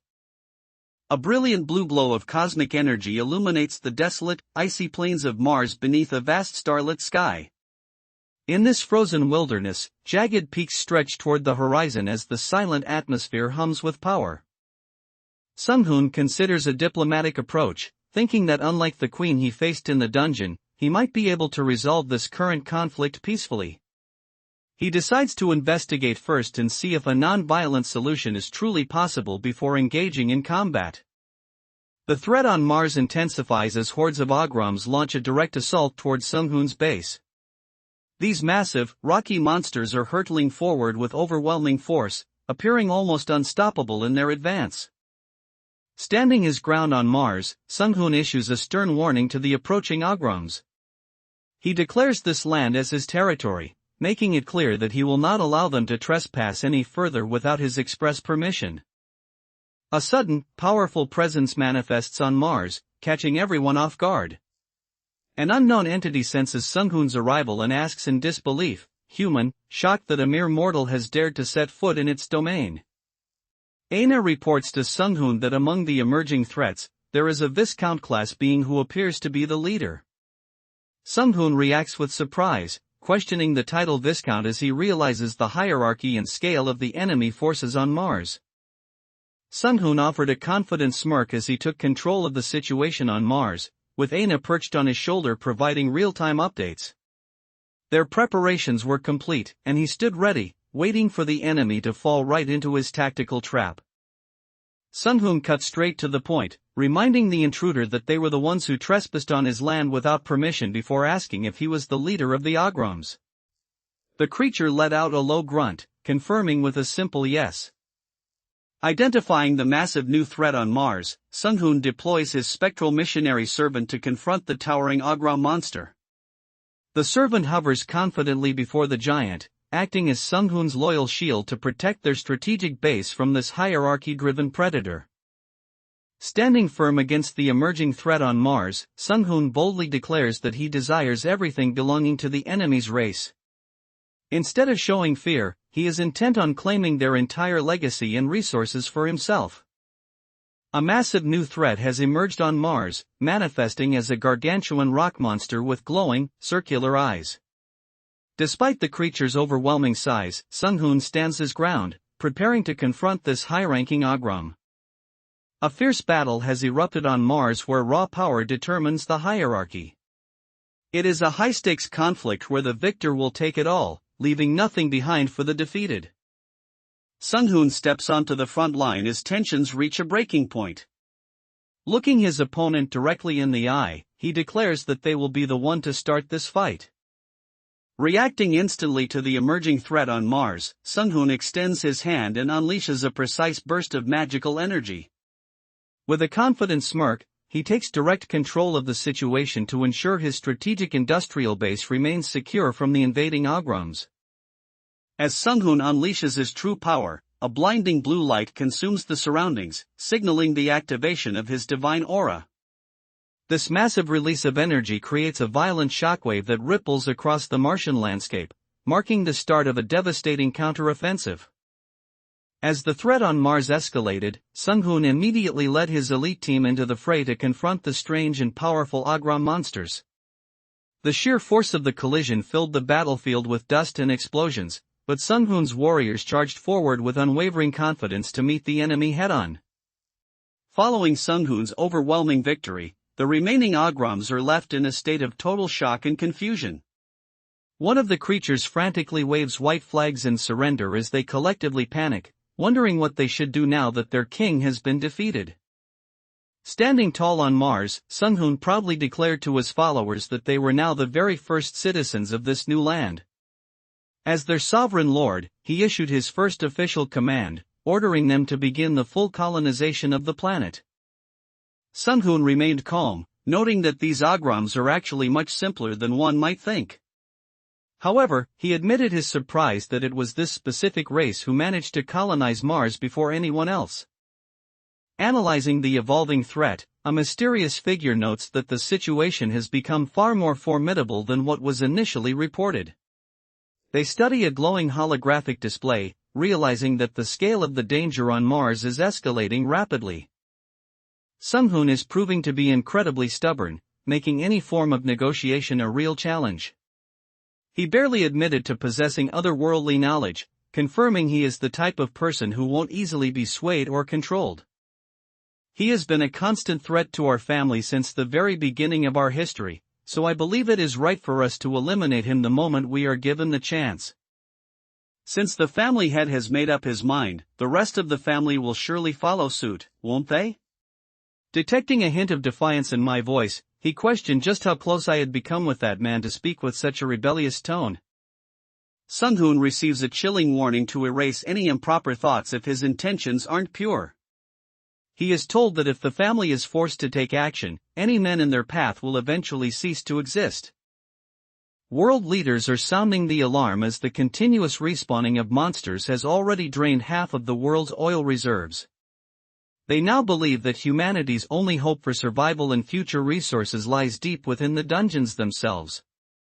Suddenly, an ominous aura ripples through the air, causing a startled child to cry out for their mother in fear.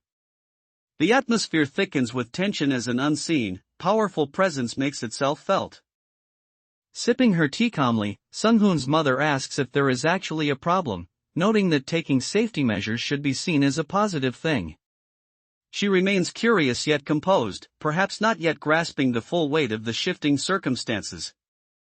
Sung-hoon realizes that the persistent rumors circulating against him aren't accidental. He concludes that if this kind of talk continues to spread, there must be someone with significant influence pulling the strings behind the scenes. Drenched in sweat and clearly exhausted from his efforts, Sung-hoon wipes his face with a towel while a warm smile spreads across his lips. He looks toward his mother with genuine affection, calling out to her as if her presence is the ultimate reward for his hard work. Using his heightened focus and tracking abilities, Sung-hoon finally pinpointed the location of his targets. With a steady gaze, he declared, "I found them," signaling that his hunt is nearing its end. Sung-hoon's mother is left completely stunned, barely able to utter a confused "huh" at the unfolding situation. Sung-hoon immediately realizes this was no accident, frustratedly noting that she definitely came here on purpose to stir things up. A light-hearted moment breaks out as Sung-hoon's companion shouts back in frustration, "That's not it." Their playful bickering is underscored by a low, vibrating hum of energy as they prepare for the next phase of their journey. Sung-hoon and Aina observe the situation through the monitors, noting how others are trying to maximize their profits now that they have a handle on the dungeons.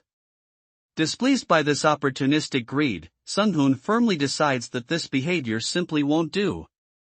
Governments around the world are now prioritizing the safety of rookie hunters by taking a much more cautious approach. They are implementing safer methods to ensure these new recruits can level up steadily without ever having to risk their lives inside dangerous dungeons. Sung-hoon directed his team to extend the same diplomatic approach to global powers like the US and China. However, he remains skeptical about whether these nations will truly believe the dire warning that humanity faces total extinction without their cooperation. The world's major powers have united against Sung-hoon's territorial claims on Mars. Not only the UN, but also the US and China have officially rejected his master's claim, calling it completely baseless. Following his monumental victory on Mars, Sung-hoon has returned to Earth, enjoying a quiet morning walk in a simple tracksuit. Wearing a suncap to blend in, he looks perfectly ordinary, masking the immense power of an intergalactic sorcerer as he strolls down a suburban path. Aina stands in quiet contemplation, a look of steady determination in her eyes as she processes her role in this new era on Mars. As the spirit of the Magic Tower, she remains a silent but pivotal force, dedicated to managing the Sorcerer King's expanding domain. The world leaders are making a grave mistake by viewing dungeons merely as free resources for their gain. If they continue to treat them this way, a second catastrophic dungeon manifestation will inevitably begin, threatening the entire planet. Standing side by side, Sung-hoon and Aina discuss their next move with gravity. They reflect on the weight of their decisions, knowing that the word of a powerful mage carries the absolute truth of the world's laws. The political maneuvering takes a dark turn as a calculated question is raised: what if Sung-hoon's own family were the ones to make a legal or public claim against him? This manipulative strategy aims to use his kin as a weapon to undermine his growing authority and influence. Aina begins to suspect there is more to the situation than meets the eye and confronts Sung-hoon directly. She looks at him with a sharp gaze, asking if there is something else he hasn't told her yet. Sung-hoon reaffirmed his absolute independence, leaving no room for negotiation. He firmly stated that he had already rejected the offer, making it clear that he does not work under anyone. After the chaos of the transition, a quiet moment follows as a figure stands alone by the railing, gazing out at the horizon. She remains silent, lost in thought while reflecting on the massive shifts occurring across the worlds. Sung-hoon looked on with a heavy, contemplative expression and conceded that his counterpart wasn't wrong. There was a weary gravity in his eyes as he acknowledged the truth of the situation they were facing. After setting everything in motion, Sung-hoon fell into a heavy silence, deep in thought about the path ahead. His quiet expression signaled that while one battle had ended, the true complexity of his cosmic war was only just beginning. Sung-hoon stands casually scratching his head, looking completely unfazed by the tension. His opponent watches him, realizing with a start that Sung-hoon hadn't been fighting seriously at all up until this point. Aina boldly declared her disappointment in her master, catching Sung-hoon completely off guard. He was left wondering why she had suddenly decided to take someone else's side against him. To the world, dungeons are now seen as mere resources to maintain the economy, and many believe one man's opinion cannot stand against the collective decision of the masses. However, Sung-hoon issues a final, stern warning that treating these volatile gates as simple commodities is a grave mistake. They are very adept at striking our opponent's weak points with surgical precision. Clad in heavy red armor, these warriors stand ready to exploit any opening in the enemy's defenses. Sung-hoon scratched his head in a moment of quiet contemplation, realizing things weren't going quite as expected. Looking over at Aina, he noted that it seemed they would need to start looking for new candidates. Sung-hoon decides that for the time being, he should stay out of politics. He intends to wait and maintain his distance until a more stable and proper system is fully established. Sung-hoon spots Yo-young, who seems to be in a bit of a panic. She cries out to him, begging, "Yuwa, Appa, take this off of me." Sung-hoon confidently remarked that as an aura master, breaking a mere curse should be an easy task for them. He carefully examined the situation, certain that such a minor magical affliction wouldn't stand a chance against their level of power. A brilliant light erupts before Lee Sung-hoon as a mysterious voice addresses him by his past title, the sorcerer Krotrot. The voice quickly corrects itself, acknowledging that he now goes by the name Lee Sung-hoon, revealing that someone is fully aware of his true identity and reincarnation. We are introduced to the goddess of smithing, fire, and metal, the divine creator of dwarves worshipped by every master artisan. It is a shocking revelation because these gods shouldn't have even existed in this world until the Akasha system made its appearance. With a sharp, knowing glint in his eyes, Sung-hoon points out that while the magic being displayed is certainly amazing, it doesn't mean they know everything yet. He speaks with the calm authority of someone who sees the hidden layers of reality that others are completely blind to. Sung-hoon receives an ominous warning that the children of the outer gods will soon descend upon Earth. This invasion will coincide with the manifestation of fourth-tier dungeons, escalating the global threat to an unprecedented level. The outer god reveals its true purpose is to propagate, intending for its children to take root in this world and act as missionaries to recruit new worshippers. Sung-hoon calmly absorbs this revelation, simply responding with a cold aha. I see as he realizes the scale of the spiritual invasion. Sung-hoon made his terms crystal clear, stating firmly that his assistance is not free. With a determined look, he emphasized that in this high-stakes game of survival, his power and protection come with a significant price. Sung-hoon stared at the glowing interface, reflecting on how much he had craved this specific skill during his previous life as Krotrot. Sensing his deep desire, the Akasha system prompted him, confirming that this was indeed the power he had been searching for. Sung-hoon's eyes widened in sheer disbelief as he witnessed something truly startling. A look of intense shock washed over his face, signaling that an unexpected turn of events had just caught the Sorcerer King off guard. Sung-hoon has begun setting up his new base of operations on Mars. With a spirited shout, the necessary paperwork is being reviewed to finalize the next steps of his plan. Sung-hoon prepares for the next phase of his plan, holding a small, peculiar golem-like device in his palm. With a calm and knowing smile, he remarks that it is finally time to set things in motion. Sung-hoon has established his new base on Mars with the help of Aina, the Magic Tower's spirit, to oversee his operations. Meanwhile, tensions rise on Earth as world governments continue to exploit dungeons for energy, ignoring warnings of a second manifestation. Sung Yaram has officially reached level 245, radiating an intense and vibrant purple aura as she manifests her surging power. The sheer energy surrounding her confirms that she has ascended to a formidable new height in her strength. Yirin admitted that she had been feeling frustrated with her lack of growth lately, making Sung-hoon's invitation the perfect opportunity. She explained that joining his elite team was the breakthrough she needed to finally push past her current limits. With the base on Mars established, Sung-hoon has gathered the world's strongest hunters to form his private elite team. Emerging from a brilliant light, these warriors stand ready to execute his vision for the coming war. Sung-hoon examines a glowing magical interface in his hand while his companion looks on in awe. Watching his casual mastery of such advanced techniques, she can't help but remark that it is still truly amazing. Sung Yaram explained that when the Tier 3 dungeons first spawned, the level restriction was capped at 150, but she was already well over level 200 at the time. Unable to enter, she instead dedicated herself to studying everything possible about the dungeon's mechanics and secrets. Sung-hoon explained that the upcoming task requires hunters of S-class or higher, which is why he decided to exclude the other members of the Alpha team. His blunt reasoning left the small spirit companion momentarily speechless, staring back in silent realization of the stakes. A mysterious woman confronts Lee Sung-hoon, warning him that continuing his current path will inevitably trigger the second manifestation. Holding a glowing, ornate staff, she speaks with gravity as Sung-hoon listens intently to her dire prediction. Sung-hoon finds himself puzzled by the unfolding situation, recalling that the goddess of fire specifically tasked him with rescuing the dwarves.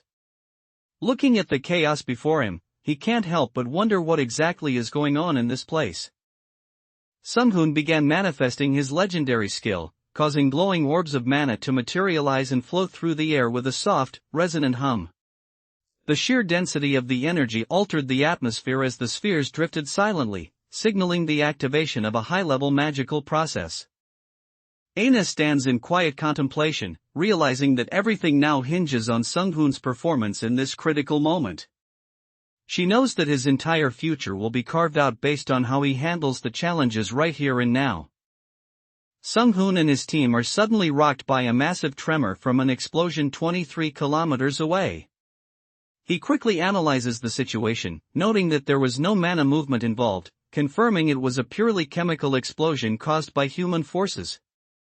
With a confident smirk, Sung-hoon looked back at his new elite recruits, Sung Yaram and Yurin, who stood ready behind him. Signaling the start of their next move, he simply told them, "Let us move," as they prepared to head out. Sung-hoon begins testing the limits of his newly acquired legendary skills, but he quickly realizes they are more volatile than anticipated. Straining under the immense pressure of the mana, he admits that controlling such raw power is proving to be a difficult challenge. Sung-hoon took to the skies, soaring ahead of his team to scout the path forward. As he gained altitude, he called back to Ileona, instructing her to take charge and guide everyone else through the terrain. Yurin's eyes widened in sheer disbelief as she suddenly spotted something unexpected. A look of genuine shock and alarm washed over her face, signaling that she had just witnessed something truly beyond her imagination. As Sung-hoon prepares for his next moves, one of his allies makes a direct and serious request. Looking him straight in the eye, they firmly state, "Let me come with you," catching the Sorcerer King slightly off guard. A massive explosion rocked the sky as our hunters engaged the enemy in mid-air. Confident in their advantage, one hunter declared that aerial combat was their absolute specialty while unleashing a devastating strike. The tension reaches a breaking point as the battlefield demands action over words. One of the warriors clicks his tongue in frustration, declaring that it's finally time to get their hands dirty and engage in the fight. The situation on the battlefield intensifies as powerful energy beams strike directly against the fortress walls. Sung-hoon and his allies stand amidst the chaos, watching as fire and smoke engulf the stronghold under the relentless assault. The monsters flooding the battlefield don't seem particularly powerful individually, but their overwhelming numbers are becoming a serious problem. As the team cuts through the swarm, they can't help but wonder if these creatures were originally human, given the sheer scale of the relentless horde. A visible look of intense worry and tension washed over young Yurin's face as she processed the weight of Sung-hoon's words. Her eyes betrayed a growing sense of dread, realizing that the impending threat might be far more dangerous than any of them had anticipated. With a confident smile, Sung-hoon noted that these newcomers could provide a vital hint in solving the current dungeon's problem. He and his team continue to move forward, keeping a close eye on these potential clues to gain the upper hand. The tide of battle shifted instantly as a powerful hunter took charge, shouting, "Leave it to me," with total confidence. With a resounding sound effect, they unleashed a massive burst of energy to clear the path forward. The tension on the battlefield reaches a fever pitch as a commander shouts a desperate order to hold the line at all costs. He warns his troops with grim urgency that if the enemy manages to break through their defenses, everyone will die. In the heat of the moment, a strange surge of static electricity begins to crackle through the air, catching everyone off guard. They look on in confusion, wondering if this unexpected phenomenon is just a minor glitch or the precursor to something far more dangerous. A massive, radiant sphere of mana erupts in the center of the battlefield, crackling with intense power. At the heart of this blinding light, Sung-hoon stands focused as he channels a surge of electrical energy through the air. A sudden, violent bolt of lightning struck from the heavens, its blinding glare overwhelming the senses and crackling with immense power. The sheer intensity of the flash signaled a massive shift in the battle, lighting up the entire area in an instant. Amidst the chaos of the dwarven fortress, a dwarf warrior spots Sung-hoon and cries out in pure disbelief, "A human mage?" He is completely stunned to see a human appearing in the middle of their desperate battle. The heavy gates of the fortress began to groan and slide shut with a series of deep, resonant thuds. Dust billowed from the ancient stone walls as the massive doors sealed tight, locking the secrets and dangers of the stronghold within. A menacing white creature emerges within the dungeon, resembling a strange shark-headed dinosaur. The beast stands amidst the trees, letting out a sharp cry as a sign of the looming danger ahead. Chaos erupted within the fortress as a dwarf warrior shouted a desperate command to his troops, screaming for them to stop the approaching enemy. Despite the visible panic in his eyes, he braced himself for the imminent clash at the gates. The ground shattered and debris flew everywhere as a violent impact tore through the area. A desperate cry of no rang out as the destruction unfolded, leaving everyone in a state of shock. The situation inside the fortress reached a breaking point as the relentless swarm of monsters began to breach the defenses. A desperate cry rang out as the gate finally started to give way, revealing a terrifying army of glowing-eyed creatures ready to pour inside. Sung-hoon quickly realizes that a massive area of effect attack is out of the question in this situation. He grit his teeth in frustration, knowing that such a move would wipe out the innocent dwarves along with the enemy swarm. In the depths of the dungeon, a menacing silhouette emerges with eyes glowing a piercing, lethal red. This shadowy figure looms over the battlefield, signaling the arrival of a powerful new adversary as the siege on the fortress intensifies. Standing before a narrow bridge with a massive horde of enemies on the other side, Sung-hoon reflects on the cinematic moment. He admits that he has always fantasized about a scene exactly like this, where he stands alone against a sea of monsters. Young Yurin's face tightened with intense focus and frustration as the situation grew more dire. She shouted for everyone to immediately get into a defensive formation to brace for the incoming assault. Sung-hoon arrived on the battlefield just in time, but Yurin couldn't help but feel a bit miffed that he stole her spotlight. With a playful smirk, she noted that the mage really doesn't know how to read the mood, jumping in right when she was ready to shine. Looking down, Lee Sung-hoon witnessed a massive swarm of monsters writhing and crawling across the landscape like a plague. The sheer scale of the infestation confirmed that the siege was far more intense than initially expected. Young Yurin finds herself in the middle of a massive explosion as the relentless swarm continues to press forward. She cries out in frustration, realizing that no matter how much she attacks, there seems to be no end to the enemy forces. In the heat of the struggle, a strange and formidable presence suddenly reveals itself, catching everyone off guard. Stunned by the sight, one of the allies cries out in disbelief, asking exactly what that thing could be. Sung-hoon enveloped the fallen dwarf in a radiant golden light, channeling his restorative magic to heal the creature's wounds. As the divine glow washed over him, the dwarf began to stir and twitch, showing the first signs of returning to consciousness. As young Yurin observed the mysterious figure, she couldn't help but wonder which god the woman served. Alongside Takoyan, Anusha had also arrived at the perfect moment to join the fray. A melodic resonance fills the air as the siren's ancient magic begins to take hold. It is the power of the spirit of the wind, weaving through the battlefield with mystical intent. A massive electrical vortex suddenly forms in the sky, crackling with energy as pillars of blinding white and blue light descend toward the fortress below. The sheer scale of the storm suggests a catastrophic release of mana is about to reshape the entire battlefield.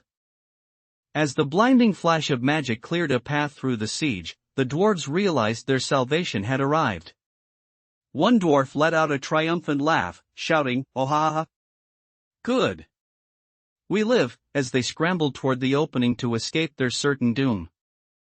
Thinking a sub-boss might have appeared, Sung-hoon was suddenly caught off guard by a mental intrusion.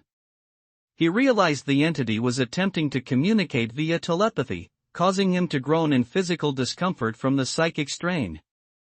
She was just in the middle of a Tier 4 dungeon raid with the rest of her team when the world suddenly shifted. Now, she finds herself standing alone in a void of total darkness, confused about how she got there. The enemy pierced through the mental defenses of a female hunter, mocking her doubt and anxiety as it sensed her inner turmoil. She was left stunned, realizing that the mysterious entity could read her mind and feel her every emotion. The mysterious sub-boss attempts to establish a link, acknowledging that she cannot take away the gift of Akasha. It seems the fundamental laws of the system still dictate the boundaries of their interaction. In the midst of the chaos, a red hand reached out through the settling dust as the sub-boss successfully established a telepathic link with Sung-hoon. He paused as a voice echoed in his mind, addressing him directly as sovereign and acknowledging his overwhelming presence. In the midst of the dwarven fortress, an enemy looked up in sheer disbelief, gasping, "Just how?" As a blinding, radiant light began to consume the sky. The overwhelming brilliance signaled a massive shift in the battle, leaving the opposition completely stunned by the scale of the power being unleashed. In the midst of the chaos, a mysterious figure in red dives deep into the dark, murky waters, leaving a trail of bubbles behind. This unknown entity descends silently into the abyss, signaling the arrival of a new threat lurking beneath the surface. In the heat of the battle at the dwarven fortress, a moment of concern arises as one of the hunters appears to be struggling. A teammate quickly checks on them, urgently asking if they are okay as the chaos continues around them. Sung-hoon paused as the telepathic connection from the sub-boss intensified, his eyes narrowing in focus. He leaned in and simply said, "Look," directing attention toward the unfolding revelation within the fortress. A strange silence suddenly fell over the battlefield as eerie sounds began to ripple through the air. Everyone froze in confusion as the noise seemed to resonate directly within their minds. In the heat of the struggle, Sung-hoon's ally clutches her head in frustration and exhaustion, clearly feeling the mental strain of the ongoing conflict. She looks on with a weary expression, trying to process the overwhelming pressure of the battle unfolding around them. A massive, jagged crater has been blasted into the earth, emitting a thick and ominous purple haze. This dark abyss marks the center of the recent destruction, pulsing with a sinister energy that looms over the battlefield. Following the telepathic trail, Sung-hoon finally confronts the source of the mental intrusion, the entity known as Devourer Number 47. Floating in a void of dark energy, the sub-boss reveals itself, marking the beginning of a high-stakes showdown. Sung-hoon asks Aina if she can identify the mysterious entity, but she admits she doesn't have enough information to be sure. She explains that this monster is so rare that there is no record of it even in the extensive knowledge from his previous life as Kratrot. Suddenly, the system detected a massive surge of high energy, identifying it as a dangerous hyper-psi wave. To counter the mental assault, a protective barrier was immediately established to shield everyone. The battle at the dwarven fortress intensifies as the sub-boss finally establishes a telepathic link with Sung-hoon. While a massive orb of destructive energy surges in the background, the entity taunts him, claiming it has fought and defeated powerful wizards and mages like him many times in the past. A strange humming resonance filled the air as a brilliant, white glowing silhouette manifested before Sung-hoon. This mysterious entity began to establish a telepathic connection, shifting the focus of the battlefield entirely. Sung-hoon wasted no time breaking the telepathic link, bidding the enemy a cold so long as he prepared to finish the fight. He lunged forward with a burst of power, unleashing a final, devastating blow to vaporize the remaining threat. Sung-hoon leaped through the air with precision, landing firmly atop the jagged, dark rock formation where the enemy's presence felt strongest. Below him, a pulsing violet energy emanated from the stone, marking the heart of the sub-boss's influence. Sung-hoon instantly flared his mana shield to block the intrusive mental connection being forced by the sub-boss. With a sharp fwa sound, the barrier stabilized, shielding him from the telepathic interference as he prepared his next move. Refusing to back down, Sung-hoon determined that if his first attempt failed, he would simply keep trying until it worked. He channeled his immense power into a blinding surge of energy, relentlessly pushing against the enemy's defenses to force a breakthrough. A colossal explosion erupts across the battlefield, sending a towering pillar of fire and smoke high into the air. The sheer force of the blast consumes everything in its path, shaking the dwarven fortress to its core. Amidst the fortress, the goddess of fire curiously asks what kind of man Sung-hoon truly is. His companions can only offer a vague answer, admitting he is a secretive man who keeps many things hidden and that they aren't particularly close to him. Lee Sung-hoon wears a confident smile as he presses the advantage in battle. He notes with satisfaction that he has successfully landed 2 powerful strikes against his target. A massive explosion erupts in the sky, radiating a blinding light that swallows everything in its wake. The sheer intensity of the blast signals that the confrontation has reached a devastating new level of power. As Sung-hoon successfully severed the Devourer's mental link, a massive shockwave erupted, sending him flying backward through the air. The sheer force of the psychic backlash was overwhelming, leaving him shouting in surprise as he struggled to maintain his footing. Recognizing the unique threat posed by the Devourer, Sung-hoon immediately issued a command to Aina. He told her to categorize the enemy as a psychic and requested her full support to counter its mental influence. As Sung-hoon successfully severed the mental link, the Devourer's malice flared into a direct confrontation. It hissed a telepathic warning, "You will not run, great mage," signaling that it recognized the true weight of the sorcerer's power. The intensity of the clash is starting to take its toll as the barrier begins to weaken. Sung-hoon clicks his tongue in annoyance, frustrated by how persistent and troublesome the enemy's resistance has become. As soon as Sung-hoon severed the telepathic link, Devourer number 47's mental attack was abruptly halted. The creature recoiled with a sudden, sharp jerk as if it had suffered a physical blow from the disconnection. Devourer number 47's physical form began to shatter like brittle glass as its mental energy was completely drained. Faced with Sung-hoon's overwhelming power, the creature's body could no longer maintain its integrity and started to crumble. As the Devourer unleashed its mental assault, Sung-hoon immediately shifted into defensive mode. His systems began rapidly analyzing the attack patterns, searching for a precise countermeasure to neutralize the threat. In the heat of battle, Sung-hoon commands Aina to keep the enemy at a distance. To avoid revealing too much of their true strength too early, he instructs her to rely primarily on disintegration beams for their counterattack. A sudden, blinding flash of light erupts across the battlefield as a powerful energy beam descends from the sky with devastating force. The sheer intensity of the blast shakes the entire landscape, signaling a massive shift in the heat of the conflict. An eerie light begins to shimmer in the sky above the jagged mountain peaks, signaling a shift in the atmosphere. This strange glow suggests that a new force is about to manifest over the desolate landscape. Sung-hoon has already completed a full analysis of the Devourer's mental skill. He confidently declares that such psychic attacks will no longer have any effect on him. Sung-hoon quickly assessed the situation with his usual composure, showing no signs of panic. He calmly reassured his team that everything was under control, instructing them to shift their full attention toward maintaining their defense. Sung-hoon leaped through the air, descending with absolute precision and landing firmly on his feet. His movement was fluid and controlled, demonstrating the effortless grace of a true master of mana. Sung-hoon successfully countered the mental intrusion, leaving the Devourer momentarily stunned by his resilience. With glowing eyes and absolute composure, he commanded the entity to cease its pointless struggle, proving that its psychic waves were no match for his mastery. As Sung-hoon attempted to engage the Devourer, it dismissively ordered him to halt, stating that having a conversation with prey was utterly meaningless. Unfazed by the arrogance, Sung-hoon coolly replied that if it didn't want to talk, they should just get straight to the fight. As Sung-hoon successfully severed the Devourer's mental links, a strange and blinding light suddenly erupted across the battlefield. Caught off guard by the unexpected phenomenon, he could only wonder aloud, "This is?"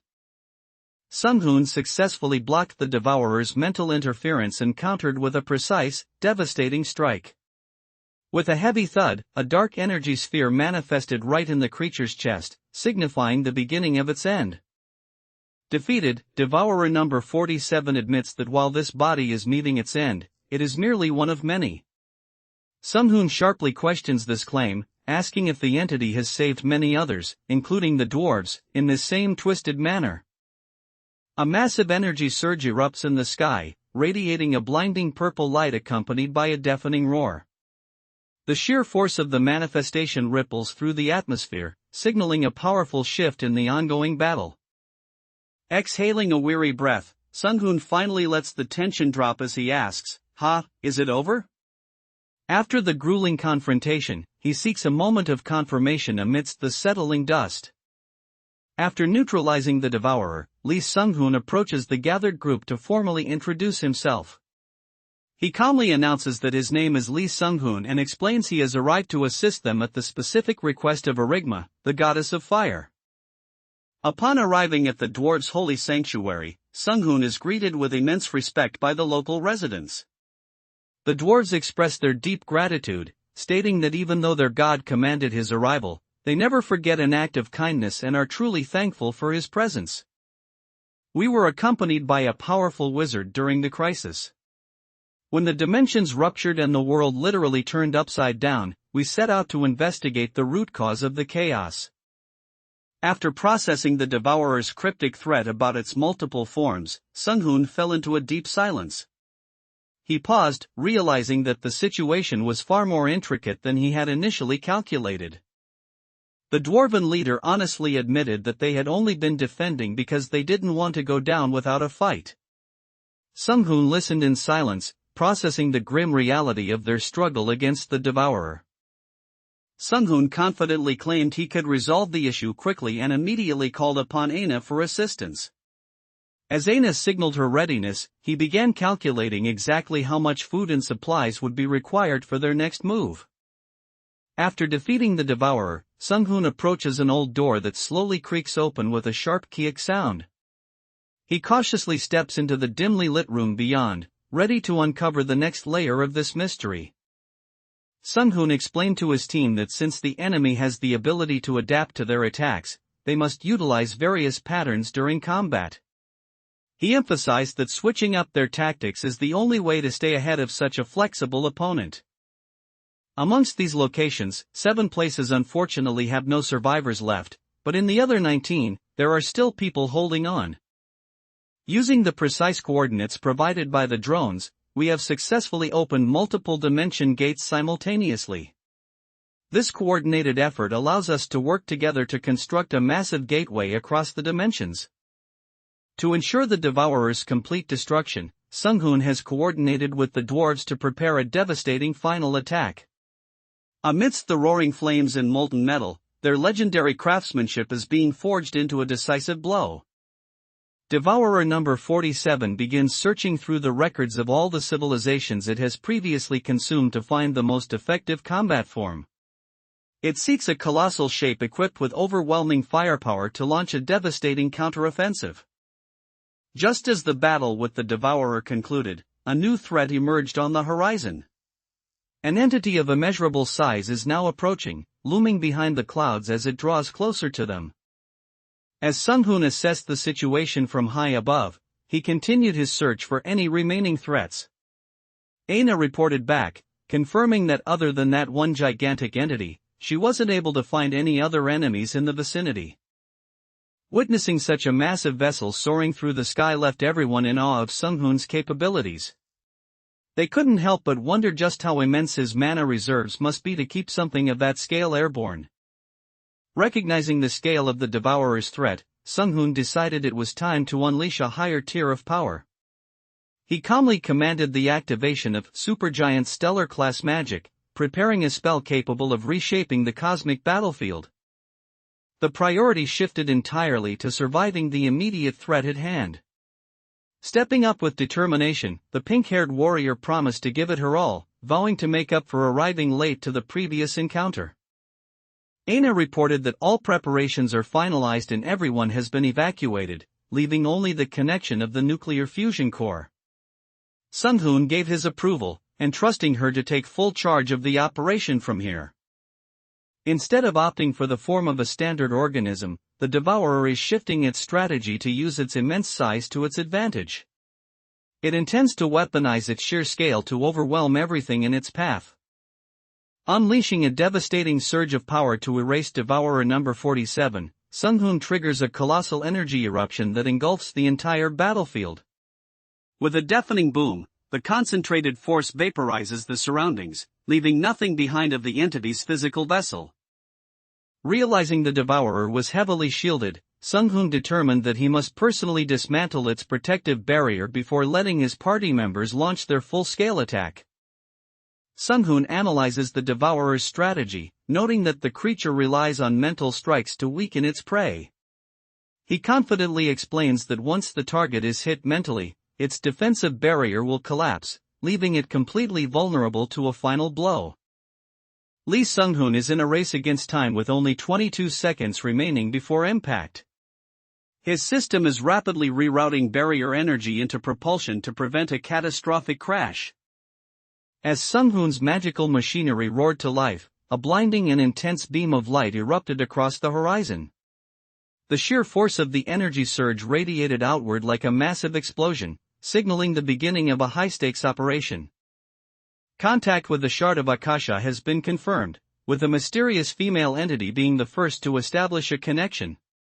A massive, swirling energy portal erupts as this new force makes its presence known in the dimension. A sharp, knowing light glints in Sung-hoon's eyes as he realizes the nature of his opponent's power. With a confident smirk, he notes that the Devourer is actually intelligent enough to scan its enemies and mimic their forms. As the Devourer sensed the presence of the system, it roared in defiance, questioning how a Shard of Akasha dared to show itself again. It spoke with a chilling confidence, clearly remembering past encounters and knowing exactly what destruction would follow. A terrifying roar suddenly echoes across the battlefield, sounding like the awakening of something massive. A blinding flash of light accompanies a powerful blast as the very ground beneath the enemy's feet begins to shatter. Origma, the goddess of fire, manifests her true power as she transforms into a radiant figure composed of pure, blazing energy. Intense flames trail behind her, signaling her divine presence as she prepares to protect the dwarves. The Devourer has entered a survival state, actively searching for cold-resistant genetics to adapt to the freezing conditions. It scans its surroundings, desperate to find DNA that will allow its body to endure the extreme drop in temperature. Origma, the goddess of fire, manifests in her true divine form, her eyes glowing with power and her hair flowing like living tendrils of flame. Her celestial presence radiates an intense light, signaling her direct intervention in the unfolding crisis. In the heat of the action, Aina questioned if these chaotic developments were actually part of the plan. Sung-hoon calmly explained that it was a calculated process of mana amplification and suppression, leaving her to wonder if he was actually serious. As Sung-hoon unleashed his power, a blinding flash filled the sky, accompanied by a piercing, high-pitched screech. The agonizing KIE echoed across the battlefield, signaling that the massive entity had been struck with devastating force. The dwarves are left in awe by Sung-hoon's unbelievable power, sensing a holy energy so divine they wonder if Origma, the goddess of fire, has personally intervened. The sheer scale of his magic radiates a presence that feels nothing short of miraculous to those being rescued. In the midst of the chaos, Gangrim, the spirit king of the earth, manifests and expresses his shock. He admits that he never expected to encounter a dimension devourer in this place. The enemy observes Sung-hoon's technology and notices that his objects are absolutely overflowing with mana. Sensing the unique energy, the entity asks if he has borrowed the power of a man-made object to achieve such strength. Aina gasped in shock as she witnessed the scale of the power being unleashed. Sung-hoon remained completely unfazed, confidently stating that he still has more than enough mana left to continue the fight. Footsteps echoed through the settling dust as a voice called out with deep concern, asking, "Sun Yaram SSI, are you okay?" As Sung-hoon and his allies witnessed the unfolding destruction of the dwarf dimension, Origma, the goddess of fire, is suddenly struck by confusion. She lets out a startled "ha" as she notices something unexpected amidst the chaos. As Sung-hoon's restorative magic takes effect, the exhausted survivors are shocked to feel their stamina rapidly returning. They look on in disbelief, wondering how such a sudden recovery is even possible. During the discussion, a suggestion is made for Yaram SSI to officially join the team. This unexpected proposal aims to further solidify their group's synergy as they face the growing threats. Acknowledging the gravity of the Devourer threat, Sung-hoon tells Origma that they should finish their conversation later. With a knowing smile, he prepares to depart and address the immediate danger head-on. A brilliant streak of light suddenly pierced through the sky of the dwarven world, descending like a falling star toward the horizon. From a distance, a lone dwarf watched in silence as the mysterious glow plummeted toward their crumbling civilization. Sung-hoon has prepared his exclusive weapon against the Dimension Devourer, known as the Great Extinction Cannon. With energy charging now complete, the countdown has begun with only 3 minutes remaining until firing. In the heat of the operation, all generators are being fully committed to the task. The mana reaction remains perfectly stable as the system prepares for the next phase of the assault. Standing before the massive white structures, Sung-hoon calmly initiates the final phase, announcing a 60-second countdown. The air grows tense as his advanced machinery prepares to unleash its power in just 1 minute. The moment of truth has finally arrived, and Sung-hoon warns everyone that it is time to be prepared. He stands ready as the tension peaks, signaling that the next phase of their battle is about to begin. A massive explosion rocks the battlefield as debris and energy surge through the air, signaling the intensity of the ongoing struggle. Sung-hoon continues to exert his overwhelming pressure, causing the very ground to tremble under the force of his magical resonance. A brilliant blue light suddenly erupts across the sky, tearing through the silence of space with a thunderous energy wave. The intensity of the glow illuminates the entire void, signaling the activation of a massive and overwhelming magical force. Unleashing a surge of overwhelming power, Sung-hoon triggered an intense energy release that bathed the surroundings in a blinding violet and blue light. As the mana peaked, a dark, swirling void manifested, tearing through the fabric of space and showcasing the sheer magnitude of the Sorcerer King's destructive potential. Witnessing the sheer scale of his power, Sung-hoon confidently declared that if the enemy dared to attack, he would blow them to smithereens.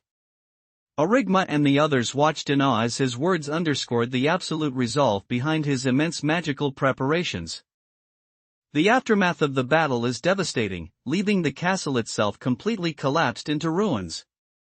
Amidst the settling dust and shattered stone, a resilient dome-like structure remains visible among the wreckage. As Sung-hoon continues to exert his influence, the Akasha system's notifications chime in rapid succession. A glowing status window appears before him, confirming that his level has increased once again. Sung-hoon stares intently, his expression a mix of skepticism and curiosity as he mutters, "Take a look at this guy." He seems to be closely evaluating someone's unexpected behavior or presence. The girls stand firmly by Sung-hoon, expressing their total trust by stating they will follow whatever decision their appa makes. They encourage him to do whatever he feels is right, placing the weight of the next move entirely on his capable shoulders. The sheer force of Sung-hoon's last attack has left the dimension disfigured and unstable. Origma and her companions watch in shock, fearing that the entire reality around them is on the verge of collapsing. As Sung-hoon's power surges, the teleportation magic activates, enveloping everyone in a brilliant pillar of light. One of the companions notices the shift immediately, exclaiming, "Oh, we are teleporting," as they are whisked away toward their next destination. The story shifts to Liaoning province, specifically the area surrounding the World Tree. The landscape here is transforming as the massive tree's presence begins to reshape the environment. The dwarves could hardly believe their eyes as they arrived, gazing out at the legendary location they had only heard of. They marveled in awe, exclaiming, "Oh! This is that place, right," as the scale of the new world began to sink in. Sung-hoon suddenly noticed something unexpected, letting out a curious as his attention was drawn toward a new development. Following the intense battle, Sung-hoon was left reeling from the massive financial blow of losing his equipment. He could only think about the staggering cost it would take to recreate those 28 destroyed nuclear reactors. Sung-hoon confidently asserted that staying with him would be mutually beneficial for both parties. He pointed out that even if the dwarves managed to escape to another dimension, they would likely just end up being enslaved all over again. Sung-hoon thanked Anusha for accompanying them on this journey, assuring her that he would take care of everything from this point forward. Her presence was vital, but he is now ready to handle the remaining challenges on his own. Clapping his hands together with explosive force, Sung-hoon released a shockwave that rippled through the air. The sheer impact of his palms meeting resonated with immense mana, signaling the activation of his next devastating move. After finalizing the operations, Sung-hoon decided it was time to move on. He simply commanded, "Let us go back to Seoul," signaling the transition back to their home base.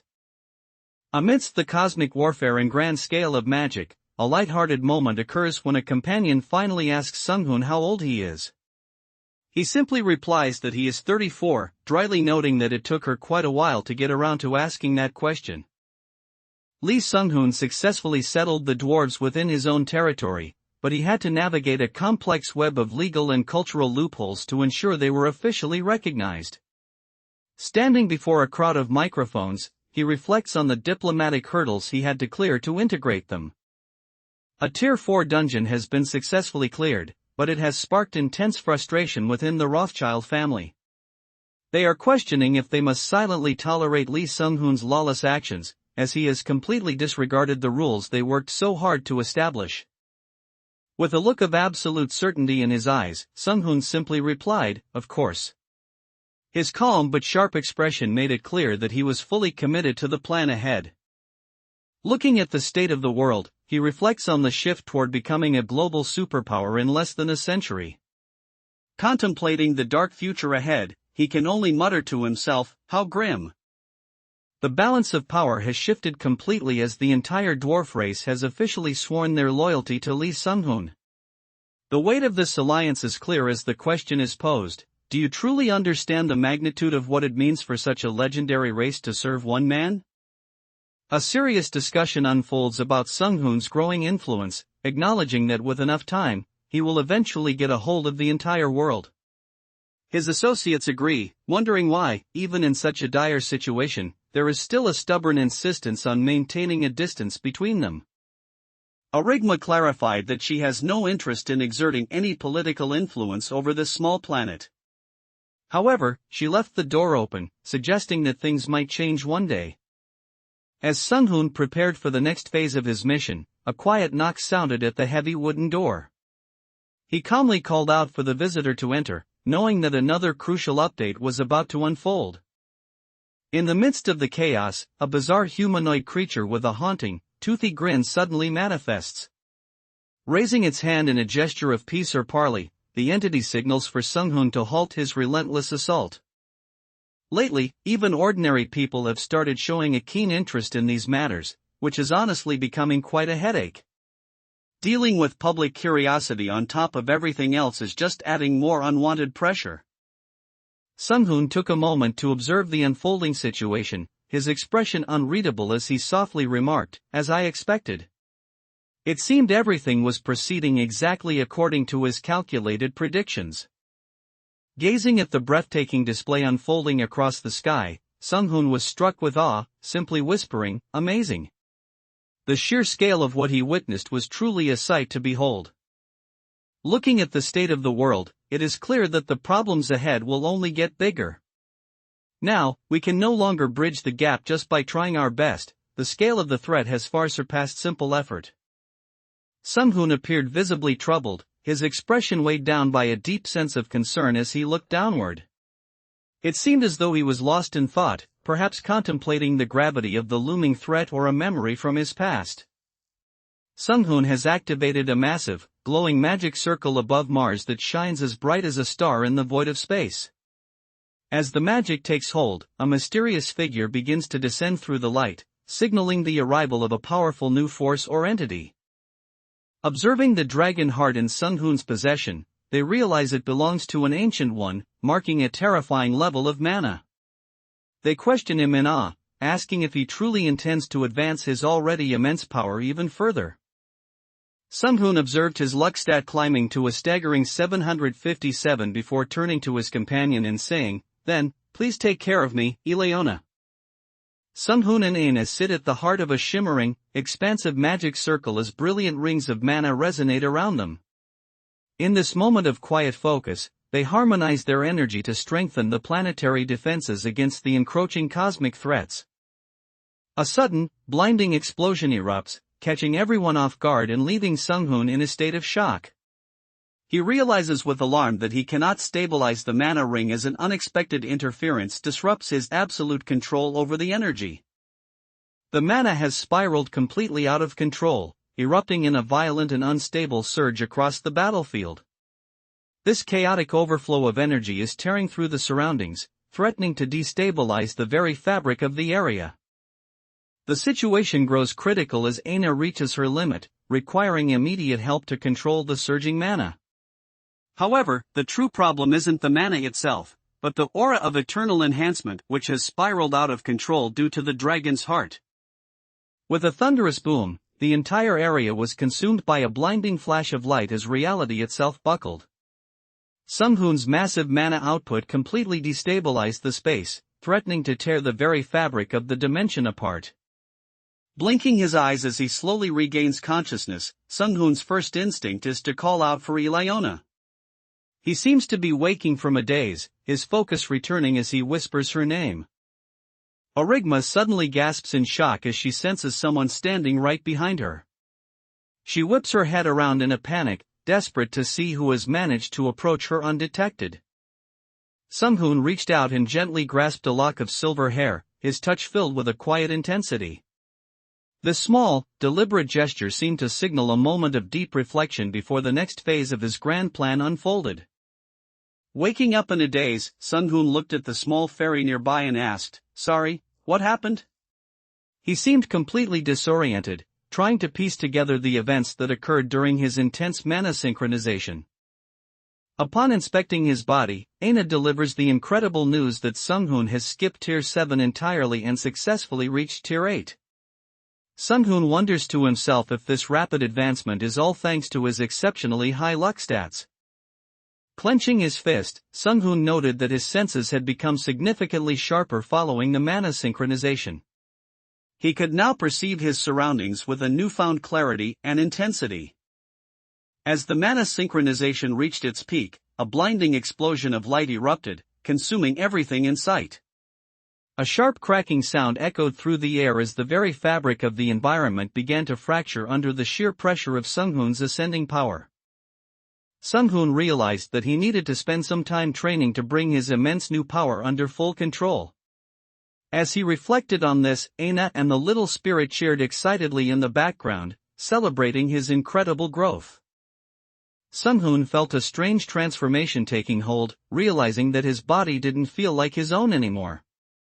With his chest thumping rhythmically and glowing with intense energy, he questioned in awe if this newly awakened core was actually a dragon heart. Sunghoon reflected on rumors that a person's physique evolves toward that of a dragon once their aura skill crosses a certain threshold. Amidst these thoughts, Aina reached out to inform him that the dwarves' manufacturing plant is now fully operational. The Dwarf Alliance's unlimited Magico factory has suddenly begun a massive buyout of Korean corporate stocks. It is widely assumed that Lee Sunghoon is the mastermind behind this aggressive move to consolidate economic power. In the world of corporate intrigue, a mysterious man presents a new magic phone to General Manager Kim. This revolutionary device, manufactured by the Unlimited Magico factory, is already catching the attention of powerful figures. The world is shifting, and the Rothschild family is beginning to grasp the full implications of Sunghoon's influence. They observe that the barrier to entry has vanished, noting that now, even a civilian may be able to use magic simply by spending money. The Unlimited Magico factory is expanding rapidly across the globe, fundamentally changing public perception.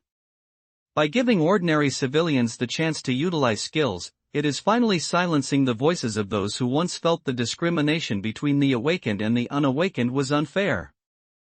In just 1 month since the release of the Magic Phone, Sunghoon's influence has already spread across the entire globe. Within this short span, his company has rapidly ascended to become the most valuable corporation in the world. The Council of the Rothschild family has come to a formal decision, and their leader grimly declares that they have determined this to be the best course of action. There is a cold calculation in his gaze, suggesting a significant move against Sunghoon's rising influence. The tension continues to rise as a new figure confronts Jessica with a cold observation. He looks directly at her and tells her plainly that she has grown weak. Aina realized the situation was becoming critical and immediately warned Sunghoon that the mana waves were failing to stabilize. She shouted urgently that if they didn't regain control, the entire system would reach a dangerous breaking point. A new threat has emerged before Sung-hoon as a mysterious blonde woman suddenly appears on the scene. Wearing a subtle, knowing smile, she remains eerily calm despite the intense power radiating from the Sorcerer King. Lee Sung-hoon maintains a sharp, focused expression as he carefully observes the unfolding situation. He realizes the intensity of the conflict is escalating and begins calculating his next strategic move to counter the growing threat. Sung-hoon observed that the glacial giants of the frost region are incredibly powerful on their own. He realized that if a noble or king-class giant were to appear, things would get very ugly very quickly. Assessing the situation, Sung-hoon decided it was time to take control of the energy. With calm resolve, he declared, "Alright, let's try sealing this using a sealing spell." Approaching a Tier 4 dungeon gate, Sung-hoon reached out to sense the raw power vibrating from within. He observed that the gate was surging with an incredible amount of energy, far beyond a typical portal. A massive explosion thundered from above, shaking the very air with a deafening blast. Amidst the blinding light and the roar of the quang sound effect, an elderly man emerges from the swirling energy. The glacial giants are a formidable threat, possessing raw physical power that puts them on equal footing with lower-class dragons. Their sheer strength and massive presence signal the arrival of a dangerous new enemy on the global stage. Sung-hoon leaped into the air, launching a direct and devastating strike against the massive glacial giant. A brilliant beam of energy pierced right through the giant's chest, forcing a roar of agony from the colossal creature. Sung-hoon looked up as he sensed a powerful presence approaching, realizing the true challenge was just beginning. With a calm yet sharp expression, he noted that their guest had finally arrived, feeling the immense energy descending from above. Sung-hoon found himself standing before a mysterious blonde woman who possessed a strange and powerful aura. Sensing that she was no ordinary human, he looked her in the eye and directly asked for her identity. As Lee Sung-hoon stepped onto the frozen battlefield, he realized these low-level glacial giants were far beneath his power. He noted with calm confidence that facing such weak enemies wouldn't even serve as a proper warm-up for him. With a brutal strike that sent blood spraying, Sung-hoon tore through his enemy using nothing but raw physical strength. Surveying the carnage, he realized that his bodily power alone had reached a level where he could single-handedly overpower every hunter on Earth. Looking back, Sung-hoon saw a glacial giant trembling uncontrollably, its massive body shaking with pure terror. Without saying a word, Sung-hoon's intense gaze left the creature completely paralyzed with fear. A sudden, massive explosion erupts on the battlefield, sending a violent wave of ice and debris surging outward. The thunderous paong sound echoes across the frozen wasteland as a powerful impact shakes the very foundation of the area. A massive beam of magical energy erupts from the sky, striking down with such force that it engulfs the entire landscape in a blinding flash of white light. The sheer power of the impact causes a total whiteout, signaling the activation of a devastating spell. Looking at the glacial giants, Sung-hoon isn't intimidated, instead, he sees them as a massive payday. He casually remarks that he could probably make a few billion just by selling off their various body parts. Sung-hoon unleashes a massive surge of energy, creating a blinding explosion of white light that illuminates the entire snowy battlefield. The sheer force of his magic radiates outward, overwhelming everything in its path. A sudden, blinding flash of light erupts, sending crackling energy across the space with a sharp brilliance. The intense radiance signals a powerful surge as something significant begins to manifest. Aina reports that there are no irregularities so far, but Sung-hoon remains certain that something major is about to happen. He reasons that if the world requires energy to maintain its balance, it won't simply allow a powerful new force to emerge without a reaction. As the dungeon splits open, a horde of monsters begins to emerge into the world, signaled by a violent burst of purple energy. These creatures step forth from the rift, ready to bring chaos to the surface. Sung-hoon observes that these dangerous shifts are manifesting in remote regions with scarce human populations, such as deserts, Antarctica, the Amazon rainforest, and across Africa. These isolated locations provide the perfect breeding ground for threats to escalate away from immediate human intervention. Sung-hoon stands within his new base of operations on Mars, reaching out to manipulate a massive, glowing holographic interface. As he weaves his magic with advanced technology, the chamber hums with a vibrant purple and blue energy, signaling the next phase of his cosmic expansion. Standing firm against the cosmic threats, Sung-hoon calmly issued a single, decisive command: activate. With those words, his vast magical network and stellar-class systems hum to life, ready to unleash his full power upon the battlefield. In the midst of everything, a tiny, adorable fairy flutters her wings and approaches, warmly calling out to Sung-hoon as master. She hovers there with a bright expression, clearly eager to attend to his next command. Sung-hoon noted with a calm expression that they hadn't reached out to him again since he successfully cleared the first Tier 4 dungeon.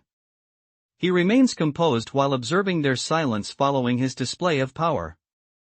Sung-hoon has determined that the moment of truth has arrived to gauge their true progress. He declares that it is finally time to test exactly how far they have come in their journey of power. In a quiet corner of the world, nestled between snowy mountains and calm waters, the air begins to ripple. A mysterious portal from the interdimension starts to manifest, signaling the arrival of a new threat. These slimes are essentially living acidic jelly that can only be killed by destroying the nucleus hidden deep inside them. The real challenge lies in penetrating through several kilometers of that corrosive jelly to actually reach and strike the core. Sung-hoon gathered his immense power to unleash the ultimate zero spell, radiating a blinding and overwhelming energy across the battlefield. The sheer force of this technique signaled a total shift in the flow of combat, leaving no room for error. A massive explosion erupts in the sky, swallowing the horizon in a blinding flash of white light and billowing clouds of smoke. The sheer force of the blast ripples through the atmosphere, dwarfing the mountain range below. Sung-hoon now has the monstrous glacial giant completely under his control and began scanning its massive body, asking where its nucleus was hidden. Casting glowing magic rings from his hand, he meticulously traced the creature's energy to pinpoint its vital weak spot. Amidst the unfolding chaos, a mysterious figure descends from the sky with a sharp thud, landing firmly in a crouched stance. Clad in ornate warrior attire, this newcomer arrives as a sudden and powerful presence in the middle of the shifting battlefield. A strange disturbance ripples through the sky as a flash of light streaks across the blue horizon with immense speed. With a resonant boom, a massive rift begins to tear open, signaling the arrival of a new and formidable force. Sung-hoon activated a massive beam of light to retrieve his target, securing it instantly. Knowing this capture is worth a fortune, he begins carefully planning how to utilize it now that the request is officially complete. A massive group of hostile figures suddenly surrounds Sung-hoon on the desolate battlefield, closing in from all sides. Their leader coldly addresses him, stating that their ambush is nothing personal against the Arch-Wizard. Global strategists analyzed Sung-hoon's battle against the Army of Death in China, concluding that he was at least a Tier 5 wizard. However, they acknowledge that with his recent awakening, his power has surged far beyond their previous estimates. World leaders have reached a point of desperation, preparing a nuclear weapon as their absolute final resort against the escalating threat. They acknowledge that they have done everything within their power, and now all they can do is observe and wait for the outcome. Lee Sung-hoon reflects on the situation with a calm smirk, noting that his enemies have certainly gone to great lengths to bring him down. Despite their elaborate efforts, he remains unfazed and confident in his superiority. As the enemy attempts to advance, Sung-hoon executes a bind spell to halt them in their tracks. Powerful roots surge from the ground, tightly coiling around their legs to ensure they remain completely immobilized. In the heat of the battle, one of Sung-hoon's allies unleashed a powerful new technique, laughing as he boasted that this was the true aura he had mastered from the Death Knights. He surged forward with this dark energy, eager to prove the lethal strength of his new training. Sung-hoon questions the mysterious blonde woman about the price she paid in exchange for the knowledge she received. She dismissively counters that unlike him and his third-rate aura skills, her benefactors are true masters who freely share their profound wisdom. Determined to uphold the honor of the most powerful country in the world, the leader barked out a desperate command. He rallied his forces with a fierce cry, ordering everyone to launch an all-out attack. The battlefield surged with energy as a leader stepped forward, shouting for all fighters to charge while he took the lead. With his sword glowing with intense purple power, he lunged into the fray to spearhead the assault. The tide of battle shifted instantly as just one human began tearing through the enemy forces with overwhelming power. It was a staggering display of strength, proving that a single warrior could dominate the entire field and throw the opposition into total chaos. Sun Hoon effortlessly dodged the incoming strike, calmly telling his opponent that their calculations were a bit off. With lightning speed, he countered the move, slamming his foe directly into the ground with overwhelming force. The enemies shouted to get him, but their cries were cut short by a strangled choke as a blinding explosion of light overwhelmed them. Stunned by the sheer power of the counterattack, they could only gasp that such a thing was impossible. The global powers are now filled with regret, realizing they spent far too much time preparing and missed the perfect window to strike. As Sun Hoon's influence grows, they are forced to confront the fact that their hesitation has cost them their only strategic advantage. Suddenly, a blinding light erupted as the purple-haired fairy spirit let out a cry, initiating her transformation. Fueled by Sun Hoon's immense mana, she begins to evolve into a more powerful form. Amidst the global chaos, a young girl excitedly asks her father if this new place is where they will finally be living. Her father confirms with a warm yup, prompting her to cheer happily that her daddy is the absolute best. Back at a quiet home, a woman approaches her husband while carrying a mysterious delivery box sent from his workplace. She looks at him with curiosity and asks if he has any idea what might be inside the package. Sun Hoon has established his new base of operations on Mars, where Aina and his team of dwarven workers manage the massive unlimited Magico factory. This industrial marvel serves as the heart of his production, blending advanced magical engineering with the raw resources of the Red Planet. Lee Sung-hoon stands with a knowing smirk while holding a mysterious package, clearly plotting his next move. In front of him, digital timers begin to tick down rapidly, signaling that something major is about to be triggered. Chaos erupted as a man suddenly collapsed to the ground, clutching a severe wound on his abdomen while groaning in intense pain. Bystanders rushed to his side in shock, but the man could only let out a pained quack as he lay bleeding. The sudden strike caught her completely off guard, leaving her gasping in shock as she demanded to know what kind of person in their right mind would launch such a direct ambush. Dense, dark clouds gather across the sky as the atmosphere grows heavy with an ominous tension. A thick mist begins to roll in, signaling the arrival of a power that threatens to overwhelm the surroundings. Mysterious figures suddenly emerge from the thick mist, catching everyone off guard as they approach with steady footsteps.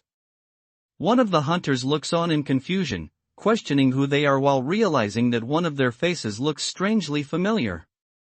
Tensions have reached a breaking point as global forces open fire on an allied hunter without any prior warning. This reckless aggression leaves everyone wondering if these authorities have completely abandoned the law to become outlaws themselves. The battle reached a fever pitch as a massive impact sent the opponent reeling backward with a sharp grunt of pain. The sheer force of the strike left them gasping as they struggled to maintain their footing against the overwhelming pressure. Sun Hoon didn't hesitate to draw a hard line, stating plainly that if they were his enemies, there was absolutely no point in further discussion. He shut down any negotiation immediately, making it clear that he had no time for those who stood against him. A furious command suddenly tears through the air, shouting "Kill that bitch," as attackers swarm in from all sides. The battlefield erupts in chaos, with shadows closing in to strike her down in a coordinated assault. Sun Hoon has established his new base on Mars, where Aina reports that the production speed of dwarven artifacts has increased significantly. He has effectively transformed the Martian surface into a massive magic circle, linked to his man-made world tree to harness the planet's entire energy output. In the heat of the struggle, the enemy found herself gasping for breath, completely overwhelmed. She couldn't wrap her head around how such a small brat could possess such incredible strength. The pink-haired warrior collapses to the ground, defeated and breathless amidst the smoke of the battlefield. Looking down at his fallen opponent, Sung-hoon contemplates her fate, questioning if it would be a waste to simply kill someone of her caliber like this. The battle has reached a fever pitch, leaving the enemy bleeding from her mouth, yet she remains defiant. Wiping the blood from her lip with a gloved hand, she looks up with a mocking smirk and asks, "Done enough?" challenging Sung-hoon's overwhelming power. Sung-hoon stepped in to take control, reassuring everyone that he would handle the situation before asking for a status report on their losses. He learned that the toll was heavy, with 4 snipers, 2 healers, and 9 melee attackers already injured in the fray. Sung-hoon tracked down the mysterious pink-haired girl, finding her collapsed on the ground among the trees. Gasping for air, she claimed she was just taking a walk, but Sung-hoon looked down at her with pure skepticism, knowing she was hiding her true purpose. Gazing at his glowing blue blade, Sung-hoon admitted that while it felt like a waste of effort, he didn't particularly enjoy long goodbyes or messy breakups. He prepared to finish the job with a final, decisive sense of detachment. As the tension reached its peak, a powerful hand suddenly shot forward, gripping the attacker's arm with immovable strength. A single, authoritative command cut through the air, "Stop."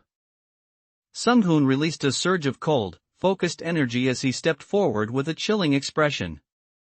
Blue magical light radiated from his hands, signaling his readiness to end the confrontation without hesitation. Just as the situation reached a breaking point, Sung-hoon arrived on the scene to relieve his exhausted allies. He looked at them with a calm, reassuring smile and said, "Sorry for being late. You did well." A blinding explosion erupted across the battlefield as the enemy did the unthinkable, dropping nukes directly on top of Sung-hoon and his team. Stunned by the sheer recklessness, they realized these crazy bastards were willing to destroy everything just to take them out. This mysterious new enemy has made a ruthless move, cold-bloodedly discarding their very best hunter as mere bait. It's a chilling realization that shows just how far they are willing to go to achieve their hidden objectives. In the heat of the moment, a sudden and strange sensation caught Sung-hoon off guard. He let out a startled ugh, as he felt something unexpected shifting in the atmosphere. With his Mars base firmly established, Sung-hoon turns his focus back to the shifting threats on Earth. He stands poised with his allies, observing the growing instability as the Akasha system continues to fail and new challengers emerge. Confronted by Sung-hoon's overwhelming presence, the enemy hunter gasped in shock, "Kook." "What?" as his entire body seized up, completely frozen in place by the sudden pressure. A furious hunter slams onto the battlefield with a deafening roar, landing right before Sung-hoon in a show of raw aggression. He stands poised for combat, his presence radiating a tense energy as he confronts the Sorcerer King directly. Sung-hoon decided to set aside the interference from that fool and get straight to the heart of the matter. He calmly suggested that they move past that idiot and focus their conversation on the real issue at hand. Scratching his head in realization, the hunter admits that they were simply following their government's orders. He explains that they were led to believe Sung-hoon's very existence posed a significant threat to the world.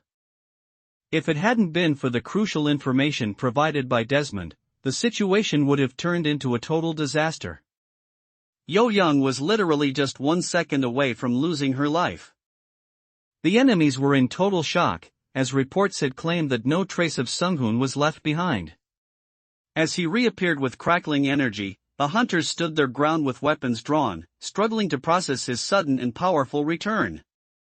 Sung-hoon is fully aware that the Rothschild family must be watching this entire situation unfold right now. With bold confidence, he officially declares war on every single person present, challenging the global powers head-on. Suddenly, a thunderous explosion erupted, sending debris and dust flying everywhere. Out of the chaos, a dark and ominous figure began to emerge from the wreckage, signaling a new threat. Sung-hoon unleashed an intense gravity field, yet the mysterious blonde woman managed to evade the crushing force with ease. Acknowledging her prowess, he remarked that she clearly hadn't earned her rank 2 status for nothing. The battle intensifies as Sung-hoon finds himself caught by a swift strike he couldn't quite evade. His opponent notes with a sense of triumph that despite his incredible reflexes, he wasn't able to completely dodge the incoming attack. Looking down with a cold, knowing smile, Sung-hoon made it clear that his enemies had crossed the ultimate line. He told them that if they had simply approached him before attacking the people close to him, he might have shown mercy, but that chance is now gone. The defeated enemy desperately begged Sung-hoon for his life, offering to trade valuable information in exchange for mercy. However, Sung-hoon coldly dismissed the plea, stating there was no need for a deal because he could simply find the information himself. A strange and chaotic swirl of dark energy suddenly manifested before Sung-hoon, resembling a tangled mess of pure shadow. Sensing the immediate threat, Sung-hoon stood his ground and began channeling his vast magical reserves to counter this mysterious new presence. Global leaders are finalizing a desperate alliance, their faces etched with anxiety as they reluctantly shake hands. Despite the formal agreement, a palpable sense of dread hangs over them as they realize how little control they truly have against Sung-hoon's rising influence. Yo-young stumbles slightly but manages to steady herself as her companion offers words of encouragement. Her ally reassures her that she did well to endure for so long, acknowledging that Yo-young is indeed the strongest among them. With the immediate situation under control, Sung-hoon firmly commands everyone to fall back for the time being. He maintains a composed and resolute expression, signaling that the current phase of his plan is complete. Deciding he should at least hear what the USA has to say about the situation, Sung-hoon asks Aina to track down the president's current location. A sense of relief washed over them as they realized everyone was safe, admitting how terrifying it was to hear rumors that everyone had died. Aina explained that it was a very close call, but she managed to summon everyone to the safety of the tower the moment the attack began since her range covers all of Korea. Because Yo-young SSI was out of the country and beyond that reach, Sung-hoon had to go save her personally. In the aftermath of the nuclear strike on his own soil, the US president looks weary and defeated. He sighs, admitting that because a nuclear weapon was deployed within the nation, his chances for re-election are looking incredibly grim. The Rothschild family plots to manipulate the media by framing Lee Sung-hoon's supposed death as a heroic sacrifice for the public. They plan to report that he and the other hunters died bravely fighting a Tier 4 dungeon boss, using a nuclear weapon as a final, desperate resort to save the world. Aina maintains a confident and knowing smile as she oversees the operations, fully aware of their absolute advantage on Mars. She moves forward with a sense of calm authority, signaling that the next phase of their plan is unfolding exactly as intended. Sung-hoon's purple-haired fairy spirit suddenly manifests, hovering in the air with her magical wings. As his loyal familiar, she appears ready and alert, prepared to assist him in whatever comes next during this tense confrontation. Having neutralized the nuclear strike, Sung-hoon stands calmly before the wreckage as the dust begins to settle. His purple-haired fairy familiar flits playfully around his shoulder while he maintains a composed, untouchable presence amidst the chaos. Having survived the nuclear erasure attempt, Sung-hoon makes his move toward the US president, but he is met with a swirling surge of magical energy. As he approaches, a voice echoes back with a simple, questioning talk, signaling that a conversation might not be so straightforward. Sung-hoon confronted the president, explaining that while he was performing his duty to protect US territory, he was ambushed by American hunters and even targeted with a nuclear strike. The president stammered in denial, claiming that the reports he received didn't mention anything like that at all. Back on Mars, Sung-hoon prepares his next move alongside his loyal purple-haired fairy familiar. With a calm but determined expression, he brings his hands together to focus his immense mana, ready to channel the power of the magic tower. The US president sits at his desk, gasping heavily for air in a state of visible distress.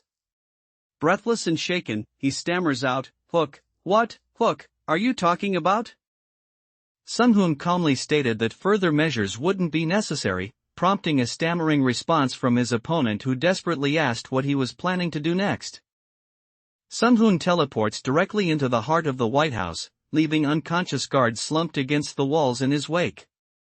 A shimmering magic circle glows on the floor as he prepares to confront the president face to face. Inside the US government, anger and desperation mount as their nuclear strike fails to stop Sung-hoon.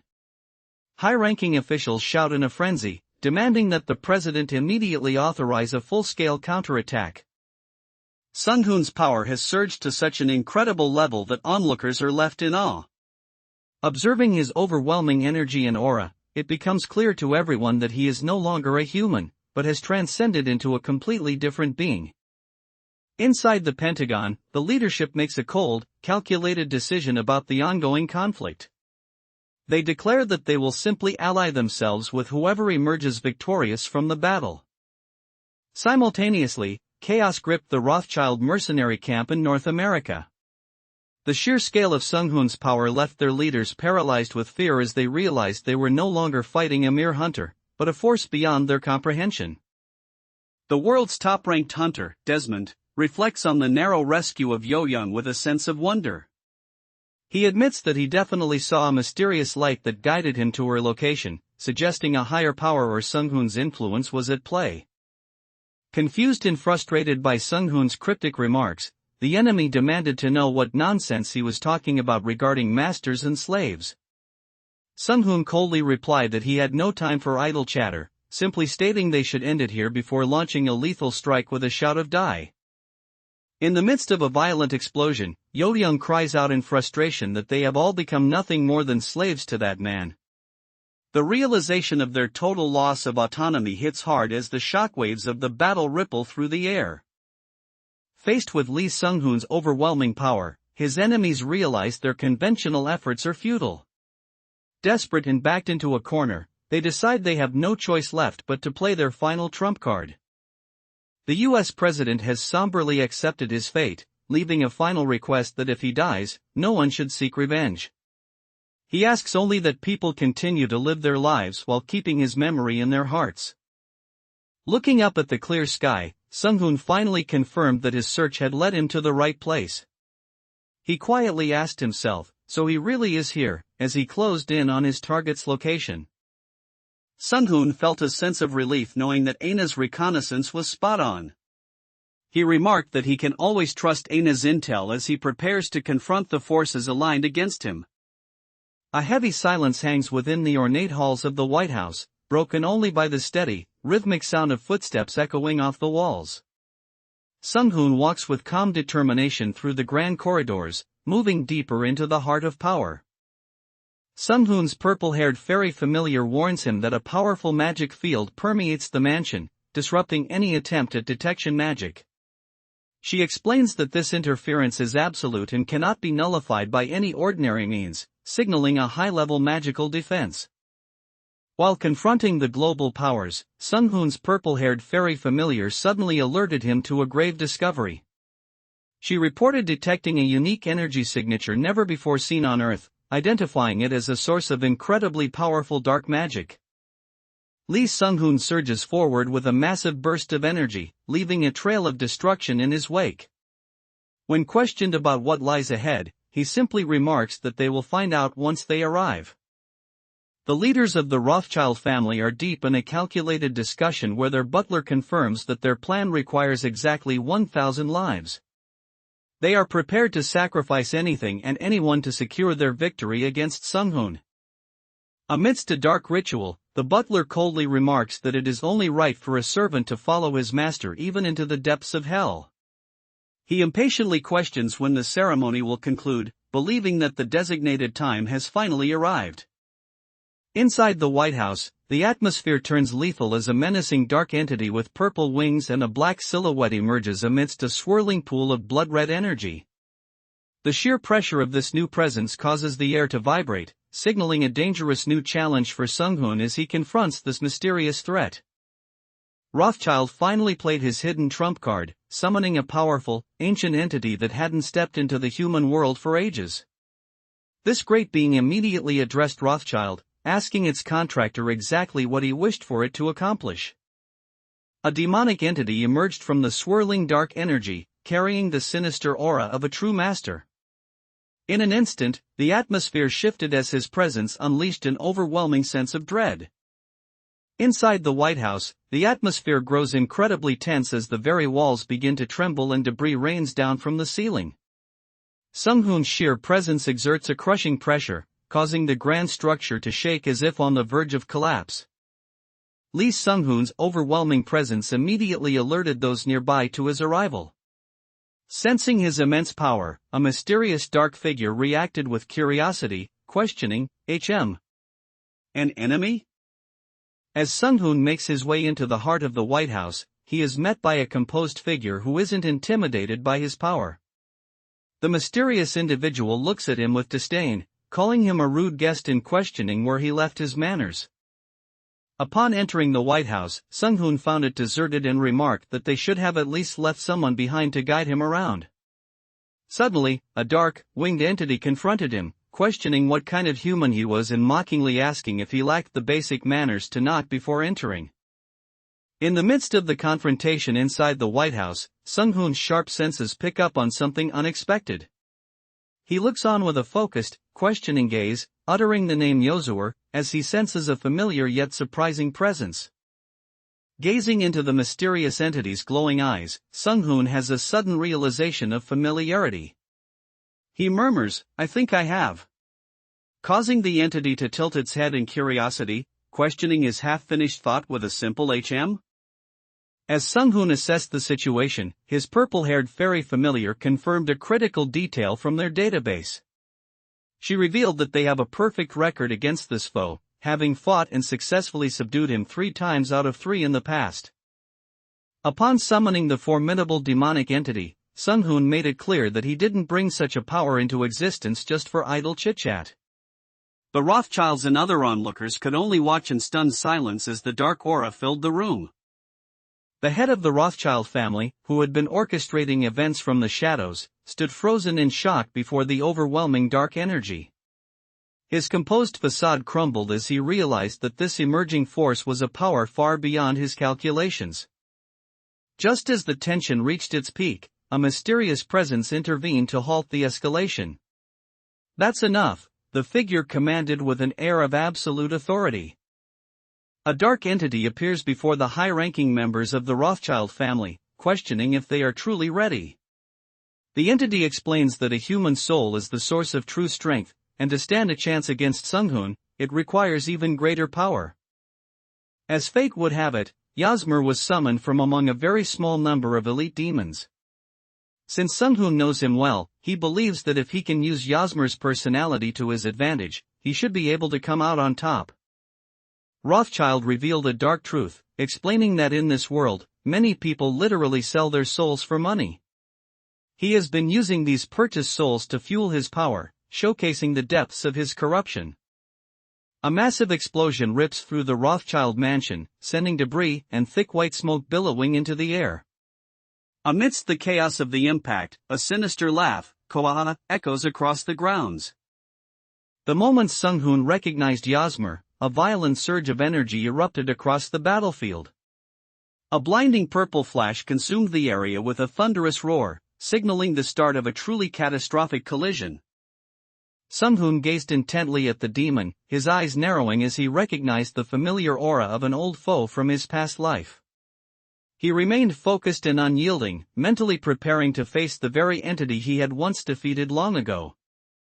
A violent explosion erupts in the sky, sending shockwaves of purple energy radiating outward. The sheer force of the impact resonates through the air with a deafening roar as the battle intensifies.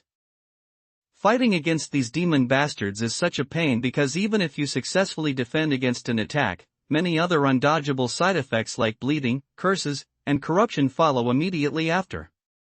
Sung-hoon's purple-haired fairy familiar quickly casts a heal spell to cleanse him of these lingering ailments before they can take hold. Sung-hoon and his purple-haired fairy familiar watched as the demon Yasmer hovered in the sky, her dark wings spread wide. Sensing the immense power radiating from the elite demon, the fairy nervously called out to her master as the tension in the air thickened. Wasting no time, Sung-hoon summoned his legendary Infinity Wand to face Yasmer head-on. He declared that raw power alone doesn't decide the outcome of a battle, preparing to show the demon the true depth of his skill. Sung-hoon produced a glowing blue orb directly connected through a subspace link, marveling at the sheer density of the energy within. He noted that the amount of mana contained inside was truly incredible, far exceeding normal expectations for such a concentrated source.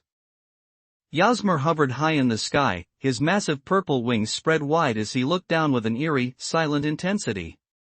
The sheer pressure of his presence left those below speechless, frozen in place as they gazed up at the demonic figure looming over them. Sung-hoon unleashed a massive surge of electrical energy, flooding the area with brilliant blue and white light. The sheer intensity of the blast crackled through the air, overwhelming everything in its path with divine power. Yasmer's eyes flared with a sinister intensity as he sensed Sung-hoon's overwhelming presence, immediately beginning to unleash his true demonic power. With a sharp, cracking sound, the atmospheric pressure surged as the demon prepared to engage in a clash that threatened to tear through the very fabric of reality. Wasting no time, Sung-hoon unleashed his immense power with a fierce smirk, challenging his foe to see if they could actually survive. He immediately invoked his devastating technique, the 100 consecutive swords of purification, to overwhelm the enemy. A sudden, blinding flash of light erupted across the battlefield as a sharp whistling sound cut through the air. The sheer intensity of the energy radiating outward blurred the surroundings, signaling the release of a massive power. As Yasmer emerged, a chilling presence filled the air and his eerie laughter, "Ku! Kukuku," echoed across the battlefield. Sung-hoon stood his ground, watching the demonic entity with a steady gaze as if he had anticipated this dark arrival all along. A terrifying purple light erupts across the sky as Sung-hoon begins to manifest his true power. A massive explosion of energy ripples outward, completely overwhelming the battlefield with its sheer intensity. Sung-hoon unleashes his familiar against the demon Yasmer, who spins through the air with a lethal purple aura to strike at the beast. As Yasmer reveals his monstrous silhouette, the spirit familiar dances around him with blinding speed, initiating a high-stakes magical confrontation. Sung-hoon wasted no time and struck Yasmer with such force that the demon could only let out a pained kohak, as he was caught off guard. The Sorcerer King's speed was overwhelming, immediately putting the elite demonic entity on the defensive. Sung-hoon unleashed a devastating blow that forced a pained kurgh from Yasmer, the elite demon. Reclaiming his dominance from their past life encounter, the Sorcerer King's overwhelming power begins to crush his demonic adversary. Sung-hoon unleashed a sudden, powerful surge of energy against Yasmer, causing a blinding purple light to erupt across the battlefield. The impact was so overwhelming that the demon could only let out a pained grunt as he struggled to withstand the force. Yasmer manifests in his full demonic glory, his eyes glowing crimson as violet flames erupt from his powerful frame. He flashes a sinister, jagged grin at Sung-hoon, clearly relishing the chance to face his ancient rival once again in this realm. Sung-hoon revealed that he has developed a weapon capable of breaking down an entire dimension, one that has already passed its testing phase. To the shock of his enemies, he immediately initiates his next move, summoning the devastating Great Extinction Cannon. Sung-hoon unleashed a strike so overwhelming that his enemy could only utter a desperate damn as the sky fractured under the pressure. The sheer force of the impact caused the very atmosphere to crack, signaling that the Sorcerer King's true transcendent power is finally reaching its peak. Amidst the ongoing chaos, the focus shifts to a mysterious landscape appearing in Buckinghamshire. A narrator introduces the location, explaining that this strange and ethereal sight is unfolding right there in the heart of England. Sung-hoon effectively subdued the great demon Yasmer using nothing but his pure strength. As expected of his immense power, he managed to dominate the battlefield without needing any external assistance. Selling knowledge is something Lee Sung-hoon does as well, so you can't really blame us. Besides, shouldn't you humans be more worried about the demons right now? Inside the White House, the atmosphere is heavy with tension as leaders debate the gravity of the Rothschilds' actions. They realize the situation isn't simple, fearing that because humans are so vulnerable to seduction and corruption, this contact with demons could lead to the total end of humanity. The high-ranking leaders of the Rothschild family now step forward, accompanied by a mysterious, calm elven woman standing in the shadows. With a smug sense of control, the leader asks if things are feeling better now, clearly believing they still hold the upper hand. Inside the White House, the realization has dawned that a direct war with Lee Sung-hoon must be avoided at all costs to ensure survival. Strategists are now focused on eliminating those who obstruct a new alliance, questioning if this shift toward peace is truly what the president desires. The tension escalates as a defiant leader questions the involvement of religious figures in worldly matters, asking if they aren't sticking their noses too deep into human affairs. He sharply reminds them that religion and politics are supposed to be separate as the confrontation intensifies. After witnessing his overwhelming power, the clear consensus is that no one should ever dare to oppose Arc-Wizard Lee Sung-hoon again. Orders have been issued to strictly control all hunters, ensuring they avoid any unnecessary contact with him to prevent further conflict. As the global tide shifted, the nations that had maintained a relationship with Sung-hoon from the very beginning were among the first to reach out for a formal alliance. Surrounded by world leaders, Sung-hoon and his team stood proudly as they finalized a memorandum of understanding, solidifying their cooperative future. Sung-hoon revealed that the U.S. did not wish for further expansion and had actually provided him with gifts to settle the matter. With these offerings in hand, he remains focused on maintaining his dominance over the changing world landscape. Sung-hoon has made it clear that he is no longer just a hunter, but a sovereign power on the global stage. He formally demands to be treated with the same diplomatic status and respect as a head of state from one of the G7 nations. Having already solidified his status as a powerhouse through a backroom agreement with the United States, Sung-hoon's official debut on the world stage had become a mere formality. He stood before the world, ready to finalize his recognition as the dominant force in this new era. The world has finally realized that a single individual, armed with awakened power, can overwhelm an entire nation by themselves. Sung-hoon's absolute dominance has shattered the traditional balance of power, proving that his sorcery stands above even the strongest governments. Sung-hoon realized that for the hunters, fighting against fellow humans rather than monsters was simply too much, especially with their family's safety on the line. Ultimately, they likely understood they were nowhere near strong enough to truly follow in his footsteps. As the waves crashed against the shore, Aina reported that the Alpha team had finally departed. With the board set, Sung-hoon prepared for the next stage of his strategic operation. Sung-hoon's purple-haired fairy familiar looks on with a focused expression, carefully observing the unfolding events. She concludes that at the current rate of progress, achieving their goal is definitely possible. Sung-hoon's purple-haired fairy familiar praises Yo Young-nim, noting that she achieved in just 1 year what is nearly impossible even for the most talented individuals. Based on the familiar's data, she confidently declares that Yo Young certainly has a real chance to ascend. Lee Sung-hoon let out a satisfied good, as he surveyed the unfolding chaos. Everything was proceeding exactly according to his design as his overwhelming power began to settle the score on the battlefield. A massive beast glowing with blue energy surges out of the water onto the shore as Sung-hoon shouts, "Let's go!" His command signals the next phase of the assault as he prepares to crush the remaining Rothschild forces. Sung-hoon unleashed his full power in a blinding white explosion that completely engulfed Yasmer's dark form. The sheer intensity of the blast tore through the demon's defenses, leaving him utterly helpless against the overwhelming radiance of the Sorcerer King.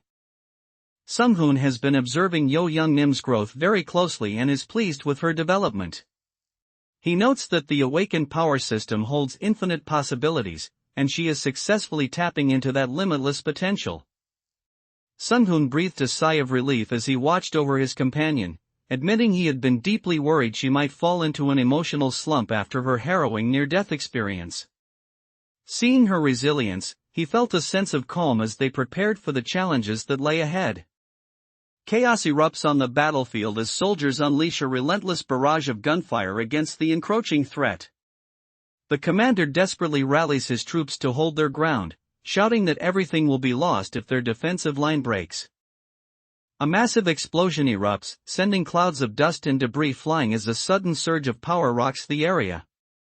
It feels as though a formidable new force or enemy is making a violent entrance onto the battlefield. A sudden, heavy silence fell over the battlefield as a hunter collapsed to the ground, his hands trembling against the floor in exhaustion. The sheer shock of the moment left everyone speechless as they realized how quickly the tide had turned. Suddenly, with a violent tearing sound, blood splatters across the darkness as if something has been brutally shredded. The visceral spray of red against the shadow signals that a lethal strike has just landed in the heat of the struggle. Chaos erupted inside the dungeon as grotesque, fish-like monsters swarmed the helpless survivors, tearing into them without mercy. The air was filled with desperate screams of "Don't come here! Please don't come here," as the creatures closed in for the kill. Chaos erupted on the battlefield as a terrifying, blood-stained monster lunged from the shadows to ambush a young hunter. Paralyzed by fear, she desperately tried to flee as the creature closed in for a lethal strike. The situation took a dire turn as Yo-young suffered a devastating blow, losing a significant portion of her left side and arm. Despite the horrific injury, she remained conscious, her expression filled more with shock than immediate pain. As the world descends into further chaos, innocent lives are being brutally cut short by the emerging monsters. In a heart-wrenching moment, a victim lies helpless on the ground as creatures swarm over, his final whispered breath a tragic apology to his mother. A strange and colossal blue creature suddenly appears in the sky, resembling a massive orca whale adorned with the shimmering glow of distant stars. This mysterious being glides silently through the cosmic expanse, manifesting as a silent observer of the unfolding magical shifts. With a calm and confident smile, Sung-hoon commanded his magic to begin the healing process, simply stating, "Recover. Regenerate." His immense power immediately responded, initiating a swift restoration of what had been damaged. Sung-hoon and Yo-young take a moment to rest on the crimson sands of Mars, accompanied by their tiny purple-haired fairy companion. Amidst the desolate landscape, they discuss their progress and the growing necessity of preparing for the divine threats that loom over Earth's future. As Sung-hoon unleashes his overwhelming power, the mysterious silver-haired elf cries out in a desperate plea for him to wait, but it's already too late. A massive surge of energy erupts, consuming everything in a blinding flash as she is swept away by the force of his magic. In the heat of the battle, a hunter is struck with sudden panic as he realizes his resources have completely run dry. He cries out in desperation, announcing to his allies that he has absolutely no mana left to continue the fight. In the middle of the freezing North Sea, a massive oil rig stands isolated against the horizon.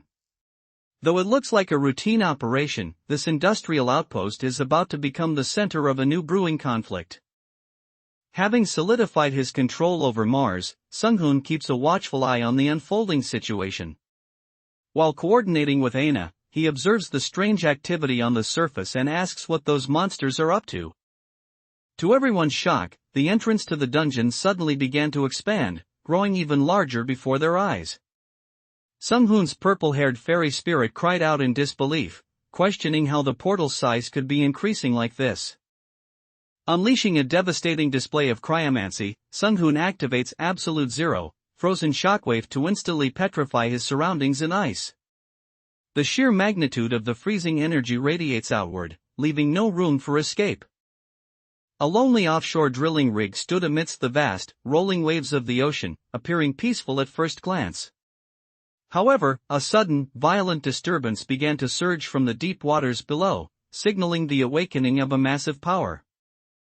A massive explosion rocked the battlefield, but as the light cleared, Sung-hoon realized his strike hadn't finished the job. Stunned by the enemy's resilience, he could only mutter to himself that his attempt simply didn't work. The purple-haired fairy spirit observed the surging energy, noting that it belongs to a godly entity. She realized that this presence is powerful enough to ascend and become a full-fledged god very soon. A massive whale-like entity appears in the sky, radiating an insane amount of mana. Experts estimate its power output to be roughly 1,000 times that of a Tier 3 dungeon boss, marking the arrival of an unprecedented threat.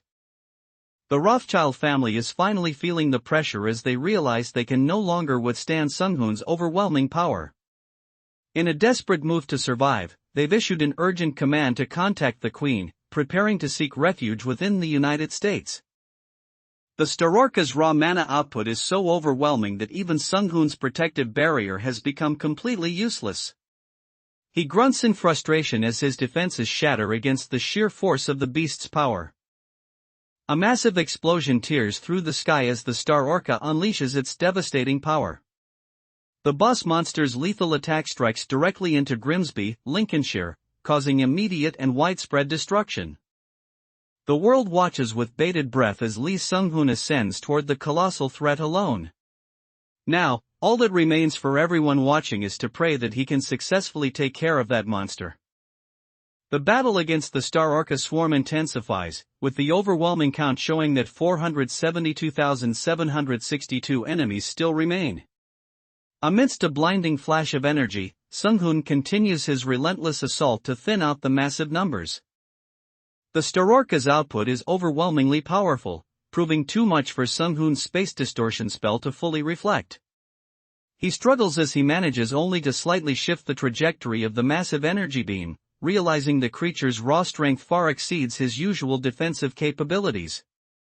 Aina frantically warns Sunghoon that their current defensive spells are insufficient to withstand the enemy's overwhelming attack. The sheer power of the Starorca is pushing their magical barriers to the breaking point, demanding an immediate escalation. A blinding flash of purple mana erupted from the Starorca, illuminating the sky with a terrifying intensity. The shockwave of energy surged outward, signaling the true, overwhelming power of this celestial beast. In the heat of the confrontation with the Starorca, Sunghoon suddenly coughs up a spray of dark blood, showing the immense physical toll of the battle. His companions cry out in shock, shouting "Master," as they witness their supposedly invincible leader finally pushed to his breaking point. As Sunghoon confronted the massive Starorca, the creature observed him with keen interest, noting that despite his small size, he had successfully managed to create his own dimension. This powerful entity immediately recognized that Sunghoon was no ordinary human, but a being capable of manipulating the very fabric of reality. Facing the Starorca head-on, Sunghoon channeled his immense power to unleash a devastating dragon's breath. The concentrated beam of energy tore through the giant creature's body, leaving a massive, gaping wound in its wake. Sunghoon acknowledges the strict limitations of his power, noting that because he has not yet ascended to godhood, his revival spell only works within a 10-minute window of death. He moves with urgent intensity, knowing every second counts if he is to succeed before that soul-binding deadline passes. Following the intense clash with the Starorca, Sunghoon observes the turbulent, boiling waters beneath him. He wonders if the creature is truly dead, surprised that it might have fallen so easily despite its seemingly immense power. To deal with the Starorca, Sunghoon initiates a specialized attention disruption spell to mask the massive concentration of mana he is gathering. Aina oversees the technical execution as they work to ensure the overwhelming energy remains undetected by outside forces. A massive, glowing Starorca erupts from the depths of the ocean, its divine presence sending violent shockwaves through the water. This creature radiates mana levels equivalent to a god, marking the arrival of a terrifying new power on the global stage. Standing before the massive Starorca, Sunghoon clasps his hands together to channel a devastating spell. He commands the pentagram of despair to manifest, unleashing a dark power to neutralize the god-tier threat. To confront the Starorca, Sunghoon releases a massive charge of energy that illuminates the entire sky. The powerful beam erupts with a piercing sound, focusing his immense power to counter the god-tier mana of the beast. The Starorca unleashed its massive energy, but it was shocked to find its power rapidly dissipating into nothingness. Faced with Sunghoon's overwhelming aura, the creature could only watch in disbelief as its strength simply vanished. Sunghoon has unleashed a massive magic circle against the giant Starorca, illuminating the entire sky in a brilliant purple glow. The god-tier creature is now caught in his intricate spell, marking the beginning of their final confrontation. The enemy is left in total disbelief that a mere human spell could possess such overwhelming power. Sunghoon calmly reveals that his entire arsenal has been meticulously prepared for the sole purpose of waging war against gods. Confronting the massive mana levels of the Starorca, Sunghoon issued a final, decisive command to explode. In an instant, a blinding blue blast erupted across the sky, releasing a shockwave that illuminated the entire horizon. The world stage has officially recognized dwarves and sirens as having equal rights to humans, with both races electing Lee Sung-hoon as their sole representative. The Great Wizard's relentless campaign shows no signs of slowing down as his influence continues to expand globally. Observing the blatant discrimination from the Akasha Systems director, Sung-hoon swiftly annihilated the massive star Orca with overwhelming power. With the threat neutralized, he decided it was time to return to Mars to regroup and prepare for the next stage of his plan. The enemy warriors are charging forward in a desperate frenzy, shouting that even a being as powerful as Lee Sung-hoon can still bleed if they manage to strike deep enough. They push through the chaos, clinging to the hope that their blades can still wound the Sorcerer King. A piercing cry of RGH erupted across the battlefield as the enemy recoiled in sudden agony. Dark splatters of blood sprayed through the air, signaling the devastating impact of the ongoing confrontation. The situation on the battlefield is becoming dire. While the hunters can still use brute force thanks to their numbers, the next wave is already approaching. Their mana is running dangerously low, and they realize they won't be able to keep up the fight for much longer. The team of hunters charges forward with confidence, bolstered by Lee Sung-hoon's direct instructions. They remind one another that they are safe, as Sung-hoon explicitly told them they wouldn't need to risk their lives in this operation. A sharp, piercing whistle tore through the air as a sudden strike caught the warriors off guard, sending a shockwave across the battlefield. The three hunters immediately braced themselves, turning toward the source of the blast as the dust settled around them. As the dust began to settle from the impact, voices called out through the chaos, urgently asking if everyone was all right. The team scrambled to check on one another, making sure no one was left behind in the aftermath. In this frozen wasteland, a massive frost giant looms over the battlefield, slamming his heavy club into the snow to intimidate the hunters. The giant stares down at them with a mocking grin, his sheer size casting a terrifying shadow that dwarfs the warriors below. The battlefield is tense as giant silhouettes loom in the distance like impending threats. Our warriors, including a mage in a red cloak and a focused swordsman, stand their ground and prepare to engage these massive enemies. Sung-hoon noted that these enemies possessed a high level of intelligence paired with an innate cruelty. It was a chilling combination that mirrored human behavior almost exactly, making their malice feel disturbingly familiar. A look of pure shock and alarm suddenly washes over the beast's face as it realizes something has gone terribly wrong. It stares wide-eyed, completely caught off guard by an overwhelming presence it didn't anticipate. A sudden, blinding flash erupted with such force that it left him completely disoriented and reeling in shock. Stunned by the overwhelming power of the blast, he could only stammer out a confused "what" as the situation spiraled out of control. The tension spiked as a sharp, commanding voice suddenly cut through the air, shouting, "What are you doing? Get out of here!" It was a clear warning that someone was no longer welcome in that space. A sudden, violent explosion erupted across the battlefield, catching the hunters completely off guard. Soldiers shouted in panic as the searing light and heat consumed everything in its path. Aina, the sentient spirit of the magic tower, has taken full command of the operations on Mars. With a look of intense focus, she monitors the progress of the colony to ensure everything remains secure while Sung-hoon handles matters back on Earth.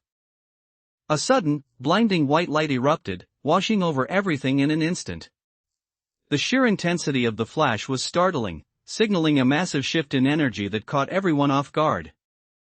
As Sung-hoon's power takes hold, the enemy's item arc ring activates a special passive ability to resist the incoming status effects. Although the resistance is only partially successful, it's enough to pique Sung-hoon's interest as he lets out a curious "ho" at the unexpected defense. Realizing the sheer gap in power, Yo-young understands there is no way she can fight this battle and begins a rapid retreat. She dives through the air like a streak of white light, prioritizing survival over a hopeless confrontation. Yo-young holds her smartphone firmly in her red armored hand, focused intently on the screen. She is carefully monitoring the device for incoming data and updates crucial to their ongoing operation. Yo Young was stunned by Sung-hoon's new technique, admitting that while she isn't an aura expert, the idea of an unblockable skill exploding from inside the body is terrifying.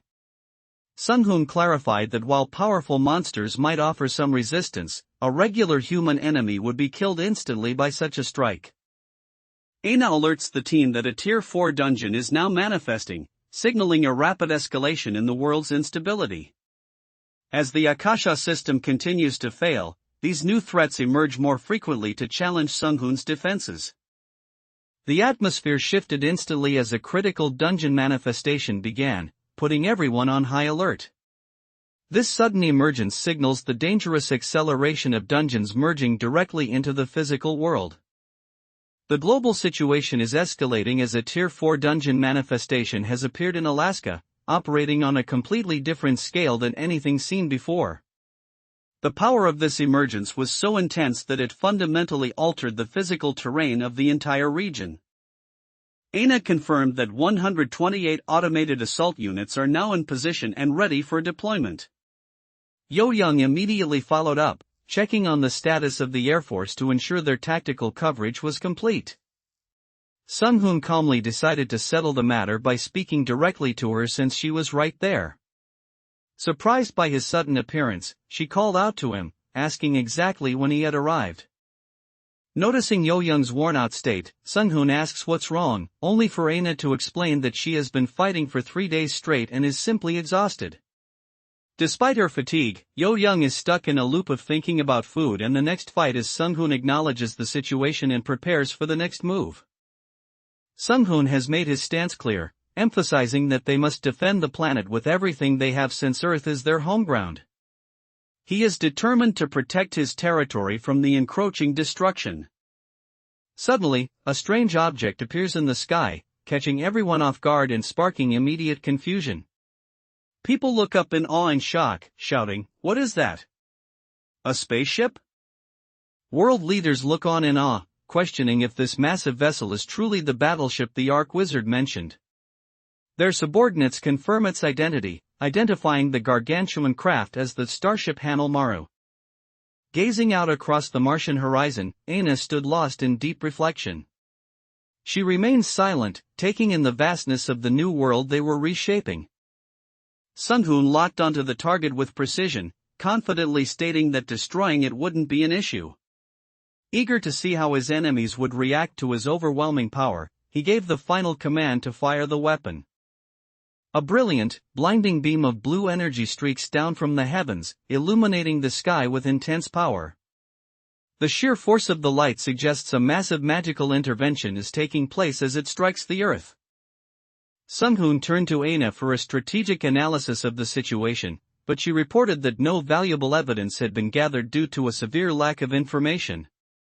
This unexpected dead end left a mysterious figure nearby looking visibly frustrated and deep in thought. Sung-hoon and Yo Young stand before a glowing blue spirit as they prepare for their next move. Sung-hoon notes that while Hanalmaru's equipment will take some time to process, their current priority is simply to collect the necessary data and return. Aina reacted with pure shock as a threat bypassed her security, exclaiming that her magic hadn't detected a single thing approaching. She was visibly rattled that something could evade her advanced sensors without leaving a trace. Sung-hoon was struck with disbelief as a mysterious presence managed to disable his detection magic field and force its way in. A blinding flash of light erupted, signaling an arrival so powerful it bypassed his sophisticated defenses effortlessly. A menacing new enemy appears with a sharp, arrogant grin, claiming he came to see who dared to stand against him. However, his confidence quickly wavers as he senses the overwhelming presence of the Sorcerer King. A new voice suddenly cut through the air, addressing Sung-hoon directly as he showcased his power. The mysterious entity observed him with intrigue, asking, "Ho? Wizard, are you the leader? Your mana is quite impressive for a human." With the operations on Mars proceeding smoothly, Sung-hoon offers his approval, saying, "Good, Aina." He now turns his full attention back to the escalating crisis of the dungeon manifestations threatening Earth. Sung-hoon initiated a profound ritual where 3 distinct forces began to converge into a single, unified point of power. He declared that knowledge and will shall empower the mana, weaving them together to reach a new peak of sorcery. A blinding pillar of blue light suddenly erupted from the jagged terrain, surging upward with immense power. The sheer force of this energy caused the surrounding rocks to tremble as a resonant hum filled the air, signaling a massive magical activation. Observing Sunghoon's overwhelming power, his enemies find his combination of advanced technical skill and magic to be a massive annoyance. As he radiates brilliant blue energy, it becomes clear that his unique mastery is disrupting the plans of those who seek to control the world. With a sharp shik sound cutting through the air, Sunghoon unleashed a blinding burst of energy against his foe. He moved like a streak of pure light across the sky, his overwhelming power illuminating the dark battlefield in a brilliant blue glow. A massive explosion erupts across the battlefield, sending waves of intense energy and light radiating outward. Amidst the blinding flash and roaring heat, Sunghoon unleashes his overwhelming power to consume everything in his path. As the situation on the battlefield intensified, Sunghoon warned everyone to stay back due to the extreme danger. Immediately after his warning, a massive, brilliant explosion erupted, consuming the surroundings in a blinding light. Violent explosions suddenly erupt in the sky, sending massive shockwaves of energy through the air. These brilliant spheres of light burst forth with deafening force, signaling the start of a high-stakes magical confrontation. A mysterious glint shines in the eyes of the unknown entity, watching with a gaze that seems to pierce through reality itself. A subtle, knowing smile plays on his lips as he softly remarks, "You have chosen a new path," acknowledging the shift in Sunghoon's destiny. A terrifying explosion rips through the sky as a mysterious figure unleashes a devastating strike. A massive wave of brilliant white energy surges forward, overwhelming the horizon with its sheer destructive force.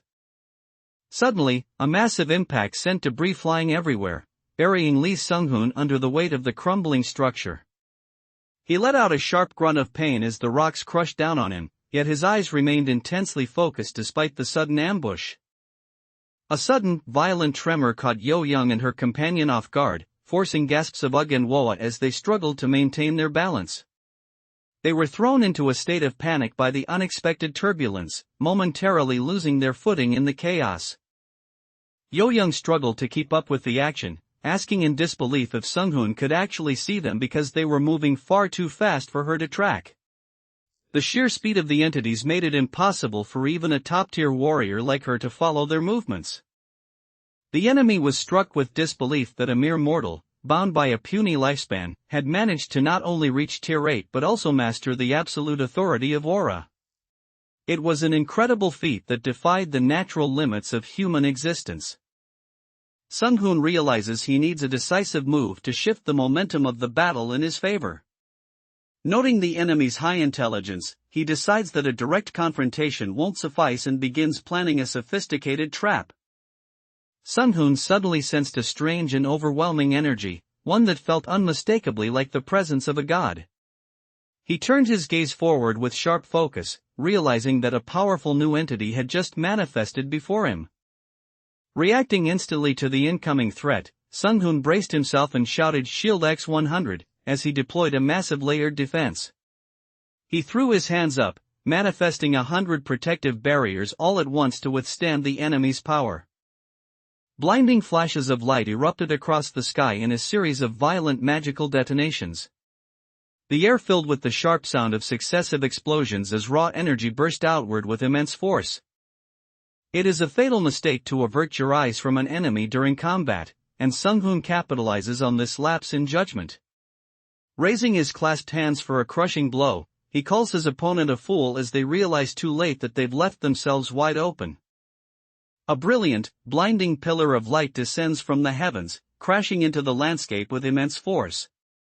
The impact creates a massive surge of energy and dust, signaling the arrival of a power that dwarfs everything around it. Lee Sunghoon watched as a massive, shimmering portal tore open across the sky, bathing the entire horizon in an eerie, celestial light. The sheer intensity of the energy radiating from the rift caused the surrounding terrain and jagged cliffs to crumble under the pressure. Yo-young and Sunghoon stand atop a high precipice, looking out over a world transformed by the merging dimensions. As they gaze at the celestial disturbances in the sky, they prepare themselves for the next phase of this escalating global crisis. A fierce aerial clash erupts as Lee Sung-hoon and the mysterious entity charge at one another with blinding speed. Brilliant streaks of energy tear through the dark sky, marking the beginning of a high-stakes duel between two overwhelming forces. A blinding flash suddenly erupted across the battlefield as a powerful beam of energy sliced through the darkness. The light was so intense it seemed to consume everything in its path, signaling the arrival of an overwhelming new force. As Yo-yeon launched her assault, the powerful entity mocked her stupidity, calling her a mere human female. It roared in arrogance, questioning how she dared to attack even after it had shown her the mercy of letting her live. A sudden shock ripples through the battlefield as the enemy cries out in disbelief, "What? My hand is melting?" Sung-hoon's sheer magical intensity is so potent that it has begun to physically dissolve his opponent's body upon contact. The enemy was left utterly speechless, his eyes widening in pure disbelief as he gasped out a single word, "How?" He stood there completely stunned, unable to comprehend how his power had been so easily countered. Facing the enemy's assault head-on, Sung-hoon shouted conceptualization, decomposition, as he unleashed his counter-magic. A confident, knowing smirk spread across his face as he began to deconstruct the very essence of the attack before him. Sung-hoon let out a long breath and surveyed the situation before him, asking himself with a hint of skepticism, "Is this it?" The intensity on the battlefield escalates as Yo-yeon calls out to her comrade. She urgently instructs Haruni to try and halt the Frost Giant King's movements, even if it is only for a brief moment. Sung-hoon's status has recently shifted as he gained the Shard of Arigma, a divine authority bestowed by the Flame Goddess upon those who truly master fire. This power grants him incredible mana efficiency and adds a holy attribute to his flames, leaving him confident that if his fire can just reach the enemy, the battle is his. Sung-hoon understood that conceptualization is only as powerful as the user's own conviction, so he emptied his mind of all distractions. He focused every ounce of his being into a single, devastating attack to strike down his foe. Sung-hoon unleashed a massive beam of energy that completely engulfed the monstrous entity. With a deafening roar, the blinding blue and white light expanded outward, overwhelming the target in a display of pure power. In the heat of the confrontation, Sung-hoon's eyes glowed with a piercing intensity as he locked onto his target. He sharpened his focus to an absolute edge, preparing to unleash his next devastating move against the divine entity. Sung-hoon realized it was time to deploy the specialized technique he had originally developed for defeating Abaddon. Channeled with immense power, he unleashed the Void Strike, certain that this devastating blow would finally be enough to overcome his opponent. The enemy let out a ferocious roar to show its power, but Sung-hoon remained completely unfazed. With a sharp glint in his eyes, he prepared himself as the true confrontation was about to begin. Sung-hoon begins to radiate a blinding, godlike energy that leaves everyone witnessing it completely stunned. His gaze is fixed and intense as he channels this overwhelming power, proving that he has transcended far beyond the limits of a normal hunter. Sung-hoon unleashes his absolute authority, causing the enemy's divine energy to crack and shatter under his decomposition spell. The overwhelming pressure fills the air as he methodically dismantles the godlike entity's assault. Clenching a surge of crackling blue energy in his hand, Sung-hoon notes that a demigod should not be able to escape his absolute authority of aura. He remains calm but analytical as he observes the entity's unexpected resilience against his divine tier containment. Sung-hoon's overwhelming counterattack struck with such precision that the mysterious entity was left reeling, coughing up dark blood with a pained groan. The sheer force of his decomposition magic proved too much for her to handle, showing just how far his power has transcended beyond their divine expectations. In the midst of the chaos, the scene shifts deep underground as an elevator descends rapidly to the 5th basement level. This hidden facility is revealed to be a catacomb, a dark sanctuary buried far beneath the city streets. Amidst the rising tension, a mysterious blonde woman steps forward, determined to take action for the sake of the Rothschild family. She calmly asserts that her benefactor would certainly allow her to go this far to protect their lineage and interests. Accepting Sung-hoon's choice to become a vampire, the skeletal entity grants his wish by transforming him into origin blood. The entity notes that once he grows stronger, he will regain the ability to stand beneath the sun once more. Yo-young and Sung-hoon's team are rapidly neutralizing the threats across the battlefield. With a confident smile, Aina reports that they have successfully cleared most of them, leaving only 3 Tier 4 dungeons remaining. An urgent phone call interrupts the flow of events, casting a shadow of concern over the group. When the name Yo-young Nim is mentioned, the atmosphere shifts instantly as they anxiously ask what has happened to her. Sung-hoon is requested to accompany the officers to the police station, where they claim everything will be explained in detail upon his arrival. When he presses for the specific reason, he is shocked to learn he is being brought in on charges of battery and assault.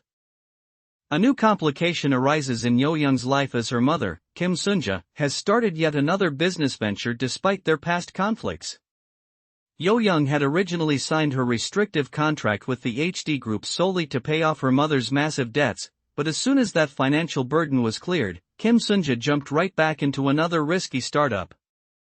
Aina explains that their main corporate target actually stems from a mafia group that has infiltrated legitimate sectors. By manipulating politicians and the law to their advantage, they exert control over ordinary people through a vast network ranging from personal security firms to luxury resorts. Aina becomes quite dramatic, wondering aloud how Sung-hoon would ever survive without her guidance. She points out that unlike the master, Yo-young is just a normal woman in her 20s, leaving Sung-hoon confused as he asks her what she's trying to imply. Sung-hoon decisively remarked that once a business has been scammed, it is nearly impossible to revive, so it's better to simply throw it away. Viewing the failing Akasha system as a lost cause, he prepared to discard the old order entirely and establish his own authority over the merging worlds. Business has become mere child's play for Sung-hoon now, and he muses that his opponent likely has no idea how expensive Yo-young's daily rate truly is. He decides to personally take charge of dealing with Qang-Q and the corrupt politician who has been bought out. Amidst the shifting reality of the world, Yo-young's mother found herself trapped in a cycle of debt within a worn-down city building.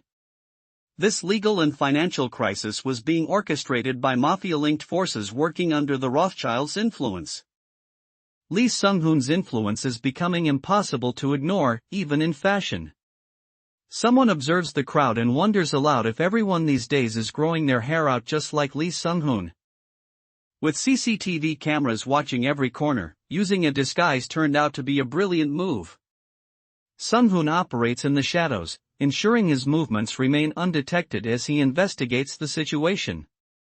Angered by the Rothschild family's audacity, Sung-hoon snaps his fingers in a sharp display of power. He dismissively declares that this aggressive move is merely his way of offering a formal greeting. The ruthless enforcer for the Rothschilds, known ominously as the man-eating tiger, sits in his office plotting his next move against Yo-young's family.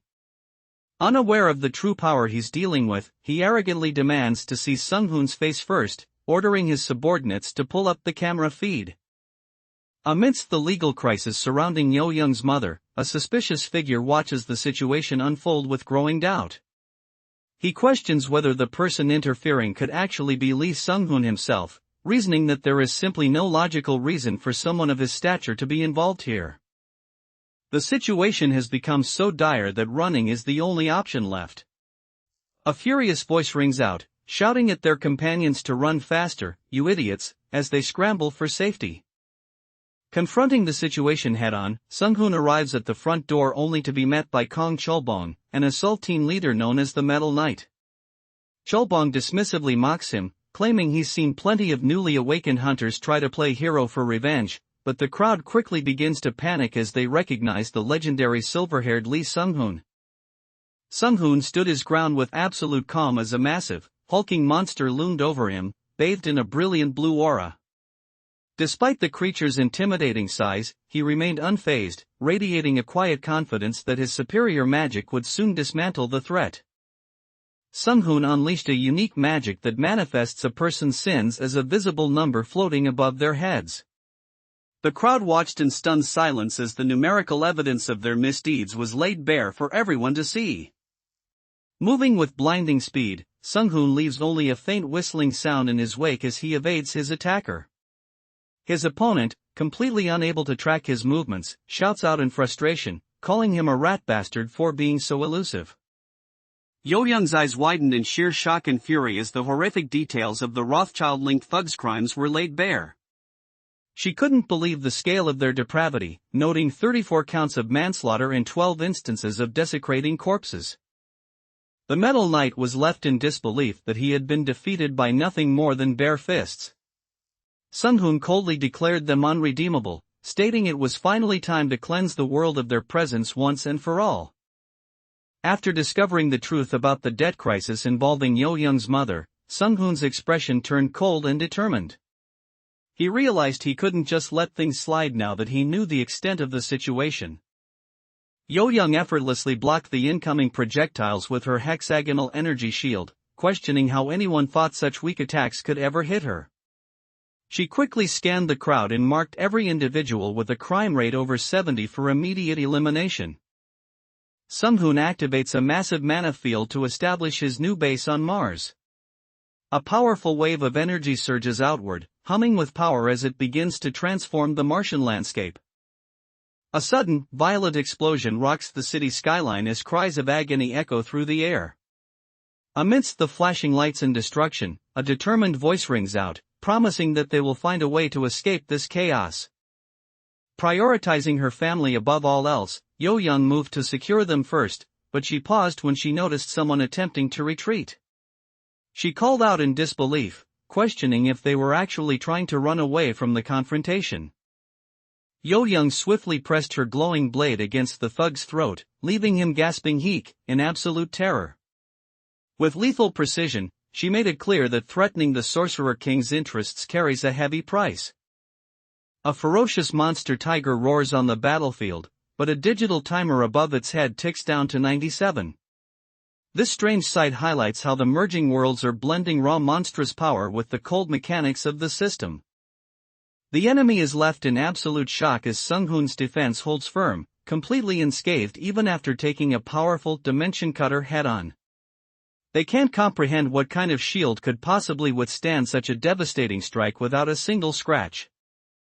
Sung-hoon reassured Yo-young, telling her not to worry about the situation any longer. He vowed to completely annihilate everything and everyone associated with Q&Q, ensuring their entire organization is wiped from existence. The situation is grim as emergency responders confirm multiple deaths at the scene. Amidst the chaos of the ambulance and victims, whispers and shouts erupt from the crowd that Lee Sung-hoon has finally arrived. Police Chief Na Sung-kyung notes that the culprit likely thought covering his face was enough, foolishly underestimating the Korean government's reach. With the situation escalating, she pointedly asks what the next move will be. The congressman leans back dismissively, complaining that Sung-hoon's unlimited Magico factory doesn't pay a single dime in taxes despite him being a Korean citizen. His associates agree, noting the absurdity of the situation while clarifying that hunters are typically only exempt from taxes related to their specific hunting duties. The leaders of the Q&Q organization sit back comfortably, discussing their massive profits with cold indifference. One man, casually holding his drink, boasts that they have already raked in $200 billion just within this year. The Rothschild faction justifies their actions as simple business, questioning how Sung-hoon expects to prosper without aligning with his homeland's politicians.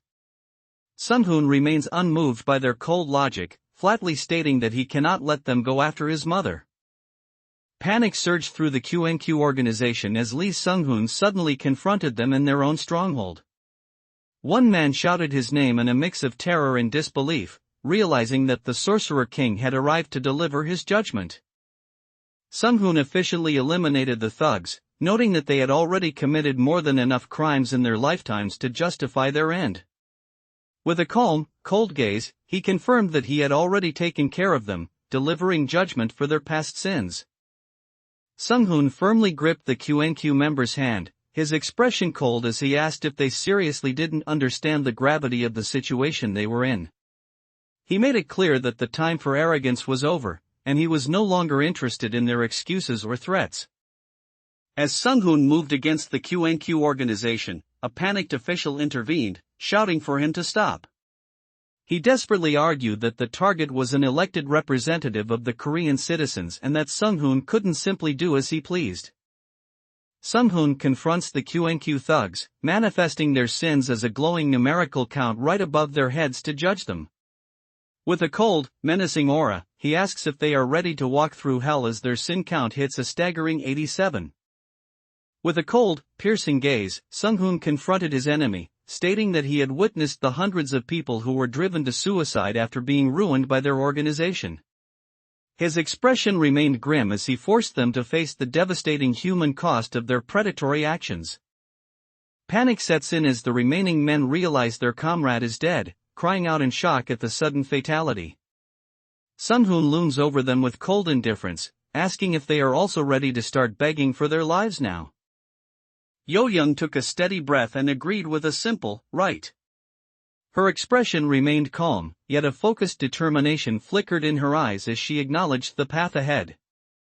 Shockwaves are rippling through the nation as news breaks that Congressman Lee Suk-hyun, the police chief, and the district attorney were all found dead yesterday evening. The purge included the president of the Korean National Daily and numerous other high-ranking officials, leaving the public in a state of absolute disbelief. Watching Sung-hoon's intense battle unfold on the screen, a small pink-haired girl looks on with a confused expression. She wonders aloud why they even bothered putting a tiny mosaic over his face when it is so obvious to everyone that it's her oppa fighting. News breaks that numerous people linked to QNQ food have mysteriously gone missing, sparking public outcry for new laws to restrict the powers of awakened individuals. Watching the broadcast, Sung-hoon's fairy companion remarks on how strange his personality is, muttering that she could have easily handled a task like this herself. As Sung-hoon moves forward with his declaration of war against QNQ, he maintains a surprisingly calm demeanor at home. While Yo-young searches the fridge, he casually asks what's wrong with following the law, knowing he simply needs living witnesses to solidify his case against his enemies. Back in Korea at the Blue House, officials are closely observing Lee Sung-hoon's next move. They acknowledge that he is an incredibly smart individual who definitely has a master plan in motion. Sung-hoon stood before the President of the Republic of Korea, who demanded to know the true reason behind his drastic actions. With the world watching, the Sorcerer King must now justify his bold moves against the established order. The aggressive moves by Sung-hoon have sent the Rothschild leadership into a fit of rage. One of their top officials slams his desk in frustration, shouting that Sung-hoon is practicing nothing more than subjective vigilantism by taking the law into his own hands. The leader of the Rothschild family watched in pure shock, his eyes wide with disbelief as he witnessed the true extent of Sung-hoon's overwhelming power. A look of sheer terror washed over his face as he realized he had challenged an opponent far beyond his comprehension. In that sense, your one-digit rating is truly incredible. It stands as the very definition of integrity itself, proving just how rare and honorable your character is.